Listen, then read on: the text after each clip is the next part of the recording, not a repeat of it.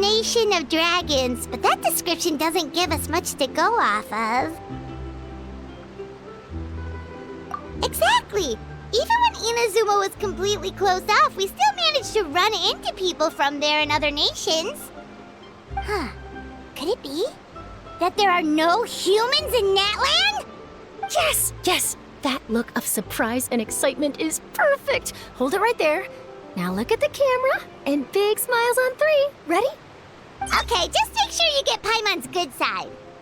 Wait, hang on a minute! What's with the photo shoot, Charlotte? Well, I heard you two were about to leave for the next part of your journey. After everything you did for Fontaine, the Steambird simply had to follow up on a scoop like that. Oh, I have a feeling we're going to be short on material once you're gone. Oh, so you knew we were leaving. We don't need a big send-off. That's not really our thing. Yeah, that's definitely not your style, but we got to thinking. And, well, a little change never hurt anyone, right? We? All those obstacles we overcame side by side. Feels like it was just yesterday. Don't be a stranger now, partner. If you encounter any troubles along your journey, you need only let us know, no matter the distance between us. Partings are inevitable, of course, but distance makes the heart grow fonder, right? One thing will never change, though. We'll always have the memories we made together during this time. Whoa, you're all here! Already thinking about taking time off? Any excuse for a party, huh? But yes, you can count on us.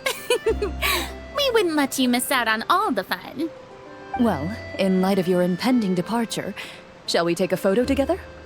Ooh, great idea! We even have a professional photographer with us. Charlotte, would you do us the honor? Leave it to me. Just give me a moment to set the camera up.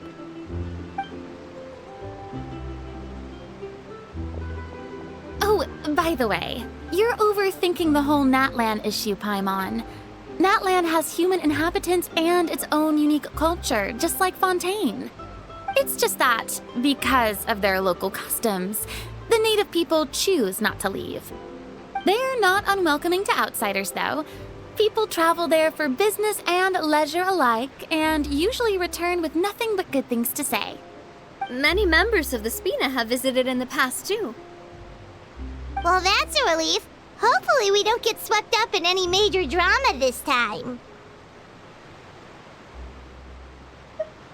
Well, given your experience and skill in that regard, I have no doubt you'll be able to overcome anything that comes your way. Still, I hope you can avoid danger this time around. An uneventful trip might be a nice change of pace. All right, I'm ready. Shall we?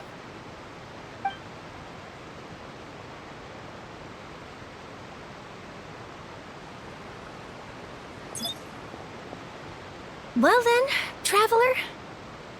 Bon voyage!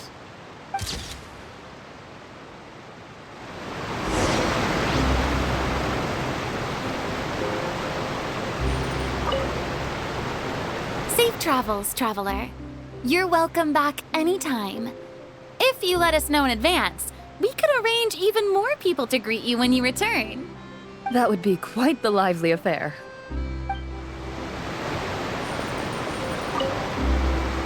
Safe travels, traveler. That would be quite... I heard there's a place in Natlan that produces precious stones. Next time there's a lull in my work, I gotta go pay it a visit.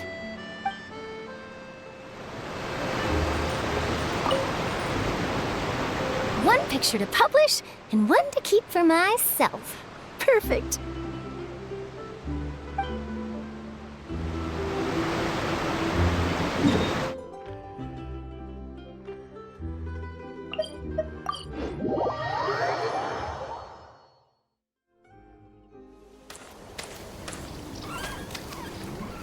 Wow! So this is Natlan! So many strange mountains, and so many animals Paimon has never seen before! Doesn't look like there are any cities around here, though. Where should we start? Good idea! Finding people means we can learn information about the local Archon. And once we've met the Archon, we should have a better idea of what to expect during our journey. Well, Paimon hopes this one is easy to get along with. As long as we don't get on their bad side, we should be fine. Come on, let's keep following the road.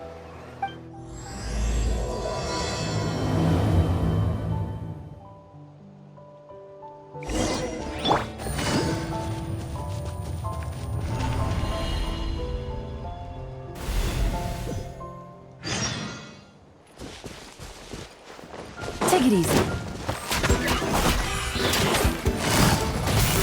Busted.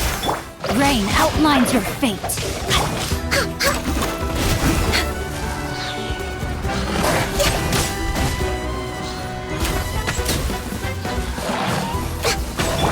Strike a pose! Time to shine! No, my sword! Ring cutter! Gotcha!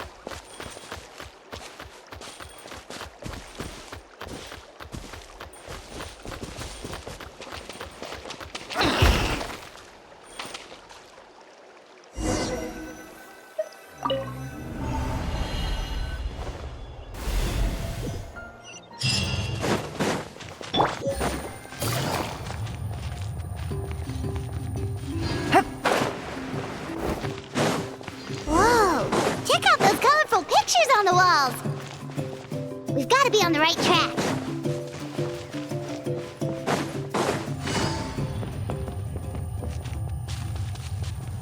Take it easy.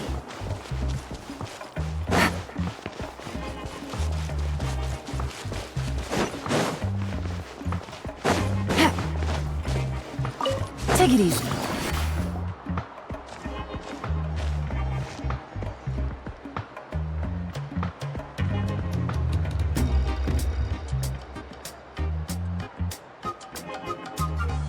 I'm sorry, Kachina. I know it's not right for us to go back on our word like this, but Kempoa and I have to do well during this pilgrimage. You can't seem to find other people to join our team, and we don't have time to sit around and wait. But if you two leave, I'll be the only one left. We really are sorry, but you still have plenty of chances. You're young, and you bear an ancient name on top of that. We're just ordinary tribal warriors with years of battle under our belt and no glory to show for it. Not to mention the physical toll of all that fighting. We're no longer in our prime. We barely had a chance last time, remember? We can't expect a better result with even fewer people. Pilgrimage registration closes tonight. This is our last chance to switch teams. Well, alright. I guess it is what it is. I just wish I was stronger. I'm nothing compared to the other ancient name bearers. But never mind. I guess this is just par for the course as Uthabiti, huh? I'm sure I'll figure something out. Well, if we do well this time, there's still a spot for you at the victory feast. Yeah, even though we're not participating in the competition together, we're still friends, aren't we? Of course. Anyway, you guys should get going before it's too late. Go form a really strong team, okay?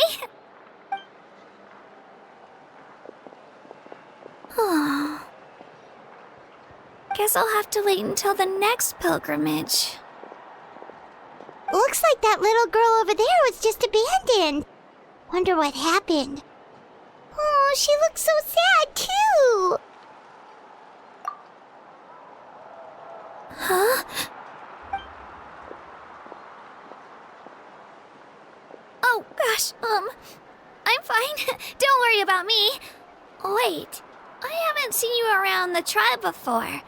Are you travelers? Yep, we just got to Natlan. Oh, welcome! I'm Kachina, Uthabiti Kachina. Oh, that's something we call an ancient name. It's a tradition we have here in Natlan, although it's kind of complicated to explain. You can think of it like a title for now. If you're here for the pilgrimage of the return of the sacred flame, you'll find out what they mean soon enough. So, this pilgrimage, is that what you were discussing earlier? Oh, yeah! It's a competition we hold every so often, where everyone competes to try and get the highest ranking.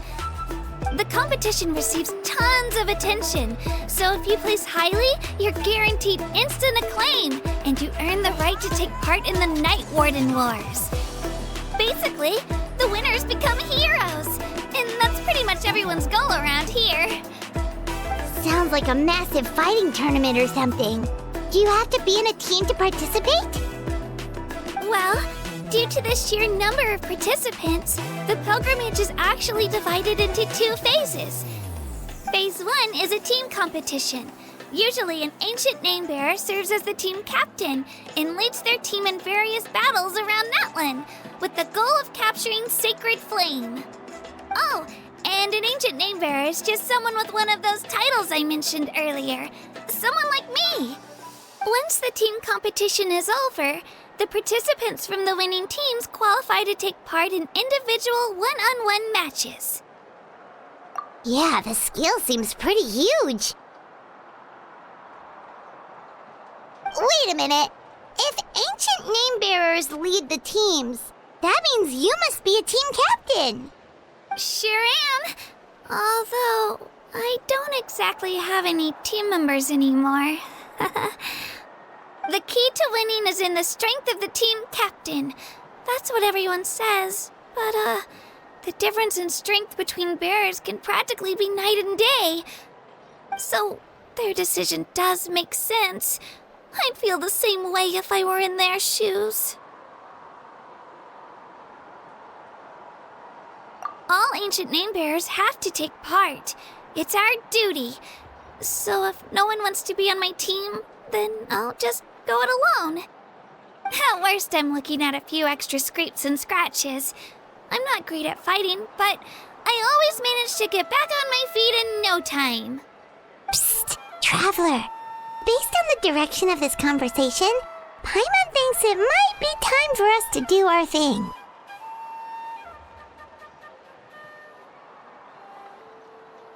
Yep, time for the next phase of our journey to start for real!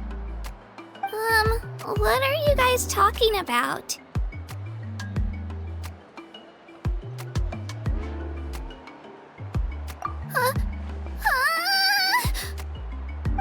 Sorry, didn't mean to freak out on you. I just, how should I put this? I really appreciate the offer. That's so unbelievably generous of you. But only people from Natlan are allowed to take part in the pilgrimage. Oh, Paimon thought we could just join your team and fight our way to the top and then become heroes. It's all right. Really. I mean, no one's ever offered to join my team before. Really? We're all usually on good terms, but whenever pilgrimage registration rolls around, it feels like everyone starts avoiding me. They don't make eye contact or bring up the pilgrimage. It's like they're afraid I'll ask them to join my team. I probably don't even need to explain the reason. I'm too weak. It's pretty obvious there's nothing to gain from being on my team. That really doesn't matter to you? Oh, don't you worry. The Traveler's strong enough for the three of us. Gods, dragons, giant narwhals. He can give them all a run for their Mora. Oh, I get it. You were able to overlook my lack of strength because you're confident in your own skills. That's right. We always try to help people out during our travels. That's what makes a true adventurer. A true adventurer. You guys are really special. You know you're strong, but you don't take yourselves too seriously. That's exactly the kind of person I want to become. You're planning on staying in Natlan for a little while, right? Mind if I try to learn from you while you're here? Learn from us? Yeah, you know, like a disciple or a sidekick. You don't even have to teach me anything. I'll just observe. I promise I won't be in the way. Besides, I can take you to see the sights and introduce you to Natlan in the meantime. What do you think, Traveler? Seems like she really looks up to you. Oh, right! Didn't those people from earlier say the registration period was about to end? You don't need to focus on finding new teammates? Don't worry about it. I wouldn't be able to manage it this close to the deadline anyway. I lose all the time. I'm used to it. Everyone around me is used to it. So it's fine. No one expects anything out of me. But if I manage to learn a thing or two from you, I might just pull off a win next time. Oh, of course. I'm just glad you agreed. Well, come with me, you two. I'll show you where I grew up and introduce you to our tribe, the Children of Echoes.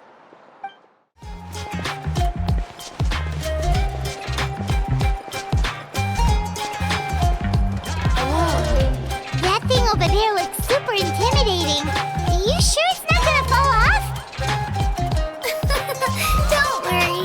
Our tribe works closely with stone. That's one of our symbols, actually. It's not going anywhere, I promise you.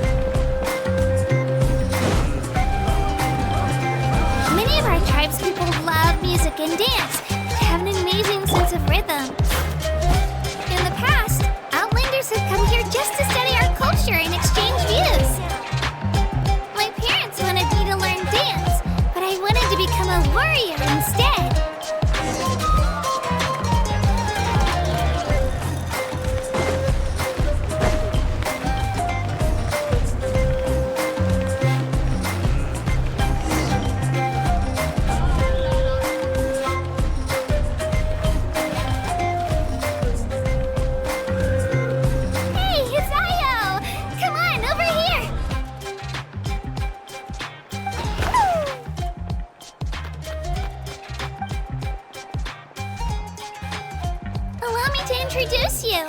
This is Io, my Saurian companion, and also an important member of my family. He's saying hello. I think he likes you. Saurians? So in Natlan, you consider Saurians to be part of your family? Of course. Natlan is not only a nation of heroes, but also a nation of Saurians. They occupy an important place in every tribe. Outlanders always seem to think of Io as my pet, but that's not the case at all. Io and I go on adventures together, but he also has a Saurian family and a place to stay of his own. Sometimes he even brings his entire family over to eat at our house. The children of Echoes have the closest ties to the Tepetlisaurs, which are naturally very friendly to humans. That's how our relationship became what it is today. All Saurians have their own personalities, but I think calling them our companions pretty much sums it up.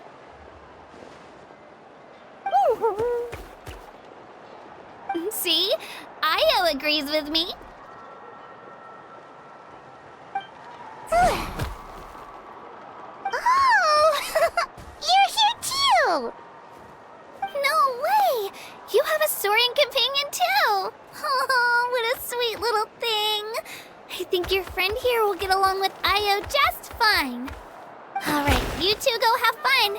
I've got some important business to handle, and then I'll be right back. No mischief, okay? And you better not go leading your new friend astray, or I'm telling your parents.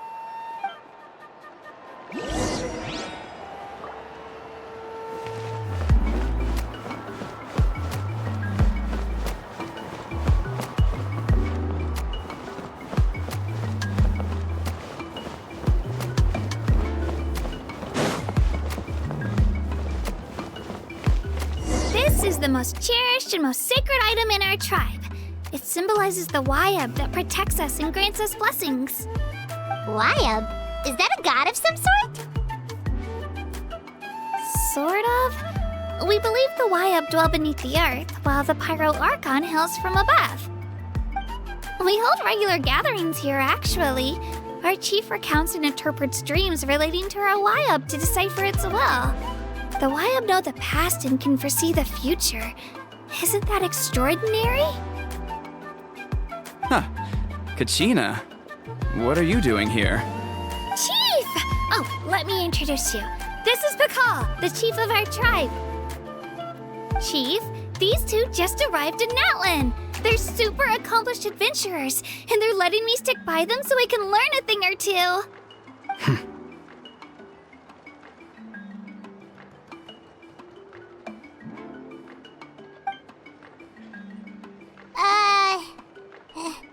Hello? Kachina is a child of our tribe. Her safety's my responsibility, so I'll just come out and say it. I don't know how you met her, but I'm gonna need you to prove your identity. Whoa! There's no need for that, Chief. They're good people. I can feel it. A feeling isn't going to satisfy your parents, Kachina. How about, we show you our adventurer handbook? It's where all our previous travels are recorded. The people who belong to the Adventurers Guild are kind of a mixed bag. I'd prefer something more reliable. Huh? You're the Traveler, and you're Paimon, his familiar. Paimon is a guide! Jeez, these rumors are getting out of control. Well, okay, maybe this one's not that bad. It does make you seem super powerful and mysterious, Traveler. Wait, is there something special about those names? You haven't heard? Nope. Learn well from him, Kachina. It's unlikely you've ever had a teacher of greater merit. Really? To earn that kind of praise from the chief, you guys must be even stronger than I thought. Apologies for not trusting your word. Oh, don't worry about it. You were just doing your duty. Well, Kachina's still young, so you can never be too careful. As for you, Kachina, isn't registration about to close? Why haven't you headed out yet? Don't worry, Chief. I told my teammates to go ahead. I'll catch up with them in a bit. I may not be much of a fighter, but I am quick on my feet.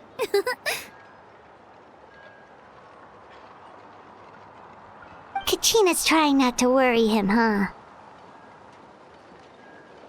I see. Well, I hope I wasn't interrupting anything just now. If I did, just tell me where you left off, and I might be able to help with the explanations.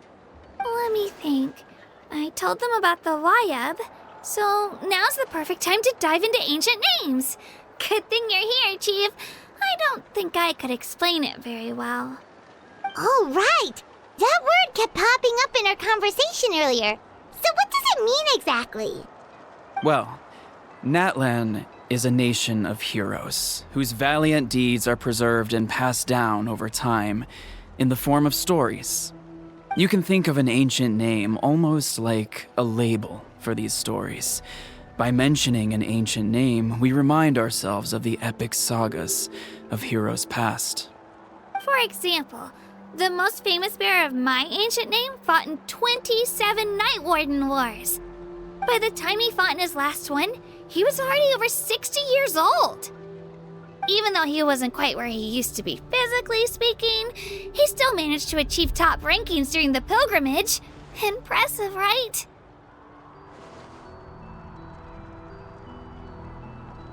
Ancient names allow us to preserve the stories of the past, but they're also much more than that. Think of an ancient name almost like an heirloom passed down from generation to generation. Do you have your stone on you, Kachina? Of course. Here, take a look.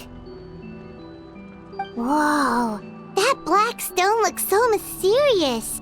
It's like there's something shiny inside it. The Wayab decide who is deserving of inheriting an ancient name. Once a successor is selected, the name becomes theirs to bear, and their deeds are then preserved within it. As time passes, ancient names come to represent the heroic deeds of more and more bearers, and their value becomes even more profound. In turn, the accomplishments preserved within it serve as an inspiration for the next generation of successors. Just like me. I'm still not sure why our Wayab chose me of all people. But if I didn't know the stories of all the past heroes, how they never stopped fighting, I probably would have given up a long time ago. Then you're saying this stone doesn't have any actual power? Like it's not gonna make Paimon super strong or smart? None at all. And that is precisely how it exercises its unique value. Think of it this way. If you become a hero because the heavens granted you strength, are your triumphs earned or given? Oh, Paimon gets it! If people start to ask those kinds of questions, the stories suddenly become a lot less inspirational. Someone had this to say about ancient names. Our forebears carved miracles into obsidian rock, yet future bearers looked upon them and saw strength. The miracles of the past become the motivations of the present. The limitations of the past become the breakthroughs of today. That's more or less the gist of it. So there's no rush, Kachina. Many people struggle to understand the Wayab's judgment after receiving an ancient name. As long as you never stop trying to improve your abilities and surpass yourself, your time will come. Thank you, Chief. I'll get it together, just you watch. Well, it's getting late. I've got to get to the Stadium of the Sacred Flame. Oh, right. I'm not sure where you're headed, but mind taking a detour with me? Is that where the pilgrimage is taking place? Yep, and outside of competition season, it's the place where our intertribal gatherings are held. Of course! She's the most important figure in the entire event! Sounds like a plan then. Let's go! Well, If the Traveler and Paimon are with you, then I don't need to worry about your safety. Be on your way now. All right, we're off. See you later, Chief.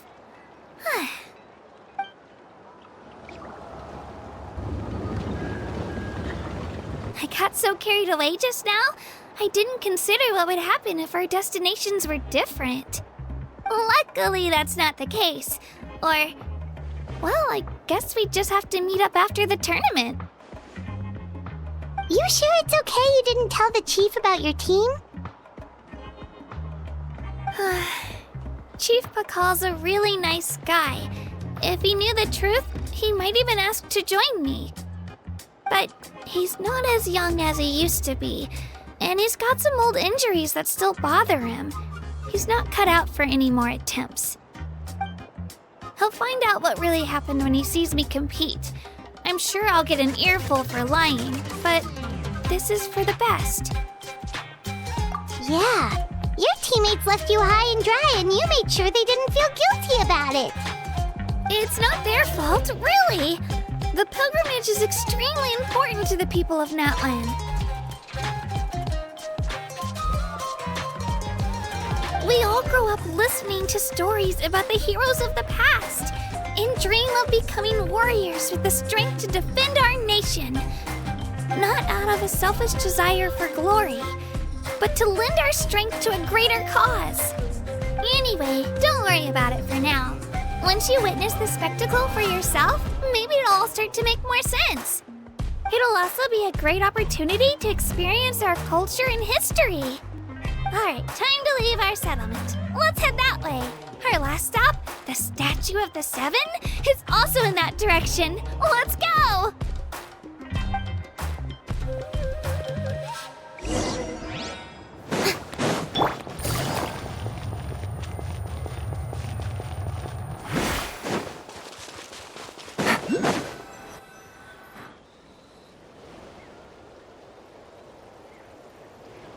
The statue is so pretty. Is that what the Pyro Archon is like? You betcha. Beautiful, effortlessly confident, and absolutely awesome. Oh, since we're here, you might as well go get your shiny new elemental powers, Traveler. Huh? You can get elemental power from the Statue of the Seven? Oh, just you watch, Kachina.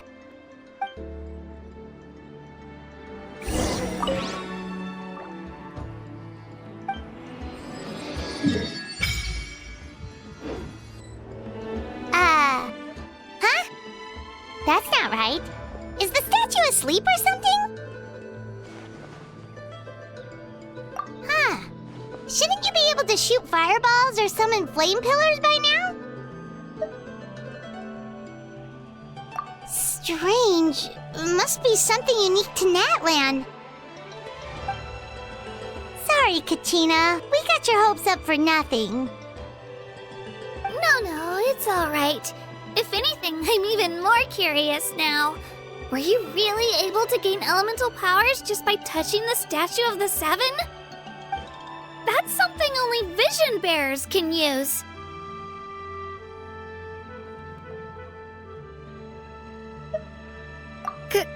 Could you show me? Only if you want to, I mean. No pressure. Take it away, Traveler!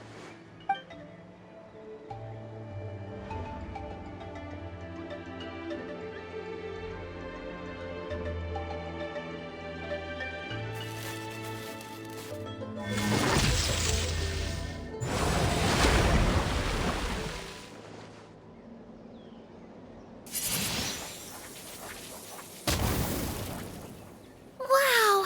Different elemental powers, wielded by a single person! I've never even heard of something like that! Let me give it a try!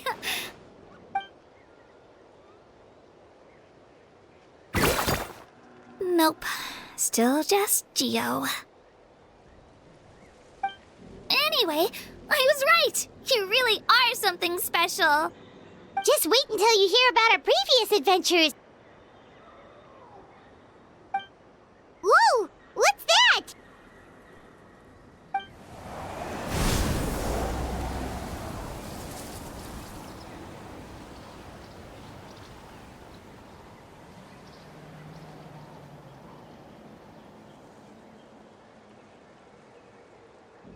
Oh, that's a cuckoo soar. They fly high and fast, and they're always full of energy. Paimon already made the connection, Traveler. You don't have to imitate her. Oh, before I forget, we've got a pretty long trek ahead of us, so here, take this. They look like shiny little gems, don't they? Don't be fooled, though. It's actually candy. My mom made them. I always bring a few when I know I'm gonna be out and about for a while. A little boost of sugar can really come in handy in a pinch. Woo! Paimon loves candy. Thanks. My pleasure, my pleasure. I've got all sorts of bits and bobs on me. I'm sure they'll come in handy at some point.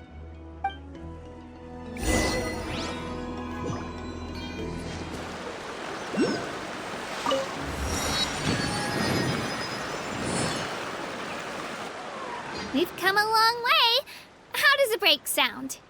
Great idea! All this sightseeing is making Paimon hungry.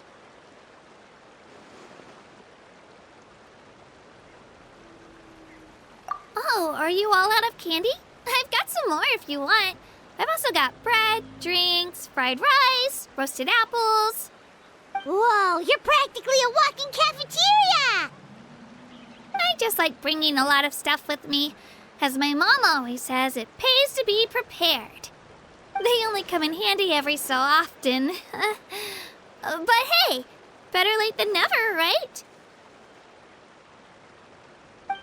Huh? Is everything okay, Traveler? Seems like you've got something on your mind. Yeah, that was so weird. It has to mean something, don't you think? Actually, you know what? It could be because our Archon is different from the rest. Different how? Well, I heard that other nations' Archons live a long time and belong to a class of extremely powerful beings known as gods. And that's not the case in Natlan? Not at all. Every Pyro Archon in Natlan was an ordinary person before taking on the role. Huh? A human serving as an Archon? Is that even possible? You find it hard to believe too, huh? So that's not normal then? I guess I've just gotten used to how things are here in Natlan. Well, based on what we've seen, that's not usually how it works. It can't be that easy for a human to become an Archon, right? Pretty sure the Pyro Archon's the only one who can answer that. I do know this, though.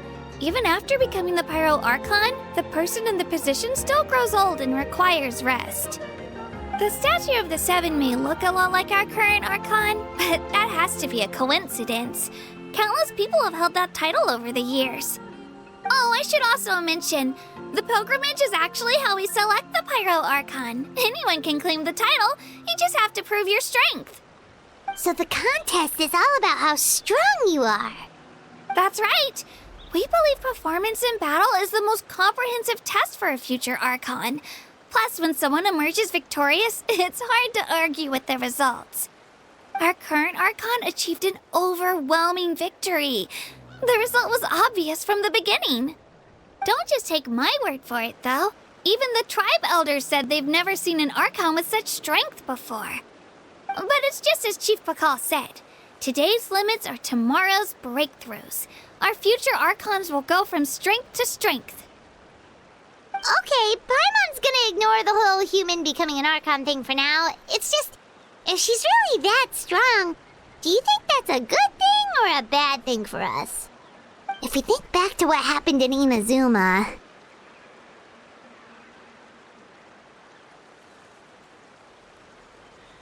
I wouldn't worry about it. Our Archon's a wonderful person and very welcoming to guests. I think you'll get along great. Yeah, you're right. It's not like we're planning on causing trouble either.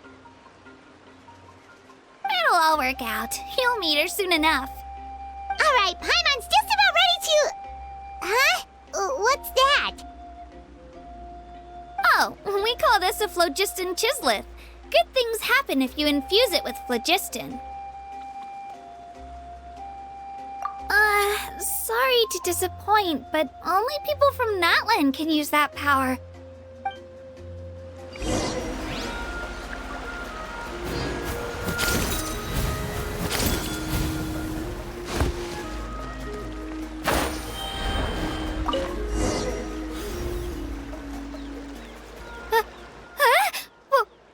Wait!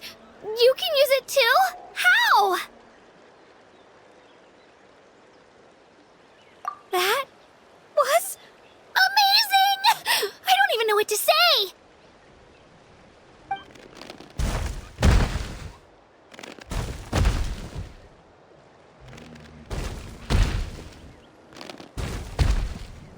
Wait, look behind you. Something's coming. What do we do? Is something after us? Should we get ready to fight? We're fine. This here is Toto. Hiya, Toto. It's me, Kachina.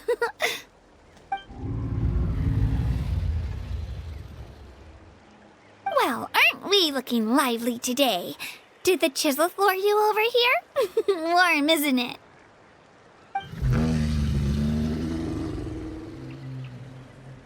Oh, so it was just a friendly saurian. That's right. There's quite a few of them around here, and Toto's the friendliest and gentlest of the bunch. He's always hanging around these parts. I swear he does it just to show off to any outlanders that might come this way.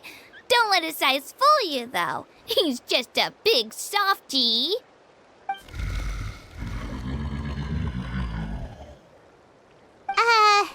What does the crouching mean? That's an invitation. He's offering us a ride.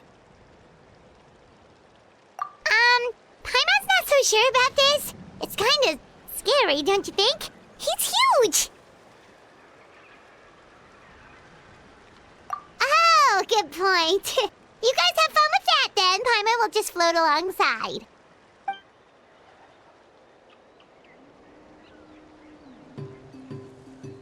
Wow, the sightseeing is even better from up here. The higher the vantage point, the better the view. Are you and Toto close, Kachina? Yep. When I was little, my parents and I went to the Stadium of the Sacred Flame to buy a bunch of different fruits, but the cart we were using to transport them flipped over on our way back. Toto wasn't even half his current size back then, but I still burst into tears when I saw him approach.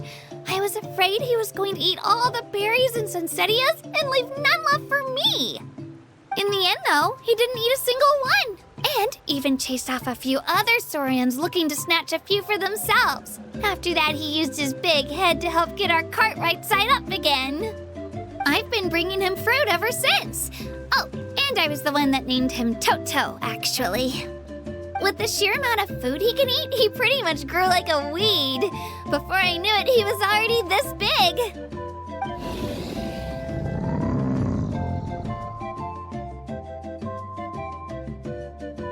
Oh, look over there! That's our destination, the Stadium of the Sacred Flame. You can let us off here, Toto. Thanks for the lift.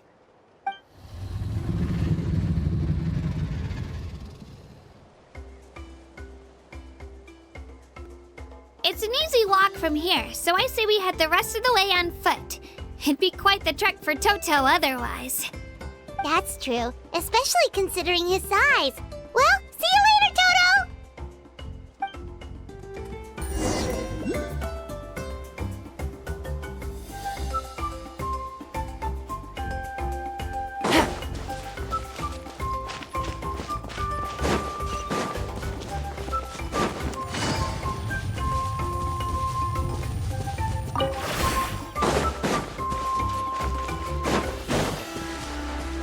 Take it easy.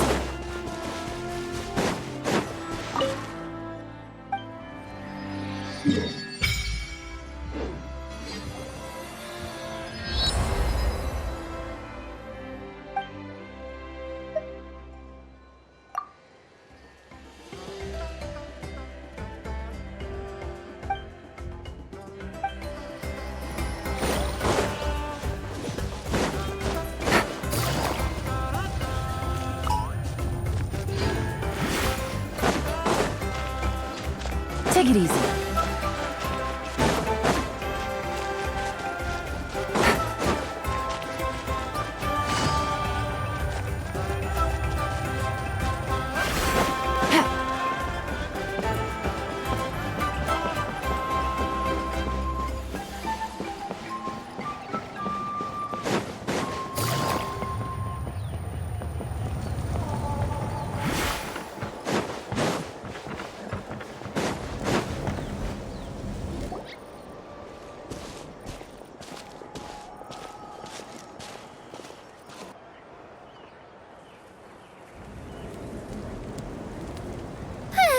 We made it! I'm supposed to meet some friends here, but... I don't see them anywhere. Maybe they're not here yet. Open your eyes, Slowpoke! Ugh, we've been here this entire time. I've already lost track of how long you've kept us waiting. Listen here, you. It's not just Kanish and Moalani's time you're wasting, but mine, too! Mine! What the heck? That's a strange-looking Saurian. Or, wait, is it even a Saurian? Take it down a notch, all right? You don't even know some of these people. Just because Kachina's too nice to get mad at you doesn't give you an excuse to be rude to her. And what are you gonna do about it? You think you're the boss of... Hey! Oh, what do you think you're doing? All right, I've put him in a timeout for now. Sorry about that. Aw, you didn't have to do that. Hal just doesn't have much of a filter, that's all. I don't mind. He got what he deserved. Let's just hope the lesson sticks this time. Mualani, there you are. Looks like you made some new friends. And here I was worried you ran into trouble on your way here. Hello, Paimon's Paimon.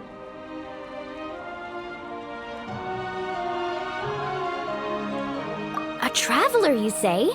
You came at the perfect time. The pilgrimage is a sight to behold this time of year. I don't see your teammates with you, Kachina. Where are they? Oh, they went to join teams with a better chance at winning. So you're saying you've been ditched? Again. That might give them an advantage during the team stage, but it all comes down to individual strength sooner or later. Yeah, well, I couldn't even promise them we would make it through the team stage. The outcome of the team stage usually depends on the ancient name bearer, after all. Hey now. There's not a single person here that can promise their team victory. You're putting too much pressure on yourself. Besides, you're not lacking in strength at all. You just need a bit more confidence. You were only 3 victories short of reaching the Night Warden Wars last time. Wait, so if the pilgrimage is like a national sporting competition, then what are the Night Warden Wars? The former is a battle of skill. The latter is a real war. A war against our eternal enemy, the Abyss.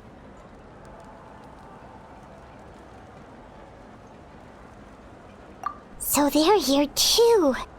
Well, wait a second. You're saying the prize for winning the pilgrimage is the chance to go to war? That's not too far off. That's why it's called the Night Warden Wars.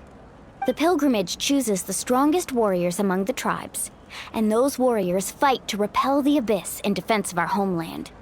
Their names and deeds are then recorded in epic tales passed down over time. That is the highest honor you can achieve in Natlan. Yes, but that's the nature of war. Danger comes with the territory. Resisting the Abyss is our duty. But we're not alone in this fight. We also have the blessing of our Archon, which allows for our safe return. It's something we call the Ode of Resurrection, which does exactly what it sounds like, basically. Resurrect people, you mean? Yep, so it's not so scary, really. Our Archon's blessing gives us the courage to keep moving forward. Let's go register. We don't have much time. Wait, what about you, Kachina? You're not really planning on competing solo, are you? We really wish we could help, but we're not from here, so it doesn't seem like we can take part. There's no threshold to the number of participants. With the sheer number of teams, it's practically guaranteed chaos. No matter how strong or experienced the warrior, victory is never assured. In a situation like that, it's always better to have someone to watch your back. Oh, how about this? When we register, why don't we ask if these two can have special permission to participate? Odds are the answer will be no, so if that doesn't work, well, I only have a few teammates this time. If someone else could take them, then... You're not asking me to lead your team, are you? Look at you, mind reader. So, what do you say? With how strong you are, it would practically be an upgrade for my teammates. Fine by me, but doesn't that leave you and Kachina as a team of 2? There's a world of difference between that and flying solo. Besides, we're a formidable duo. I bet our new friends here will agree that 2's always better than 1, right? Oh, you mean us?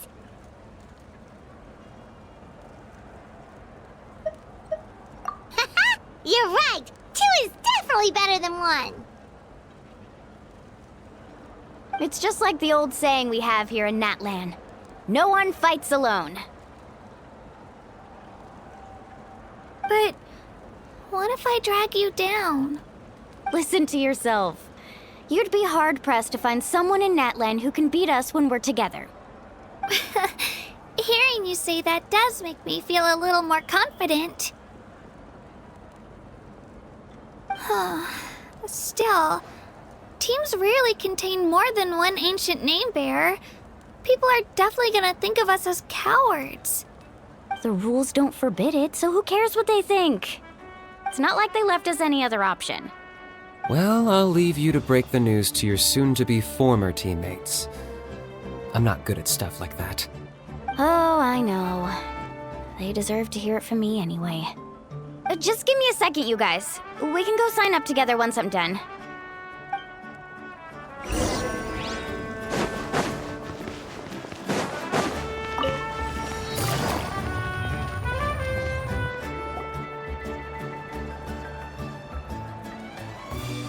This is the place. Let's wait for Mualani here. Did you see the flags at the front gate when we entered? Oh yeah, there were flags, weren't there?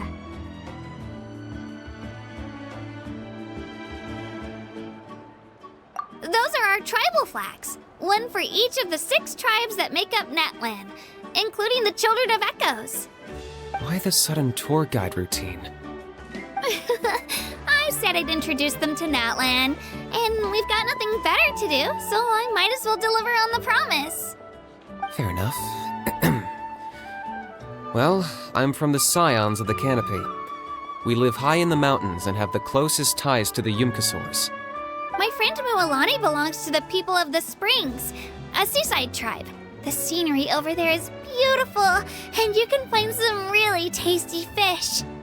That just leaves the Flower Feather Clan, the Masters of the Nightwind, and the Collective of Plenty. If we get a chance after the pilgrimage, I'll be sure to show you around.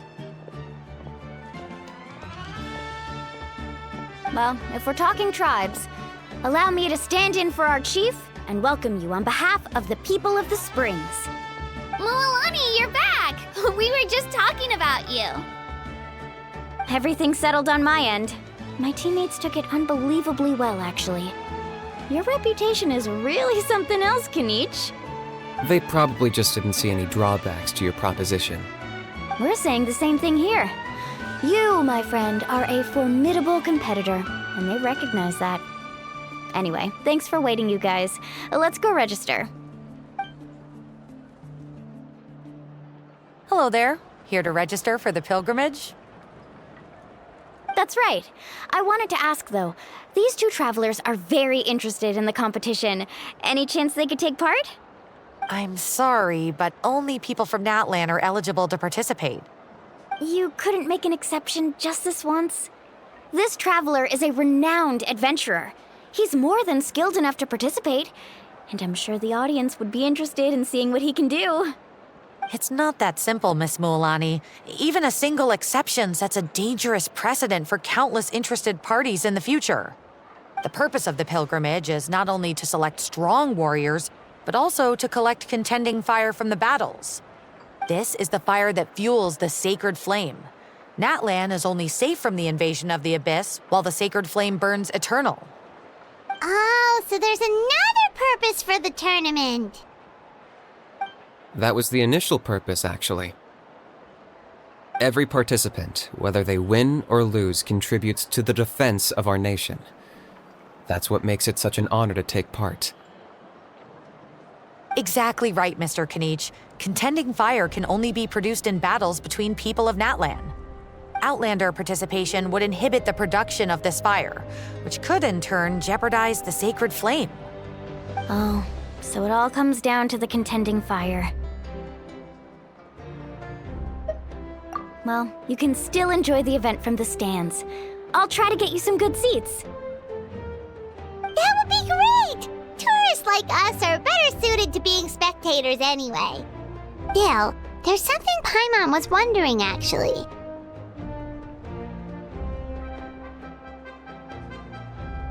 You read Paimon's mind, Traveler. Why doesn't everyone just fight together? You know, since you can bring them back to life. The power of resurrection has its limits.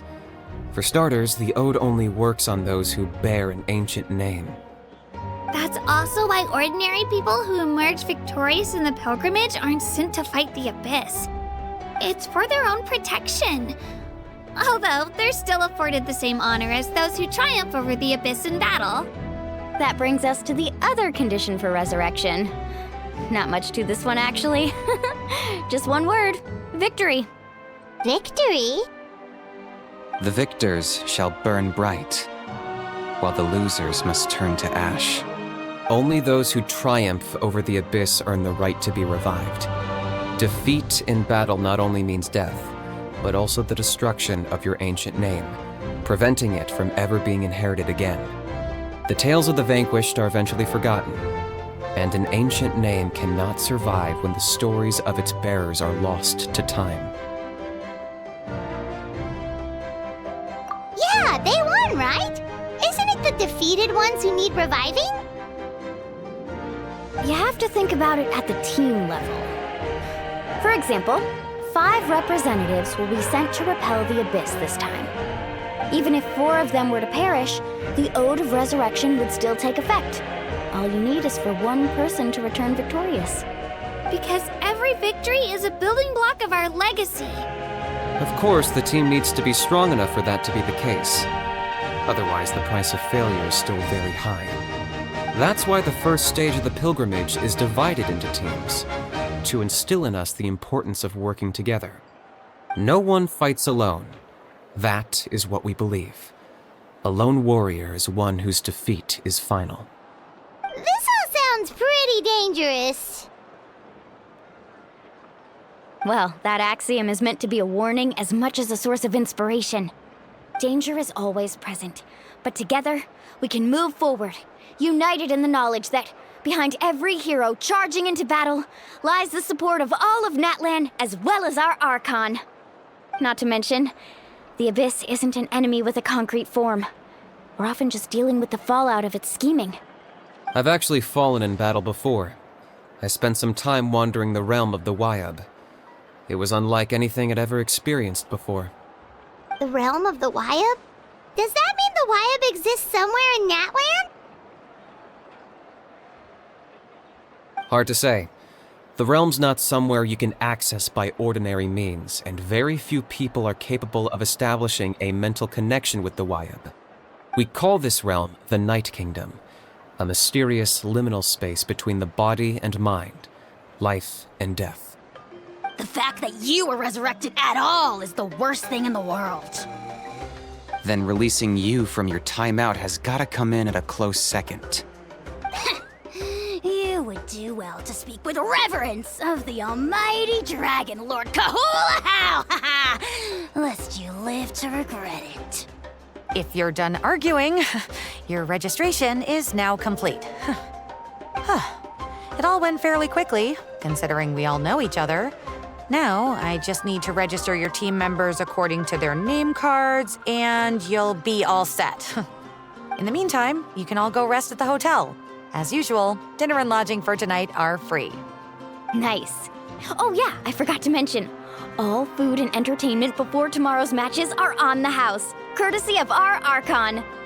Family and friends included, which means you both get in on it. Come on, let's go have some fun!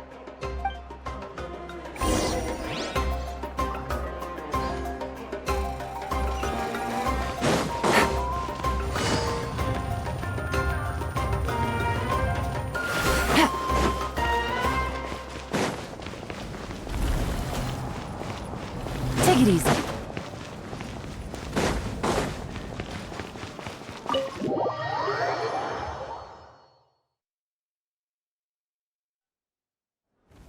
Dig in, you guys. Eat as much as you want. These dishes are all local specialties. There's more where this came from, too, so don't be shy. Let's feast until the bill gives the Archon a heart attack. Don't be dramatic. The Pyro Archon is very generous, even if it does cause some trouble for all the hotel workers and volunteers. Speaking of trouble, I've locked Ahau away for now, so you don't have to worry about him being a nuisance. Wait, isn't that a little harsh? Nah, Kenichi and Ahau are always like that. Everyone has their own unique way of getting along with their Saurian companion. What's got you all down in the dumps, Kachina? You don't have to worry about tomorrow. I'll be with you every step of the way. I know. Everything's fine, really. I'm just nervous. I can't keep using my age as an excuse. I have to get stronger. I have to prove to people that I'm not trying to avoid the Night Warden Wars. You don't have to prove anything to anyone. You know your own heart. So stop beating yourself up over other people's opinions. If they don't think you deserve to bear your ancient name, they can take it up with the Wyab. Trust me, Kachina. The Wyab see something special in you. I just hope it's not the fact that I can take a few punches.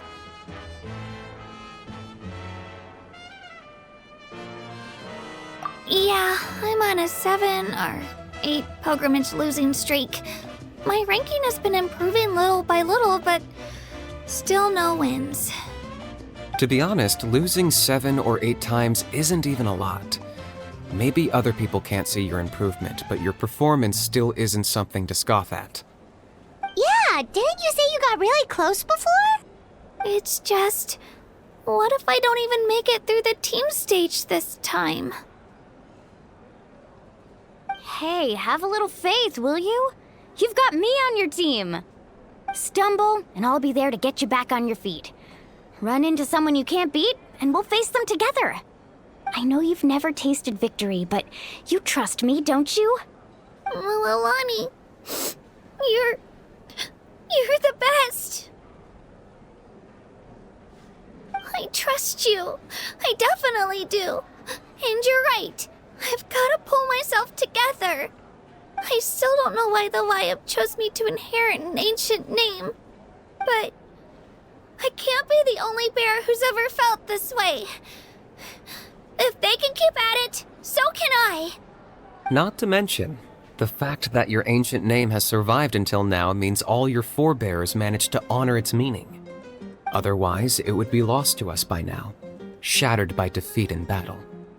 That's right! And you'll have us rooting for you too! No. It should be the other way around. I was clearly the one who asked to learn from you. But still, thanks you guys. Geez, now I'm crying again. Everyone has been so nice to me today. I'll win this time for sure. I won't let your support go to waste. Oh, right. I should eat something. My mom said I need to keep up my strength for tomorrow. Nice to see your game face back, Kachina. Thanks for encouraging her, you two. It's easy for people to only see how she has a lot to learn, so it isn't often that she meets people willing to treat her with patience. Don't you worry. We've seen how kind and hardworking she is. We can already tell she's a wonderful person. Take it easy. You're getting tears in your food. I'll pour you all some drinks. I brought some homemade fruit juice. Let me just go grab some cups. She even travels with homemade juice? Kachina's backpack is practically a bottomless pit. It's got everything. That's true, but she definitely only offered us some so she could go find somewhere to cry for a little while. Seems like you two really look out for her. She's like a little sister to me, you know? She's already so talented. She just needs that one decisive win to convince her of it. And I have a feeling this is the one. This could be the win that finally gives her that confidence. Why are you so sure? Is that what happened to you? Oh, no. I was just born confident. Mulani's being modest. She's already a 3-time veteran of the Night Warden Wars. Came out on top each time. And she's never had to be resurrected. Wow, that's amazing! Nah, it's no big deal. The opponents I had to face were pretty tame, that's all. Ooh, no wait, that makes it sound too unimpressive. Either way, the challenges haven't been that difficult so far. But I'd love to fight alongside Kachina and experience the glory of victory together. The flowers, the applause. Paimon gets it! That's how Paimon and the Traveler are too.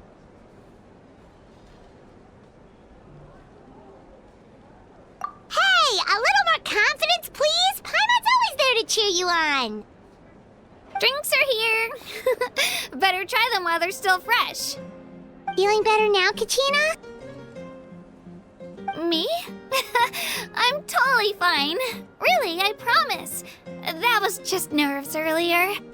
I'm gonna get some meat in my system, then head out to get some exercise. Want to be nice and loose for the tournament tomorrow. I'll come with you. Just don't go overboard, okay? The last thing we need is for someone to oversleep.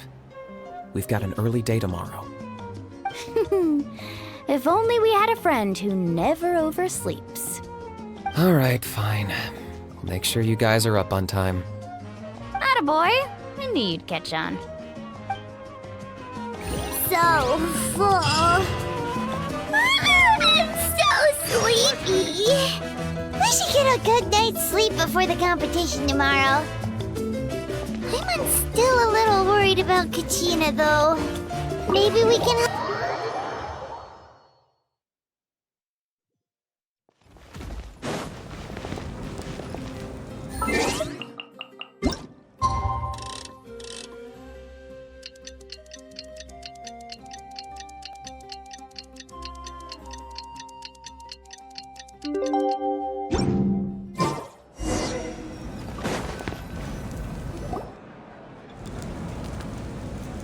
Morning, Traveler. Morning, Paimon. Looks like everyone's here right on time. Good to see that no one overslept. Says the one who only made it because I was there to get you! Wow, not so loud. You're gonna give me a headache. Well, if you don't do well today, we know who to blame now, don't we? See how your friends talk to me, Kanich? I help you wake them up, make sure everyone's on time, and do I get a thank you, how? No! I get told off! Mualani's right, though. Hopeless. Every last one of you. Alright, moving on. How did you sleep last night, Kachina? I had some nerves at first, but my bed was great. I fell asleep the minute my head hit the pillow. That's good to hear. Maybe you handle stress better than you know. The competition's about to start. Did everyone eat something? A little. Didn't want to overdo it. Oh no! We were so busy focusing on the tournament we forgot to buy something! I thought that might happen. Here, I brought you some. No thanks necessary. I'll treat you to something even better once... Attention everyone! The tournament is about to begin. All contestants proceed to the venue. I repeat, All contestants, proceed to the venue. Well, I'd say more, but that's our cue. The opening ceremony is what kicks everything off. You should be able to see Kachina and me from the stands. We're counting on you to cheer us on. Don't you worry! Paimon's gonna cheer so loud, you'll hear it across the stadium! Thanks, you two. I'll be sure to keep an ear out. Well, we should get going. See you later. Okay, bye-bye!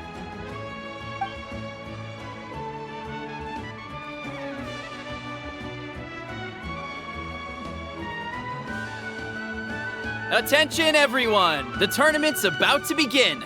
All spectators, please take your seats. I repeat, all spectators, please take your seats. Oh, that's our cue! Wow, we've definitely never witnessed a competition of this scale before. Let's go in once you're ready.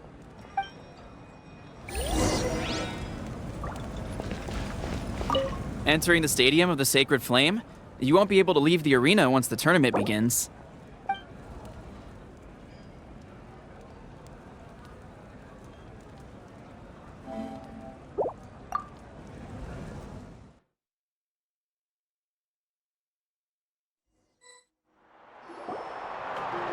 The pilgrimage of the return of the Sacred Flame is a competition with a long, storied history. Countless hopefuls have gathered here today, each vying for the same prize, the right to serve their homeland in the Night Warden Wars. Before we begin, allow me to remind everyone of the rules. Today's tournament begins with the team stage, before advancing into individual competition. Each team will board a hot air balloon, which will land at a random location. Contestants must search for fire towers within the contest grounds, accumulate contending fire through combat, and bring a sufficient amount back to the stadium.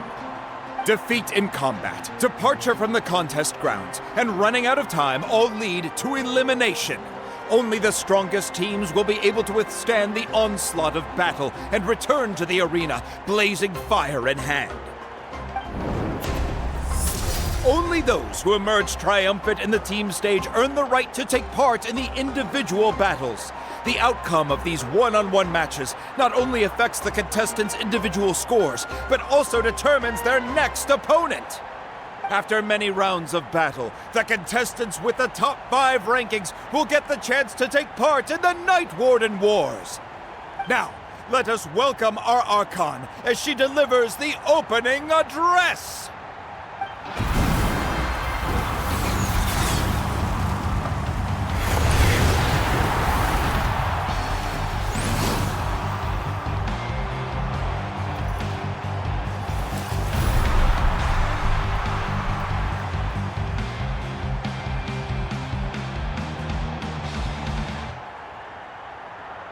Skill, strategy, fortune, form. Many factors influence strength, but victory never lies. The pilgrimage is not merely a trial to determine the strongest among us, but also a stage upon which to showcase your individual growth. Today marks the beginning of yet another legendary saga. One written in the triumphs of the victors. So, without further ado, let the games begin! So that's the Pyro Archon? Is it just Paimon, or does she seem kind of intimidating? Kachina said she was friendly and welcoming, but, how did she come to that conclusion? Didn't Kachina say she was just an ordinary person before becoming the Archon? Sure doesn't seem like it. She doesn't seem ordinary at all. Oh, look! It's Kachina and the others! Well, folks, it's clear the contestants are already raring to go. The teams will now board their hot air balloons and make their way to the competition grounds. Chaska! Chaska! Yeah, cool girl! Do it! Kick their butts, Itzna! Go, Mualani, go! You can do it, Kachina! And the crowd goes wild The hot air balloons are about to ascend. Contestants, prepare yourselves to take flight! Remember the rules. The balloons will take you to random locations, and your battle starts the moment you land. Best your competition, collect sacred fire, and bring it back to the stadium. Good luck, everyone!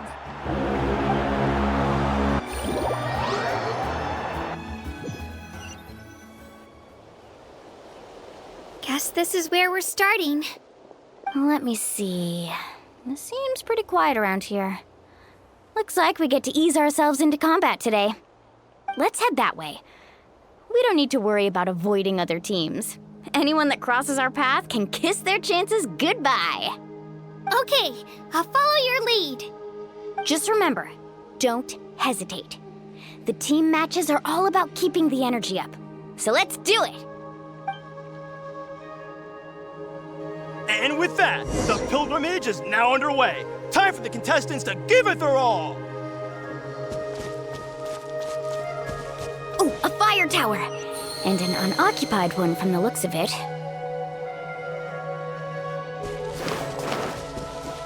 Woohoo! Be on the lookout for an ambush. Careful, we've got company! Katrina! Looks like we've given ourselves an easy start! Perfect timing! We've got to fight to generate contended fire in the first place. So let's go! Winner takes all, loser gets lost. We won! We're just getting started. Grab the fire and let's head to the next spot. Currently in the lead, we have Chaska, one of the contestants from the Flower Feather Club. Amaru has taken out 6 contestants in a row! What a legendary competitor! But can his hot streak continue?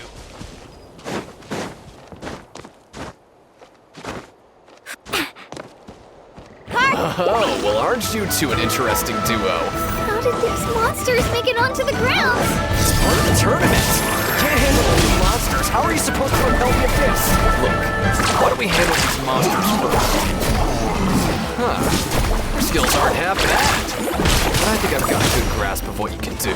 Sorry, but not everyone can make it until the end. Your run ends here!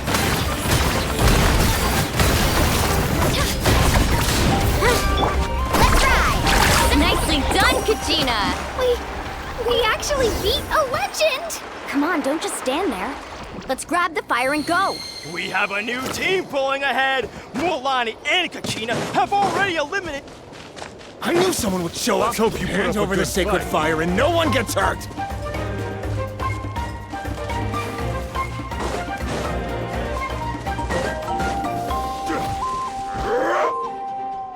This mountain is huge.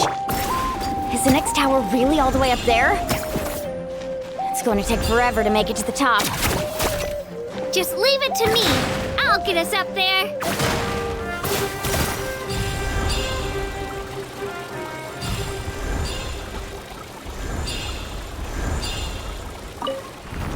Ah, we made it! Great work, Kachina.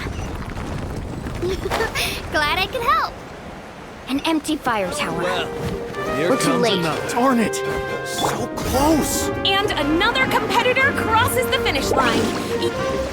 Kachina, is that you? I'm sorry about this. Hold it right there. That fire is mine. In your dreams, I think someone needs a reality check, and I'm more than happy to oblige. Let's hope I'd like to see you try.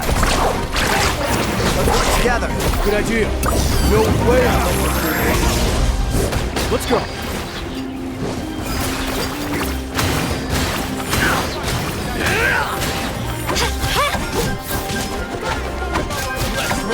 That was quick. We've collected enough sacred fire. Still doing all right, Kachina?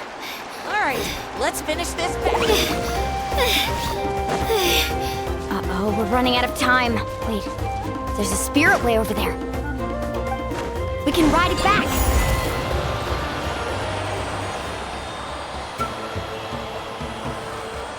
Oh, we really lucked out. Just grab onto me, Kachina. I'm not sure if you remember, but people from my tribe can ride spirit ways over great distances. It's all smooth sailing from here. Thanks, Mualani. Hey, what are you thanking me for? We won as a team. There's no way I could have taken on that many people without you. Have a little faith in yourself. You're already a great warrior.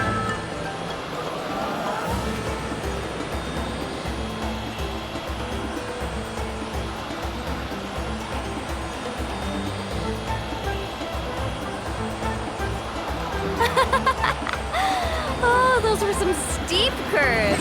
Not scared, are you? I'm fine. I don't scare easily. Not after that last ride you took me on. Oh, yeah. Back when we first met, right? I accidentally knocked over your piece of cake, then offered to take you Spirit Way surfing to make up for it. Actually, I was feeling pretty down that day. My training didn't go well, and... Anyway, you really cheered me up. Mualani, I really want to win this time. I want to win this pilgrimage and become a true warrior. Now that's what I like to hear. Let's meet each other at the top and fight in the Night Warden Wars together. If your team has gathered enough fire, please proceed to the stadium as quickly as possible. I repeat, as quickly as possible.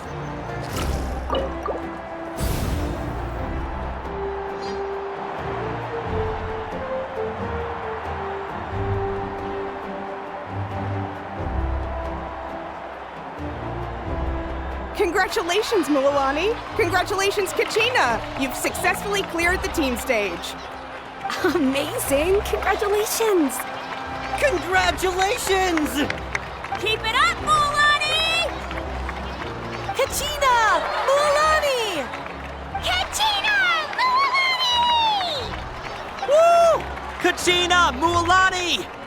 You two can take a short break while the team stage comes to a close. We'll draw names to determine the individual matchups in a moment. After that, we'll proceed to the next stage of the competition. I wish you both the best. You two are assigned to different lounge areas. If you'll follow me, please, Kachina. Solo battle's next.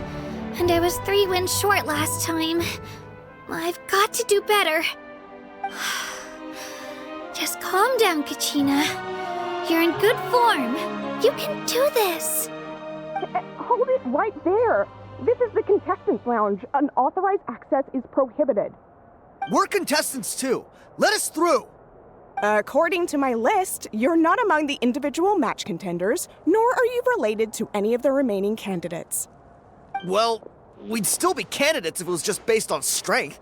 We only lost because 2 other contestants snuck up on us like cowards. If you could just go contact the referee, we'll wait right here for you to... Wait, you two are... Well, look who we have here. Remember us? Your little trick got us disqualified. Since we've crossed paths again, let's settle this once and for all. We'll see who truly deserves to advance to the next stage. Fight us! Right now? Don't mind him, Kachina. Tournament rules place you under no obligation to honor that request. A loss is a loss, and that's final. You! Don't just stand there! Get security over here now! Forget the rules. Isn't the pilgrimage about picking the strongest warriors? She just happened to catch us off guard. It was all luck. Exactly. Now's our chance to duke it out fair and square. Kachina! Who are you? Traveler! Paimon! What are you doing here? We just came to have a chat, and then all of a sudden these guys were threatening you! Huh, you're not bullying Kachina on our watch! Thanks, you guys. I don't know your names, but if you really want to face me, I'll allow it. It has to wait until after the tournament, though. I need to focus on the upcoming matches. I don't want to let my parents down, or any of the friends who helped me get this far. That's enough, you two. Being caught off guard is not an excuse. You think you can cry foul play when you face the abyss? If this behavior persists, you may find yourselves barred from future competition. Whatever. Let's go.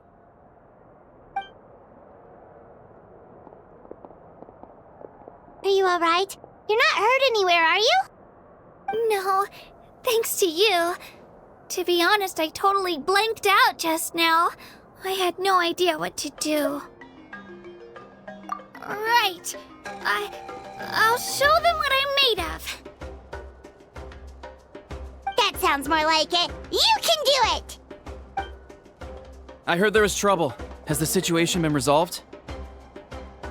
Yes. It was nothing out of the ordinary. A couple of sore losers coming to stir up trouble with the contestants. Some people are so obsessed with glory, they can't even bear the idea of failure. I hope you don't let him get to you, Kachina, because you'll need to get ready. Your match is up soon. That came up quick. All right, I'm coming. Well, guess I'm off.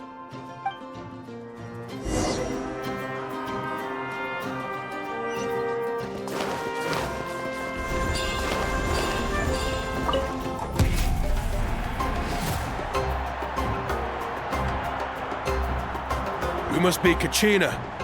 You know, people told me I got lucky in the draw, but I beg to differ. There are no coincidences in the arena. If you're standing here, it means you're strong, no matter what anyone says. So, I'm looking forward to seeing what you're made of. The team stage ended before I had my fill of battle. I hope you don't disappoint. Well, anything you want to say in return? I won't lose to you.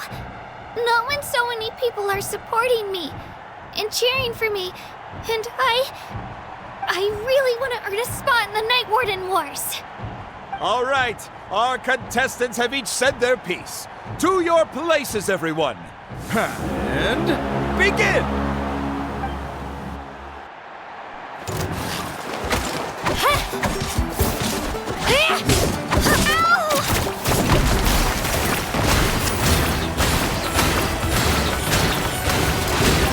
Come on, you can do better!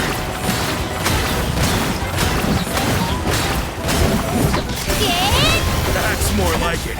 Again! Let her rip!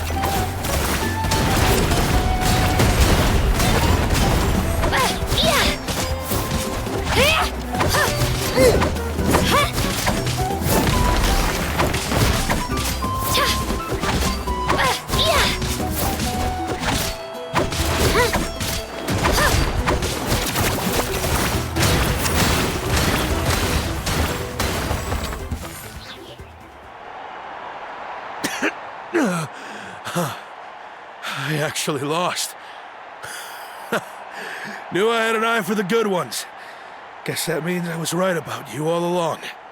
Congratulations to Kachina for taking the win. Let's give her a round of applause, everyone. Now, diving into the other matchups. That's one down! Woohoo!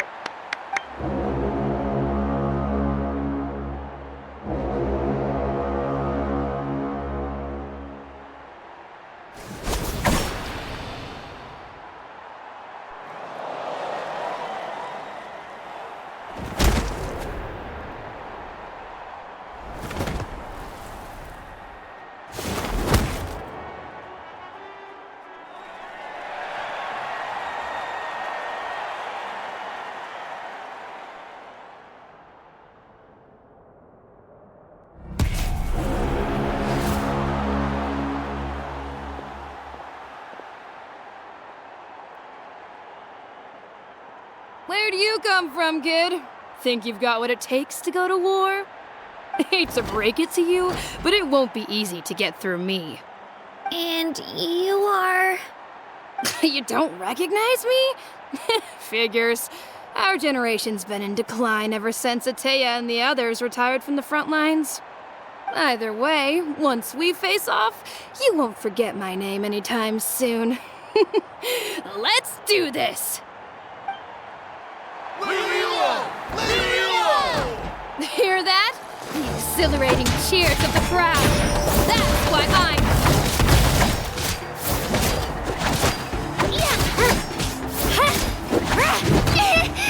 Here goes!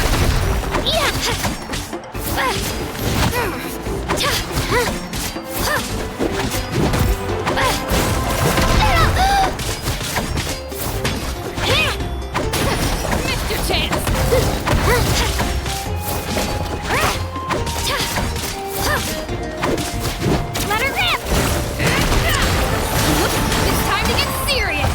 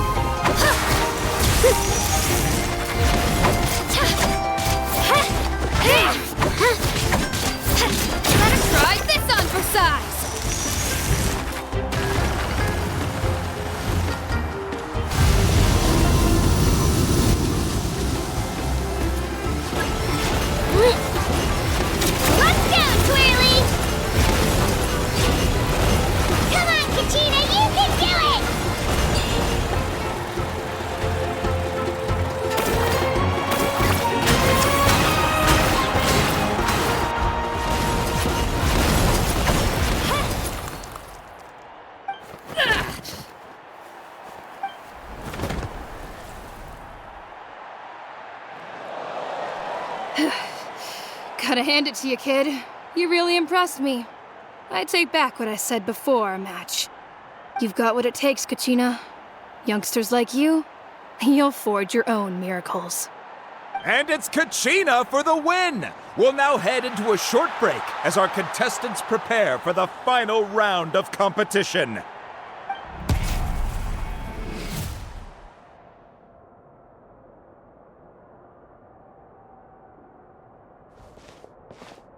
Thanks for cheering me on, you two.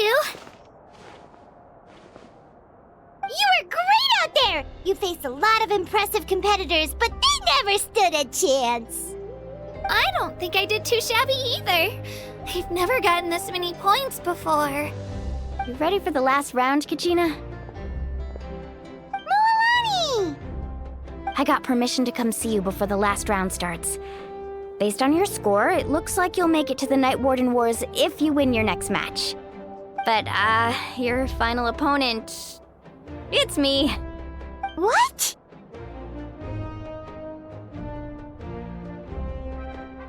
Yeah, I just found out myself. We're really close in the rankings, so only the winner gets to move forward. But I wanted to fight alongside you. I did too, but it is what it is. People with similar scores tend to get matched against each other. But we just have to get past it. War is cruel, and the Abyss certainly isn't going to go easy on us. Only Natlan's strongest deserve to stand against them. So, I'm going to give this battle my all, Kachina. And I hope you do the same. To hand victory to your opponent is to take pity on them. But no one's asking for pity here, yeah? So, you ready? I'll do my best! Atta girl. So, if one of you has to lose, who should we cheer for then?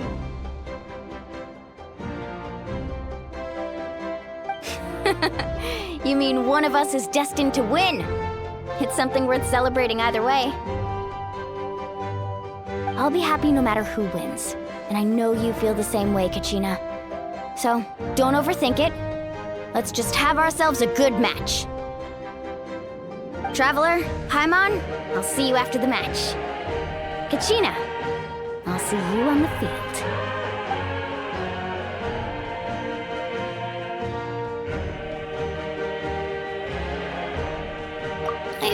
training so long for this, and Mualani's helped so much. I'm going to show her that it didn't go to waste. Thanks for believing in me. I'll try believing in myself this time too.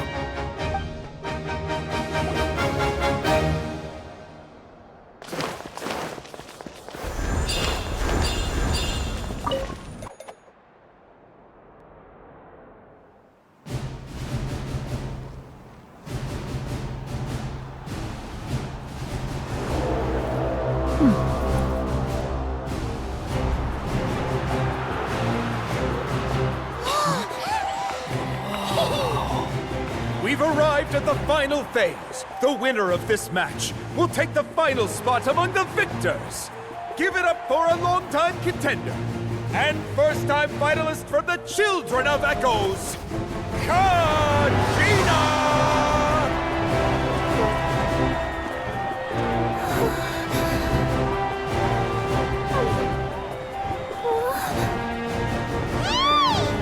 You get this, Kachina! And her opponent from the people of the Springs, a young prodigy and Night Warden Wars veteran, Mualani! This face-off between old friends promises to be an explosive showdown. May the best warrior win! You've come so far. Still nervous? Why does it have to be you? Still, I'm glad in a way. Even if I lose, I won't have any regrets. Come on! Kachina, this is no time to be modest. I know you want this more than me. And it's about time you start sounding like it, okay? I want to win. Mualani, this one's mine!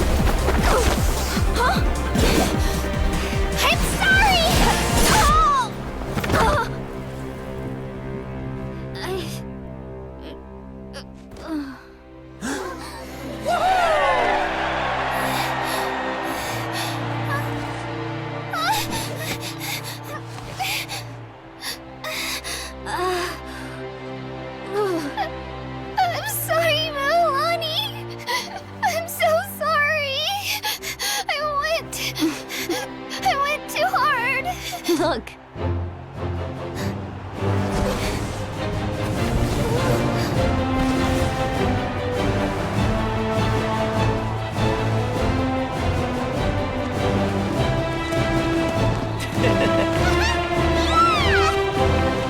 The winner is, from the Children of Echoes, Kachina!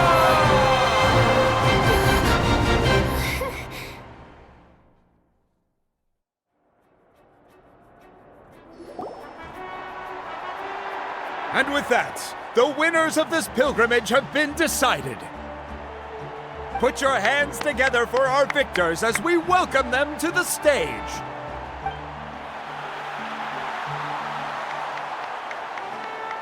With her 6th consecutive win, Cheska of the Flower Feather Clan. She managed to turn the tides all by herself. Ian-san of the Collective of Plenty. With an explosive comeback 10 years in the making, Kayulani of the People of the Springs. A seasoned and renowned warrior, Kibungu of the Scions of the Canopy. Last but not least, finally living up to her true potential, Kachina of the Children of Echoes.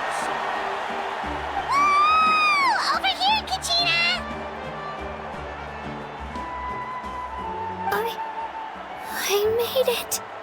Feels like a dream. This is no dream. Your strength is what got you here.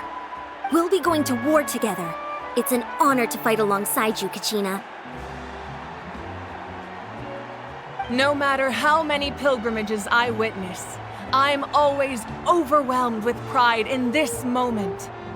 Pride for you, my brave warriors. You give me faith that our innumerable sacrifices are not in vain, that the future of Natlan shall burn with the brilliance of a blazing fire.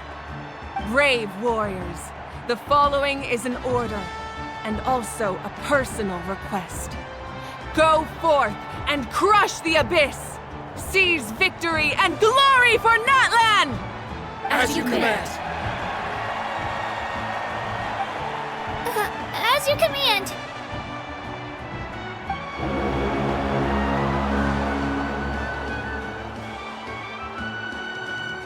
Traveler, Paimon, there you are!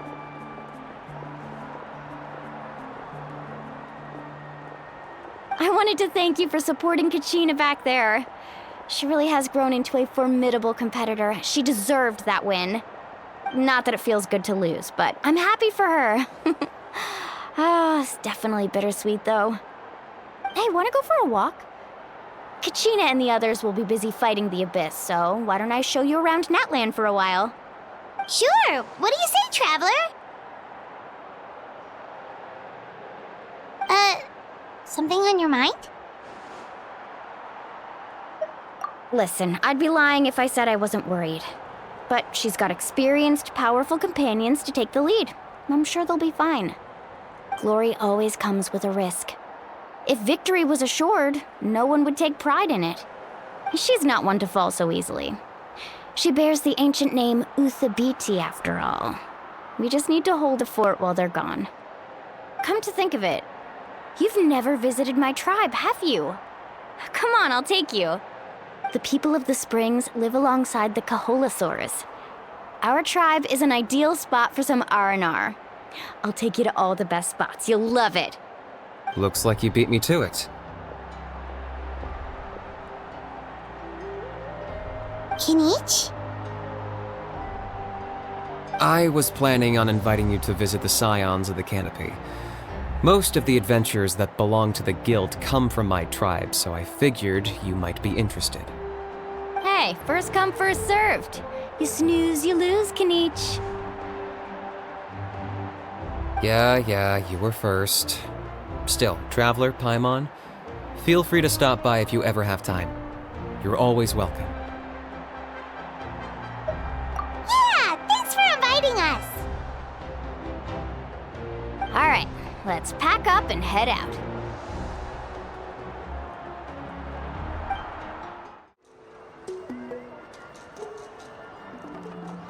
We're finally here! So this is your home, Mualani? Paimon can't wait to have a look around.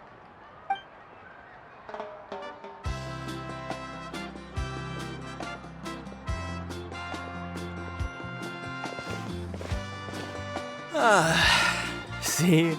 What did I tell you? A dip in the hot springs after a battle is just the best. Fetch me a bottle of wine, would you, dear? Just one? Let's get another. It's still early in the day, isn't it? Want to go to Golden Dusk later? Now this is a vacation. Absolutely amazing. Wow, it's so lively around here. Is there some kind of holiday going on? We try to treat every day like a holiday around here. We believe every day is worth celebrating. Now, let me show you around. Where to start? Shochiqui Cattle Records, Kalamchi Plaza. Oh, there's so many options, but I recommend starting with the real highlight around here. The hot springs, of course. Natural hot springs have tons of health benefits. Go for a nice long soak and you're guaranteed a good night's sleep. Wait, you want us to bathe? Here? Oh, don't be shy. Come on, I'll take you to get changed. Mualani! Huh? Oh, Auntie Atea! Please, I've told you that just Atea is fine. Do I look that old to you? Were you taking these two to the hot springs? That's right. Oh, let me introduce you. This is the Traveler, and the small one next to him is Paimon. They only just arrived in Natlan, so I'm taking them around to experience our customs. Hi there!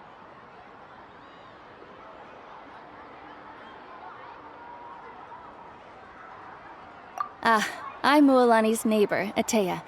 By the way, Mualani, I heard you lost to Kachina during the pilgrimage. Is that true? Yeah, I was this close to winning. Oh, definitely not the result I wanted, but still not too surprising. Kachina's always been strong. Anyway, it's all in the past. I'm gonna take these two for a dip in the hot springs. Talk to you later. Oh, wait. You'll need swimsuits first. I'm sure I can find you something lying around the shop. I'll go look. Hold it right there, young lady. Have you forgotten the rule about bathing in the hot springs? Rule? Oh, wait, you mean... There's a rule about bathing in the hot springs? That's right.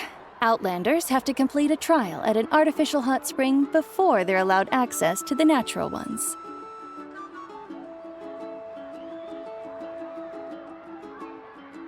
It's not nearly as scary as it sounds. Basically, natural hot springs have higher temperatures that not everyone can withstand.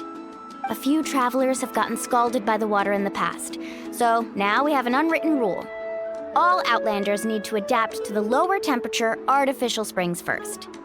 But seriously, Auntie Atea, do we have to be so strict? These two are formidable adventurers. I know they can handle it. Famous last words. The hot springs are not to be underestimated. You can never be too careful. Besides, the environment's been unstable lately. Could be a sign that the Abyss is about to attack. Oh, that sounds dangerous. You know, Paimon's really not all that formidable, so careful is good. Exactly. There will be no excessive risk-taking on my watch. Mualani, take them to the artificial spring first. Okay. That's more like it. And don't try anything funny. I'm heading to the artificial spring in a bit, and if I don't see you there, your days of copping free meals at my place are done. Relax. Oh, by the way, Atea, how have you been feeling lately? Much better. How else would I have the energy to keep an eye on all you rascals? Hey, you over there! How many times have I told you no roughhousing near the hot springs? Oh, shoot! That weird lady's back again! Run! Stop right there! Ugh, you need a stern talking to! She sure has a lot of energy.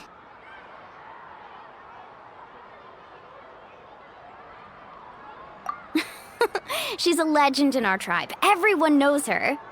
Back before I inherited my ancient name, she was one of Natlan's most renowned warriors, famous for her love of hot springs. In fact, she often threw parties at the hot springs. She referred to anyone who came to these parties as her hot spring buddies. The attendees were all respected warriors like Liliuo, Kaiulani, Vichama, and the Archon. If Paimon lived here, she would take advantage of the hot springs too. It's just, during battle, she was impaled in the abdomen by an abyssal monster. The doctors managed to save her life, but they made it clear that she could never bathe in the hot springs again. Abyssal power still exists within her body. Immersing herself in hot water would accelerate the corrosion of her internal organs and the progression of her illness. Oh, no wonder she has so many scars. Paimon had no idea she was so seriously injured. That's normal. She never talks about her injury. She's worked tirelessly over the years to dig up artificial springs so that more and more people can experience our tribe's natural wonders, even though she can't enjoy them herself. I really respect her for that. Anyway, let's head to the artificial springs. If Auntie Atea gets there before us, we're gonna be in some real hot water.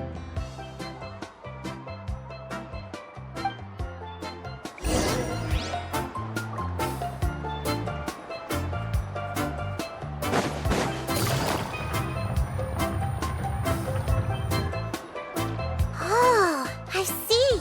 That's a great idea. I like it. See, I told you the chief would agree. Well, let's get moving then. We can't let a word of this slip to anyone else. Hey, Amina, Hikaru, Marukau! You three seem particularly cheerful today. What's the occasion? Oh, Mulani! You're back. Who are these two? This is the Traveler and Paimon, two very important guests. I wanted to take them to the natural hot springs, but Auntie Atea caught us, so we had to come here first. Oh, what a coincidence! We were just talking about her. We think Auntie Atea's illness has taken a turn for the better. Really? How can you tell? Okay, so while you've been busy with the pilgrimage, we noticed that she's been visiting the hot springs alone at night. Specifically, the hot springs in the cave to the north of our settlement. I'm sure you know the one.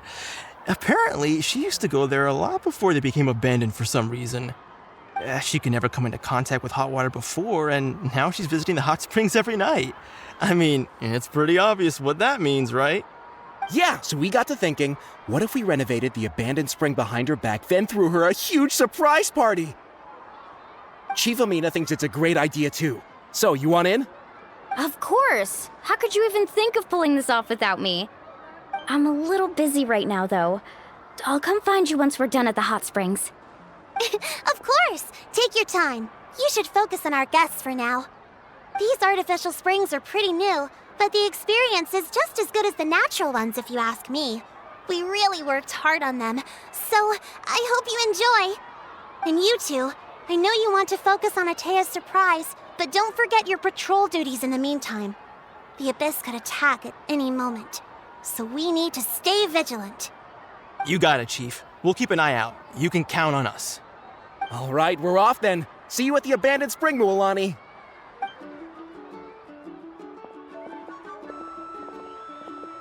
I'm also gonna head out. Have fun!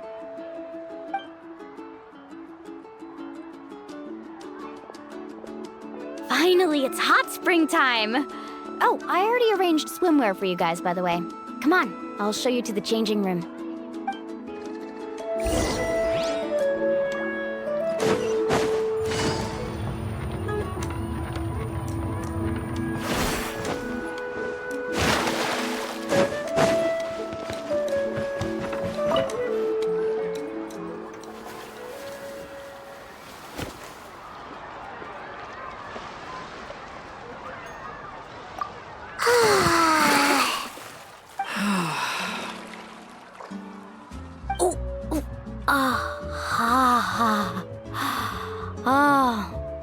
So, what do you think? Can you feel the warmth relax every muscle in your body? Yeah, it's so nice. The steam is warm too. The first time I came to the hot springs, there was no calming effect whatsoever. I was such a little ball of energy, the moment my parents looked away, I ran off to the high temperature pools. It was actually pretty funny looking back on it. They were absolutely frantic, looking for me all over, until finally they saw my head slowly poke out from under the water. I was too young to remember the whole ordeal, but my parents told me all about it. A natural-born swimmer, my mother called me. Just like her, I taught myself how to dive underwater the first time I ever went swimming. So feel free to go for a swim. I'll be right here if you need rescuing. Okay, here goes nothing. Auntie Atea, you really came to check on us? Of course. And I'm glad you listened. I brought you all some milk and snacks as well. I'll just leave them here. The temperature in the artificial springs isn't too high, so I went with Saurus crackers and grain fruit chips. See how you like them. Oh, thank you! These are great! Well, I did make them myself. Very few young people know how to truly appreciate hot springs, so listen carefully. The temperature of the hot spring not only determines the type of snacks you should choose, but also the amount of time you should spend in the water. To bathe in a hot spring is to completely empty your mind. As such, swimming around the pool is incredibly disruptive and impolite, and something you should absolutely not learn from Mualani. Hey! All right, looks like you were able to adapt to the temperature, no problem. You should be able to switch to the natural springs then. Well, I've got to get going. Oh, and make sure you drink your milk. I'm looking at you, Mualani. I still remember how you used to pour it into the water when you were little. That better not happen again, whether I'm here to catch you or not. Okay. Paimon didn't think you were the type to do something like that. I remember thinking I'd totally get away with it too. But turns out milk is pretty easy to spot when you pour it into clear water. Not my best work. Some people get dizzy if they stay in here too long. You guys all right? Paimon's fine, just a bit stuffed. Looks like you two are naturals. Oh, by the way, I have to leave you on your own for a little while this afternoon. I'm gonna help the others fix up that abandoned spring. And I certainly don't trust their aesthetic tastes. Who knows what will become of the place if I leave them unattended? In exchange, though, I can recommend a couple of shops that are worth a visit. Huh?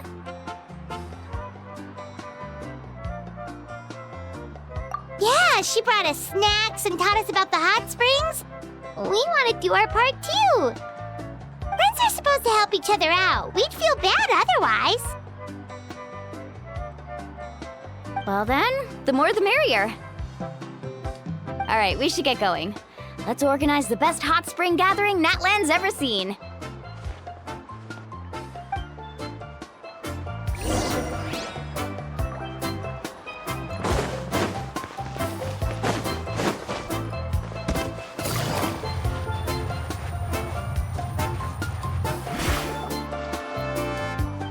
Mualani! Wait, you brought our guests too? We're here to help. But you're important guests. We can't put you to work. All right. Stop trying to out-polite each other, would you? The sooner we get this party started, the sooner we get to enjoy the real party. Now, where to start? Looks like the water outlet is blocked pretty bad. We'll need to dig under it. Ooh, those boxes in the corner need to be thrown out as well. Oh! They're moldy as all get out! Ugh. Also, someone needs to go out and get some cloth, wood, and decorations. Oh, and snacks too. I say we get enough for 20 or 30 people. Bulk purchases fetch the best prices after all. Oh, but don't just accept the first offer they give you. I'm not good at haggling. Why don't you go? Hey, I'm not any better, and I wouldn't even know what to buy. How about we handle things here while you three deal with the shopping? Yeah, that works too. I can introduce you to all the shops while we're at it. All right, let's meet back here later.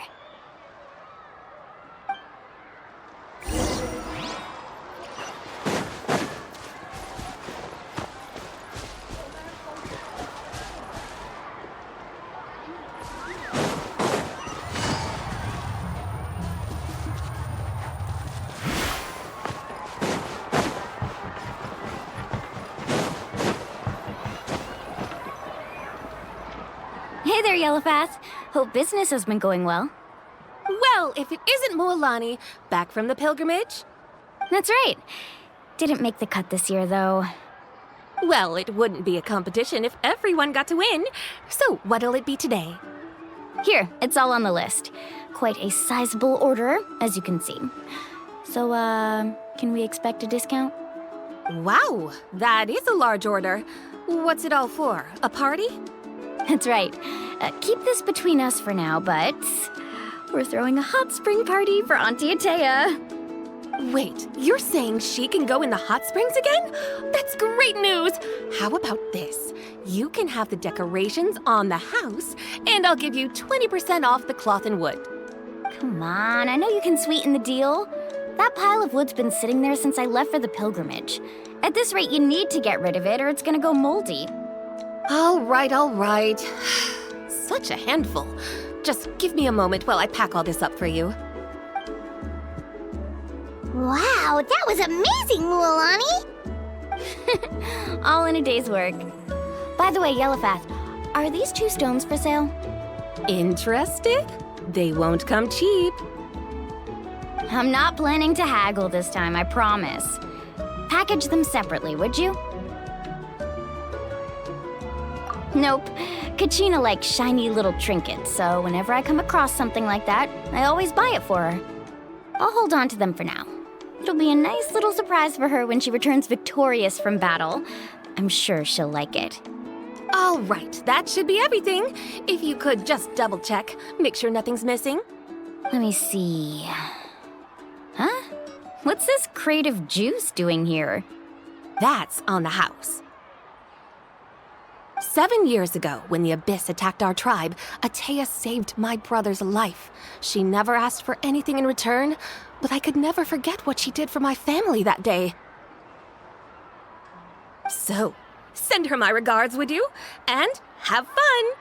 Oh, we will. It's gonna be a party to remember. Thanks a lot, Yellowfath. Well, that's our shopping done. Let's head back.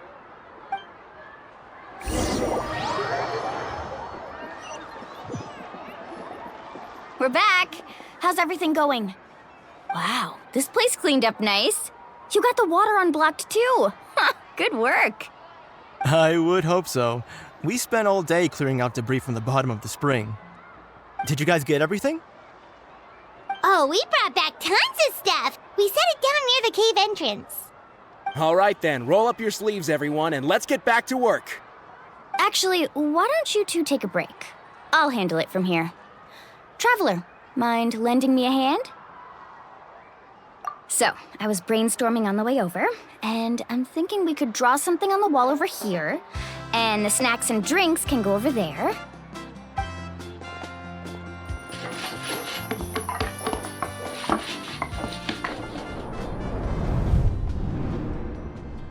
So, what do you think? Not bad, right?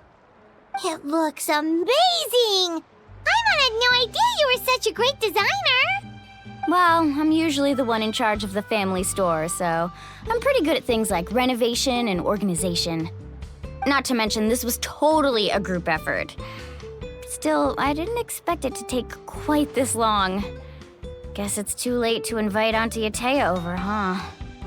Yeah, tonight's definitely not gonna work.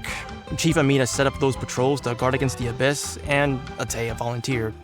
So she's on watch tonight. I see. Well, guess the surprise will have to wait until tomorrow. This could actually be a good thing. She can relieve all the exhaustion of keeping watch all night by soaking in the hot spring. Ha! She's gonna love it. Well, let's call it a day then. Traveler, Paimon, you must be tired too. Come on, I'll take you to the inn.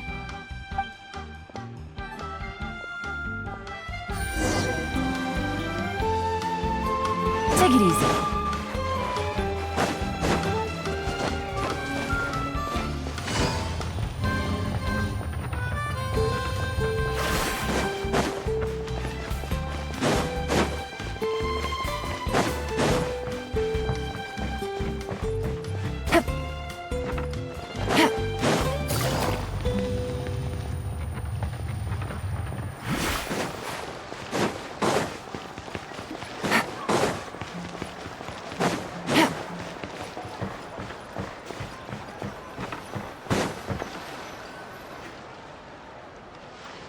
All right, this is it. Get a good night's sleep, okay? I'll see you tomorrow. Yep, good night!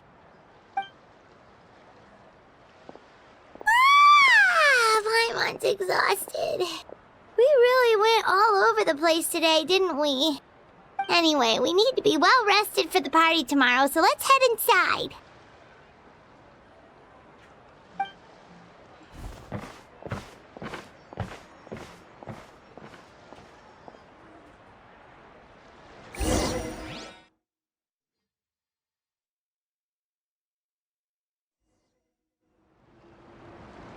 Charms, everyone!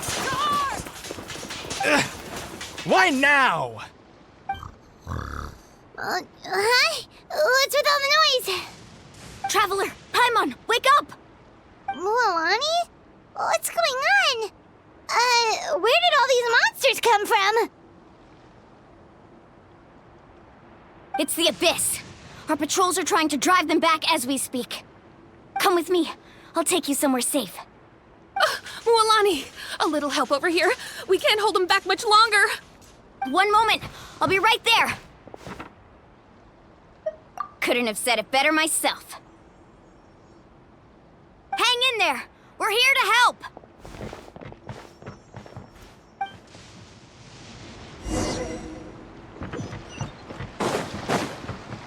Let's ride. Amazing.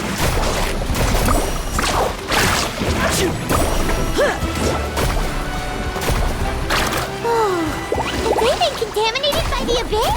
No, they are the Abyss. Destroy them! Access denied. Let the world collide! Rain outlines your fate. Huh?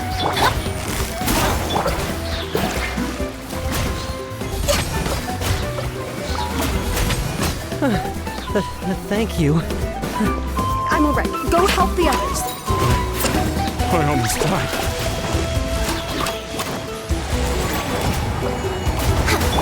Let my name echo in song!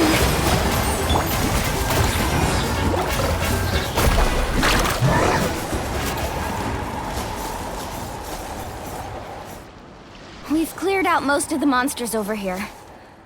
Thanks for your help. It would have taken me ages on my own. Looks like we're still in for a long night, though. We still have no idea where these creatures are coming from. Let's go ask Amina. She'll have a better handle on the situation.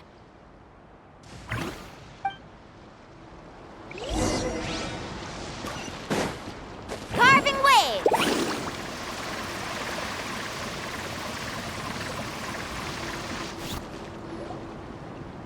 Amina! Oh, it's you three. Thank you for helping clear out those monsters. We were prepared for an attack, but we didn't have enough people to prevent them from breaking through our defenses. No casualties so far, though. Where'd they come from this time? The east side. We've pinpointed the position of an abyssal pylon, but we don't have enough manpower to take it down. An abyssal pylon? What's that? A kind of gate created by the Abyss. One that allows monsters from the Night Kingdom to enter the physical world. The only way to end the attack is to destroy the pylon as soon as possible. Otherwise, the endless hordes of monsters will exhaust our defenses. Exactly. That's what I'm most concerned about. Their numbers suggest there might even be multiple pylons in the area. We're searching for them as we speak. Alright, we'll go seal off the one to the east. Traveler, Paimon, can I count on your help again? Of course! We can't just sit back and do nothing! On behalf of the people of the Springs, you have my thanks. We're counting on you. Let's go. There's no time to lose. Take care, Amina.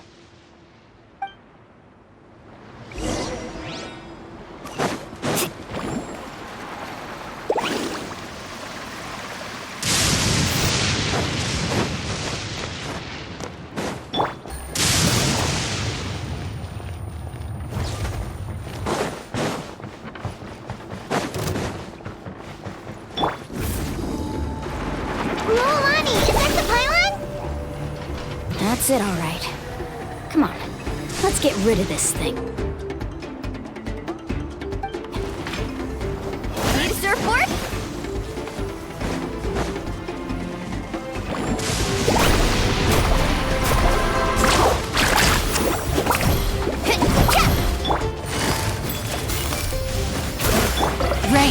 defines your fate. Shower me with three! Access denied.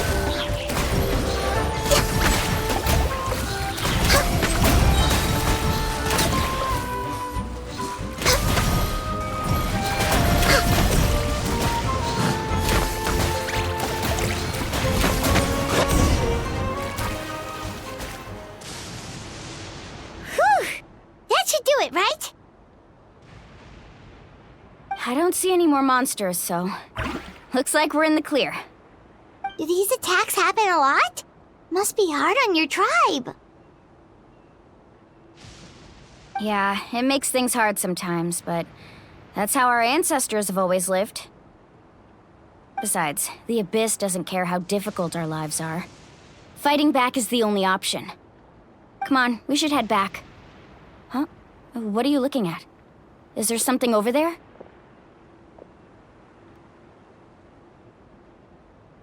You're right. Mualani, look! They're coming from that direction! Wait, that area looks kind of familiar. What? How unlucky can we get? We just finished the renovations. We probably don't have any reinforcements over there, so it's up to us. Let's move!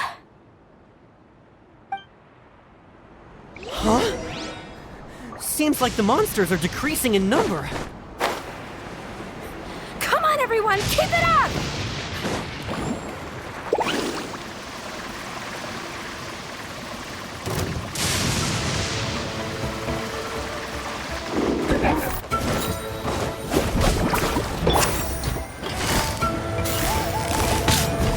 Quietly now.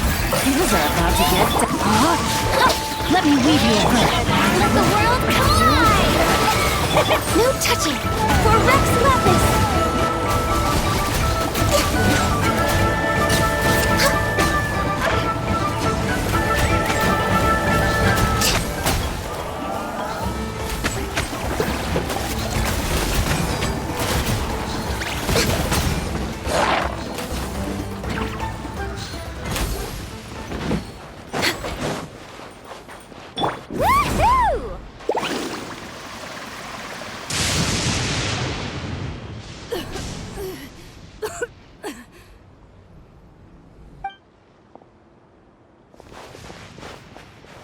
Ateya, what are you doing here?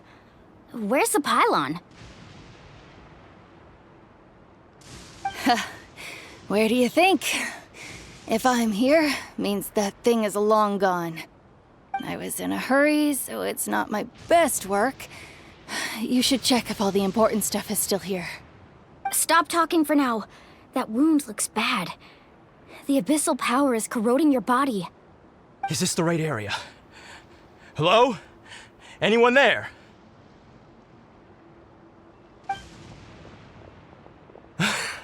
Mualani and Ateya, what's going on?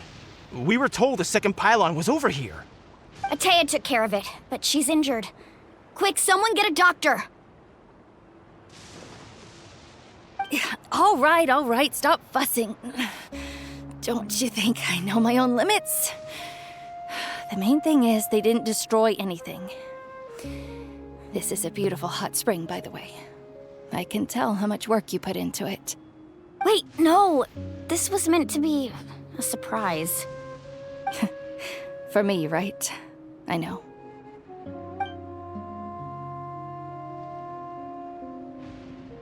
Ateya! You think I couldn't tell you were avoiding me on purpose? Not one of you stopped to say hello today. It couldn't be more obvious that you were hiding something. And you, Mualani, were you the one that brought the snacks? How many times have I told you, you have to choose them based on the temperature of the water? Oh, forget about that. The doctor's almost here, and you're gonna get all better. Then we can have a meal together, and I'll help you make whatever you want, okay? You just have to hold on.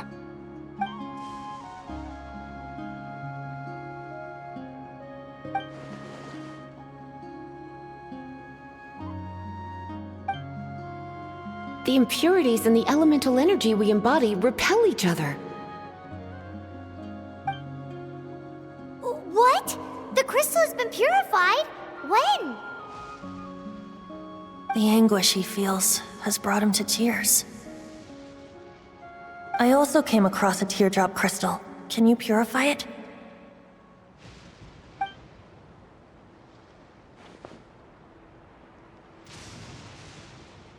Atea! Atea! Wait, what do you mean?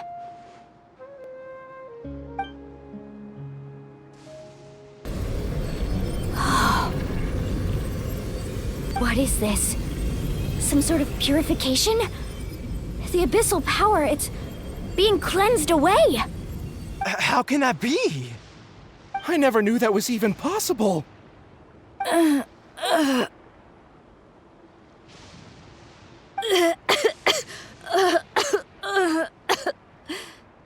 Atea! The mark of the abyss. It's gone.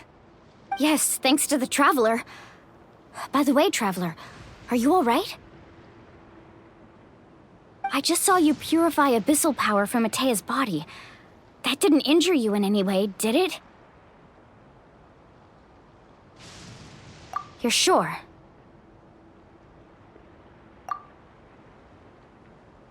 Good. Good. Thank goodness. You scared us all half to death just now.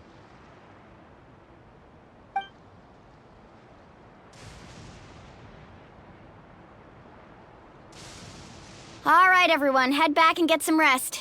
We'll meet here tomorrow. We'll celebrate Atea's recovery and our triumph over the abyss. And most importantly, we'll show the Traveler and Paimon how grateful we are for their aid. Let's make it an occasion to remember. Dismissed! Got it!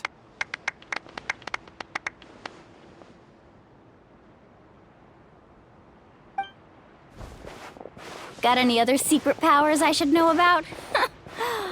But seriously, you really came through for us tonight, so thank you. Paimon almost forgot you had that ability. You used it back in Mondstadt to cleanse Dvalin's tears, didn't you? That was some quick thinking, Traveler. Huh? You look like something's bothering you. What's wrong?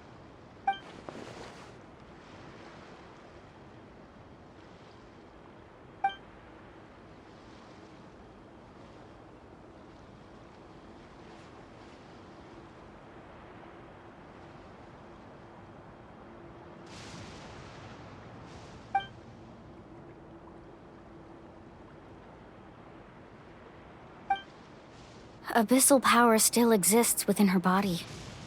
Immersing herself in hot water would accelerate the corrosion of her internal organs and the progression of her illness. We think Auntie Atea's illness has taken a turn for the better. She could never come into contact with hot water before, and now she's visiting the hot springs every night. I mean, it's pretty obvious what that means, right?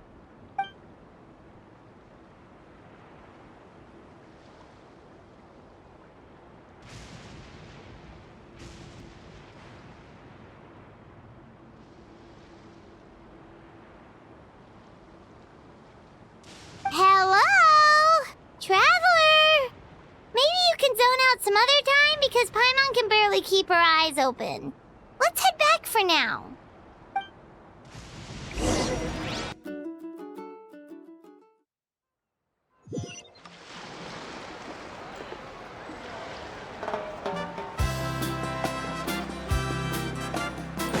Next on the...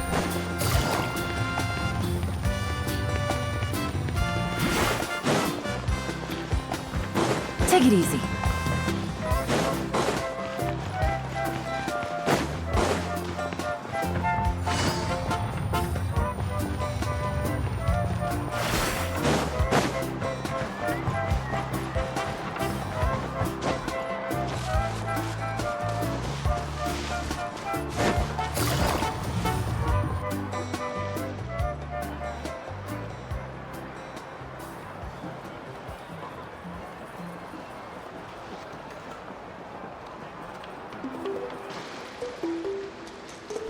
Not interested in hanging out with the other kids?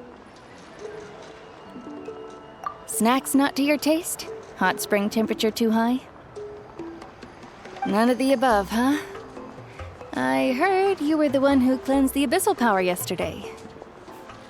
You sensed it, didn't you? I was hoping to keep it a secret for a few more days. Didn't want to ruin the celebrations and all, but looks like it was no use.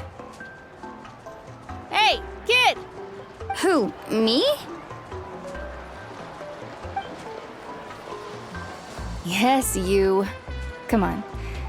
Let's go for a walk. Hey, where are you going? Did something happen? Just going to get some air. It's too noisy in here.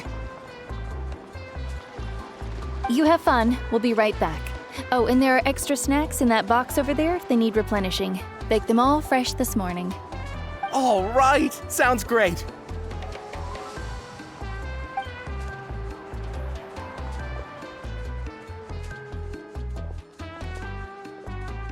Mualani. Yeah? You've gotten so tall. You know that? Feels like just yesterday you were that rambunctious kid causing trouble all around the hot springs. It's like all that time passed in the blink of an eye. Tell me, how are your parents? They're away on business. Seriously, Atea, what's going on? You're acting strange. Traveler, did something happen? Both of you seem a little off today. I guess I should explain. I wasn't visiting the hot springs because I was getting better.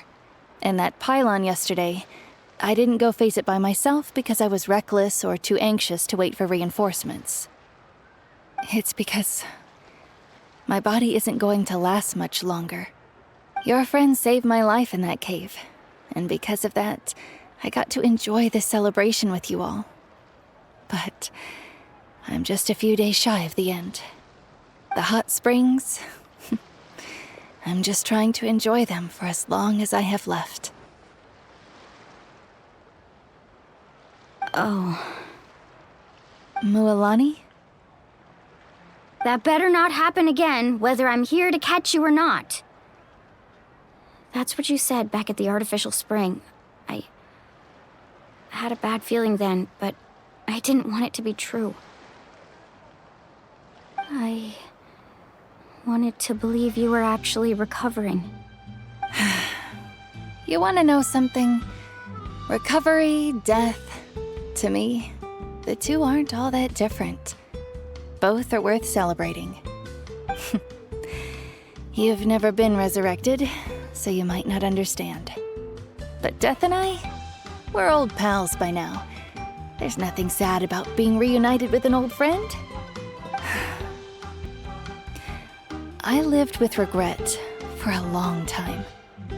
Regret that my illness meant I could no longer take to the front lines, especially as our nation slid deeper into crisis. But yesterday, I was finally able to let go of that regret. Not only because I found the strength to fight the abyss, even at the end of my life, but because I got to see you in action, Mualani. Seeing you out there, it made me realize that I don't need to worry about our tribe or our nation's future. You have the capacity to bring us all together. Even if I was never injured, old age would still take me one day. But I've done what I needed to do. The future is in your hands now. Just remember, whether in life or death, I am always with you. I understand. Seems like you've given this a lot of thought, Atea. Thank you for telling me all this. I'll do everything in my power to protect our tribe, our nation, and live up to the example you set for me. Good. Oh, and if any of you have the chance to meet with the Archon, could you give this to her for me? A talisman I've carried with me my whole life. It may seem strange to say while I'm still alive, but just think of it as a relic I'm leaving for her. It's brought me good fortune in battle. Even after I became too sick to fight, I never took it off. Just tell her it embodies fond memories and my strength of will. She'll know what I'm trying to say. Don't worry. We'll make sure she gets it. All right.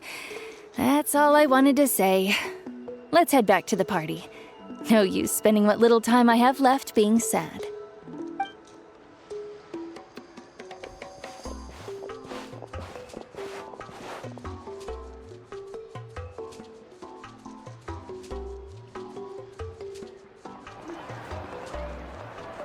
Traveler, Atea, Mualani! If you don't hurry up, there won't be any snacks left! Excuse me, what did I say about bathing in the hot springs on a full stomach? Hey, are you listening to me?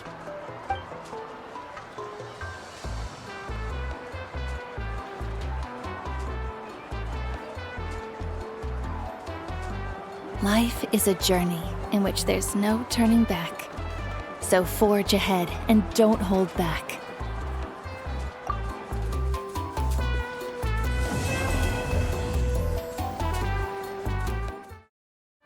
Paimon feels like a whole new Paimon after those 2 days in the hot springs. The Abyss kinda threw a wrench in our relaxation, though. Still, spending time here really has felt like a vacation. The Kaholosaurs are so nice and so fun to play with. Their bellies are super bouncy. Oh, and Atea's snacks were so delicious. She gave Paimon some for the road just this morning, actually. Yelling at some kids who got caught throwing stones in the hot springs, so not much has changed since we first met her. Hey, you guys. Sleep well last night? Yep, this area is so nice. Glad you like it. I was thinking of taking you guys out to do some sea fishing. Later tonight, we can eat whatever we catch. Fresh fish is absolutely delicious right off the grill. Hey, Mualani! Yeah? What do you need? The team sent out to fight in the Night Warden Wars has returned. And Kachina? Is she back as well? Kachina fell in battle. But don't worry, the team was victorious, so the Rite of Resurrection will be held in the stadium soon.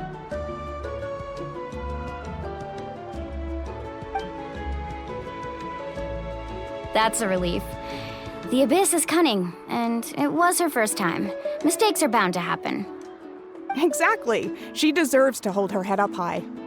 All right, thanks for letting me know. We'll head out in a bit. Jeez, she sounded a little anxious there. Had me thinking it was bad news for a moment. Mualani, you said the Abyss was cunning just now, but it seems like the Abyss just wants to destroy everything. Like, think about all those monsters that attacked your tribe. If there really was some sort of cunning plan, wouldn't it make more sense to send them to attack Kachina and her small team? Not that Paimon wants them to be in any more danger, it's just... Relax, I get it. The Abyss is difficult to understand, that's for sure. At a glance, it certainly seems like the only goal is total destruction. The Abyss isn't a living entity after all, so what capacity for logic or planning could it possibly possess? But through our long history of fighting the Abyss, we've realized things aren't quite so simple. 500 years ago, the Abyss invaded Teyvat. You know about that, right? That's right. Conria suffered greatly during that time. But so did every other nation in Teyvat. And Natlan was the worst affected of all. It took the combined efforts of the then Pyro Archon and heroes from every tribe to finally repel the Abyss. Even so, the effects of the invasion lingered for hundreds of years, only able to be reversed little by little. Our tribe's waters were contaminated. The Children of Echo's territory was overrun by dangerous sludge surging from underground. Unrelenting black winds tore across the lands of the Flower Feather clan. It was like each disaster was designed for a specific tribe. Exactly. We once thought that the Abyss's desire for destruction was a sort of primal instinct, but its methods are, in truth, marked by intelligence. We now believe the Abyss has invaded the Night Kingdom, and has the capacity to read the memories of this land at any given moment. And that's how it became so dangerous and cunning, almost like it knows you inside and out. Yes, and that's why we've been unable to fully eradicate it, even after all this time. Luckily, the problems left behind by the Abyss have been successfully addressed by the various Pyro Archons we've had over the years. Now every tribe is prospering and things are looking up. I mean, just look at what we managed to do a few days ago. We totally fought them off.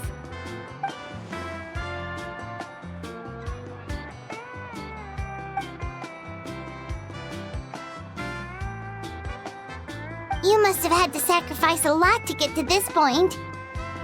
Every battle, every sacrifice is in pursuit of a future where we get to stop fighting.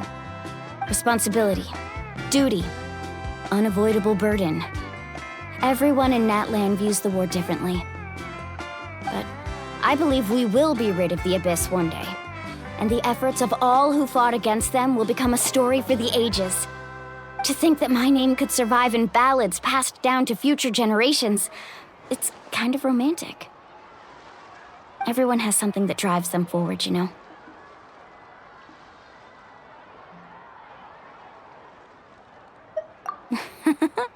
Be my guest. Heroes are always welcome in Natlan. Anyway, let's head to the stadium. Our fishing trip can wait until Kachina's back with us. The sea's not going anywhere.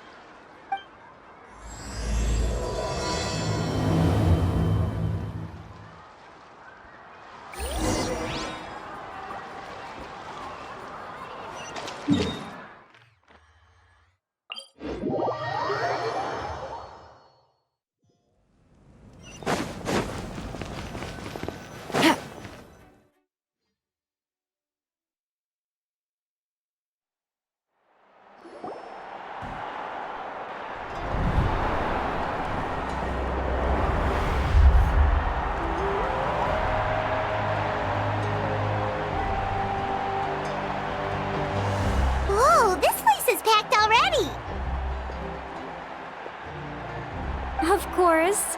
No one's gonna miss out on the chance to welcome our heroes back from battle.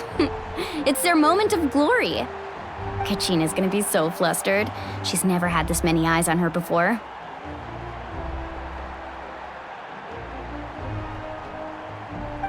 Yeah, she doesn't seem like the kind of person who likes being the center of attention. Looks like I'm just in time. Kinich, you're here! Yeah, a commission ran longer than expected, but I made it. I heard about the incident with your tribe, Mualani. Is everyone all right? Yeah, it's all taken care of. Our new friend here's got some tricks up his sleeve, by the way. He's just as strong as Kachina made him out to be. Hey, look! Is it about to start? That's right. Someone will come out and recite a eulogy, and then we'll sing the Ode of Resurrection together. Come on, let's find a spot with a good view. When the singing starts, just follow my lead and you'll be fine. Let's go somewhere higher up so Kachina can spot us.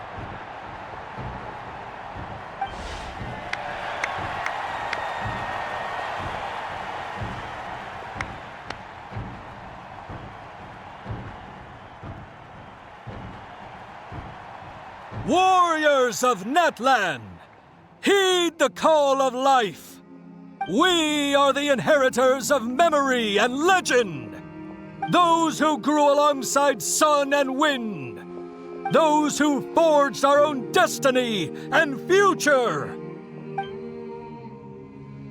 That is Natlan's fire, the lifeblood of our nation.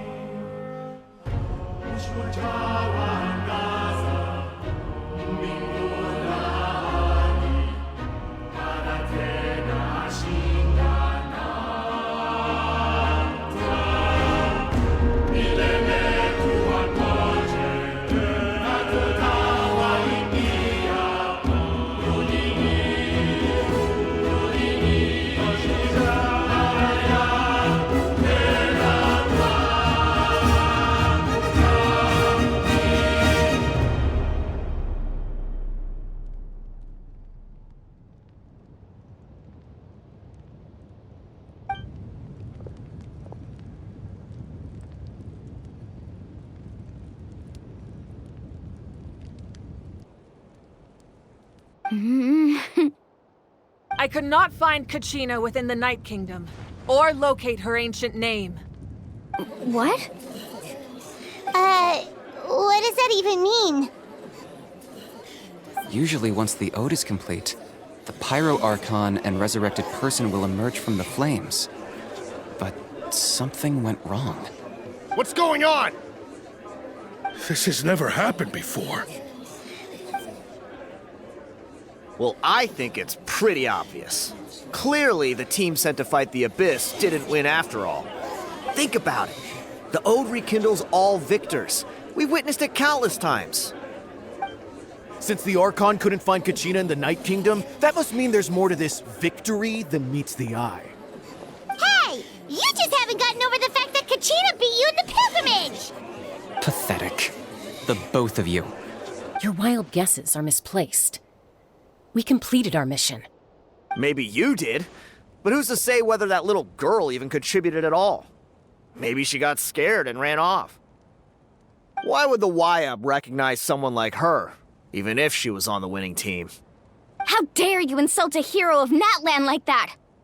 Kachina sacrificed herself to repel the Abyss.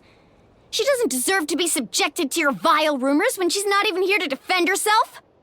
Calm down, Mualani. There's no point arguing with the likes of them. I can't just sit here and let them slander her like that. To insult a hero of Natlan, the person actually has to be a hero. You... Think about it, everyone. Who do you think is really at fault here? A girl who never should have even gone to war? Or the great Pyro Archon? Why would the rules of our nation suddenly stop working? That's true. If she wasn't revived, it must mean she failed to achieve victory. Maybe the YUB interpret victory in different ways? I mean, that girl didn't look all that strong to me.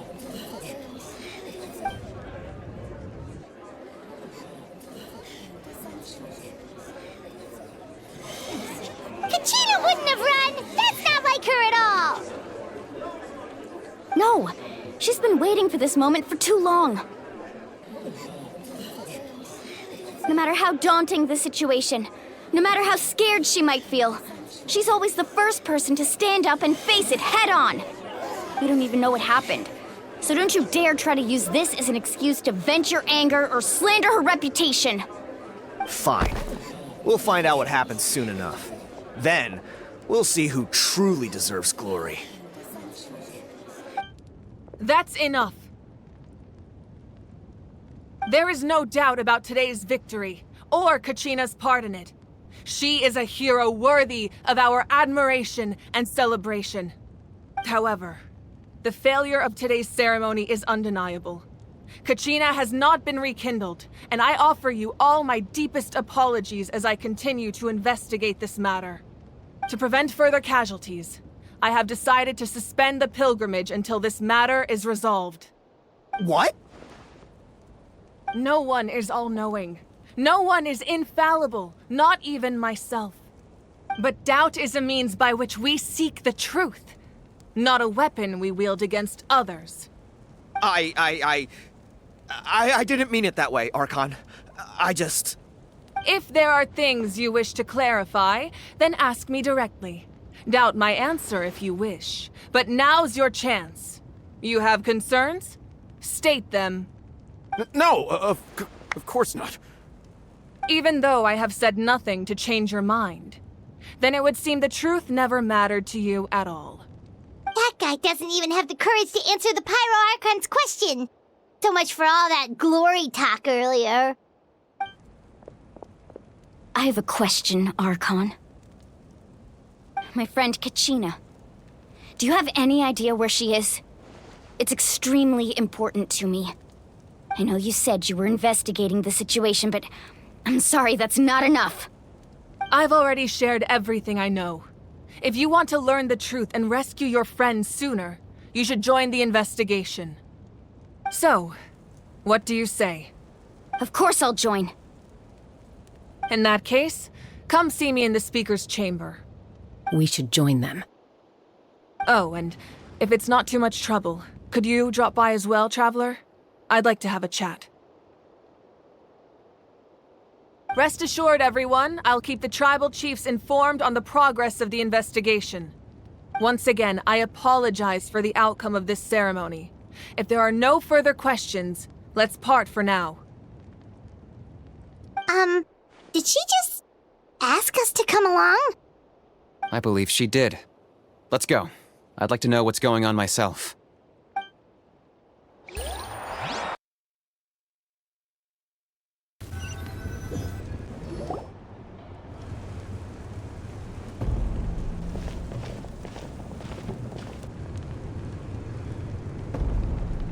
The situation is urgent, so I'll get straight to the point. Kachina is undoubtedly a hero of Natlan, and I'm deeply sorry this happened to her.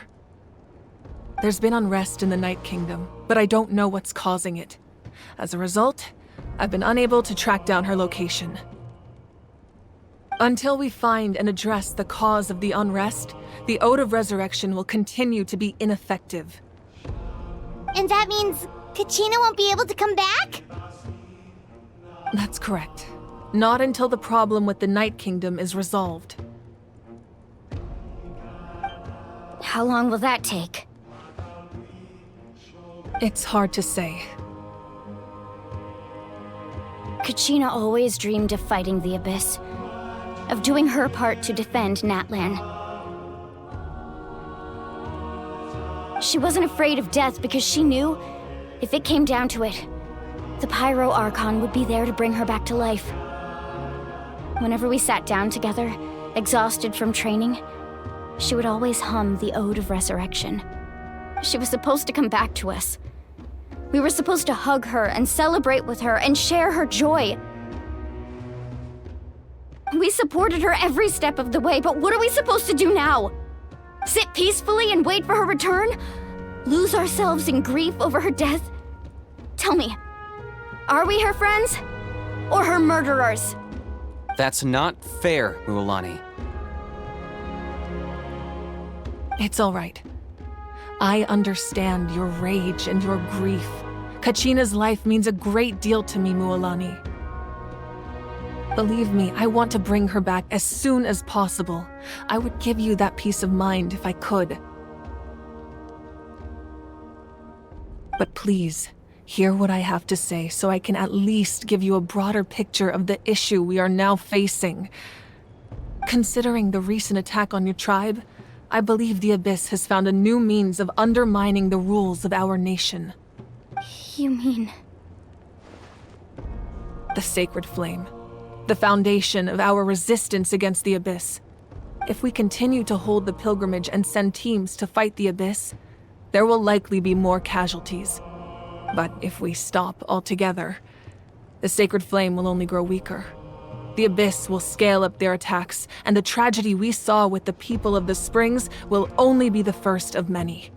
If we compare the two choices, the former seems to be the lesser of two evils. Sorry, I know that may sound harsh, but I bear the name Malipo. Weighing the costs is my duty. The raw truth can be cruel. But we need to understand it if we want to approach this rationally. But what would you say, Mualani? This is personal for you. And unlike Kanich, I dare say it's not a simple case of weighing up which course of action is less painful, is it? No. I can't choose between them, and I don't want to. Saying that one is preferable over the other is disrespectful to the people who suffered. You're saying it doesn't matter whether I suspend the pilgrimage. The consequences will be equally painful. Yes. What happened to Kachina breaks my heart. But I couldn't bring myself to sacrifice other people for her sake. And that is the crux of the problem. It's not simply a matter of choosing the lesser of two evils. Either way, there will be people who suffer. And the end result will be the same. Belief in the pilgrimage will waver. Once doubt has crept in, the people will no longer unite in battle against the Abyss. And that is exactly what the Abyss wants. Their ultimate goal isn't to break the rules that make the Ode of Resurrection work. It's to destroy the people's faith in them. To prevent what happened to Kachina from happening to anyone else, we need to suspend the pilgrimage. So that is my current plan. And in the meantime, I've made efforts to strengthen each tribe's defenses. Then, we have to find another way of strengthening the sacred flame to keep the Abyss at bay. This won't be easy. I'll need time to figure out the best approach. I understand your anger, Mualani, but I hope that provided some clarity at least. Wow. Paimon thought things were gonna get heated for a second, but the Pyro Archon took the time to explain everything so patiently. I owe you an apology, Archon. I let myself get carried away earlier, and I'm sorry. You're right. We need to focus on finding solutions. We could always hold the pilgrimage without sending a team to fight in the Night Warden Wars. That way, we would still be able to fuel the sacred flame. I've considered that, but the two events have nearly always been linked. Without the chance to fight the Abyss, pilgrimage rankings lose their prestige, and competitor numbers will drop. With fewer participants, the amount of contending fire produced will decrease, and the vicious cycle will continue indefinitely. So, essentially, the Abyss has taken Kachina hostage. You've learned about the concept of ley lines during your travels, yes? The Night Kingdom is something similar. Staying there for a short period of time shouldn't have an effect on the person. But with the Abyss in the picture, it's a different story. Your sense of self will be devoured until eventually you become one with the Sea of Souls. Imagine pouring a cup of water into a rushing river. You can try to scoop up another cup, but there's no chance it will be the same water you had before. I won't sugarcoat it. That is the danger Kachina is currently facing. Just like you said, Archon. Both of these problems need to be addressed. You can focus all your efforts on dealing with the Sacred Flame. I will go search for Kachina. The Abyss poses the same threat to you as it does to her. It is very possible you will not return. Knowing that, do you still choose to go? Kachina's waiting for us to rescue her. That's all that matters. I failed to protect her during our campaign, but I can make it up to her now. I choose to go as well. Traveler? What do you think? Understood. Then I'll support you in any way I can. The Masters of the Nightwind have a technique that can extract an ancient name from the ley lines. If we can find Kachina's ancient name, I can use the link between them to pinpoint her position within the Night Kingdom. Then comes the hard part. You need to visit the Night Kingdom in person and rescue her. But isn't the Night Kingdom a land of souls? Can we even go there? Under normal circumstances, only the consciousness can enter. But there is a way to go there in person. However, know that the Night Kingdom will attempt to repel you, and the Abyss certainly won't leave you be. That's fine by me. Same here. Fighting the Abyss is nothing new for me. So, Paimon's the only one who's scared? Well, if you're going, Traveler, Paimon's going too. Citlali of the Masters of the Nightwind once created an artifact that can be used to communicate with the Wyab. We call it the Spirit Speaker Stone.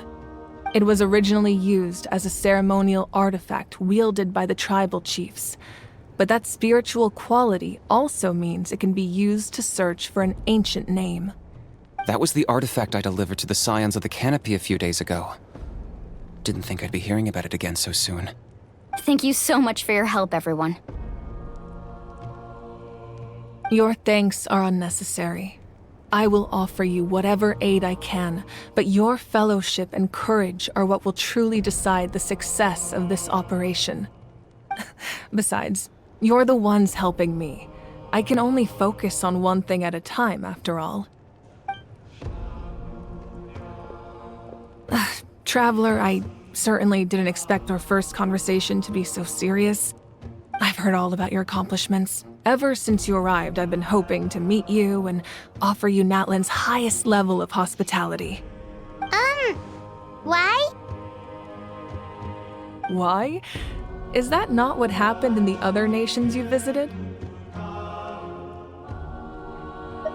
Yeah, things were pretty complicated at the start. And, in the middle. But our reputation's solid nowadays. That's more like it. After all, I've heard you're someone who transcends fate. Perhaps even more than you can imagine. But we can talk about that some other time. Ideally, this would be the perfect night for a drink and some musical ambiance. But there are important things to be done. Oh, I almost forgot. Atea was wounded in the fight against the Abyss. She wanted us to give this to you. It embodies fond memories and my strength of will. That's what she asked us to tell you. She said you'd know what that means. I didn't think this day would come so soon. The flames of her life force. I can feel them flowing within the talisman. If things were different, the two of us could have enjoyed the hot springs together while she gave this to me in person. We're supposed to be hot spring buddies after all. But don't worry. This talisman means a great deal to me. I'll take good care of it, and once this is all over, I'll pay Atea a visit.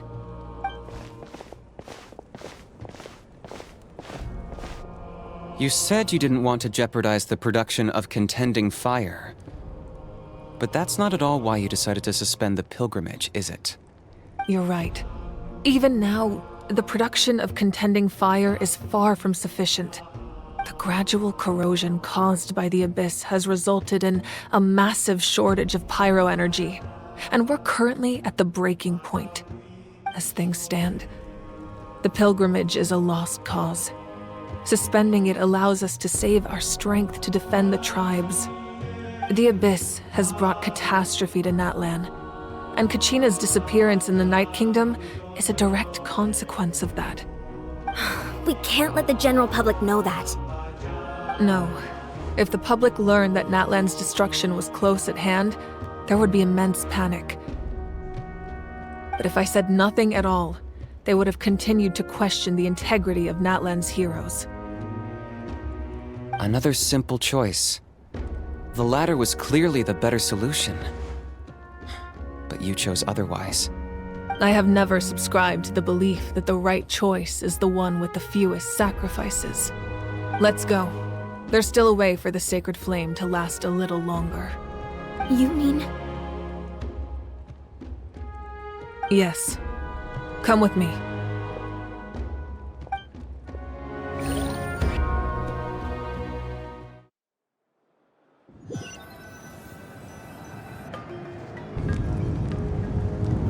The sacred flame must never go out. Not only does it strike fear in the Abyss, but it's also the pillar of Natlan's stability. So until our heroes are ready, I will sacrifice my power to keep it burning. But that can only last so long. I think we should focus on the remaining ancient name-bearers. Don't let desperation cloud your judgment.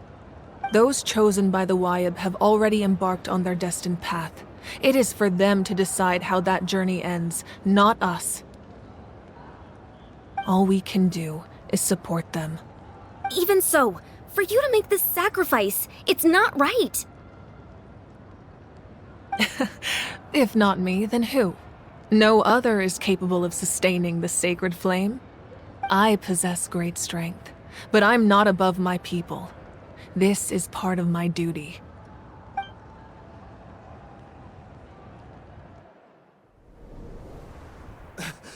Archon, it's the Fatui!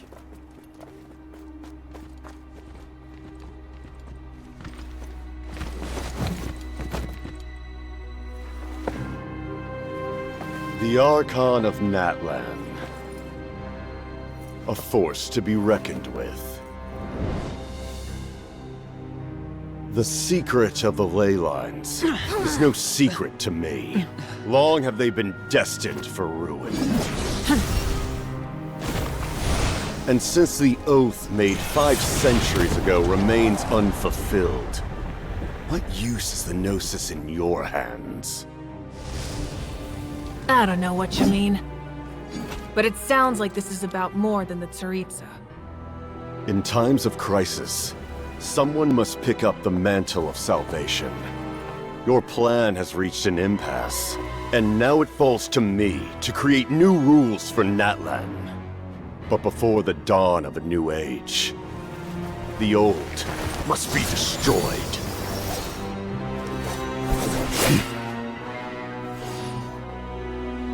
I assume that's the end of your speech? Good. People like us? Let our blades do the talking!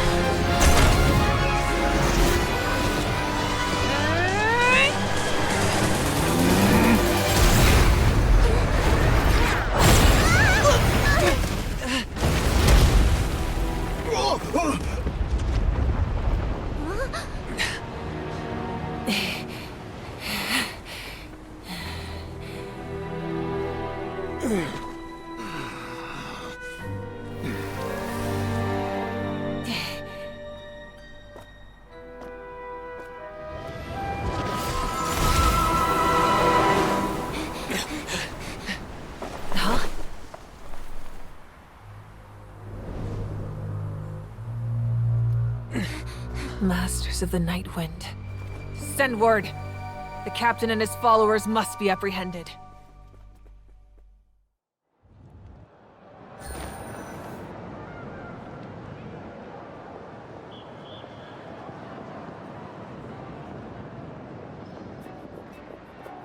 Are you alright, Archon?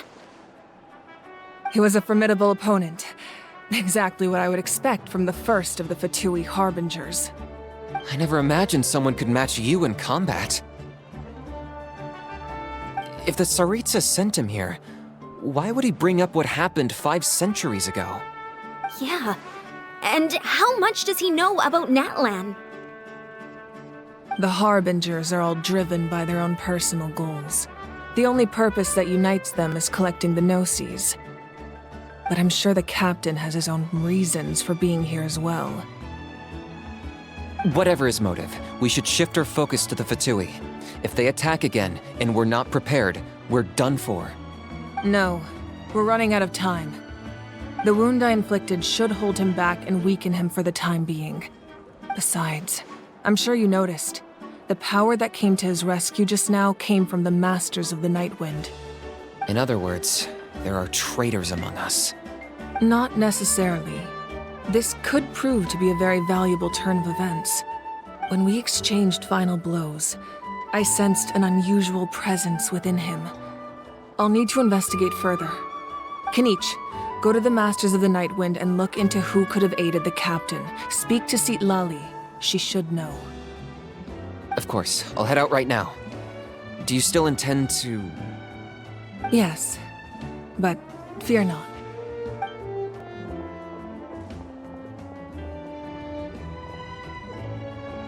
Natlan's strength has never rested solely in its Archon.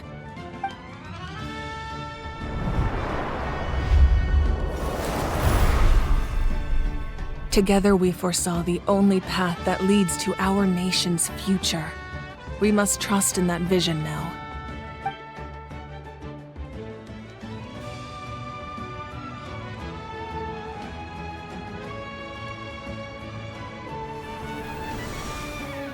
Is everything okay, Archon?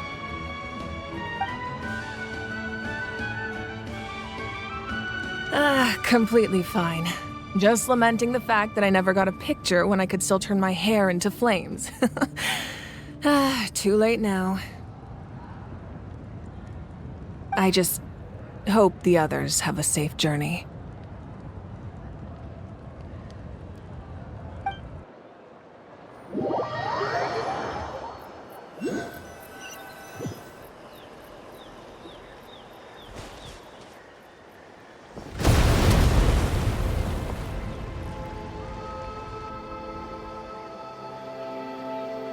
What's happening at the stadium? Did something explode? It feels like the Archon unleashed her power. She must be fighting a formidable opponent.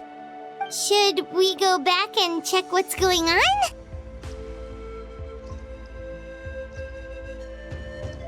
Have faith in the Archon. She wouldn't lose in a one-on-one confrontation. Once we find Kachina's ancient name, we'll head right back. Okay, let's just keep climbing. Paimon really hopes nothing goes wrong.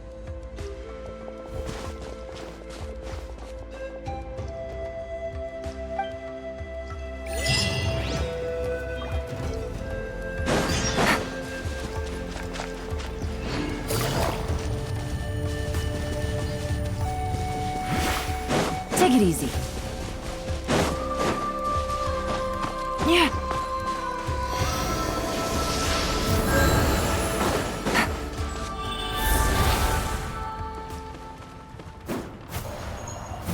What can you tell us about the scions of the canopy? The tribespeople are very adventurous. Oh, kinda like us then! I'm not so sure. You don't strike me as the type to enjoy danger. The scions of the canopy are a bunch of thrill-seekers. They love extreme sports like rock climbing, rappelling, volcano parkour, or even bungee jumping without a rope while a Yunkasaur stands at the edge and uses its tongue to catch them. Sound like something you'd be interested in? Okay, that does sound different from our usual adventures. Paimon's not doing any of that. She can just cheer you on from the sidelines.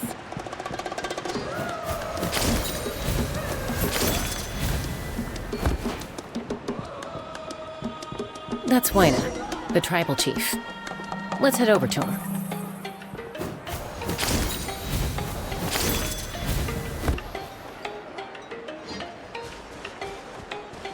Chaska. Nice to see you again, Wyna. I'm afraid we don't have time for pleasantries, so I'll get right to it. We're here for the Spirit Speaker Stone. Whoa, hold on a second. At least tell me why you need it first.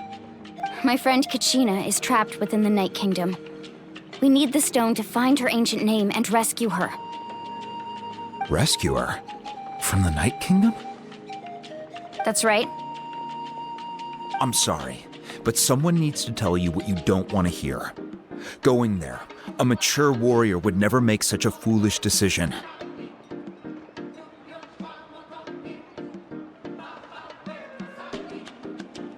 The nature of battle is unpredictable. You never know how it's going to end. Losing a friend is tragic, but when that happens, the best thing you can do is focus on how to prevent further casualties. I appreciate what you're trying to say, Chief Wyna. But if the price of maturity is abandoning a friend in need, I'll choose foolishness any day. If Kachina's still holding on, then so will I. I thought you might say that. Is something wrong, Wyna? This doesn't seem like you. Life isn't complete without taking risks. That's always been your mantra. It's nothing. The Night Kingdom is a dangerous place. Can't blame me for checking if you were up to the task. If you're that determined, far be it from me to stop you. Here's the stone. Keep it safe, okay? It's not like we have a spare. Thank you.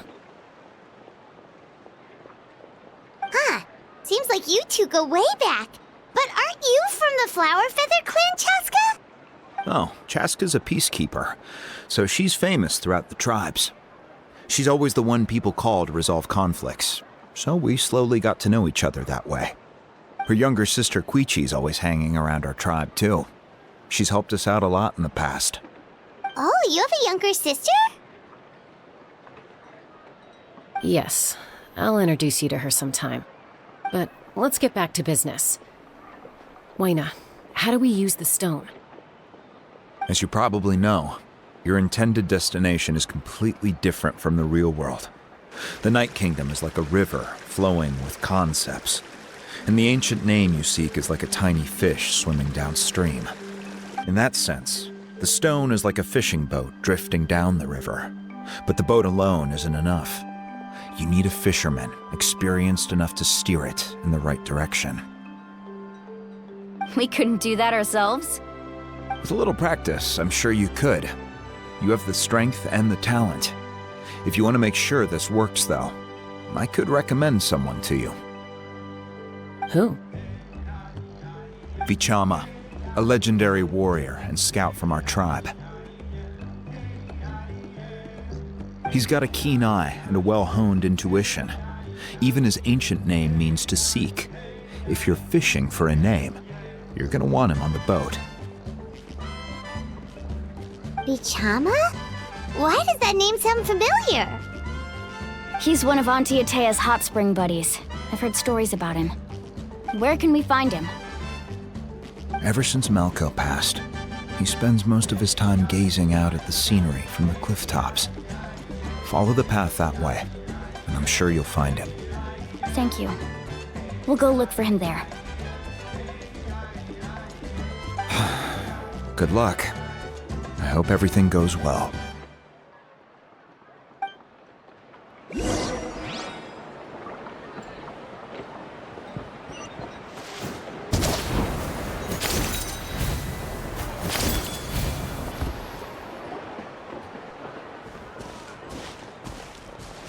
Someone admiring the scenery from the cliff tops.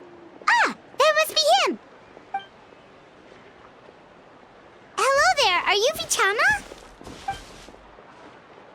That's me. Did you need something?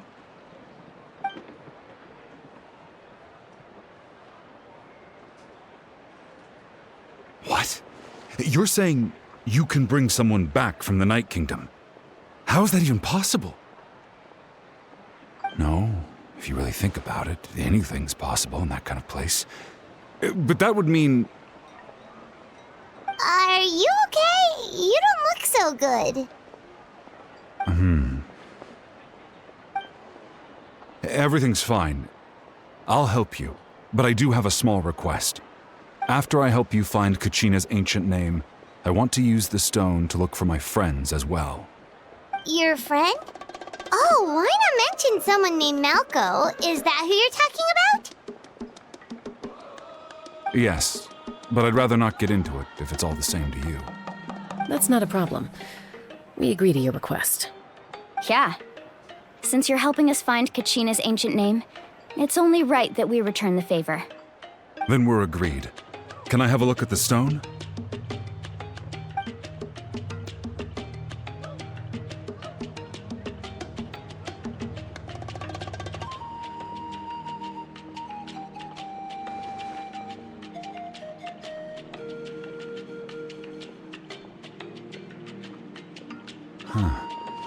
I see.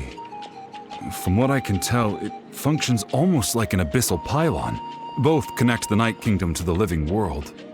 Once the connection is established, the abyss will come surging through the opening like a predator honing in on the scent of blood. So we have to be sure not to use it in a tribal settlement. Wow, you got all that just from looking at it? I just picked up on the basics, really. I still have no idea why it works. You said someone named Lali invented this. They must be a genius. I'll go find an open area and start setting things up. In the meantime, I need you to get 2 things for me. We'll go right away. What do you need? First, I'll need some hook ropes. Pretty much every store around here carries them, so no need to go anywhere special. Oh, and I need to build a net out of them, so make sure you get a good amount. Wait, are you saying you're going to use a real net to catch Kachina's ancient name? How does that work when one's tangible and one's not? By creating something tangible in our world, like a net, we can create a connection to a corresponding concept in the Night Kingdom. Basically, I'm going to use the concept of a net to catch something equally intangible, an ancient name. Oh, I see. What about the second thing you needed? Right. I need 2 chunks of obsidian. Once we bring the ancient names into our world, we'll need a place to store them. Normally, you can only get obsidian from the Children of Echoes, but I heard there's a traveling merchant from that tribe around here somewhere, so maybe you can try your luck there. Gotcha! All right, let's split up. See that clearing? Let's meet over there when you're done. Oh, and you can send someone with me if you want. In case you're worried I might take the stone for myself. What do you think, Chaska? There's no need. Lena spoke highly of you. That means you're trustworthy. I appreciate it, even though that doesn't mean much to me anymore. Anyway, it'll take some time to set everything up, so no need to rush. I'll see you in a bit.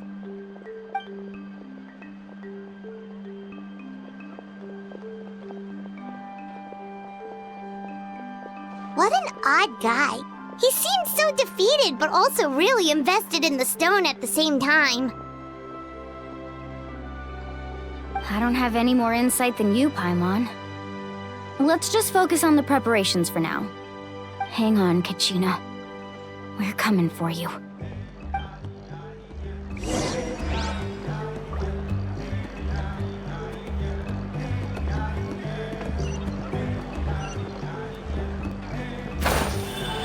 Take it easy.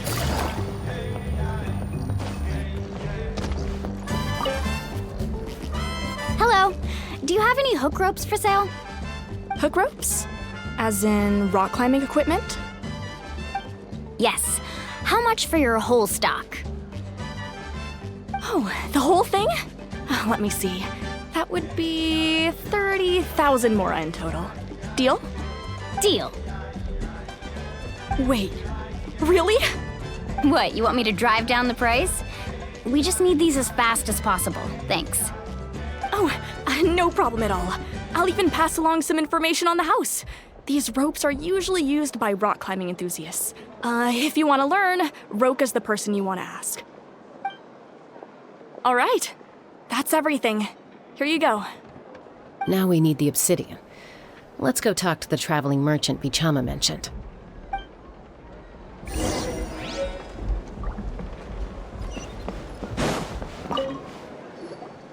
Excuse me, do you sell obsidian?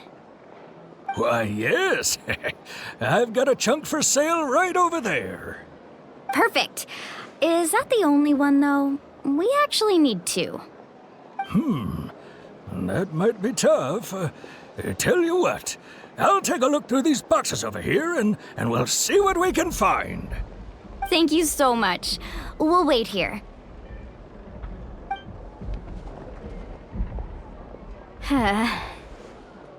Relax. Everything's going according to plan. I know, it's just... I could tell Vichama feels the same way about his friend that I do about Kachina. I hope this chunk of obsidian isn't the only one. Kachina always carries all sorts of shiny stones with her. If I was the one trapped in the Night Kingdom, she'd have a whole pile of obsidian ready in a heartbeat. Well, would you look at that? I did bring an extra. Here you go, young lady. How does it look? Perfect! Thank you. How much do I owe you? If you hadn't shown up, these stones would have just sat here collecting dust. I'll take 3,000 mora for both. Here you go. By the way, I heard you mention Vichama just now. You running an errand for him, then? How's he doing?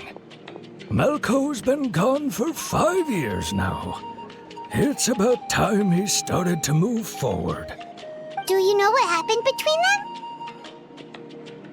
I heard about it in passing while I was out drinking one night, but I don't know all the details.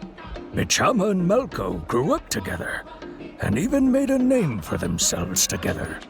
Malco was an amazing fighter, capable of knocking out multiple opponents in a single hit, while Vichama excelled at scouting and analyzing the battlefield. The two made an excellent team, and managed to beat back the Abyss several times. 5 years ago, they both emerged triumphant in the pilgrimage, and were placed on the same team to fight the Abyss.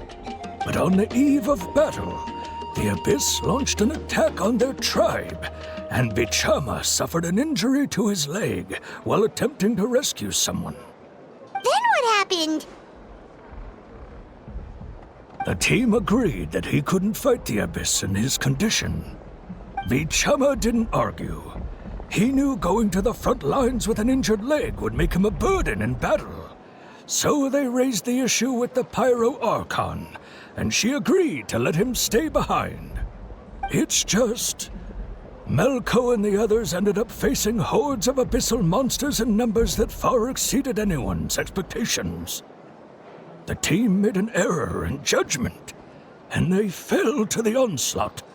Vichama went into a deep depression after that. He blames himself for everything. Oh, you're not wrong. But it's possible he chooses to blame himself.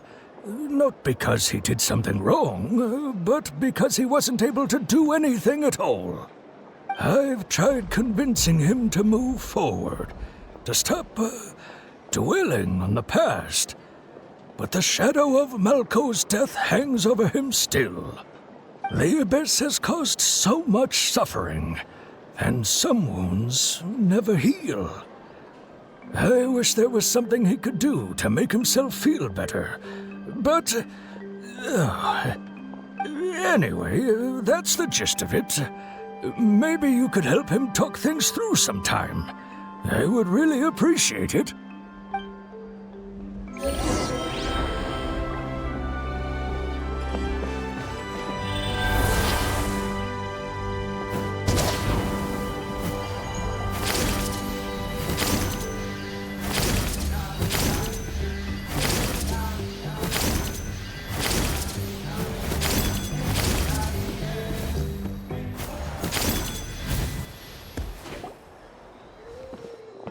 Did you get everything?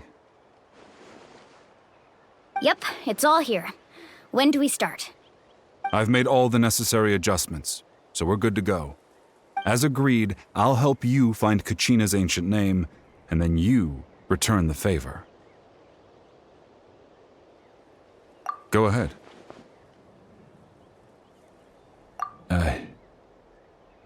Yes. After Malco fell, I scoured the battlefield to see what happened. It turned out he wasn't bested by some impossibly powerful foe. He was dragged to his grave by the sheer number of enemies. If I had been there, I would have been able to sense the danger. I could have warned them not to advance. I've always blamed myself for what happened. But when you told me about Kachina, I realized there's a chance Malco might also be alive, fighting for survival in the Night Kingdom. But that happened several years ago, right? The Pyro Archon said all life within the Night Kingdom eventually becomes one with the Sea of Souls. There might not be much hope, but I still have to try. Malco and I promised each other, even if we never managed to root out the Abyss for good, we would fight together until the end. All right, let's get to it. I'll start searching for the conceptualized version of Kachina's ancient name. If you see any fragments scattered around the area, please collect them.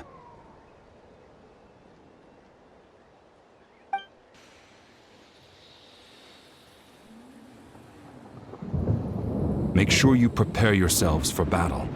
As I said, the stone will link the mortal realm to the Night Kingdom.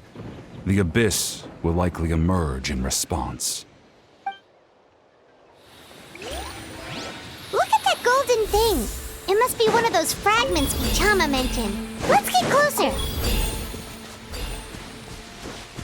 How are you?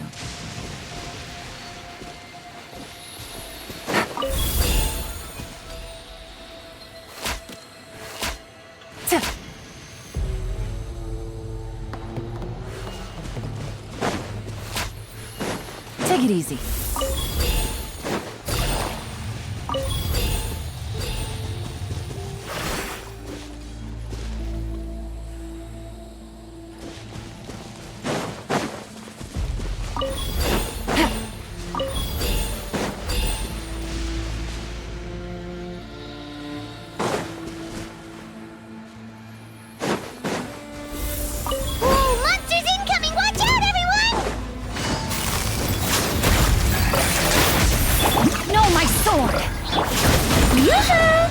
Born of ice and frost.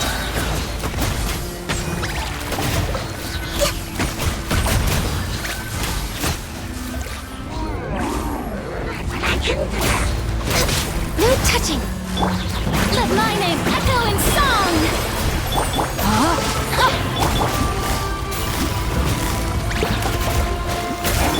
Access denied. Blaze over.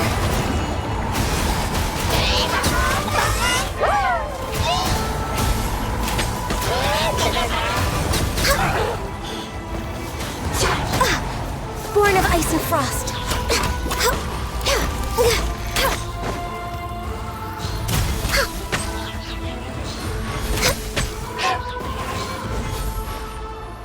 How much longer, Vichama? Not long! We're getting close!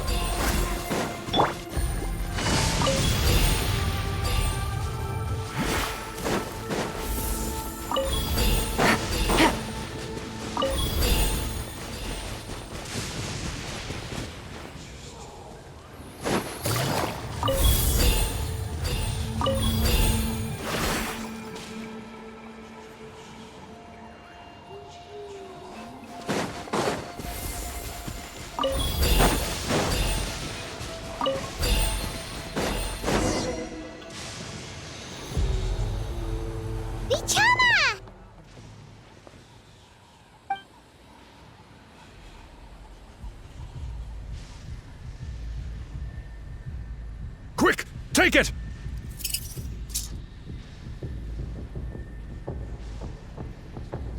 I found Kachina's ancient name. Hang in there, Malco. Just a little longer. Something's not right. The power of the Abyss is getting stronger.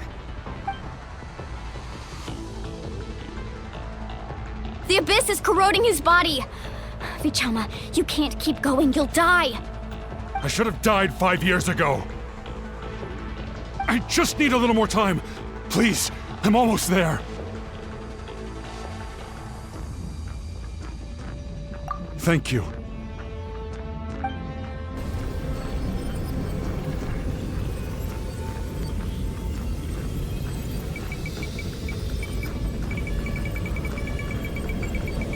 Whoa, watch out! The power of the Abyss is strong.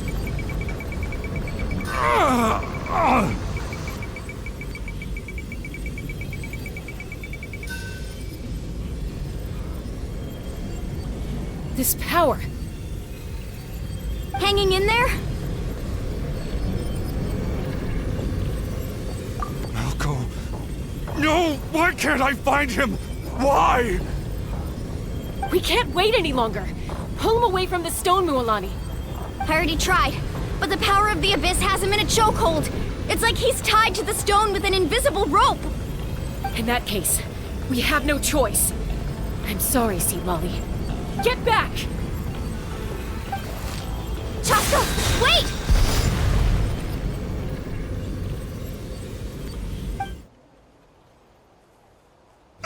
Ouch! What happened just now? It looked like the Spirit Speaker's stone was... The stone's power was spiraling out of control.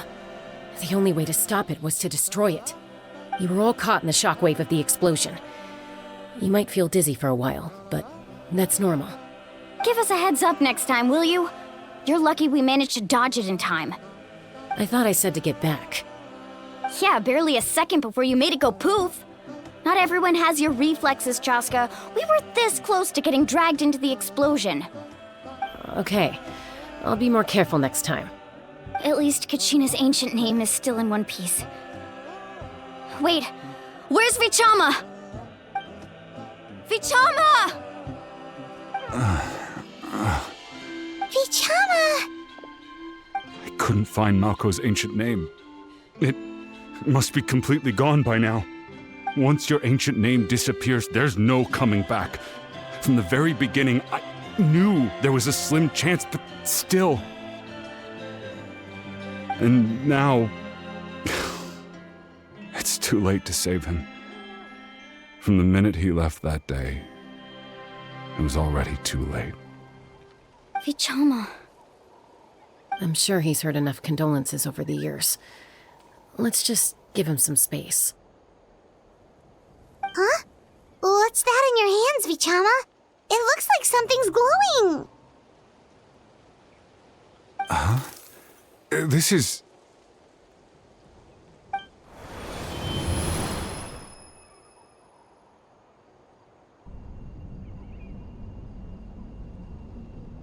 Hey, Malco. Got any strength left? Not enough to swing a sword, but to say a few last words? Sure. Too bad. No one will get to hear them. I never thought I'd actually die on this mission. Not that I'm afraid to die. It's just... hard. Thinking about my mom's face when she hears the news.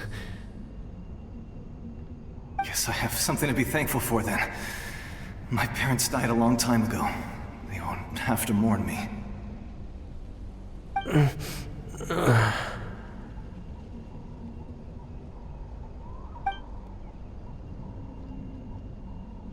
Pisak! Always had to beat me at everything, didn't you? Right to the end, you were never one for goodbyes. Maybe you're right. Maybe no one will get to hear our last words. But just in case... Vichama, I'm so glad you didn't come with us. Don't be sad. Just keep on living. For the both of us.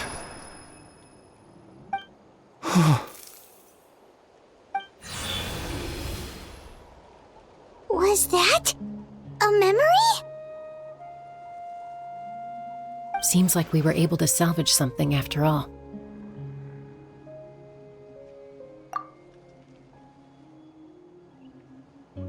Of course. Seeing him, hearing his voice again, it makes me unbelievably happy. But it also brings with it an even deeper pain.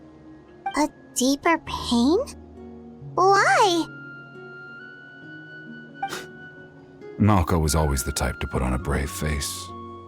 But in that memory just now, his hands were shaking, and his smile was forced. For all these years, I regretted not being able to fight alongside him to the end. And now I know, at the end of his life, He was thinking the same thing. Vichama. I'm fine. Actually, I heard Chief Wyna wasn't really on board with your plan to go to the Night Kingdom. When you asked for my help, I hesitated too. I knew helping you find your friend's ancient name meant leading you one step closer to danger. But I also understood why you had to try. Everyone has regrets in life, but not everyone gets the chance to make up for them. Once allowed to fester, guilt strips us of our most valuable qualities as warriors. In that sense, we might as well choose the braver path from the very beginning. If I could do it all over again, I would have followed Malco to the front lines no matter what. Even with an injured leg, there were still things I could have done. That way, even if the outcome stayed the same, I still would have fought alongside him to the end. There are critical junctures in life, and if you don't seize the chance to act, there's no going back. That's something I had to learn in hindsight, but you're still at the crossroads of your journey, so I hope you can walk away without regrets. Thank you, Vichama. I feel even more determined now. Kachina will come back to us. I'll make sure of it. I promised I would find her, and I intend to keep that promise. That's good to hear. Strange. My body, it's... Once abyssal corrosion enters the body, a portion will fuse itself to your internal organs. Even though the Traveler possesses powers of purification, the corrosion can never be fully eradicated. Thanks to him, though, you were only briefly exposed. Slowing your breathing and controlling your emotions should help you keep the symptoms in check.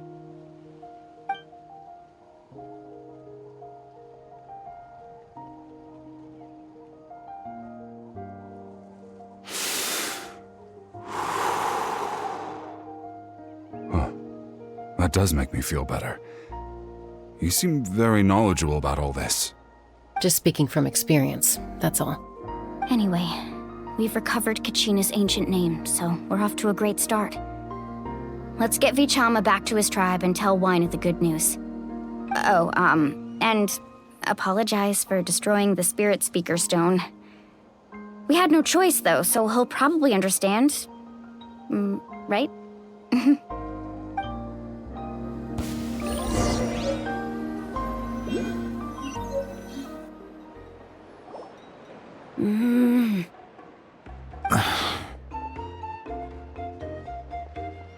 Koichi, are you really gonna just stand there like that? I don't know what you want from me. I think you know exactly what I'm trying to say, Uncle Wyna. I can hear it in your voice. Honestly, it's just one thing after another with you two. They're back.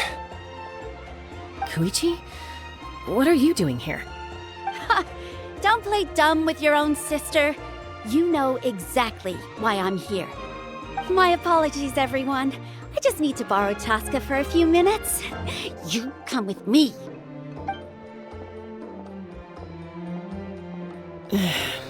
I'll be just a moment. Who is that? Koichi, Chaska's younger sister. Although the two aren't actually related by blood, it's kind of a long story. It's not really my story to tell, but I guess it's not a secret. You see, Chaska was actually raised by cuckoo sores. She was afflicted with a rare disease when she was a child, and abandoned in the wild as a result. The Abyss found her out there, all on her own, and tried to devour her. But in the end, all that did was trigger her will to live. That strength of will pushed her to survive. But it also planted a seed of conflict within her. Eventually, she was adopted by the cuckoo sores. Wherever they went, she followed, getting into fights right and left. For some reason, Paimon can totally imagine that. Well, when Chaska finally returned to human society, it was Koichi's parents who adopted her. At the time, Chaska still had a habit of getting into fights, so Koichi was always taking her around, apologizing to everyone. Ah, I remember those days. One of those fights was definitely with me. But, you know, kids. You're fighting one minute and your friend's the next. Eventually, she found a way to rein in that desire to fight. And now she's who people call to resolve conflicts. She's known as the Peacemaker. It sounds like she still argues with Koichi, though. Don't siblings usually stop fighting when they get older? That's partly my fault. Koichi asked me to stop Chaska from doing anything dangerous, but you probably know by now, once Chaska makes up her mind, there's no changing it. Oh, I get it. No wonder you tried to talk us out of going to the Night Kingdom. Chaska even said that wasn't like you. I'm all for your adventure. You need to take risks when you're young, because by the time you're my age, you couldn't attempt something like that even if you wanted to. Better try now than live with regrets later. That's what I say. Still, I can understand where Koichi's coming from. In the end, nobody wants to sit back and let a loved one put their life on the line.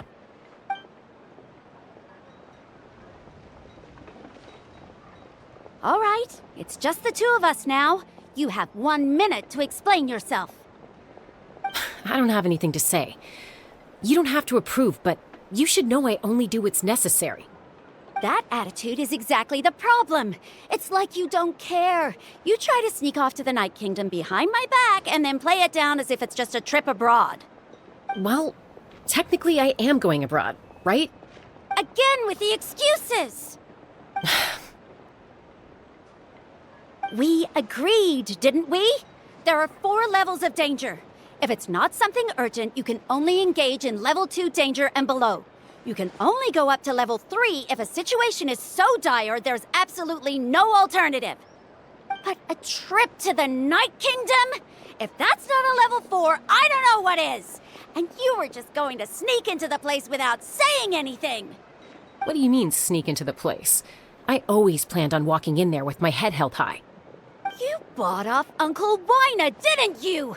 He promised me he'd stop you from doing anything dangerous. Oh, it's like he didn't even try. You feel like he went back on his word.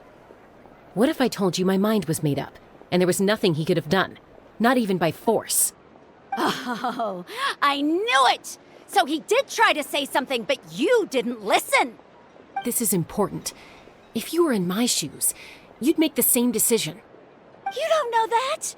I'm a doctor, and I handle logistics. If you're going to waltz into a dangerous situation where you could lose control at any moment, it's my duty to say something. All right, whatever. Anything else? What do you mean, anything else? Why don't you reflect on what you've done and promise me you'll stay put? Time out. Is this one of our normal arguments or a serious one? Chaska, does it sound like I'm joking? Then, you need to know something. What happened to Kachina was partially my fault. I can't leave her there to die. That's not who I am. But the person you become when you lose control, that's also not who you are. That's a different issue. You said it yourself. A person is only as good as their morals. If I want to live in Natlan, I need to display qualities that make me worthy of this nation. I've also told you that managing your condition is equally important. Sometimes you have to make sacrifices. All right, let's stop this here. If we keep going, I might actually have to get serious. And I think Wina prefers his roof attached to his house. Is that a threat? That sounds like a threat to me. Koichi! Younger sisters are supposed to listen to their elders. So, you're really going to go, no matter what I say? I'm supposed to be your sister. Then support me. I'll be back. All you have to do is wait. Chaska. So, that's it. Why'd you have to turn out to be so darn annoying?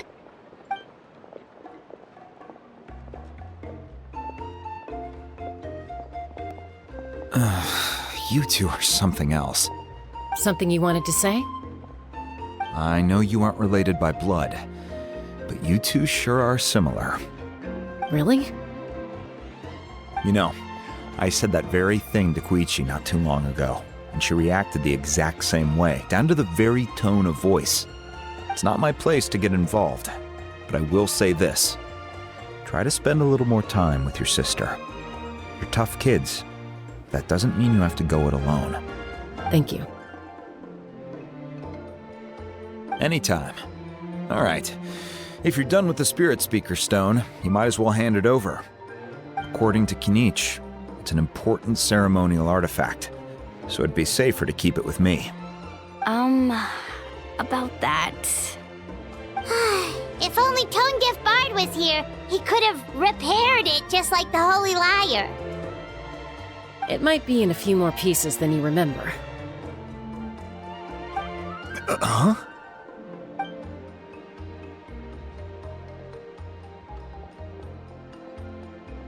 I see.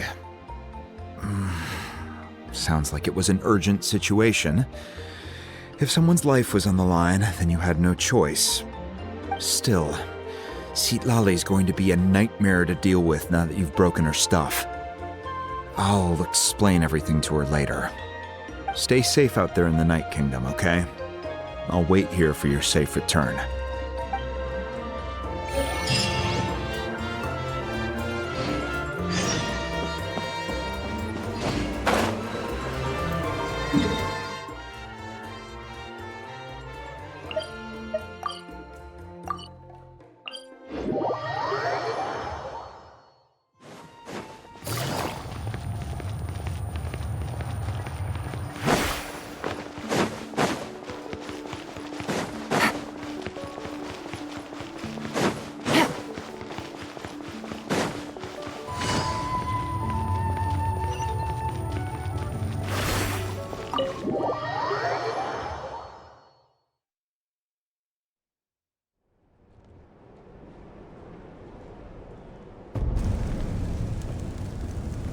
We're back! We found Kachina's ancient name, too!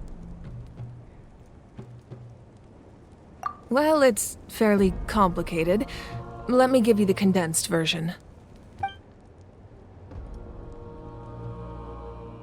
The Fatui again?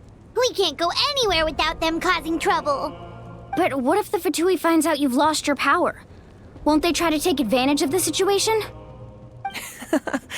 That's why it has to be our little secret. No one else can know, or we're asking for trouble. Look, I wish I could offer you some sort of consolation, but I won't lie to you. With multiple factions closing in, there's nothing comforting about the situation we're facing. Still, all you need to do is focus on your goal. You can leave the complicated matters to me. I can also step in on the Pyro Archon's behalf. There's a limit to what I can accomplish, but I'll help you however I can. There's no need to be so modest, Yan-san. Your incredible strength has long been a well-known fact. You're the pride of your tribe. Archon, I'm sorry about before. You have so much on your plate, so much that you have to worry about. But all I could do was focus on my own feelings. You have nothing to be sorry about. We all get overwhelmed by our emotions, myself included. Your reaction to Kachina's disappearance, I understand that feeling very well. Well, now that we have Kachina's ancient name, let's go track her down. Follow me.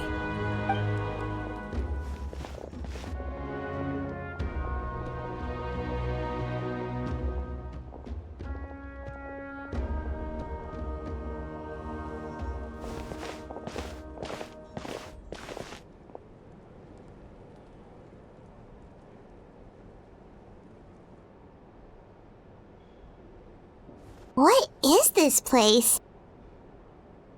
Hey, isn't that Atea's talisman? Good eye. This is where I store all the various mementos I've collected. Whoa. I've never seen this place before. There's so many things in here. It looks like there are items from every tribe. Collecting them must have taken a lot of effort. I suppose you could think of it as a hobby of sorts. In Natlan, everyone grows up listening to the stories of heroes, and physical items do a far better job of preserving those stories than our own memory. Now, I still have some preparations to make for the ceremony, so feel free to take a look around in the meantime. If you're curious about an item, I'm more than willing to tell you about its origins. All right, we'll have a look.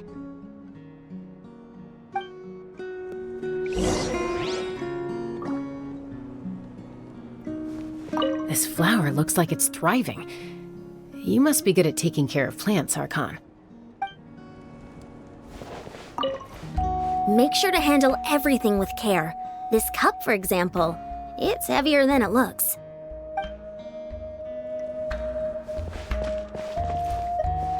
This fishing basket looks familiar.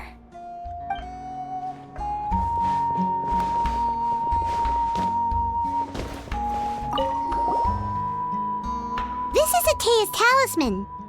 I'm sure you're familiar with this one already. Atea was rarely ever without it. The talisman brought her a lot of luck in battle.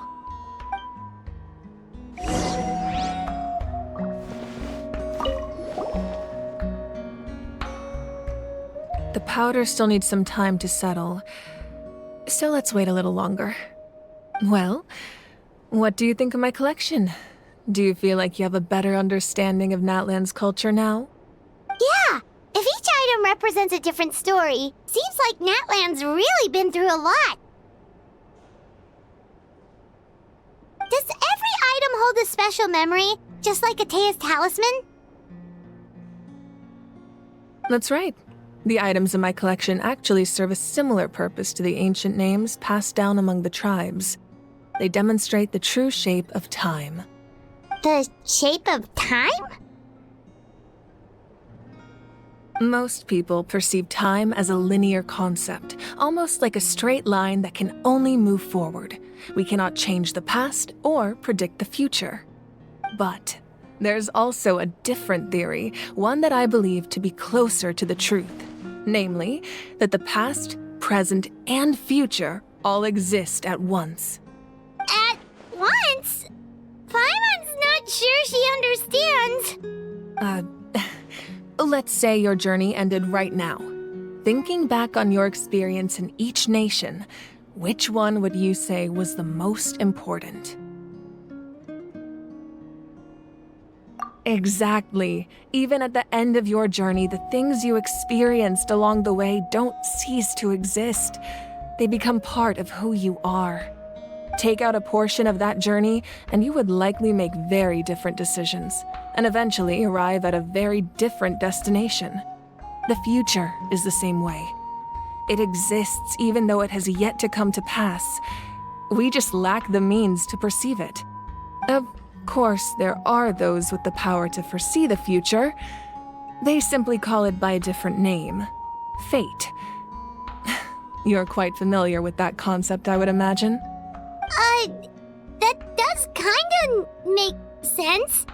The future hasn't happened, but already exists. Humanity excels at living in the present, but too often we forget the past and neglect the future. While the pilgrimage and the Night Warden Wars lead us to a better future. Only by uniting the people of Natlan across countless eras can we fight back against an enemy as formidable as the Abyss. To come up with such a set of rules, the first Pyro Archon must have possessed a level of insight I can only imagine. That's correct. At first, he was a mortal man with no special power. After he ascended to the Divine Throne, he used it to borrow power from the heavens and establish the rules of Natlan. Namely, a framework through which ordinary people can ascend to Archonhood. By holding the pilgrimage, we're able to determine the strongest among us. And when that person ascends to the Divine Throne, their inner flame will awaken. In addition, the sacred flame will grant them significant knowledge and memory of this land, After all, that's how I came to know everything I just told you. So, it all comes down to the power of the Divine Throne and the rules. Wait, is that a family portrait?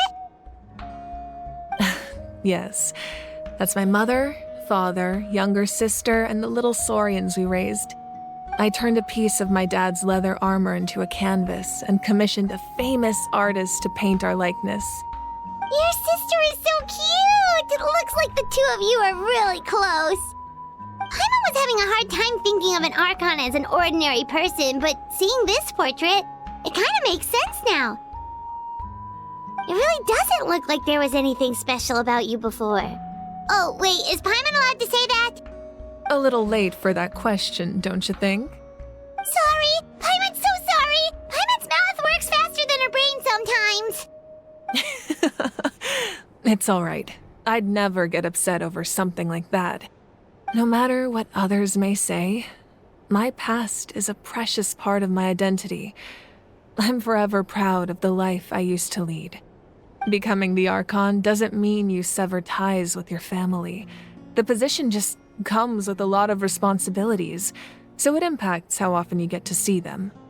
My father made the most delicious stew, so my sister would often bring me a large pot of his cooking, and he would sit on a blanket and eat it together. One time, we didn't close the door securely, and the saurians we were raising ran into the room and knocked over the entire pot.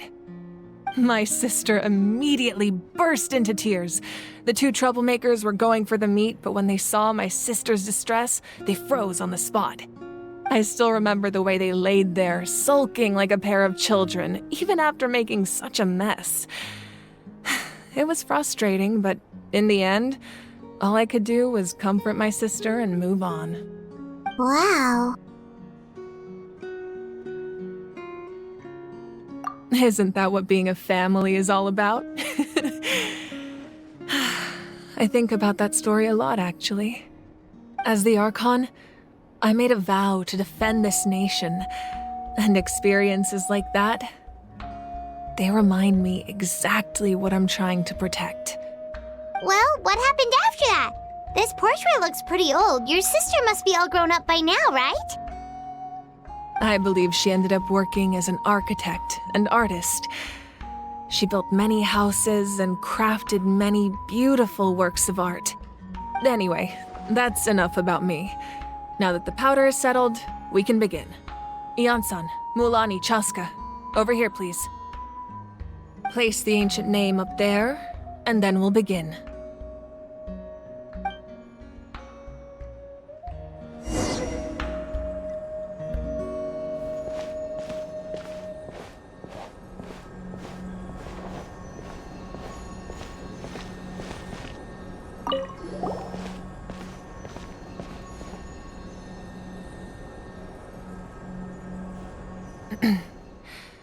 Surely as the echoes of life resound through heaven and earth, so too shall our stories remain eternal.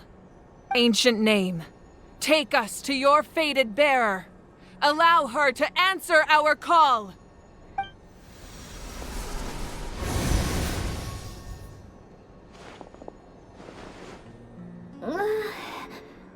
Am I hallucinating again? Kachina, are you okay? Huh? I'm not seeing things, am I? Is the Abyss playing tricks on me again? It's okay, Kachina. It's just us. We're trying to find a way to bring you back. Everyone, you have to listen to me.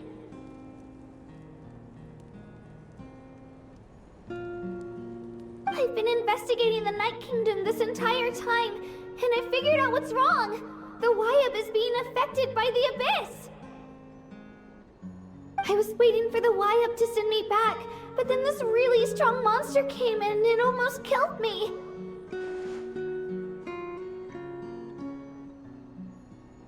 The Wyab saved me, even though its power is weakening, so I've been hiding from the monsters while trying to find a way to help. The Night Kingdom has become a huge mess, though. I keep hearing these awful sounds and seeing really horrible things. Don't listen to those sounds, Kachina. The Abyss is trying to strip you of your sanity. All you need to do is stay safe and wait for us. We'll be there shortly. It's okay. I feel so much better now that I've had the chance to talk to you guys. You don't need to worry about me. I've never been strong or special at all, really. So I don't blame anyone for forgetting about me or leaving me behind. Just knowing you care is more than enough. I'll find a way back. You don't have to put yourselves in danger to come rescue me. You're always like this, Kachina. Now's not the time to act tough. We're coming for you, and that's final. I don't know what lies the Abyss has been feeding you, but I'll tell you something right now. Nobody here sees you as a burden. You're a victor of the Night Warden Wars, a hero of Natlan. All you need to do is wait for us to rescue you, and you'll get all the applause and recognition you deserve.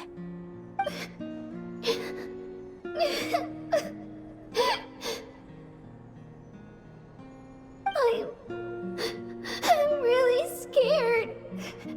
Everything's so dark and creepy here.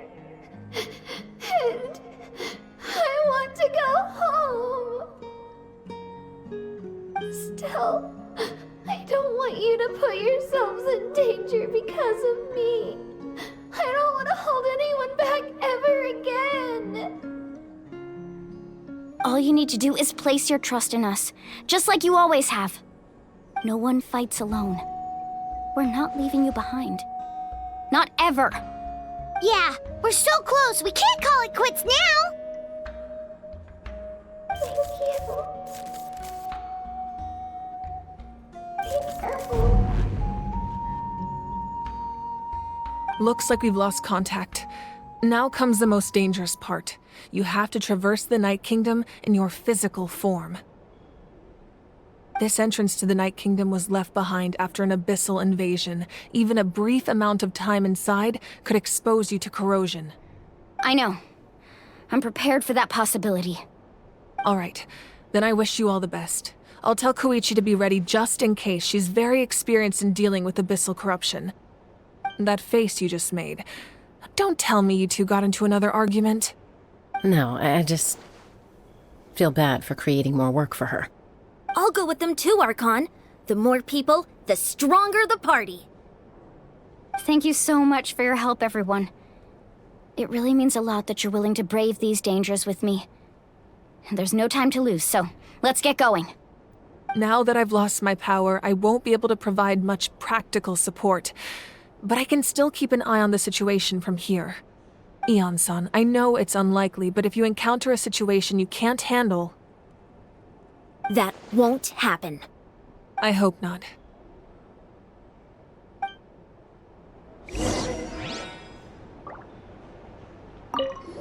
Be careful out there. I'll observe the situation from here.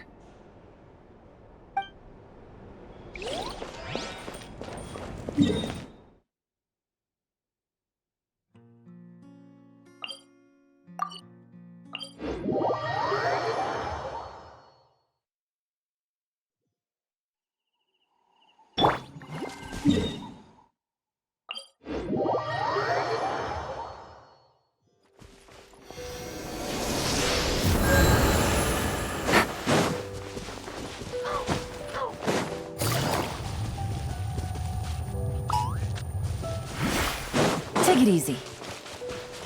Take it easy.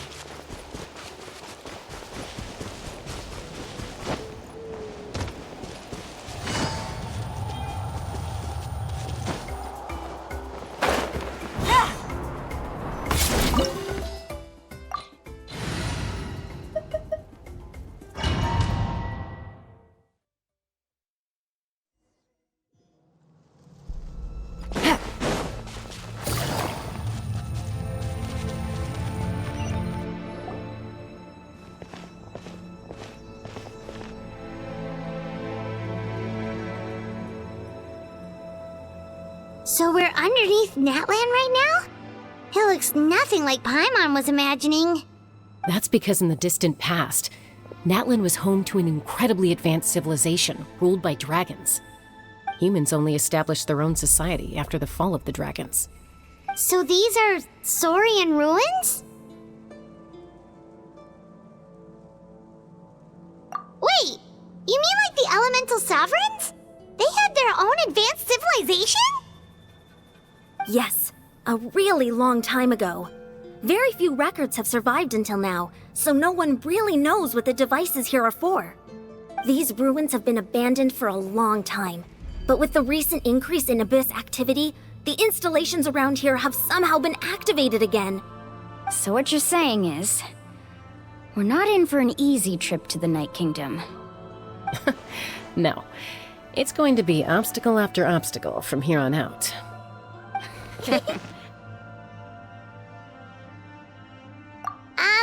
Why are you all laughing like that? It's creeping Paimon out. It's the pre-adventure excitement kicking in, right guys? Of course. I'm eager to get started. Then let's go. We won't let anything stand in our way.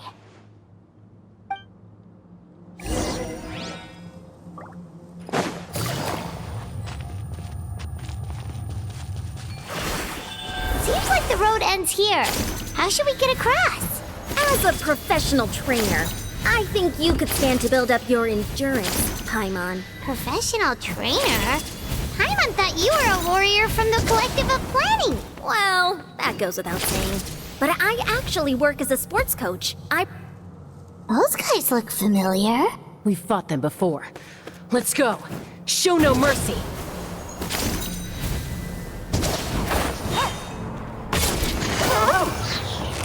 Busted. Rain outlines your... Strike a pose! All hail!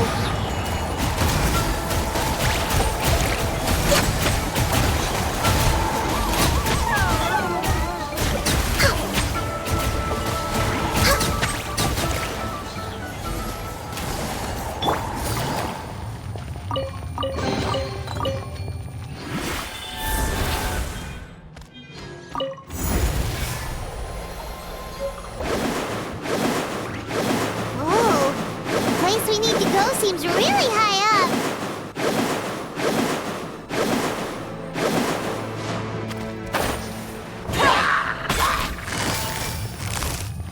Gotcha.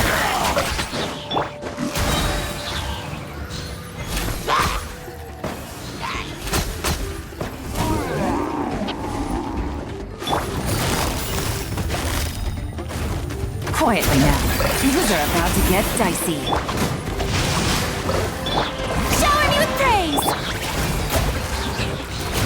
I can fix this!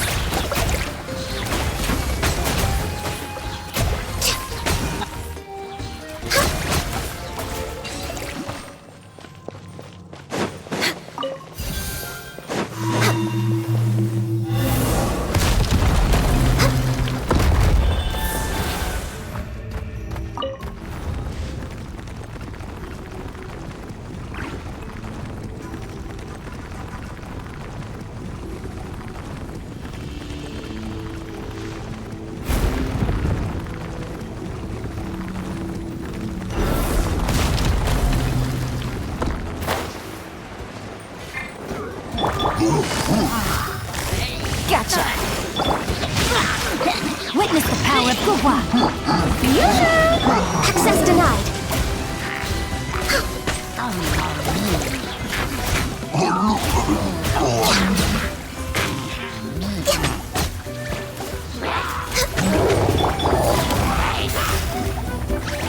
Busted! Game's up!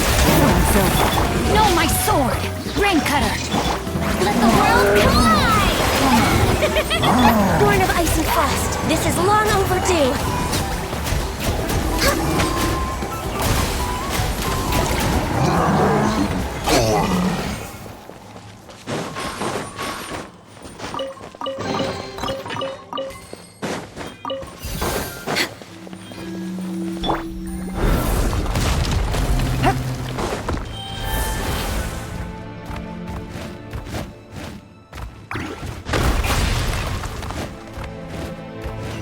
This is the final stretch. We just need to climb up, and we'll be there.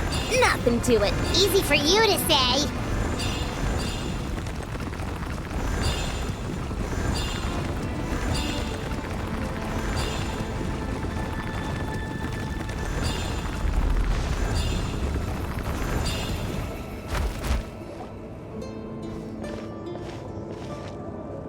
This must be the entrance the Pyro Archon told us about.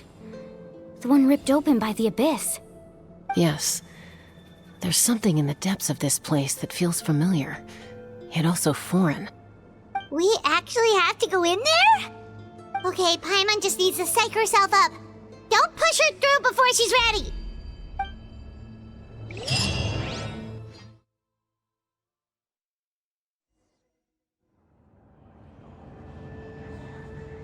Hey! You don't have to drag Paimon! You're pulling too hard!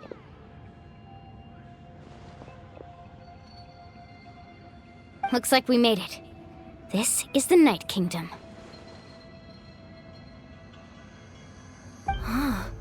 It looks so different from what I imagined in the stories. That overflow of energy is probably what trapped Kachina here in the first place.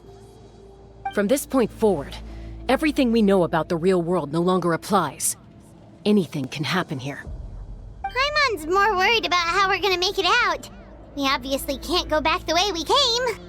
Do you see that patch of light on the ground? It's shining down from that fissure in the sky. Oh yeah, right in front of us. So that's coming from up there? Oh, it's so high up. Did we really fall that far down? Just like I said, our real-world knowledge doesn't apply here.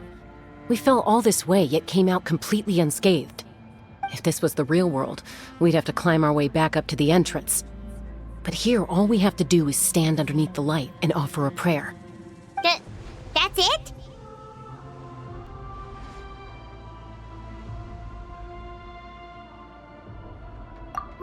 Right. We still got a job to do. So that means all we need to do is find Kachina and bring her to this location. Exactly. This light is streaming in from the real world. It's a link between the two realms. The terrain looks difficult to navigate, and the visibility's not great either. How are we supposed to find Kachina in these conditions? Yeah, these floating black things don't look super friendly either. Those are all manifestations of abyssal power. Be careful. Ghost! A talking ghost!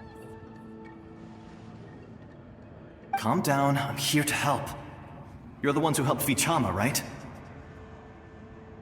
Yes, I'm Vichama's friend, Malko. I was completely lost to this realm until I sensed a mysterious power calling out to me. It's like it was seeking me out, attempting to reassemble the pieces of who I used to be. Of course, it could only do so much. I'm sorry I can only appear before you in this imperfect form. No, we should be the ones apologizing. If the Spirit Speaker's stone hadn't become corrupted by the Abyss, we could have done much more. But we had to destroy it. Otherwise, Vichama and his tribe would have been in danger. Of course. Thank you for protecting him. I never imagined that, even after all these years, he'd still take such a risk for me.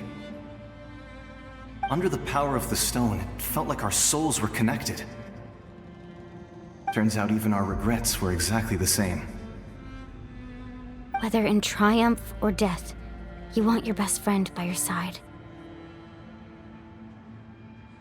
Exactly. That may not be in the cards for us, but it's not too late for you.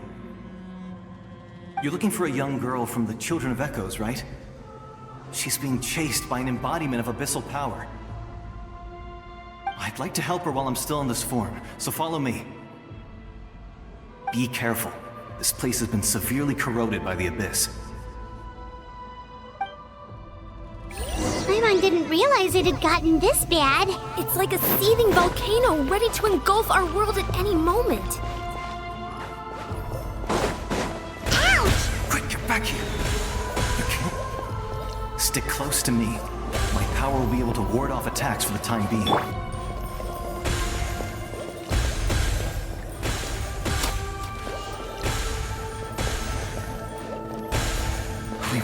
keep this up.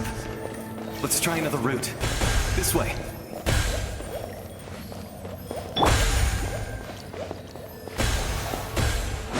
Take it easy.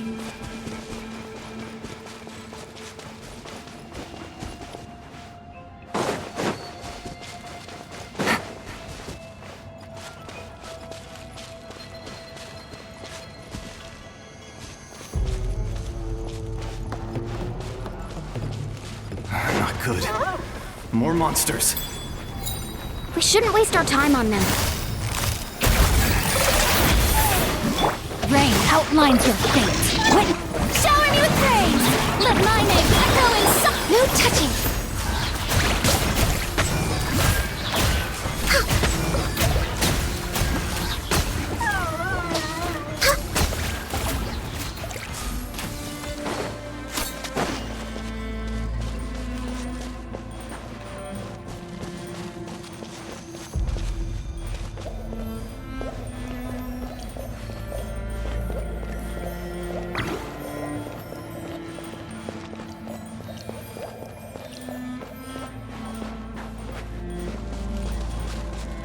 Oh, Paimon can't see anything!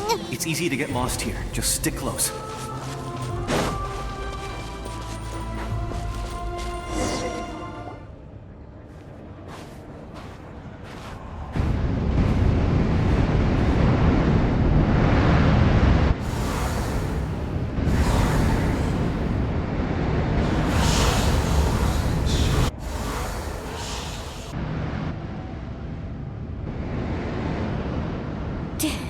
Did you hear that? What? Never mind. It was probably just my imagination. Don't scare Paimon like that! I heard it too. It was a voice from the abyss. What did it say? Doesn't matter. It certainly doesn't harbor good intentions.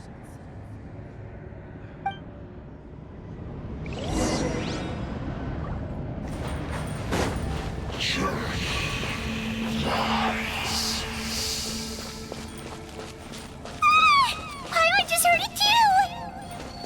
Let's keep going. Paimon wants to get out of this place!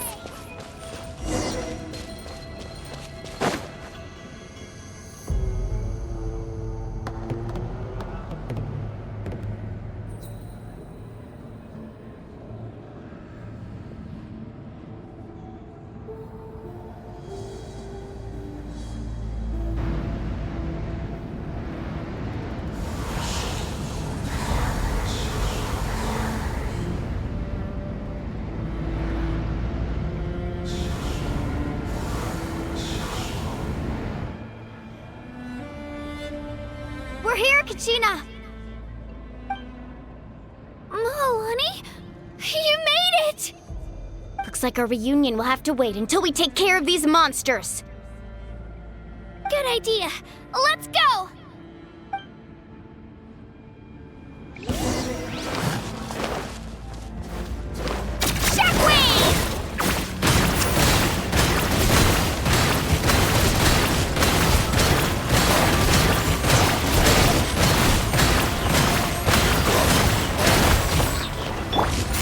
Busted. Yoo-hoo! No, my sword!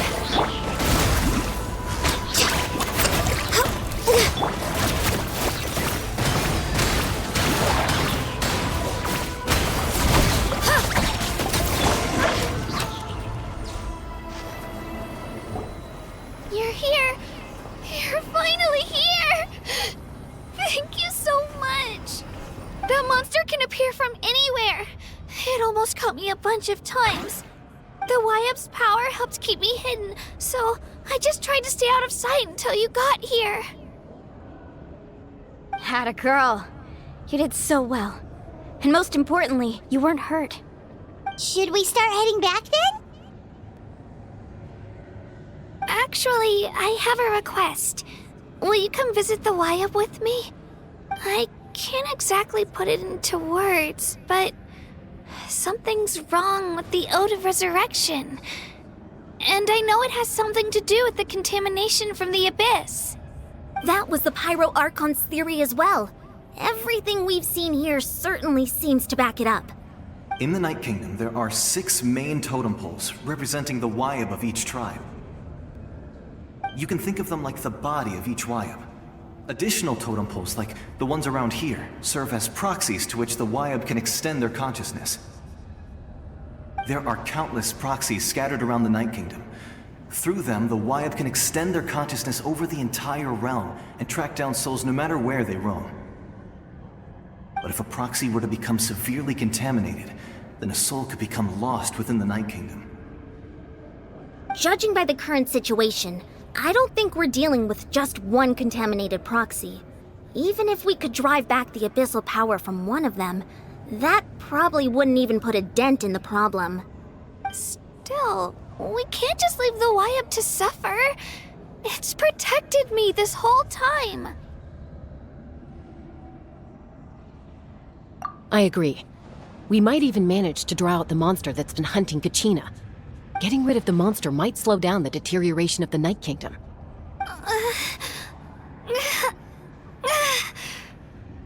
Kachina? What's wrong?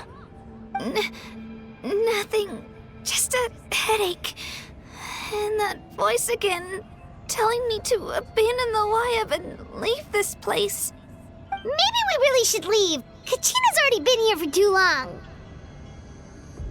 No, I'm fine. I don't plan on listening to that nonsense. I can hold on. Just up ahead. I'll lead the way. Besides, I can still fight, so please, help me out a little longer. Listen to me, Kachina. We'll come with you, but that's because we want to help the Wyab, not because we have something to prove. You don't have anything to prove either. It's okay if you reach your limit. We'll be there for you. All right. The sooner we get this done, the better. We've already come all this way, so we might as well try to get to the bottom of this. Let's go. This way. I'll stay here and try to stall the Abyss monster. All by yourself? That's too dangerous. It's all right. I may not be as strong as that monster, but I'm definitely more familiar with the area. Besides, I don't have much time left. If you're anything like my friend, I'm sure you're not particularly fond of goodbyes. So go. Achieve your goal, and return to the world where you belong. Thank you for everything. You're a true hero. Thank you. No one fights alone.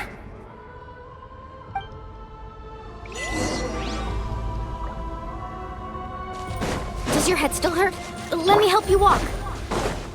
I'm fine. You should know I'm made of stronger stuff than that.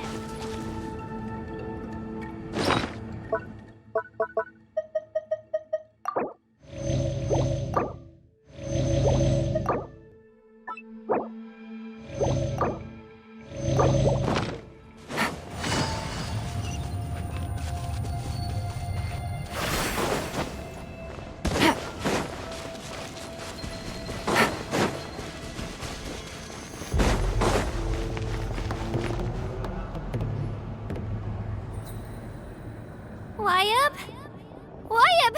I'm back! My friends and I are here to heal you. Wyab, can you hear me?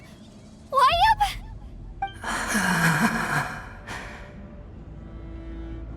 So we were right. The contamination is already too severe. It's preventing the Wyab from answering our calls. All right, get ready, everyone.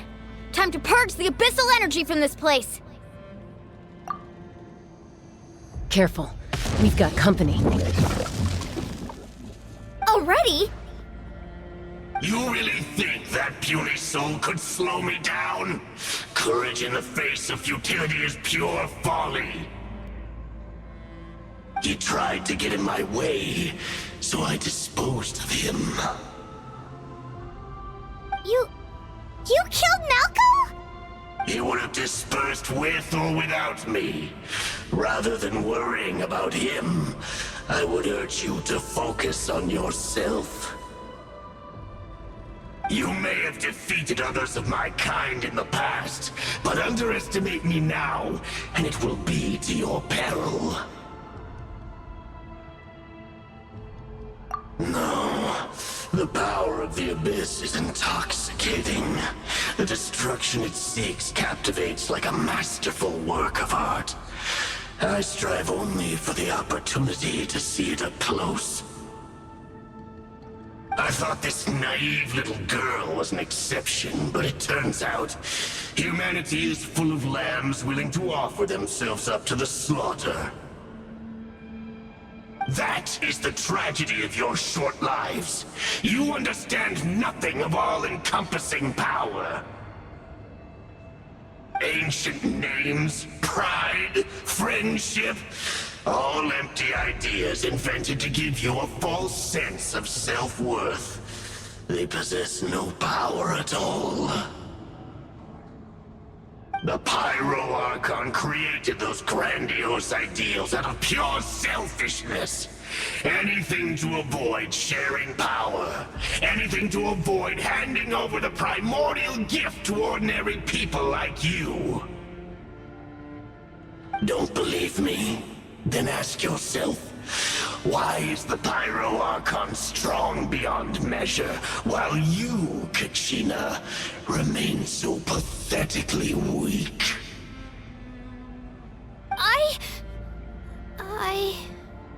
Kachina! Give me your hand.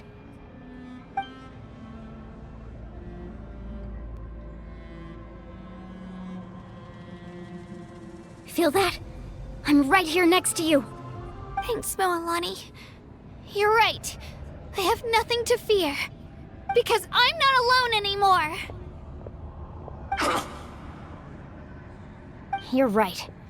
Maybe comforting ideals don't have any power. But you also couldn't be more wrong. You've never had to work for your own strength, so you will never understand the true source of our power. What? The courage we have to stand before you and not back down? It comes from our friendship. The power lies not in the ideal itself, but in our commitment to upholding that ideal, and in our decision to stand together and fight! Well said! Let's go, Kachina. It shouldn't take more than 2 of us to handle an enemy like this. Sorry in advance, but you deserve what's coming to you! There aren't many in Natlan who can beat us when we're together. It's time he got a taste of that kind of power.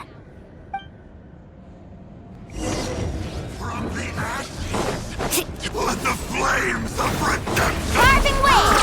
Amazing! The power of flame compels me! Ho! Hear the Inferno's call!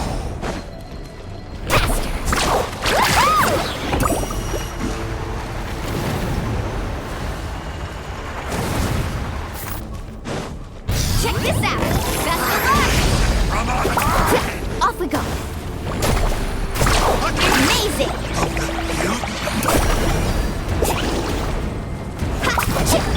Drilling down!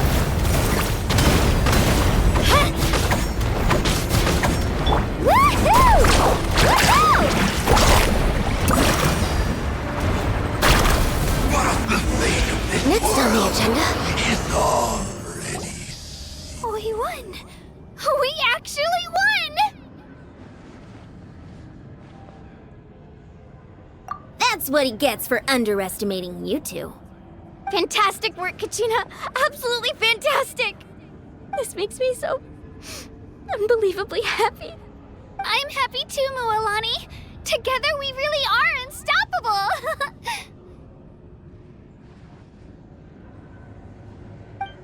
Huh? What's happening?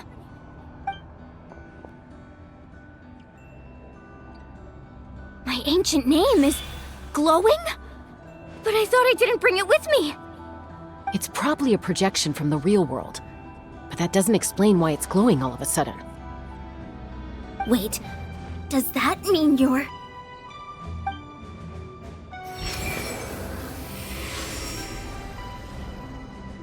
That was a bold move, diving headfirst into the fire to save your friend, especially in a place so overrun with abyssal corruption. Still, seeing you pull it off was really something.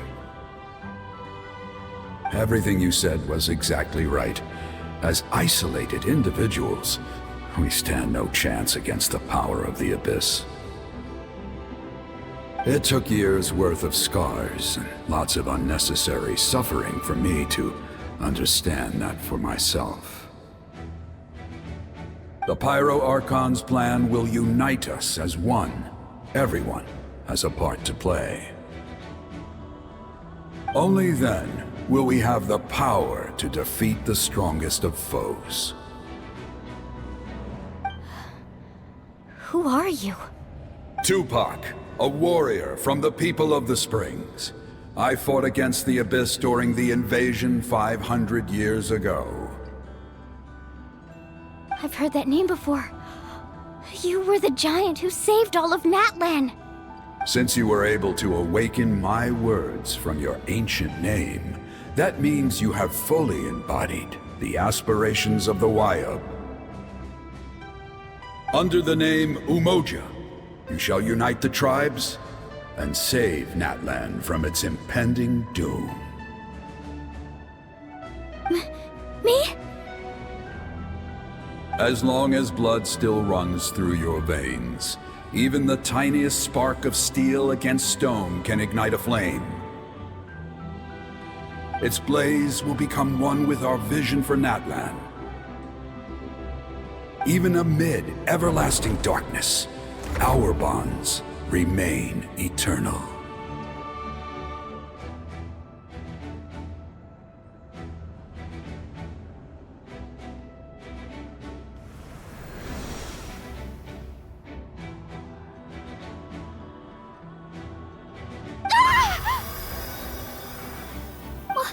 What's wrong, Moalani? So many memories. My brain was just flooded with everything he once knew. So that's what happened. What do you mean? Did you just figure something out? 500 years ago, they foresaw the very crisis we're facing now. Efforts to save Natlan started all the way back then. We can go over the details once we get back. We shouldn't linger here longer than we have to. I know bits and pieces, but I had no idea Mualani was also part of the plan. This sounds like something that's going to need a lot of explaining. Let's focus on saving the Wayub first.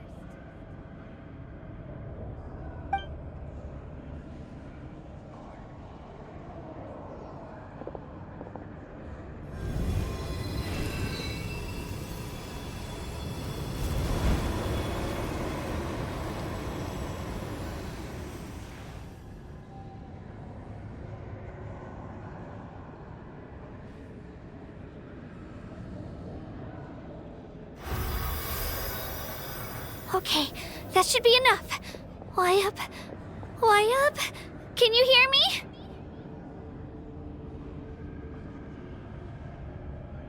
I hear your voice, Kachina, my dear child. Great. Well then, I'm afraid it's time to say goodbye. I just wanted to make sure you were okay before we leave, but we can't afford to stay here any longer. I was going to ask why you bestowed an ancient name upon someone like me, but it's okay. I'll keep searching within myself for the answer. I'll never stop trying to improve my strength. One day, I'll live up to the hero you saw in me.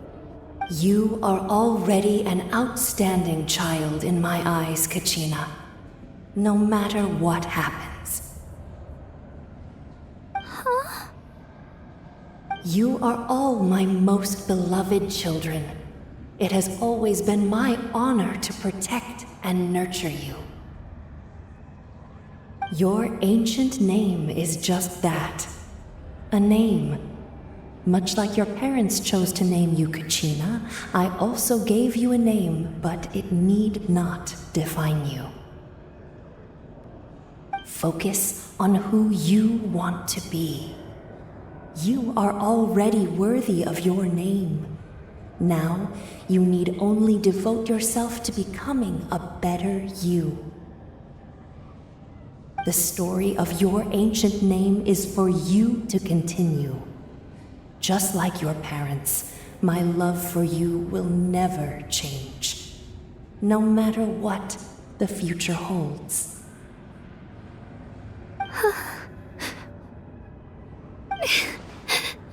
Thank you, Wayab. It gladdens me to see the Pyro Archon's plan move another step towards completion, but it is time for you to leave this place. The situation here is getting worse. Go now, my children. Save Natlan on behalf of all you hold dear.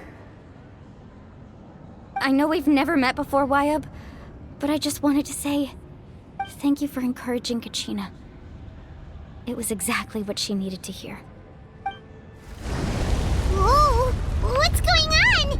An earthquake? We're out of time. It's the power of the Abyss. Quick, we need to run!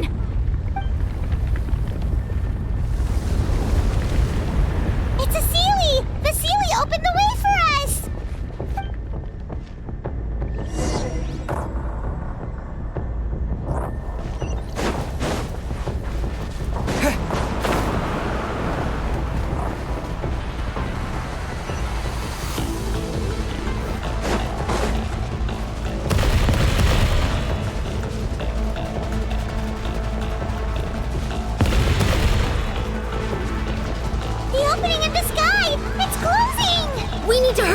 Or we'll be stuck here!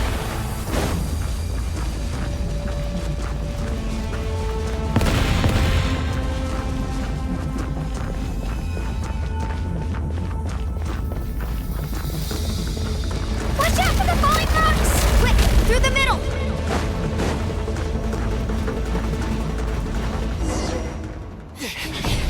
Come on, faster! We'll never make it!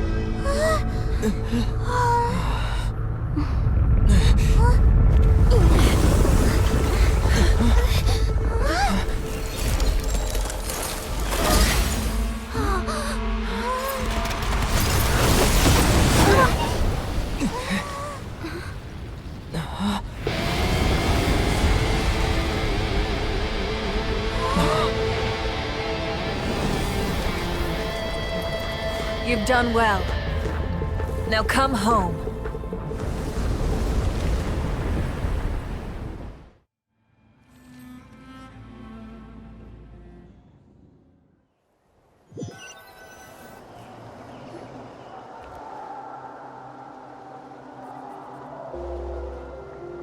We're back! The Pyro Archon saved us. But she's not here. Yeah, didn't she say she used it all up? She's still in the speaker's chamber. What we saw in the Night Kingdom was just her consciousness. So you're saying her consciousness did all that? Every great display of power comes at a price.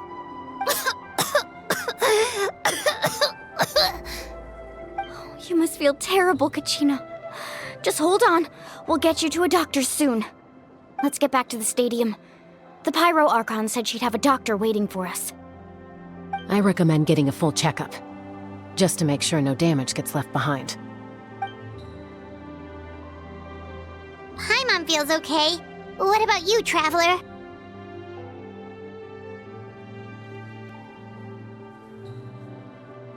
Right. You always seem to do pretty well against the Abyss.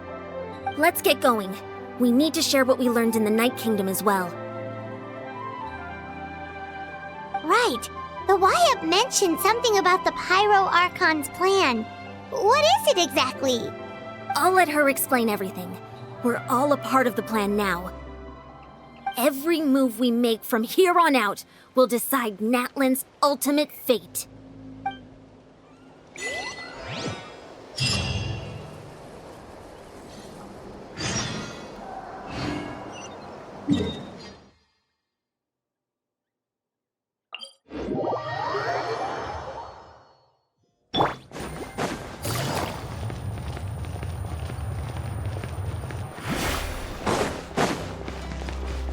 Take it easy.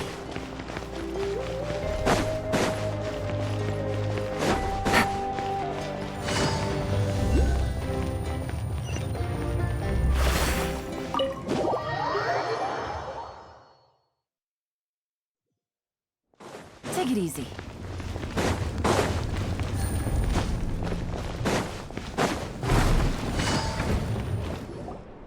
Huh. There's a lot less stuff here than before. It's good to see you all here in one piece. I know you must have a lot of questions, but let Koichi check you over first. It's best not to let any lingering effects of the Abyss go untreated. Thank goodness you made it back. I came here as soon as the Pyro Archon told me about your plan. Take a seat, everybody. I'll examine you one by one.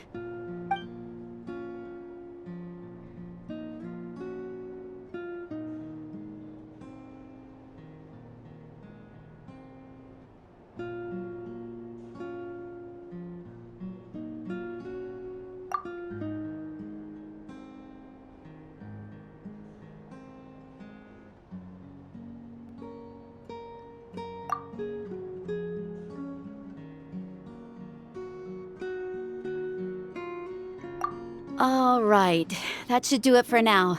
But just to be safe, I'll perform another checkup in a couple of days. I have to say, though, I've never seen anyone react to the Abyss like you, Traveler. It's like you're completely immune to its power. He always has been special like that. He can even purify its power. Wait, now that you mention it, Paimon doesn't think she's affected either.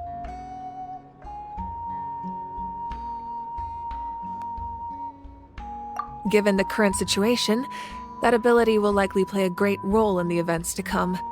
Of course. I still have patients to see, so I'll head out. Thank you, Koichi. All right. We might not see eye to eye, but we both had good intentions. Just give it time. I'm sure we'll figure things out between us one day. Yeah.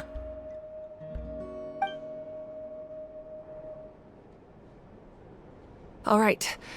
There's so much to discuss, I don't even know where to begin. You've seen it for yourselves now. The devastation in the Night Kingdom. I'll get straight to the point. Natlan is on the verge of destruction. It's very possible our nation has less than a year before total devastation. Huh? No. That can't be true, can it? That's right. But I've only ever disclosed that fact to the handful of people working with me to save this nation. Our looming destruction is not a recent development, but the inevitable conclusion of the disaster the Abyss initiated 500 years ago. Mualani told us a little bit about that. 500 years ago, all the nations of Teyvat were invaded by the Abyss. Unlike the other nations, Natlan never had stable and deep-rooted ley lines, so we suffered the worst of the invasion. The battle against the Abyss was exceedingly long and brutal. In the end, victory came at the cost of our civilization and countless lives. Even then, it took centuries of solving the disasters caused by the Abyss to finally achieve the peace we know today. And still, this is but a superficial victory. The forces of the Abyss have merely been driven back underground. Their threat to Natlan remains as real as ever. I'd never have guessed. The problems plaguing the Night Kingdom are all the more complicated because that realm is essentially functioning as Natlan's ley lines. Immediately after the war, our calculations estimated that we would have a maximum of 500 years before the Night Kingdom was completely lost to the Abyss. But at that time, we were a nation of the destitute. Our people no longer believed in victory, nor did they hold hope for the future. Our civilization was dying, our faith crumbling, and the line of power passed down from the Wyab nearly severed. If we didn't bring the nation back together, it would be foolish to even dream of defeating the Abyss in the future. So, the Archon had a long and involved discussion with the heroes of each tribe, and finally came up with a 500-year-long plan to save Natlan.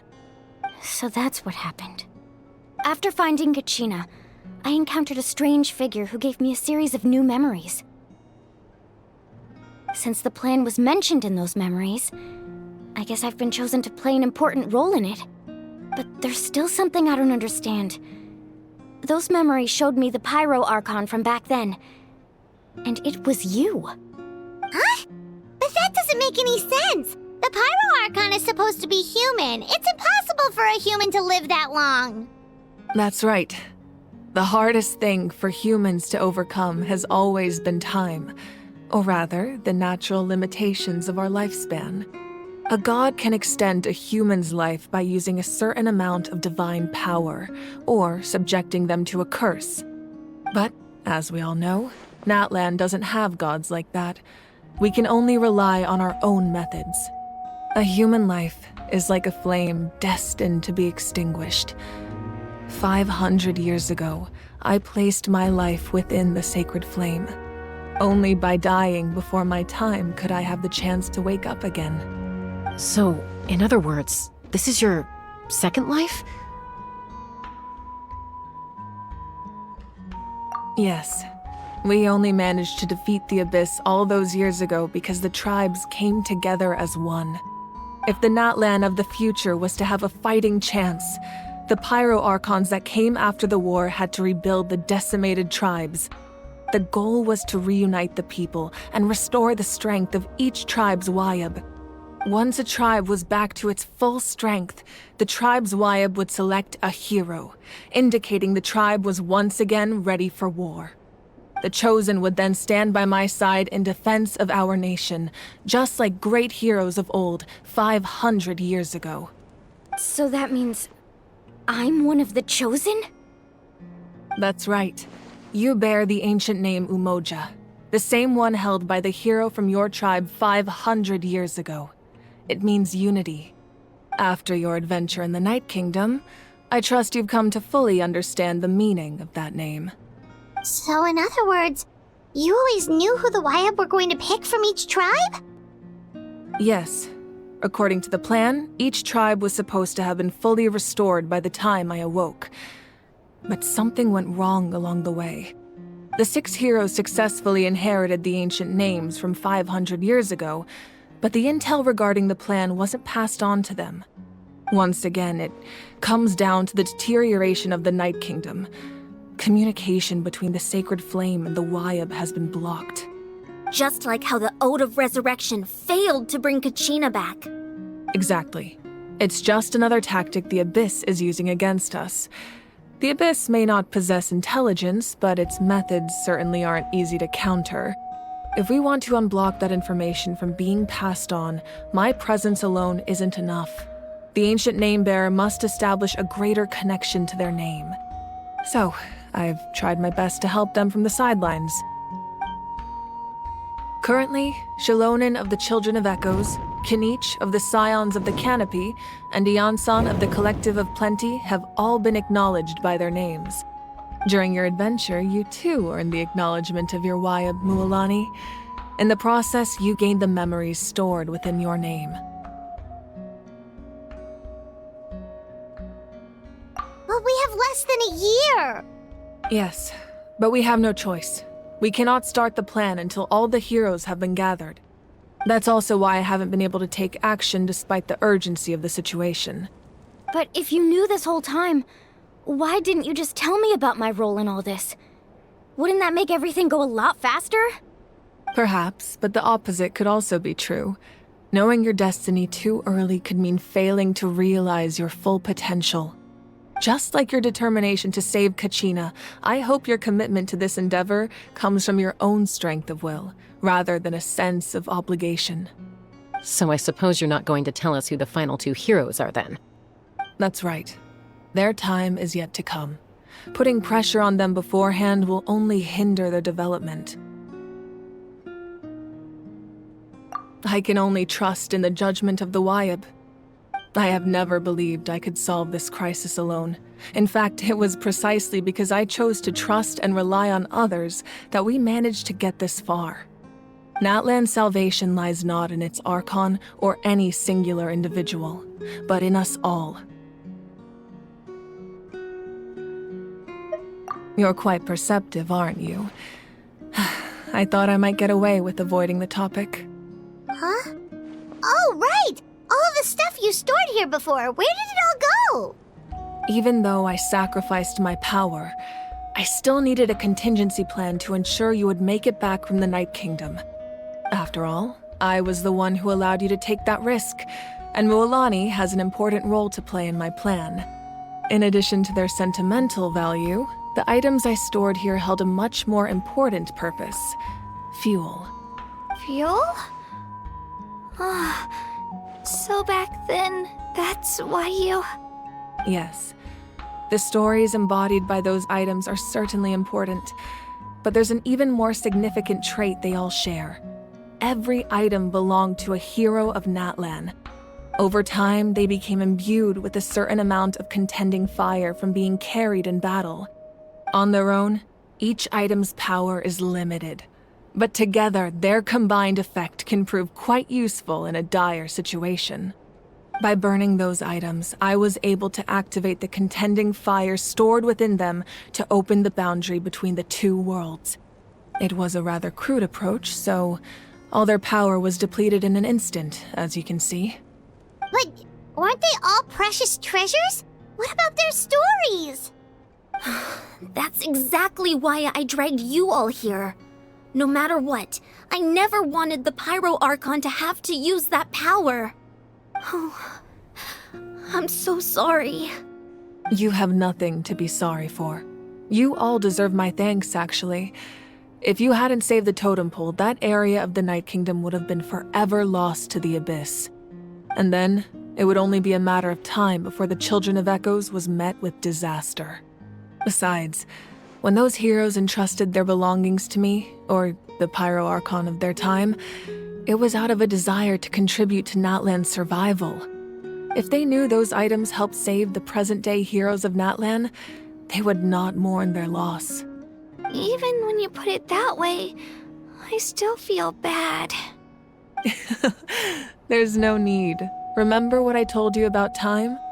The people and the events of the past are never truly lost to us. We simply carry them with us in a different form. In that sense, we didn't lose anything at all. If you still have regrets, let them fuel your resolve in the battles to come. Your deeds will become new legends and nurture new forms of power just like the items once stored here. Well, we'd still like to return the favor. Well, if that's the case, just treat me to a drink sometime. Now that Kachina has returned, we can finally hold the victory feast and celebrate your team's triumph in the Night Warden Wars. And we could all use the rest, that's for sure. Plus, you'll be able to silence everyone who doubted you once and for all, Kachina. Still, now that I know the danger we're facing, having a victory feast doesn't feel right. Try not to let it get to you. It's important to stay calm. Worrying about it will only affect your judgment. All right, you should head out. I'll join you in a bit.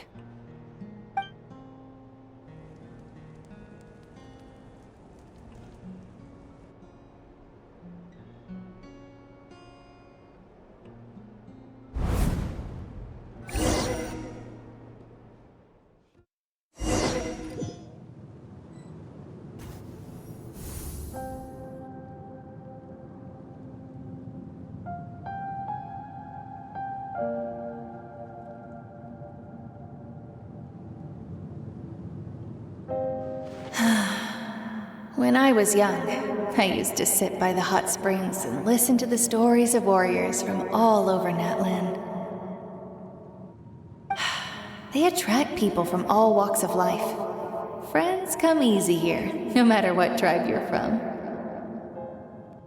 The people of the springs have never claimed the hot springs as their own private property. They are there to bring all hot spring buddies together. It's been really nice, seeing the children of my tribe get older. It's helped me gradually understand the true value of the springs. I've witnessed their energy, their determination, their absolute passion for life. Even when they cause trouble, I never managed to hold on to my anger for long. It's unbelievable how quickly they worm their way back into my good graces. I'm certain Mualani will become a great warrior when she grows up. She possesses infinite potential. I can see it. One day, when I'm no longer in fighting form, I'll come here and tell stories to all the children, just like those warriors did for me. So, you better get busy, Pyro Archon, or I'll end up running out of stories.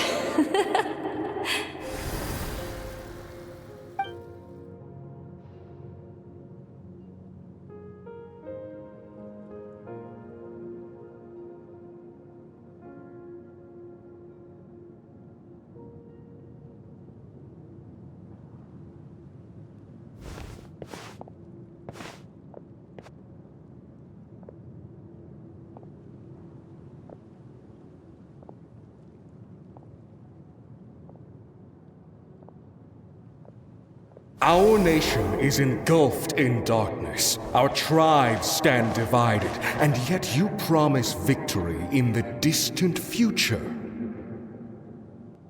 The Abyss is a cunning enemy, one that I faced in battle many times. Were that not the case, I would never understand exercising this degree of caution. My rage will never know absolution. Then my power will no longer aid you in victory.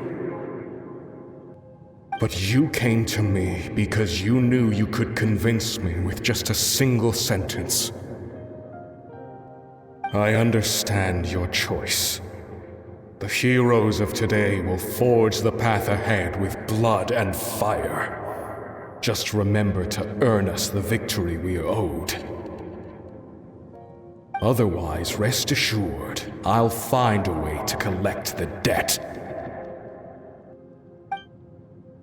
For Natlan.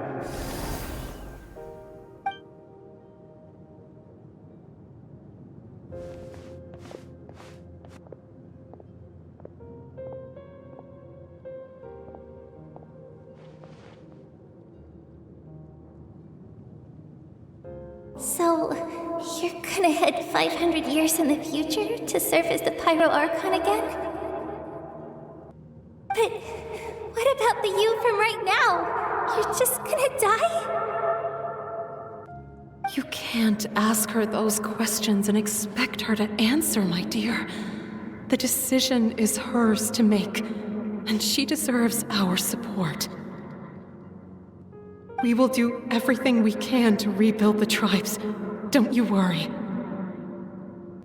Even across time, we will all do our part to fight for Natlan's future.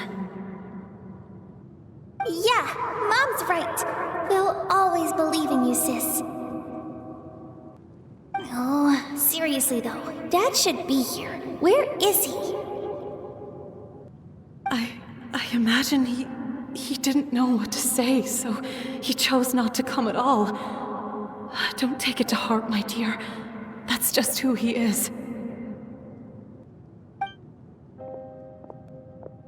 Just remember, no matter what happens in the future, we will always love you.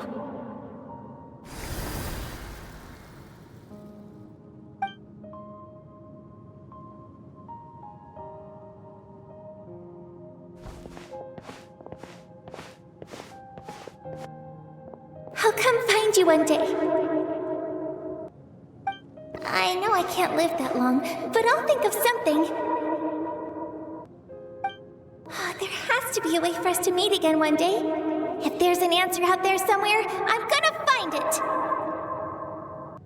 So, don't forget about me.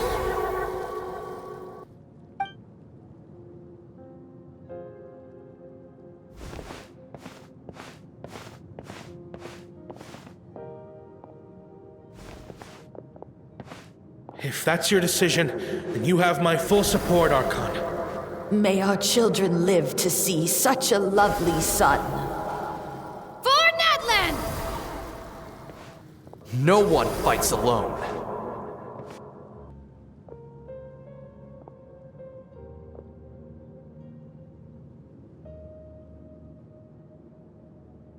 The rules are my legacy. They shall grant us the strength to overcome the next tragedy. War forged the 6 tribes, taught us how to fight, instilled in us what it means to love. Who will be the one to bring this to an end?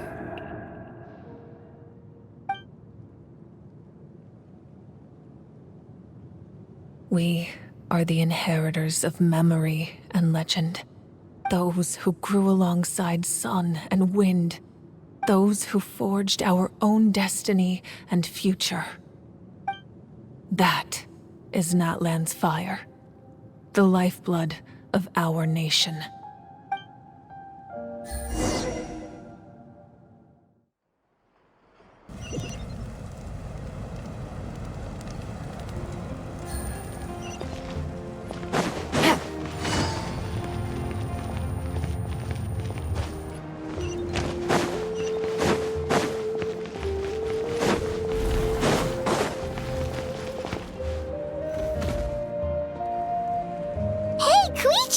You here for the victory feast too? Oh, no. I knew Chaska would be here, so I just came to deliver some medicine. I was about to leave, actually. It's not that I don't want to celebrate Kachina and the others. I'm so glad she made it back. It's just... well, I'll make things awkward if I'm around my sister right now. Ah, well, you two had a fight, so Paimon can understand. She didn't cause any trouble during your trip, right? Yeah, she was super helpful. She gave us a lot of useful information about the Abyss. That's good. That's all I needed to know. Is there a reason you asked? You were pretty outspoken when we first met, but now it's like you're holding something back. Maybe it seemed unreasonable, picking that fight with her before you left, but I did it for a reason. Her impulse to fight is extremely strong.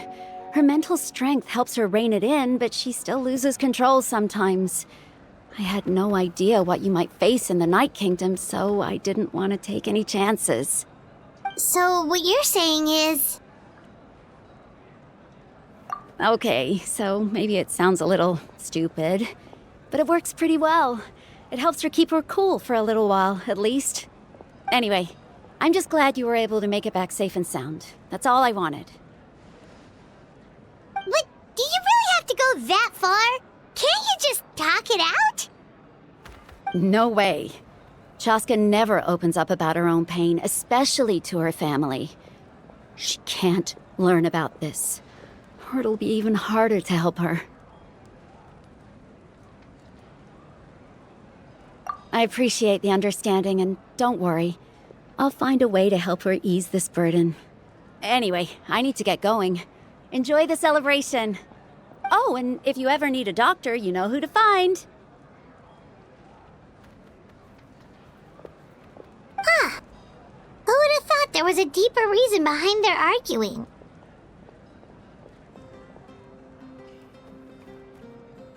In the end, it's all the Abyss's fault. Paimon's had enough of them.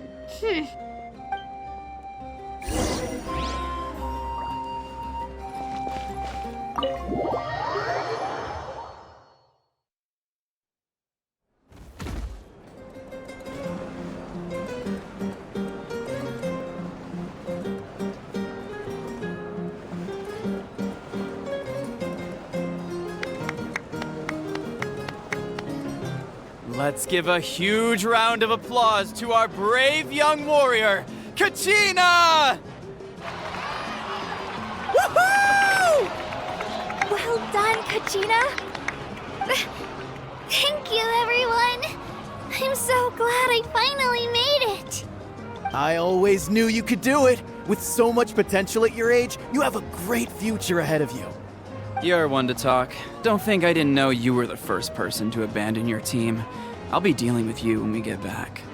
I had no choice. My friend invited me. I couldn't just say no. Oh, really? So you weren't just trying to get ahead in the first round? I wasn't, I swear. I just happened to find that bearer injured in the wild, so I stopped to bandage his wounds.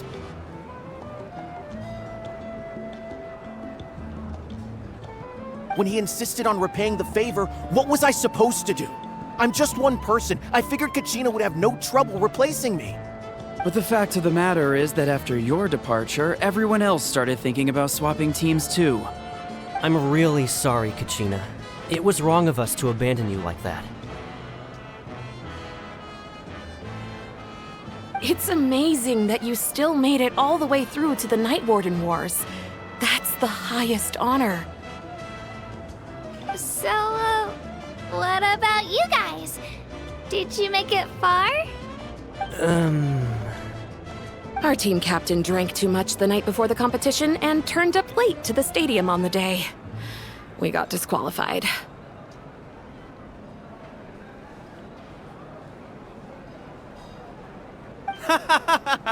Serves you all right. No sympathy from me. All right. There's no need to be like that, Uncle Pakal. Dear friends, I'd like to say a few words. Firstly, I'm grateful to my friends and our great Archon for helping to bring me back. This traveler and his companion Paimon are some of the strongest people I've ever met.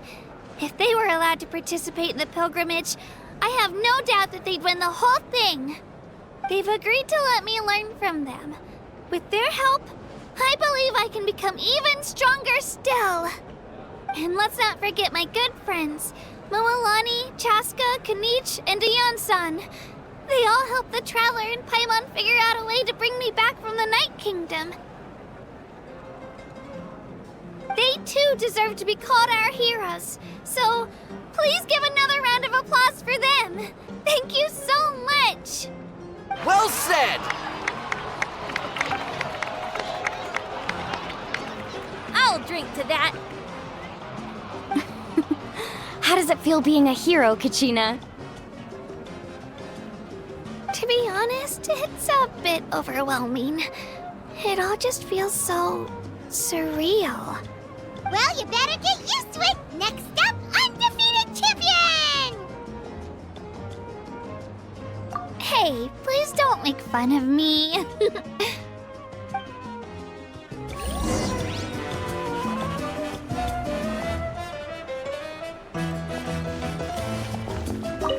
It's rare to meet travelers as strong and brave as yourselves. I raised my glass to you. Anyway, my sister's already gone back to our tribe. She has patients to treat. Oh, we actually ran into her on the way here and, well, Paimon just thinks she really cares about you. Yeah, I'm planning on visiting home myself in a few days. To tell her and the rest of the family that they need to be extra careful. I just hope they take it seriously. The Abyss has likely sensed your arrival in Natlan by now. So exercise caution on your adventures as well. It cost us a lot, but we got Kachina back safely, and that's what matters. There'll be even tougher challenges coming our way in the days ahead, though. We'll have to train harder, make sure we're in peak condition. That includes you, Paimon. I can do a special one-off session to show you the ropes. Interested? No thanks.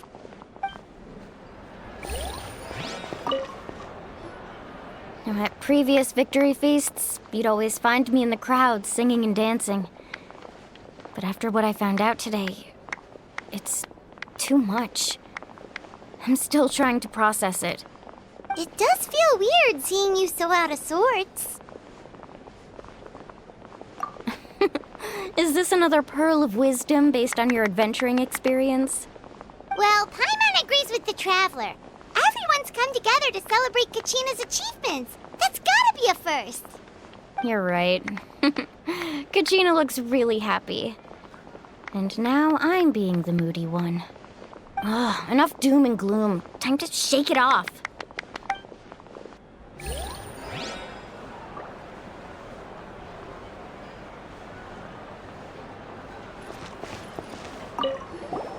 I've been through so much all at once. Everything still kind of feels like a dream. Are you still feeling unwell? Nope, all better now. I told you I bounced back pretty quick, so don't worry about me. I bet you guys must be tired, though. Make sure you get some good rest tonight. You gotta recharge so you'll be in the mood to have fun.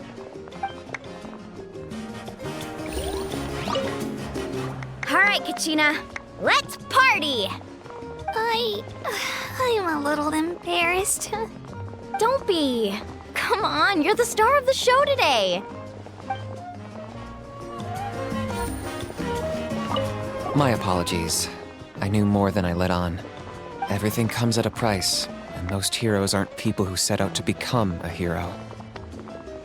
If you cling too tightly to your goal, you end up losing things that are far more precious. But in any case, we're now on the same page. I wonder how long before the two final heroes appear. From the Flower Feather Clan and the Masters of the Night Wind.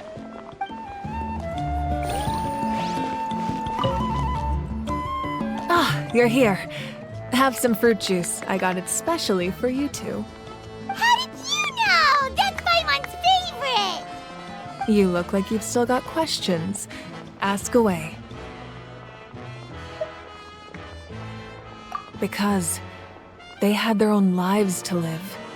The thought of telling them, abandon your families and everyone you love, and come with me to the end of time, for in 500 years Natlan will be destroyed, it seemed too cruel. You could just as easily point out that everything in this world would come to an end eventually. But life is short, and beyond a point, it just doesn't seem real. Imagine if I said, let's leave right now, and go save the sun because it'll flame out in a few million years. It would sound quite ridiculous. I couldn't make them shoulder that burden with me. Besides, every generation will have its heroes, this one included. The plan could still work without them. Or, of course, without me. But since I was the one who came up with the plan, I felt duty-bound to see it through to the end. Paimon's suddenly remembering that portrait in your room. Was that your family from back then? Yes, it was. So when you asked me who my sister grew up to be, the truth is that very little information survives. From what I've been able to piece together, I can conclude with a reasonable degree of confidence that she ended up as an architect and artist. She played an instrumental role in rebuilding the scions of the Canopy tribe, designing and building many houses. But of course, none of her buildings are around anymore. Still, it was an impressive achievement, and I'm very proud of her.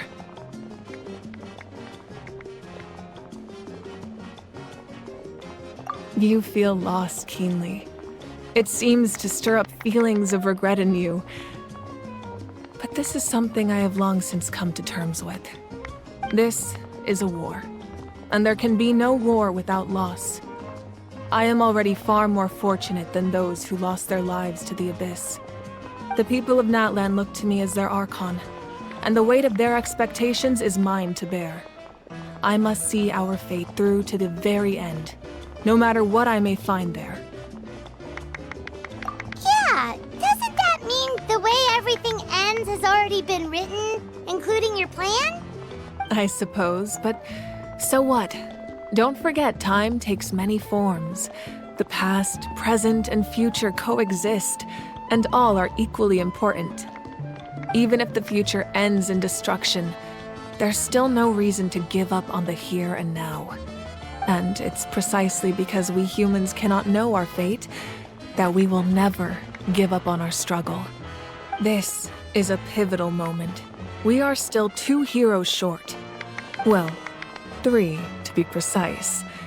There's one further hero who I'm hoping to get on my side, whatever it takes. Your resistance to the corrupting power of the Abyss is truly remarkable. It would easily make you an all-important figure in the upcoming battle.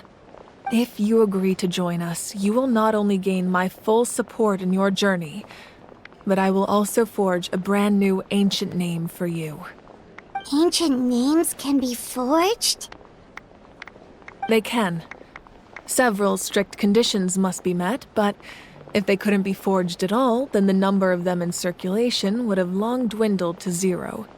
Possessing an ancient name would mean that your adventures in Natlan are recorded in full.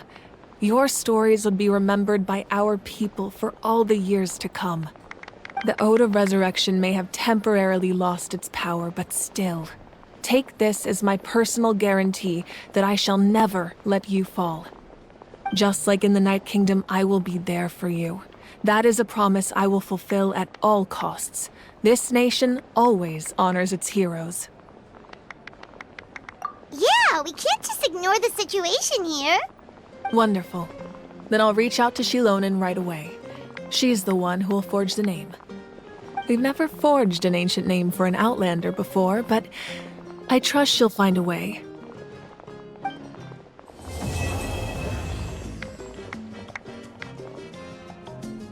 My lord, we've received word that the Pyro Archon has lost much of her power. Although your injury complicates things, this is most certainly the opportune time to seize the Gnosis. Victory and defeat are rules, not outcomes.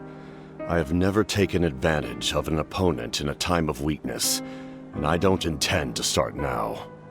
As for you, I must confess, I did not expect that little trick of yours to save the day. No matter how dense the fog, as long as the sun remains, we cannot turn day into night. She could have dispelled it. She simply chose not to. You don't have much time, and you're injured on top of that. What do you plan to do next?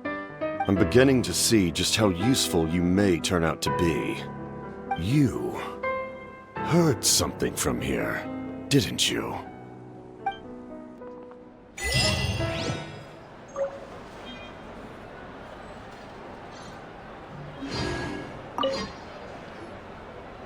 Oh, something else you'd like to ask?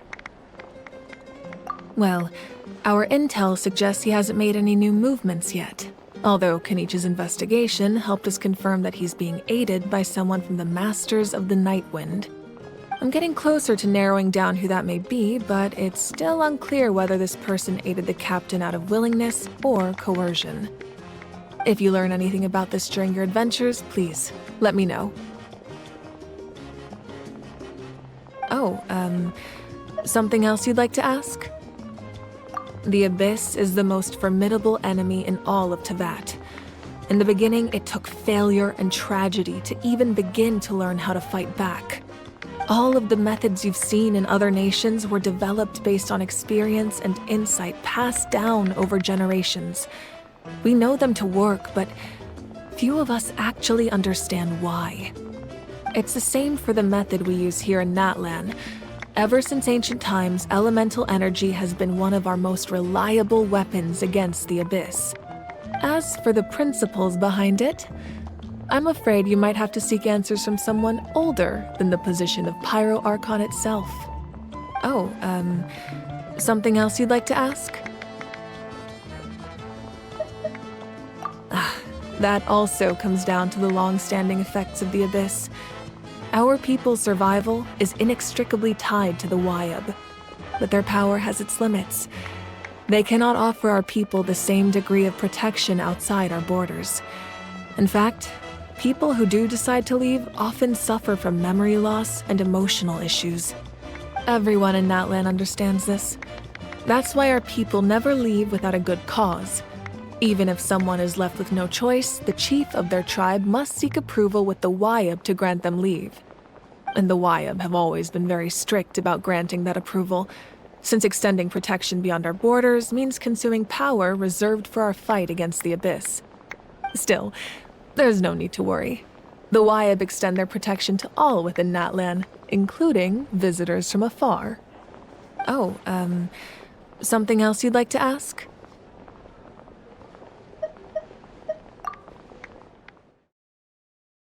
I see. Thank you so much. The Adventurers Guild has been overwhelmed these days. No worries at all. We've always valued the strength of adventurers. Given the current situation, it's vital that we all work together. Since we're facing the same enemies, I'll send you the intel we've collected on the Abyss so far. Then we can take a look at how to coordinate our efforts. All right. Thank you so much. Hi, Catherine, it's us! Got any new commissions? You two have come just in time. I've got some good news. The Pyro Archon has finished assembling her forces and stationed them all across Natlan. Given how the Abyss has ramped up its activities lately, we can no longer afford to act only after receiving news of an invasion. So the Pyro Archon suggested that the Scions of the Canopy and the Adventurers Guild focus on collecting and disseminating intel. That way, we can stay informed of everything that's happening across the land. Once we receive word of enemy activity, we can notify the nearest camp and the stationed forces can take immediate action. Yes, precisely. This should also allow us to focus on gathering information rather than running around and trying to tackle everything at once. So please also take a chance to relax, you two. You've been working hard these days, and this will be a good opportunity for some well-deserved rest. So that's the plan! Whew, we can finally stop and take a break! Keeping Natlan safe and sound is our priority now. The more can wait! The movements of the Abyss are always unpredictable. There have also been times when it suddenly became more active in the past. The people here generally see it as something like an acute natural disaster. Once the disaster is over, everyone will return to their normal lives. We just all hope that day will be sooner rather than later.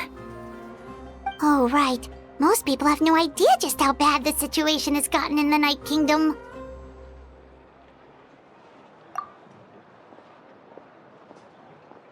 Oh, hey, Kachina! Are you feeling better now?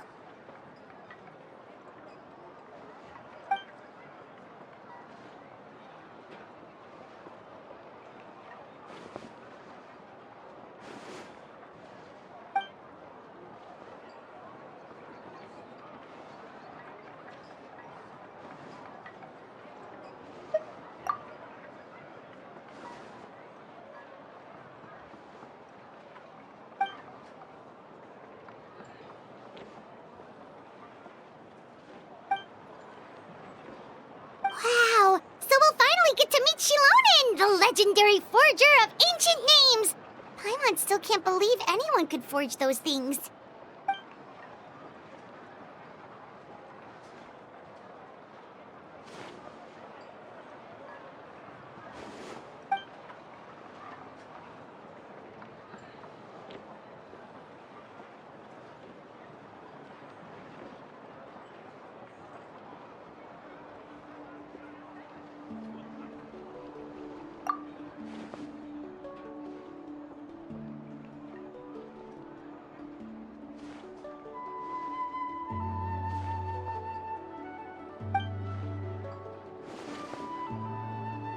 Hey, have some confidence in yourself, Kachina. After all, you're already a victor of the Night Warden Wars.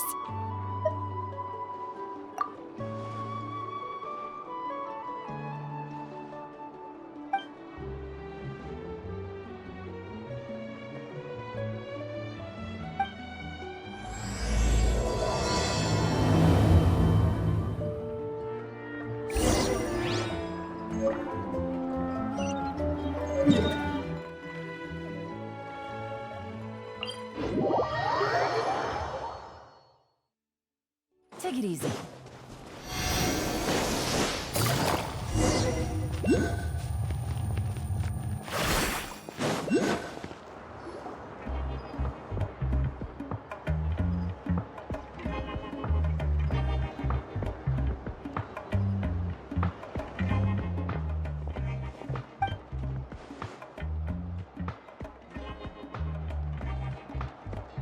Ah, yes, so I've heard. So young, and yet you've already got quite the reputation. Wait, are you Outlanders? Yep, we're travelers who just arrived in Natlan not too long ago. No, I mean, I was aware that you're travelers. It's just no one told me that you're Outlanders. No, the only thing she said is that a new hero had pledged himself to the plan. But we'd need to forge an ancient name to ensure he'd be able to return safe and sound. And she did mention that it would be quite difficult to forge an ancient name for them, but at the time, I thought she was just commenting on my skills. But I seem to understand where the true difficulty lies now. Oh, I wouldn't go that far. I'm used to it, really. I just need a moment to process things. The Pyro Archon's requests are always difficult to fulfill, and we used to argue a lot. Honestly, it's probably for the better that she didn't bring this up at the time. Anyway, I can't argue with her if she isn't here, and it'd be pointless to take my anger out on someone else. But, just because I understand her rationale doesn't make me any less upset, after all. She must have known that forging an ancient name for an Outlander is an impossible task. It's impossible? As you probably know, an ancient name is a symbol of a hero's sparing glory, which grows even richer and heavier as generations of successors inherit it. We forge ancient names by engraving the heroic deeds of an individual who will become the first hero of that particular name.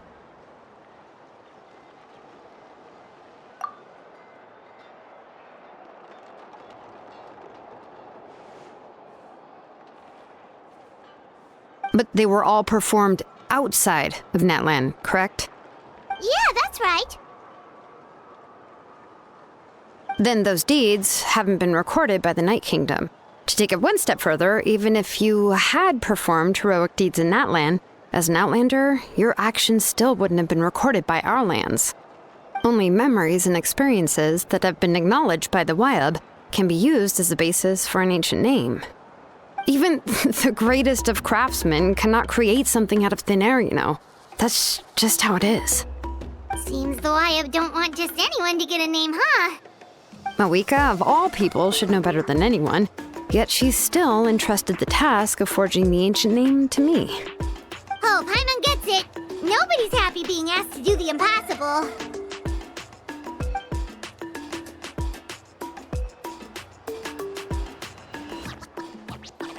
Ugh, don't remind me.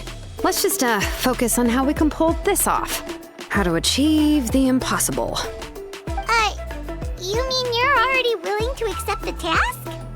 Well, what else can I do?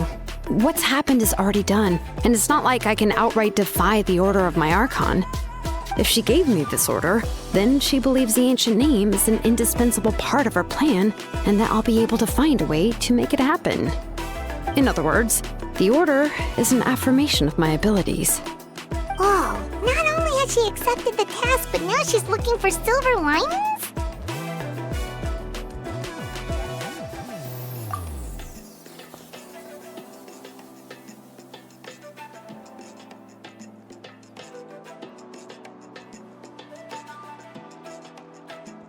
The key is getting the Wyab to somehow acknowledge the traveler's existence and record his heroic deeds. We heard the voice of a Wyab when we were in the Night Kingdom before. We even had a whole conversation with her. If we can talk to her again, maybe we can figure something out together. Well, every tribe has their own Wyab. How do we know if the one you met is indeed the best one for us to talk to? Plus, considering the unprecedented nature of this situation, I have a feeling that the acknowledgement of one Wyab alone would probably not be enough.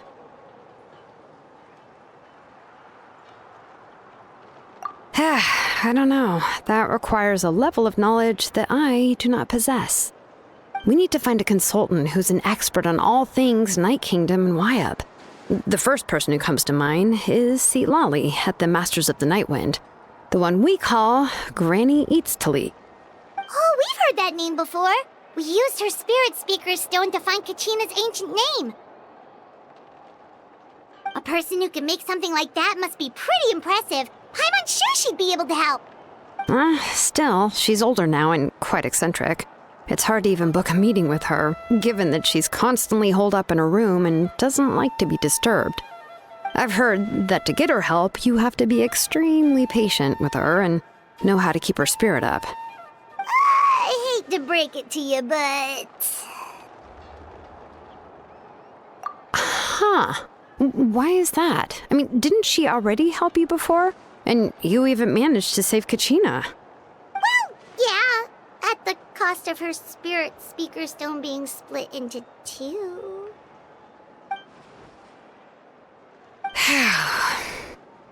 Great going, Moeka. We're already off to a rocky start here. In that case, I guess your only option is to try to emphasize that this is an important order from the Pyro Archon. Hopefully, Lali would still want to show respect to the Archon. I'll also write you a letter on your behalf.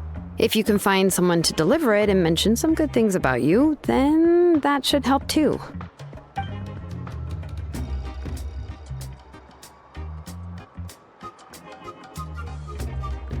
Paimon sure hopes a Hal won't interrupt when he's talking, though. All right, Kanich is a seasoned negotiator. I trust that he'll know the best things to say. Please just give me a moment to write the letter, and we can meet up near the Statue of the Seven later. Sounds good! We'll take a stroll in the meantime.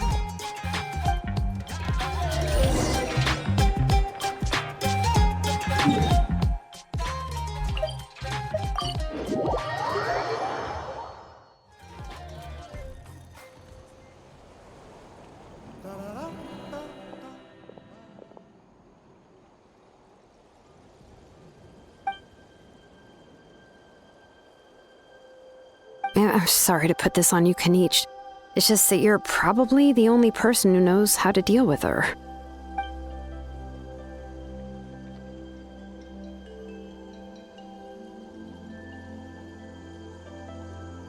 Oh, wait, so Kachina and the Traveler also know about the plan?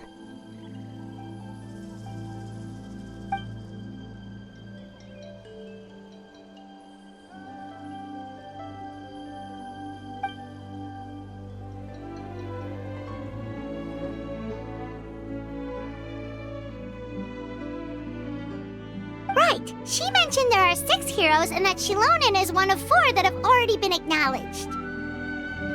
Oh, well, then I suppose there's no need to keep any secrets between us. Having companions walk by your side is perhaps the best solace when facing such a bleak reality.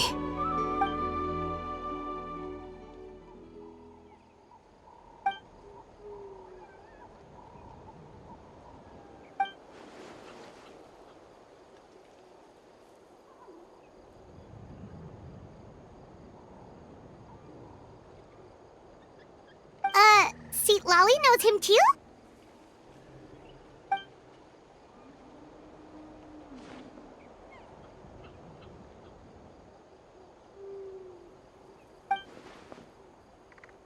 Given how the Masters of the Nightwind love to babble about dreams and revelations, they're already a pretty strange bunch to most. I've never met Auroran, but if they consider him the odd one, he's got to be pretty far out there. Huh. Makes sense. But Paimon wonders how Lali could be the first one to notice Auroran's disappearance if she spends the whole day in her room.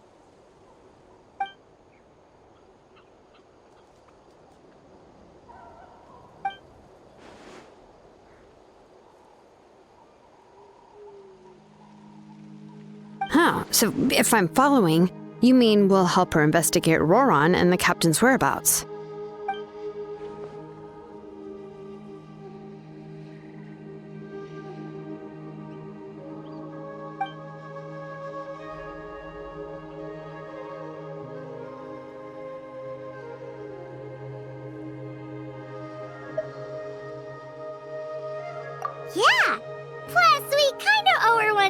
to make up for breaking the spirit speakers down. This is a pretty well thought out plan, as expected of Molly Poke Nietzsche. Then, yeah, I'll leave my letter to you. Let's hope Seat Lolly can meet at the stadium in 2 days.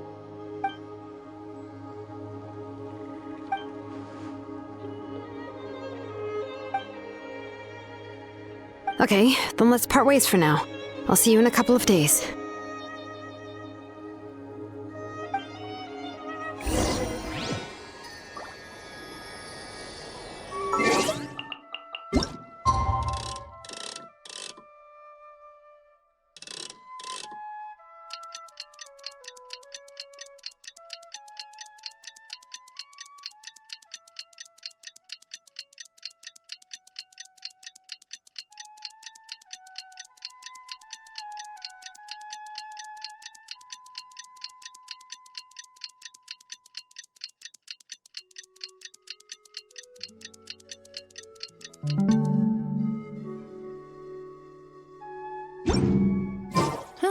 Good roll. All right, maybe I'll take one more day.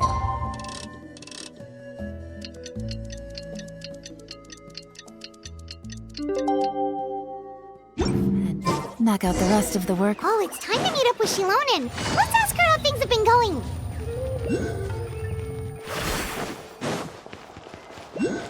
Take it easy. Hey, Shilonen, how's everything going?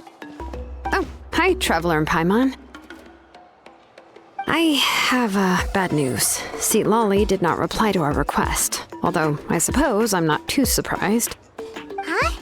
You mean she didn't even bother to give Kenichi a response? Guess she really does have quite the ego then. Yeah, well, she can be also quite eccentric, though she's one of the most gifted people around. Even the Masters of the Night Wind often struggle to work with her. My guess is that she probably has other reasons for not deigning us with a response. But let's go to the stadium and see if we can meet her there. If we do get a chance to talk to her in person, we can still try to work something out. That's true. Let's go!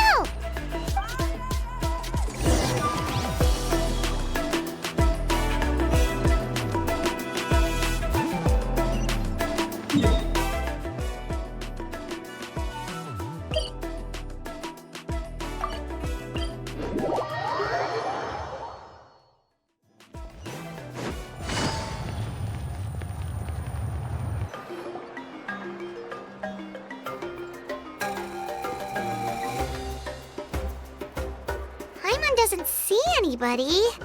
Seems she's just not gonna show up, huh?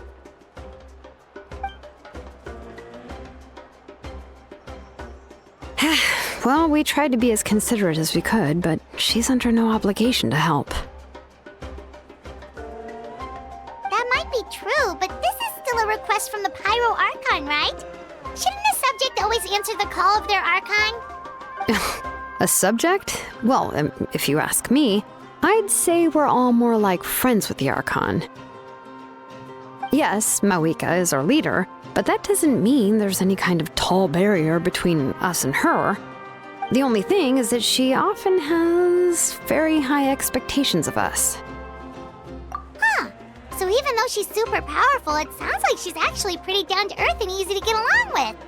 Unlike that old hag Granny Eatstily, right? Does she think she can ignore us just because she's famous? You all talk about her like she's some kind of huge deal, but she didn't even bother to reply to our letter! Seriously, if she didn't want to come, she could at least let us know. If that's what aging does to you, Paimon never wants to get old. Oh, really? So, that's how you see me? Huh? Who's there? Who's talking next to Paimon? Oh, don't mind me. I'm just a disgruntled old hag, right?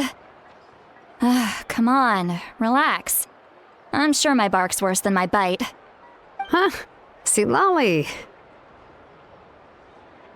Wait, you're Seat Lolly? You're Granny Eatstily? Yes, Granny Eatstly. But emphasis on Eatstly, not Granny. You must know this trope from light novels, surely. They use it all the time. The young man who's actually the oldest person in the room. The girl next door who turns out to be a seasoned veteran. The wise sage who looks like a little kid. Oh, wipe that look off your face! You've seriously never seen an older lady that doesn't look her age? Okay, well, don't go thinking it's a trick either. See? I'm barely wearing any makeup. Did I forget to mention, she's called Granny, but she's actually pretty young. It was an honest mistake. I guess we've just gotten used to it. I'm sorry. So, how old are you actually? What? How dare you? Don't you know it's rude to ask a lady her age? Paimon really didn't mean to offend you, it's just that your case seems really unique. Oh, Paimon just wanted to apologize, but now she's putting more and more of her foot in her mouth. Really, Paimon just got a little mad since we thought, well, you were gonna leave us out to dry. It was my idea to invite you here, Seat Lolly. So if you're upset, you can just take it out on me. All right. I was only joking. I didn't mean to chastise anyone. There's really no need to take all this so seriously. If anything, I'm gonna feel awkward if we keep this going. I received Kenichi's letter and was planning to attend this meeting. Since I had already decided to come, I figured there was no need to draft a reply that simply said, "Understood."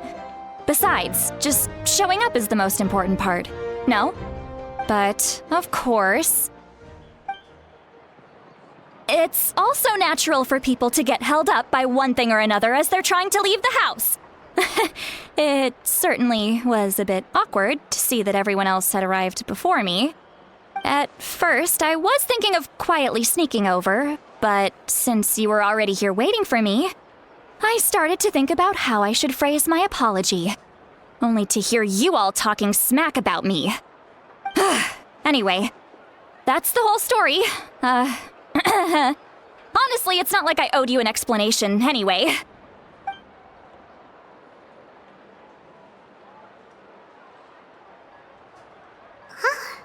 What's with that expression?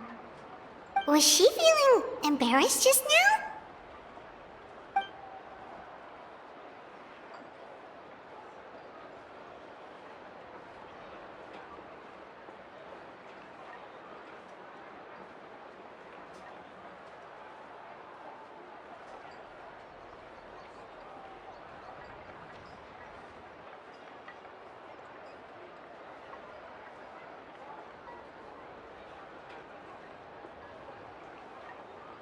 When the Masters of the Night Winds say they struggle dealing with her, I wonder if the feeling is mutual. She seems to be pretty awkward herself. Everything she does and says seems a little forced.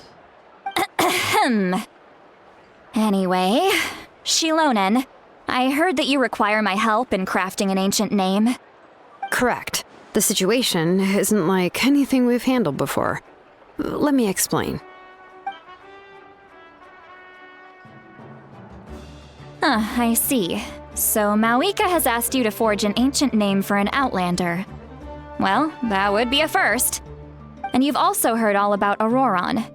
I must say, he's always been a good kid. I can't see him joining the Fatui of his own volition. He must have been coerced somehow. Yeah, that's what we came here to ask you. We'll help bring Auroron back if you help us solve the problems of forging the ancient name. What do you think? I suppose I'll just call you Traveler for now. Traveler, come here. Let me take a good look at you.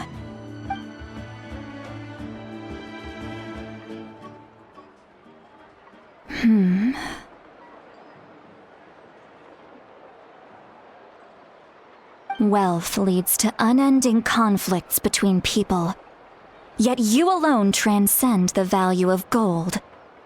Baleful thunder and wrathful waves bring terror to mortal hearts. Yet again and again, you've braved them to find new worlds. O weary yet free soul, even the most verdant leaf in the forest will pray for your happiness and safe passage. Those are all the things that I could see in you. You've experienced far more than even most mortals could dream of. You possess the heart of a sincere hero, along with the conviction to lift a torch above your head and walk headlong into the night. Huh? Don't move. There's something here. Huh? What thing? Don't scare Paimon. Is the traveler gonna be okay? Shoo! That should do it. You've just returned from the Night Kingdom, so some fragments of souls were still stuck to your body. No need to worry. I've just cleared out the last of them. Isn't that kinda like having part of a ghost come back with you? It's nothing as serious as that. If left unattended, the most it could do is stir up some chaos in your mind, and generally worsen your mood. Well, in that case, better to get rid of them. It was nothing. Shilonen, let's follow your proposal. Once you've brought Auroran back, I'll take you to see the Lord of the Night. The Lord of the Night? But don't we need to talk to the Wyab of the tribes? Something this important is beyond their jurisdiction. Only the Lord of the Night can decide whether we can grant an ancient name to one who does not hail from our lands. The Lord of the Night is an ancient entity that rules over the entire Night Kingdom, constantly borrowing the power of the sacred flame to combat corrosion from the abyss. Oh, so you're basically saying it's even more powerful than the Wyab of the tribes. Well, that sort of makes sense, being the lord of the entire Night Kingdom and all. Not exactly. It's not so much that one's more powerful than the other. But never mind. That's not important. It would take too much time to explain. Just listen carefully to what I'm about to tell you. The Lord of the Night is currently in a deep slumber, and we can only communicate with its consciousness while in a trance. In other words, in a dream. But I will need to prepare a few more things if we are to hold a ceremony to achieve the state of the trance. I'll make a list. Can any of you get everything for me? I can go. It'll probably be a long list, so better leave it to someone who knows all the local vendors. Sounds good. Then we'll go with St. Lolly to track down Auroran. Phew, the Fatui are nothing to scoff at, so please, be careful during your investigation. If you need any help, just come find me. Yep, we'll be sure to play it safe.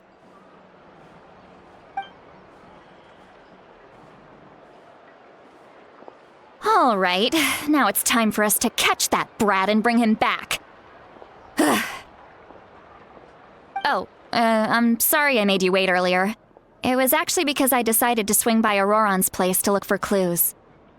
He has always lived alone, and I found a broken jar in his house. There was also something off about his phlogiston aphids, which I assume is because their keeper has been gone for quite some time. And interestingly enough, I saw some slash marks in the house that did not match any of our local weapons. My guess is they were left by Snezhnayan arms.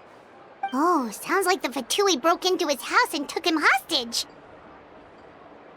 But why would they kidnap a kid who just spends his days living in the country and raising aphids? He's only in his 20s. What would they want with him? That's not to say that I believe he's totally innocent, of course. Since he's the only one who was kidnapped out of everyone in Natlan, he must have done something to attract their attention. In any case, we'll get to the bottom of this once we manage to get him back here. I'm truly sorry to put you two through all this trouble with me. But please help me get him back. You can count on us! All right, then let's start by heading to where Auroran was seen last.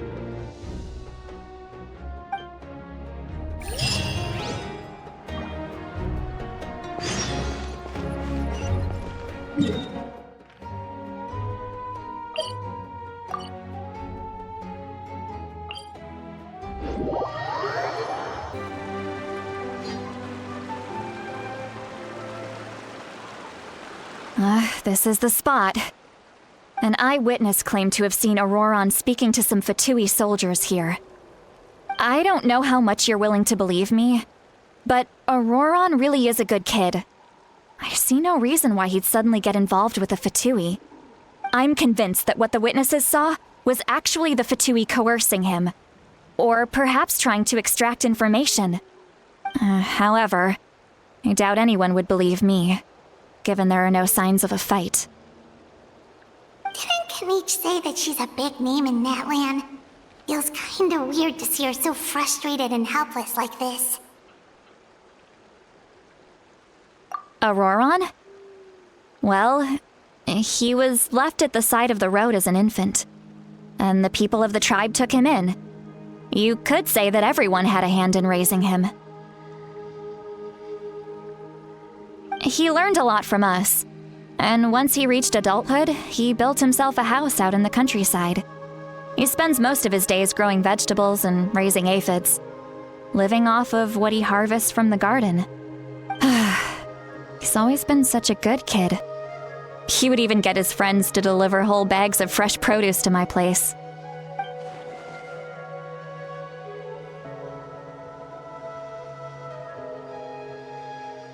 Oh well, let's keep looking. He can answer all of our questions once we find him.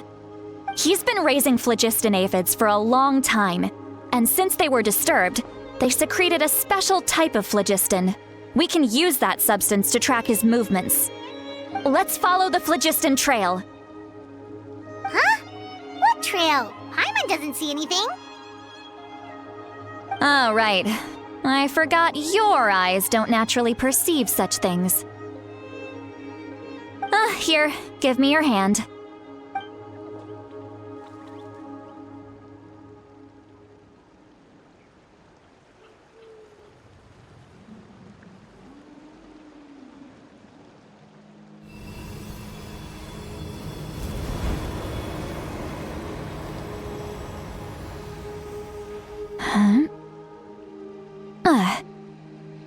How about now?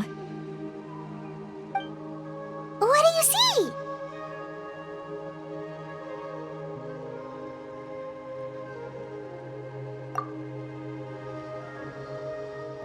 Whoa, Paimon can see it now too!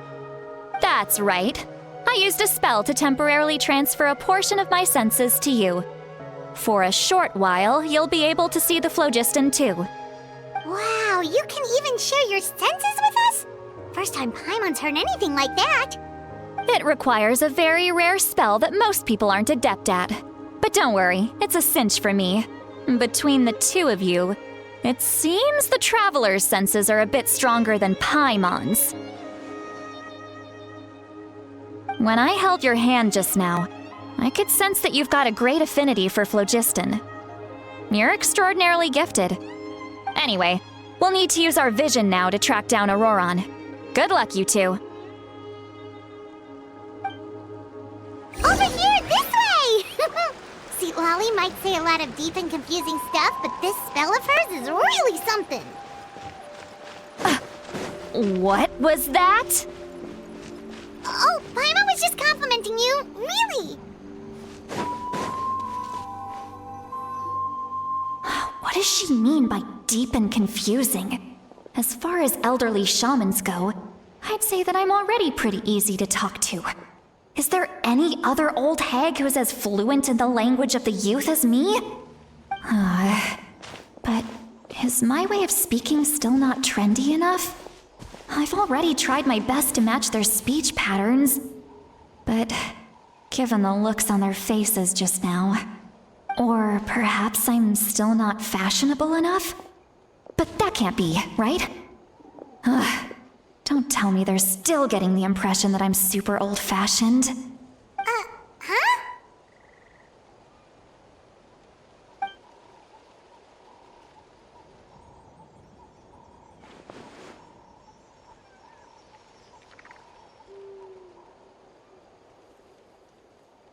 Was that Seat Lolly's voice?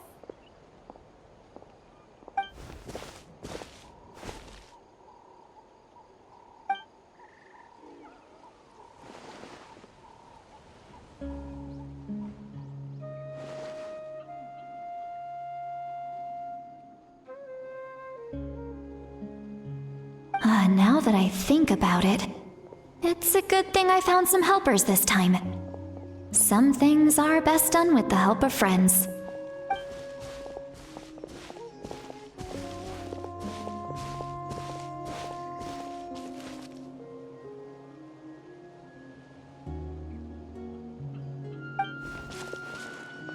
Oh? They appear to be feeling quite confident. Looks like our work will go smoothly.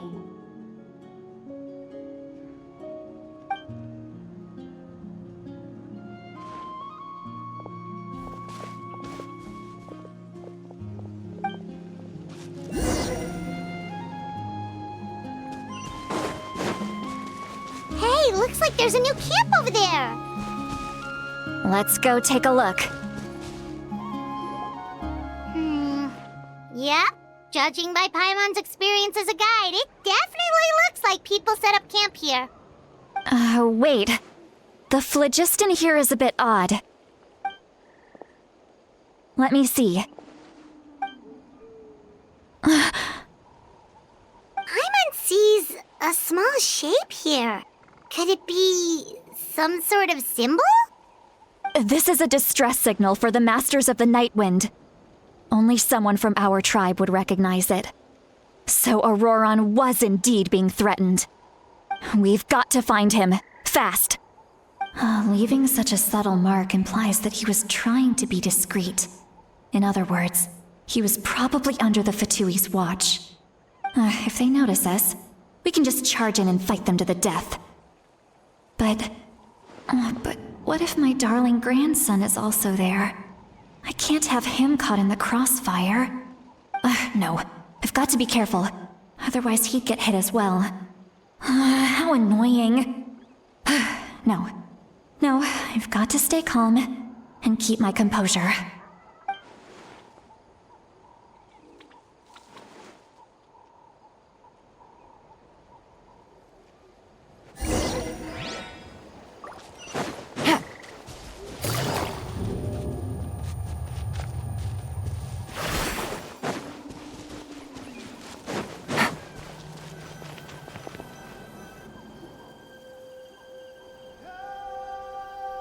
There are traces of people staying here too! Wait a second. The phlogiston around here is jumbled up. I can also smell a mix of elements in the air. Pyro, electro, and some other elements as well. Kanich told us that you were super amazing. No wonder you can sense so many more things than us.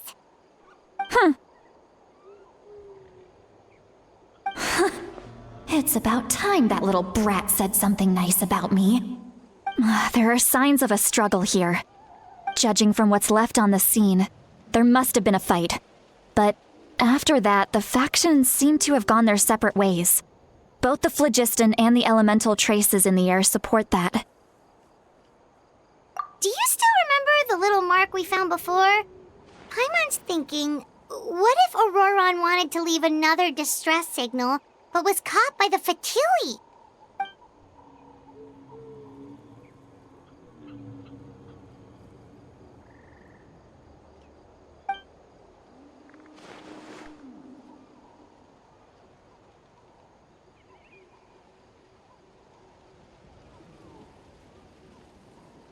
Given there are two signals leading from here, we should split up as well.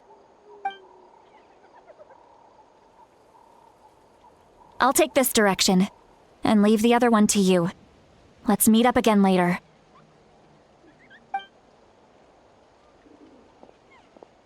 Auroron, what the heck were you doing? It's one thing to trouble me, but now I had to bring other people into this as well. You little brat. And off she goes! Traveler, did you hear all of that as well? Once Seatlolly left, that voice went away as well. Paimon even tried calling her name inside Paimon's head, but there was no response. So you were thinking the same thing!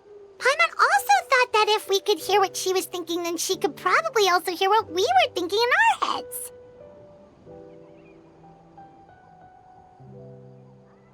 She did say that she was quite adept at this spell. And it doesn't sound like she's had any trouble with it in the past. Huh, maybe we're a special case and can hear her thoughts as a side effect. If you think about it, she's really got a lively inner world. It paints quite a different picture from Paimon's first impression of her.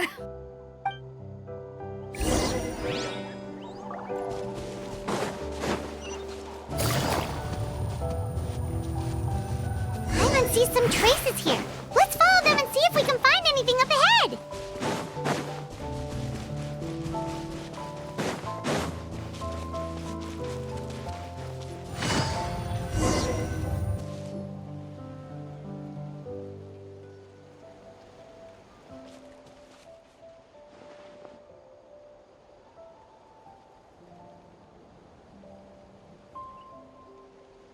Did you find something?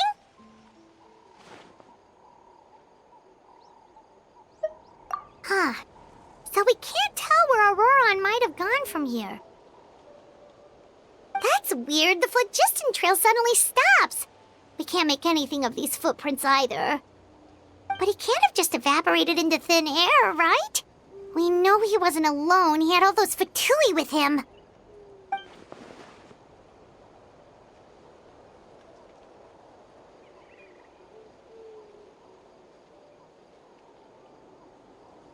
So, you can hear the sounds of the wind from beneath the earth.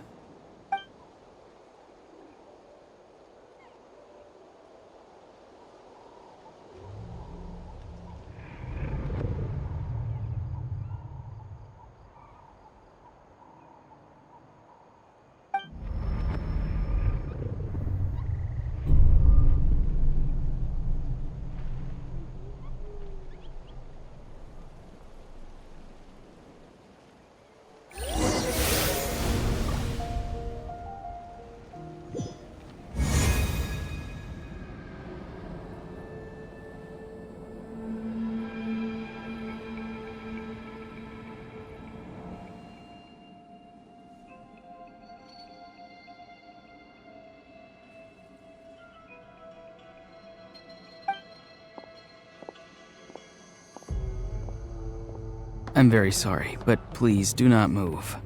I have no desire to hurt you. I apologize that our first meeting has to take place like this. It's just that you're much like one of those animals with ears that perk up as soon as it senses danger in their environment. And given your combat proficiency, I would not have been able to gain an advantage over you if you were anywhere else in the world. However, you're now in the Night Kingdom, a familiar domain to the Masters of the Night Wind. Hello, traveler. I'm Auroron, the one you've been searching for.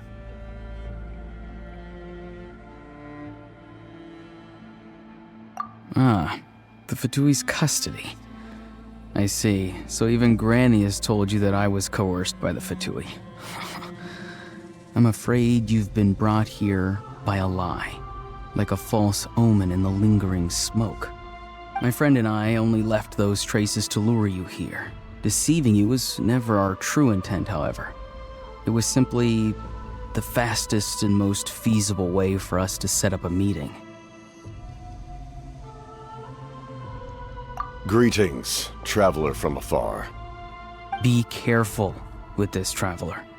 His soul is temporarily restrained by us, and it appears to have become more fragile in the process. It's taking all my concentration to hold on to him. It was I who tasked Auroron with leaving the traces to lead you here, and I who used the Master's ritual to bring your soul to the Night Kingdom. I've heard much about you from the past encounters you've had with my colleagues. Given the present situation in Natlan, I would like to sincerely request a formal meeting with you, in person.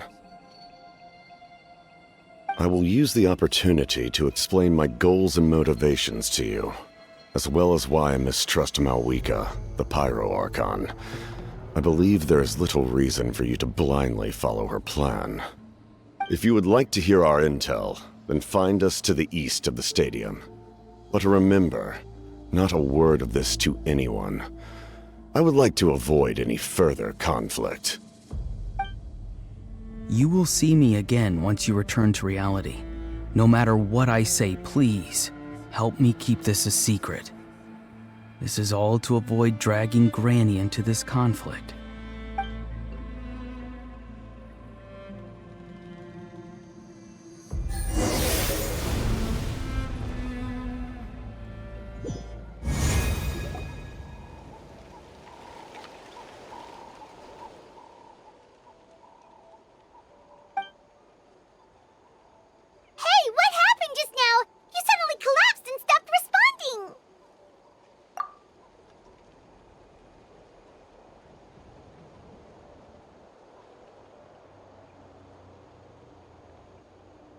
Hey, why are you sitting on the ground? Are you okay? See, Lolly! He froze for a moment and then just collapsed to the ground! Could it have been those leftover remnants from the Night Kingdom? Do you have any itches or pain anywhere? Don't worry. We can take a short break. Sorry, I know I asked for your help. But had I known you were feeling unwell, I wouldn't have taken you on this trip with me.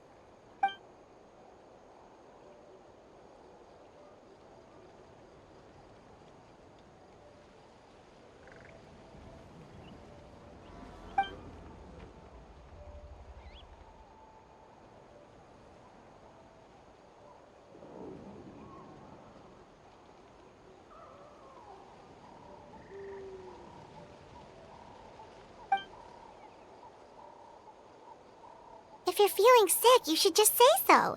See, Lolly should be able to, exorcise any ghosts or weird stuff that you picked up in the Night Kingdom. A seasoned traveler must know the importance of not pushing yourself beyond your limit. If you need anything from me, just say the word. In any case, let's take a bit more time to rest now.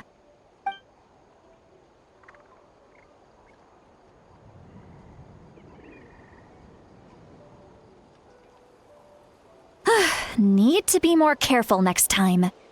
Feeling better yet, Traveler? All right, let's get ready.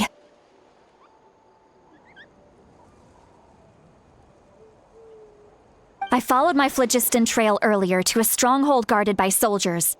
I have a feeling that Auroron is probably being held inside. Oh, so it's close by. Then let's head over right away. Well, I recruited you to be my helper, which means we're in this together. Like the wind and the clouds. We either move as one or not at all. But if you want to make it up to me, then just be sure to fight extra hard when the time comes.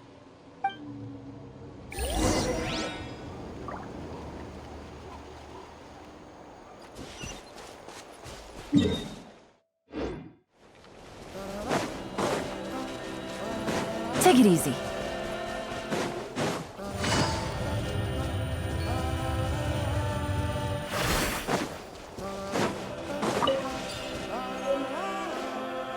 Look over there. Huh? Paimon thinks she sees someone in the middle of the camp. That's Auroron. So he really was taken by the Fatui.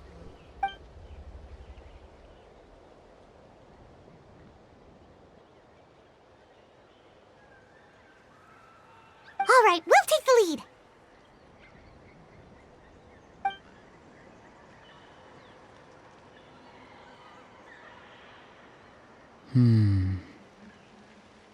Hey, quit daydreaming. Don't you have work to do? I cannot see the sun. What? Without the sun, I cannot see the truth. You are currently blocking the light, so I must beseech you to move aside. Huh? Okay, Mr. Philosopher. That's enough mumbo-jumbo. Wow. I'm going to rip that guy's head right off. See, Lolly's struggling to control her temper now. Are you ready? Let's go kick their butts. On my count. 3, 2, 1! Still trying to resist? You've got no idea who you're up against! Excuse for slacking.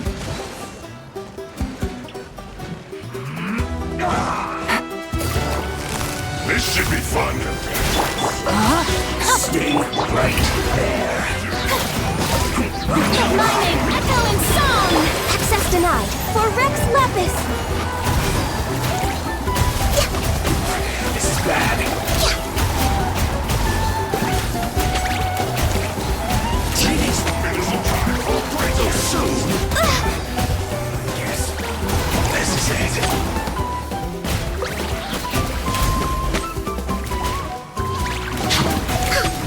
Rex Lepus! I am sorry.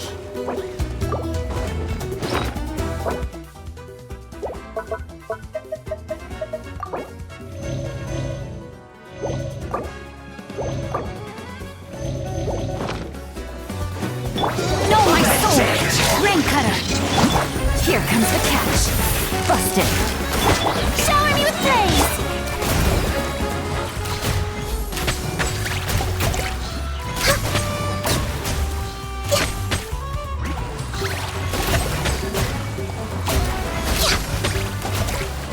Nice one. In a sweat.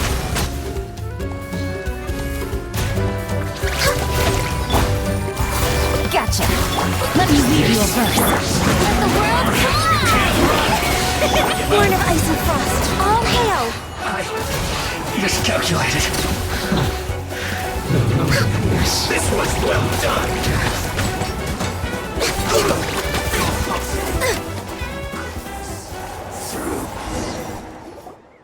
Auroron! Granny! Paimon knows she's called Granny Eats to Lead, but it's still kind of weird hearing someone actually call her Granny. And greetings to you too, Gramps. What did you just call him? Gramps? Is that not right? You're Granny's friend, are you not? You seem to be approximately the same age as her, so I figured you've got to be Gramps. How many times have I told you? It doesn't work like that. There are a lot of people who look about the same age as me. You can't go around calling everyone Gramps or Granny. Oh, wait. He's not a child, is he? Don't tell Paimon he's one of those people who look like an adult but are actually only 8 or 9 years old. Oh, your words have pierced my heart like a thorn vine. Given how hard those thorns are to remove, I may just need to find a pair of tweezers. Why are you so upset? You can just say yes or no. Of course I'm not a child. It's just Granny always taught me to show gratitude where it's due. And since the Masters of the Night Wind raised me collectively, I basically see everyone above a certain age as an elder I should look up to.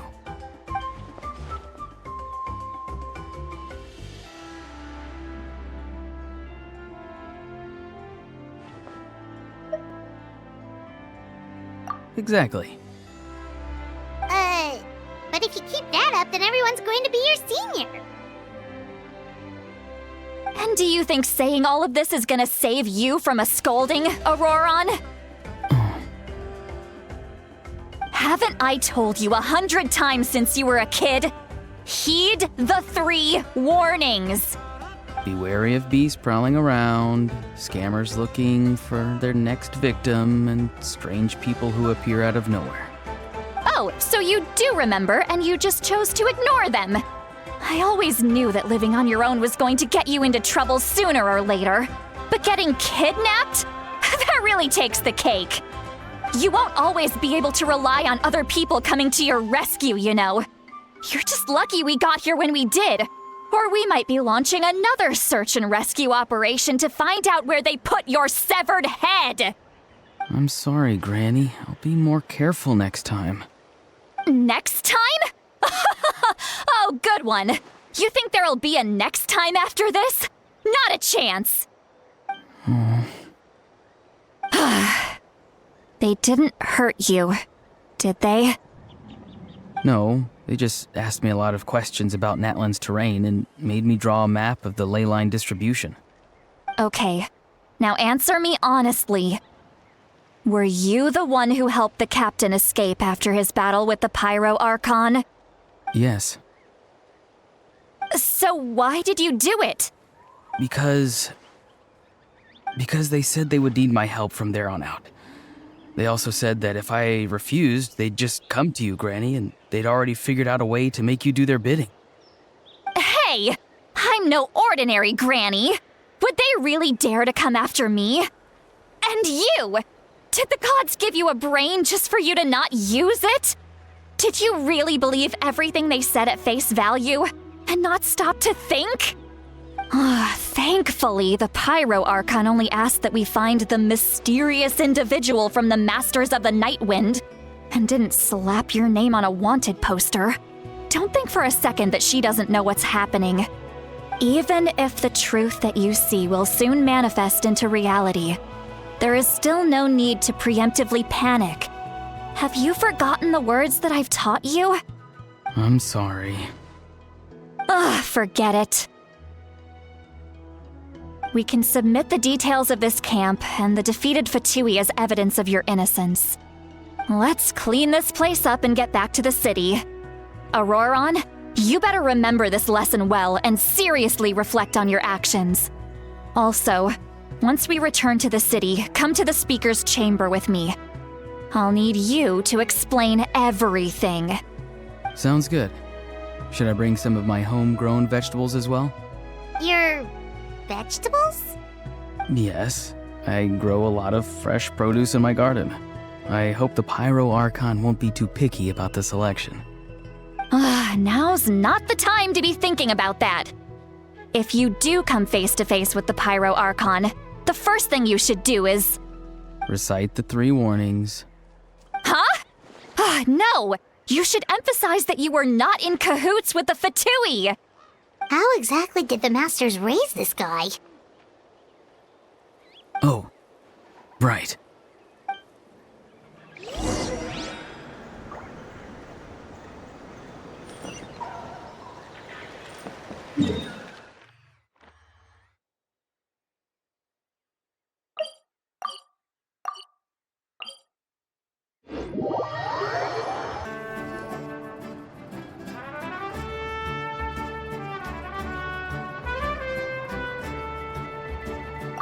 I see. So Auroron came to the captain's rescue because he promised to help him in exchange for Citlali's safety. That's right. I'm sorry. Now that you know Auroron was only trying to protect another member of his tribe, could I ask you to petition the Pyro Archon for her forgiveness? We'll give her a full report. We'll let you know once she's reached a decision. Will I need to stay here? Technically, yes. But if Miss Citlali is willing to serve as your guarantor, then we can release you from custody. Sure. I'd be happy to do that. I don't have any more time to waste here. I still have other things to do. Understood. Thank you very much. Mr. Auroron, please report back to the Speaker's chamber as soon as you've received notice of the Archon's decision. I understand. Thank you. And thank you too, Granny. Whew. Well, at least you won't need to hide your face anymore. Traveler, Paimon, thank you very much for your help. And don't worry, I haven't forgotten about my side of the deal. Once Auroron is settled, I'll go talk to Shilonen and get started on forging an ancient name for you. Oh, thank you! You scratch my back, I scratch yours. It's as good as done. You can just go twiddle your thumbs or something while you wait for the good news. Bye for now. Come with me, Auroron. We've got to find you a place to stay for the night. Goodbye, Gramps.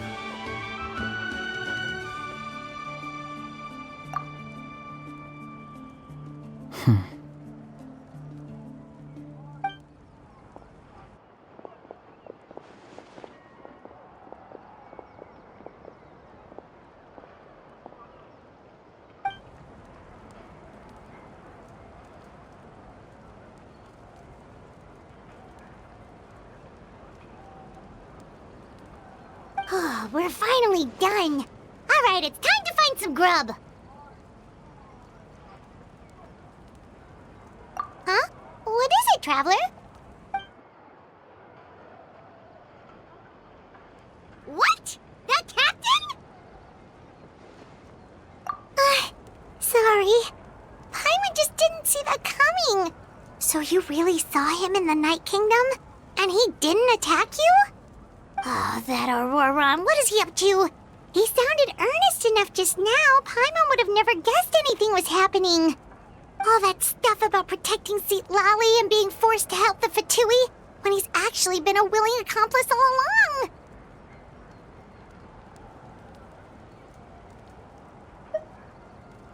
Yeah, you're right. Still, Paimon appreciates you telling her about this. Paimon will support your choice no matter what, so if you want to go, we can go together. We still have another whole day before the meeting, so we'll just meet with them when the time comes.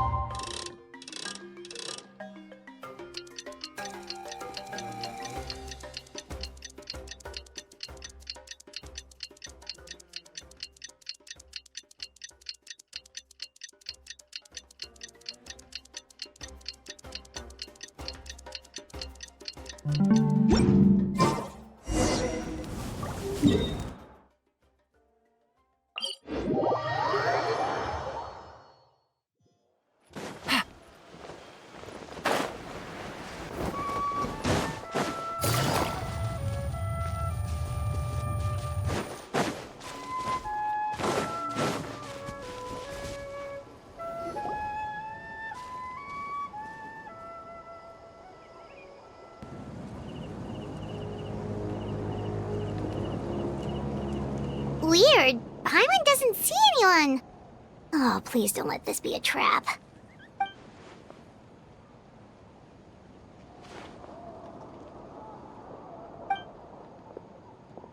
What was that?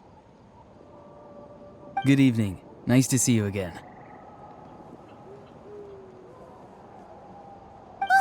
It's you. You shouldn't pop up from behind people like that. What are you, a ghost? I'm terribly sorry. It's just a force of habit. And what's with you apologizing all the time? You sound so polite and honest, but you're actually doing shady stuff behind people's backs. You're right. Granny tells me that too. Huh. Come to think of it, you remind me of her. Sometimes you two sound really similar, you know. Oh, so you're gonna call Paimon Granny too now? Well, I could.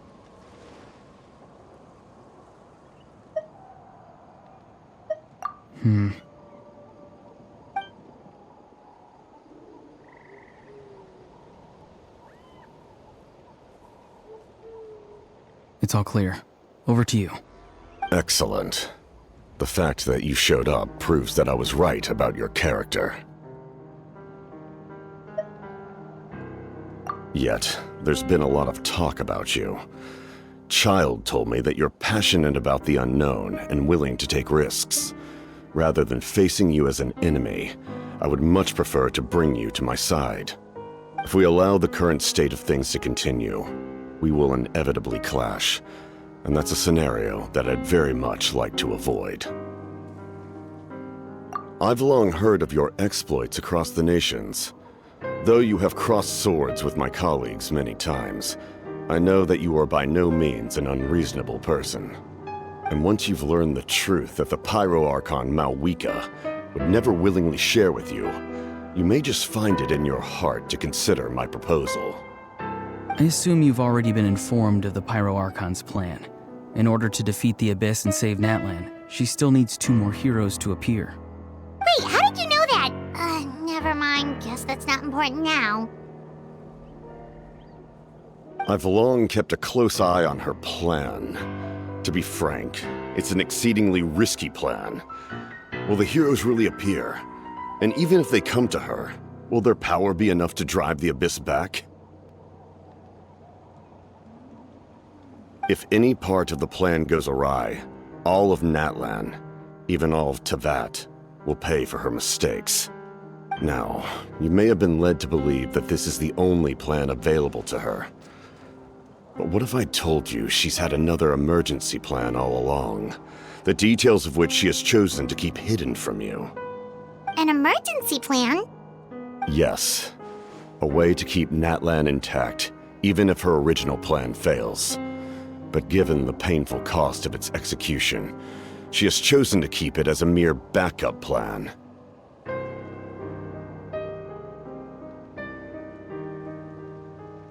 Whether this stems from hesitation, fear, or even naivete, I cannot say. But Natlan cannot afford to wait until she comes to her senses.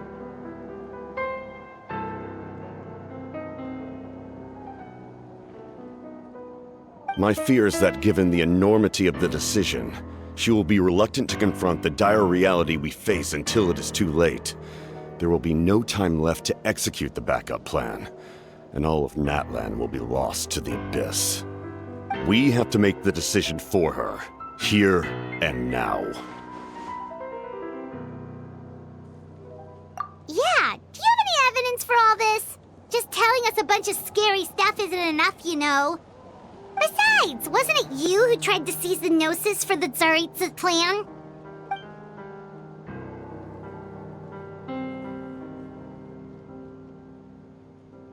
I knew you'd be clever enough to see.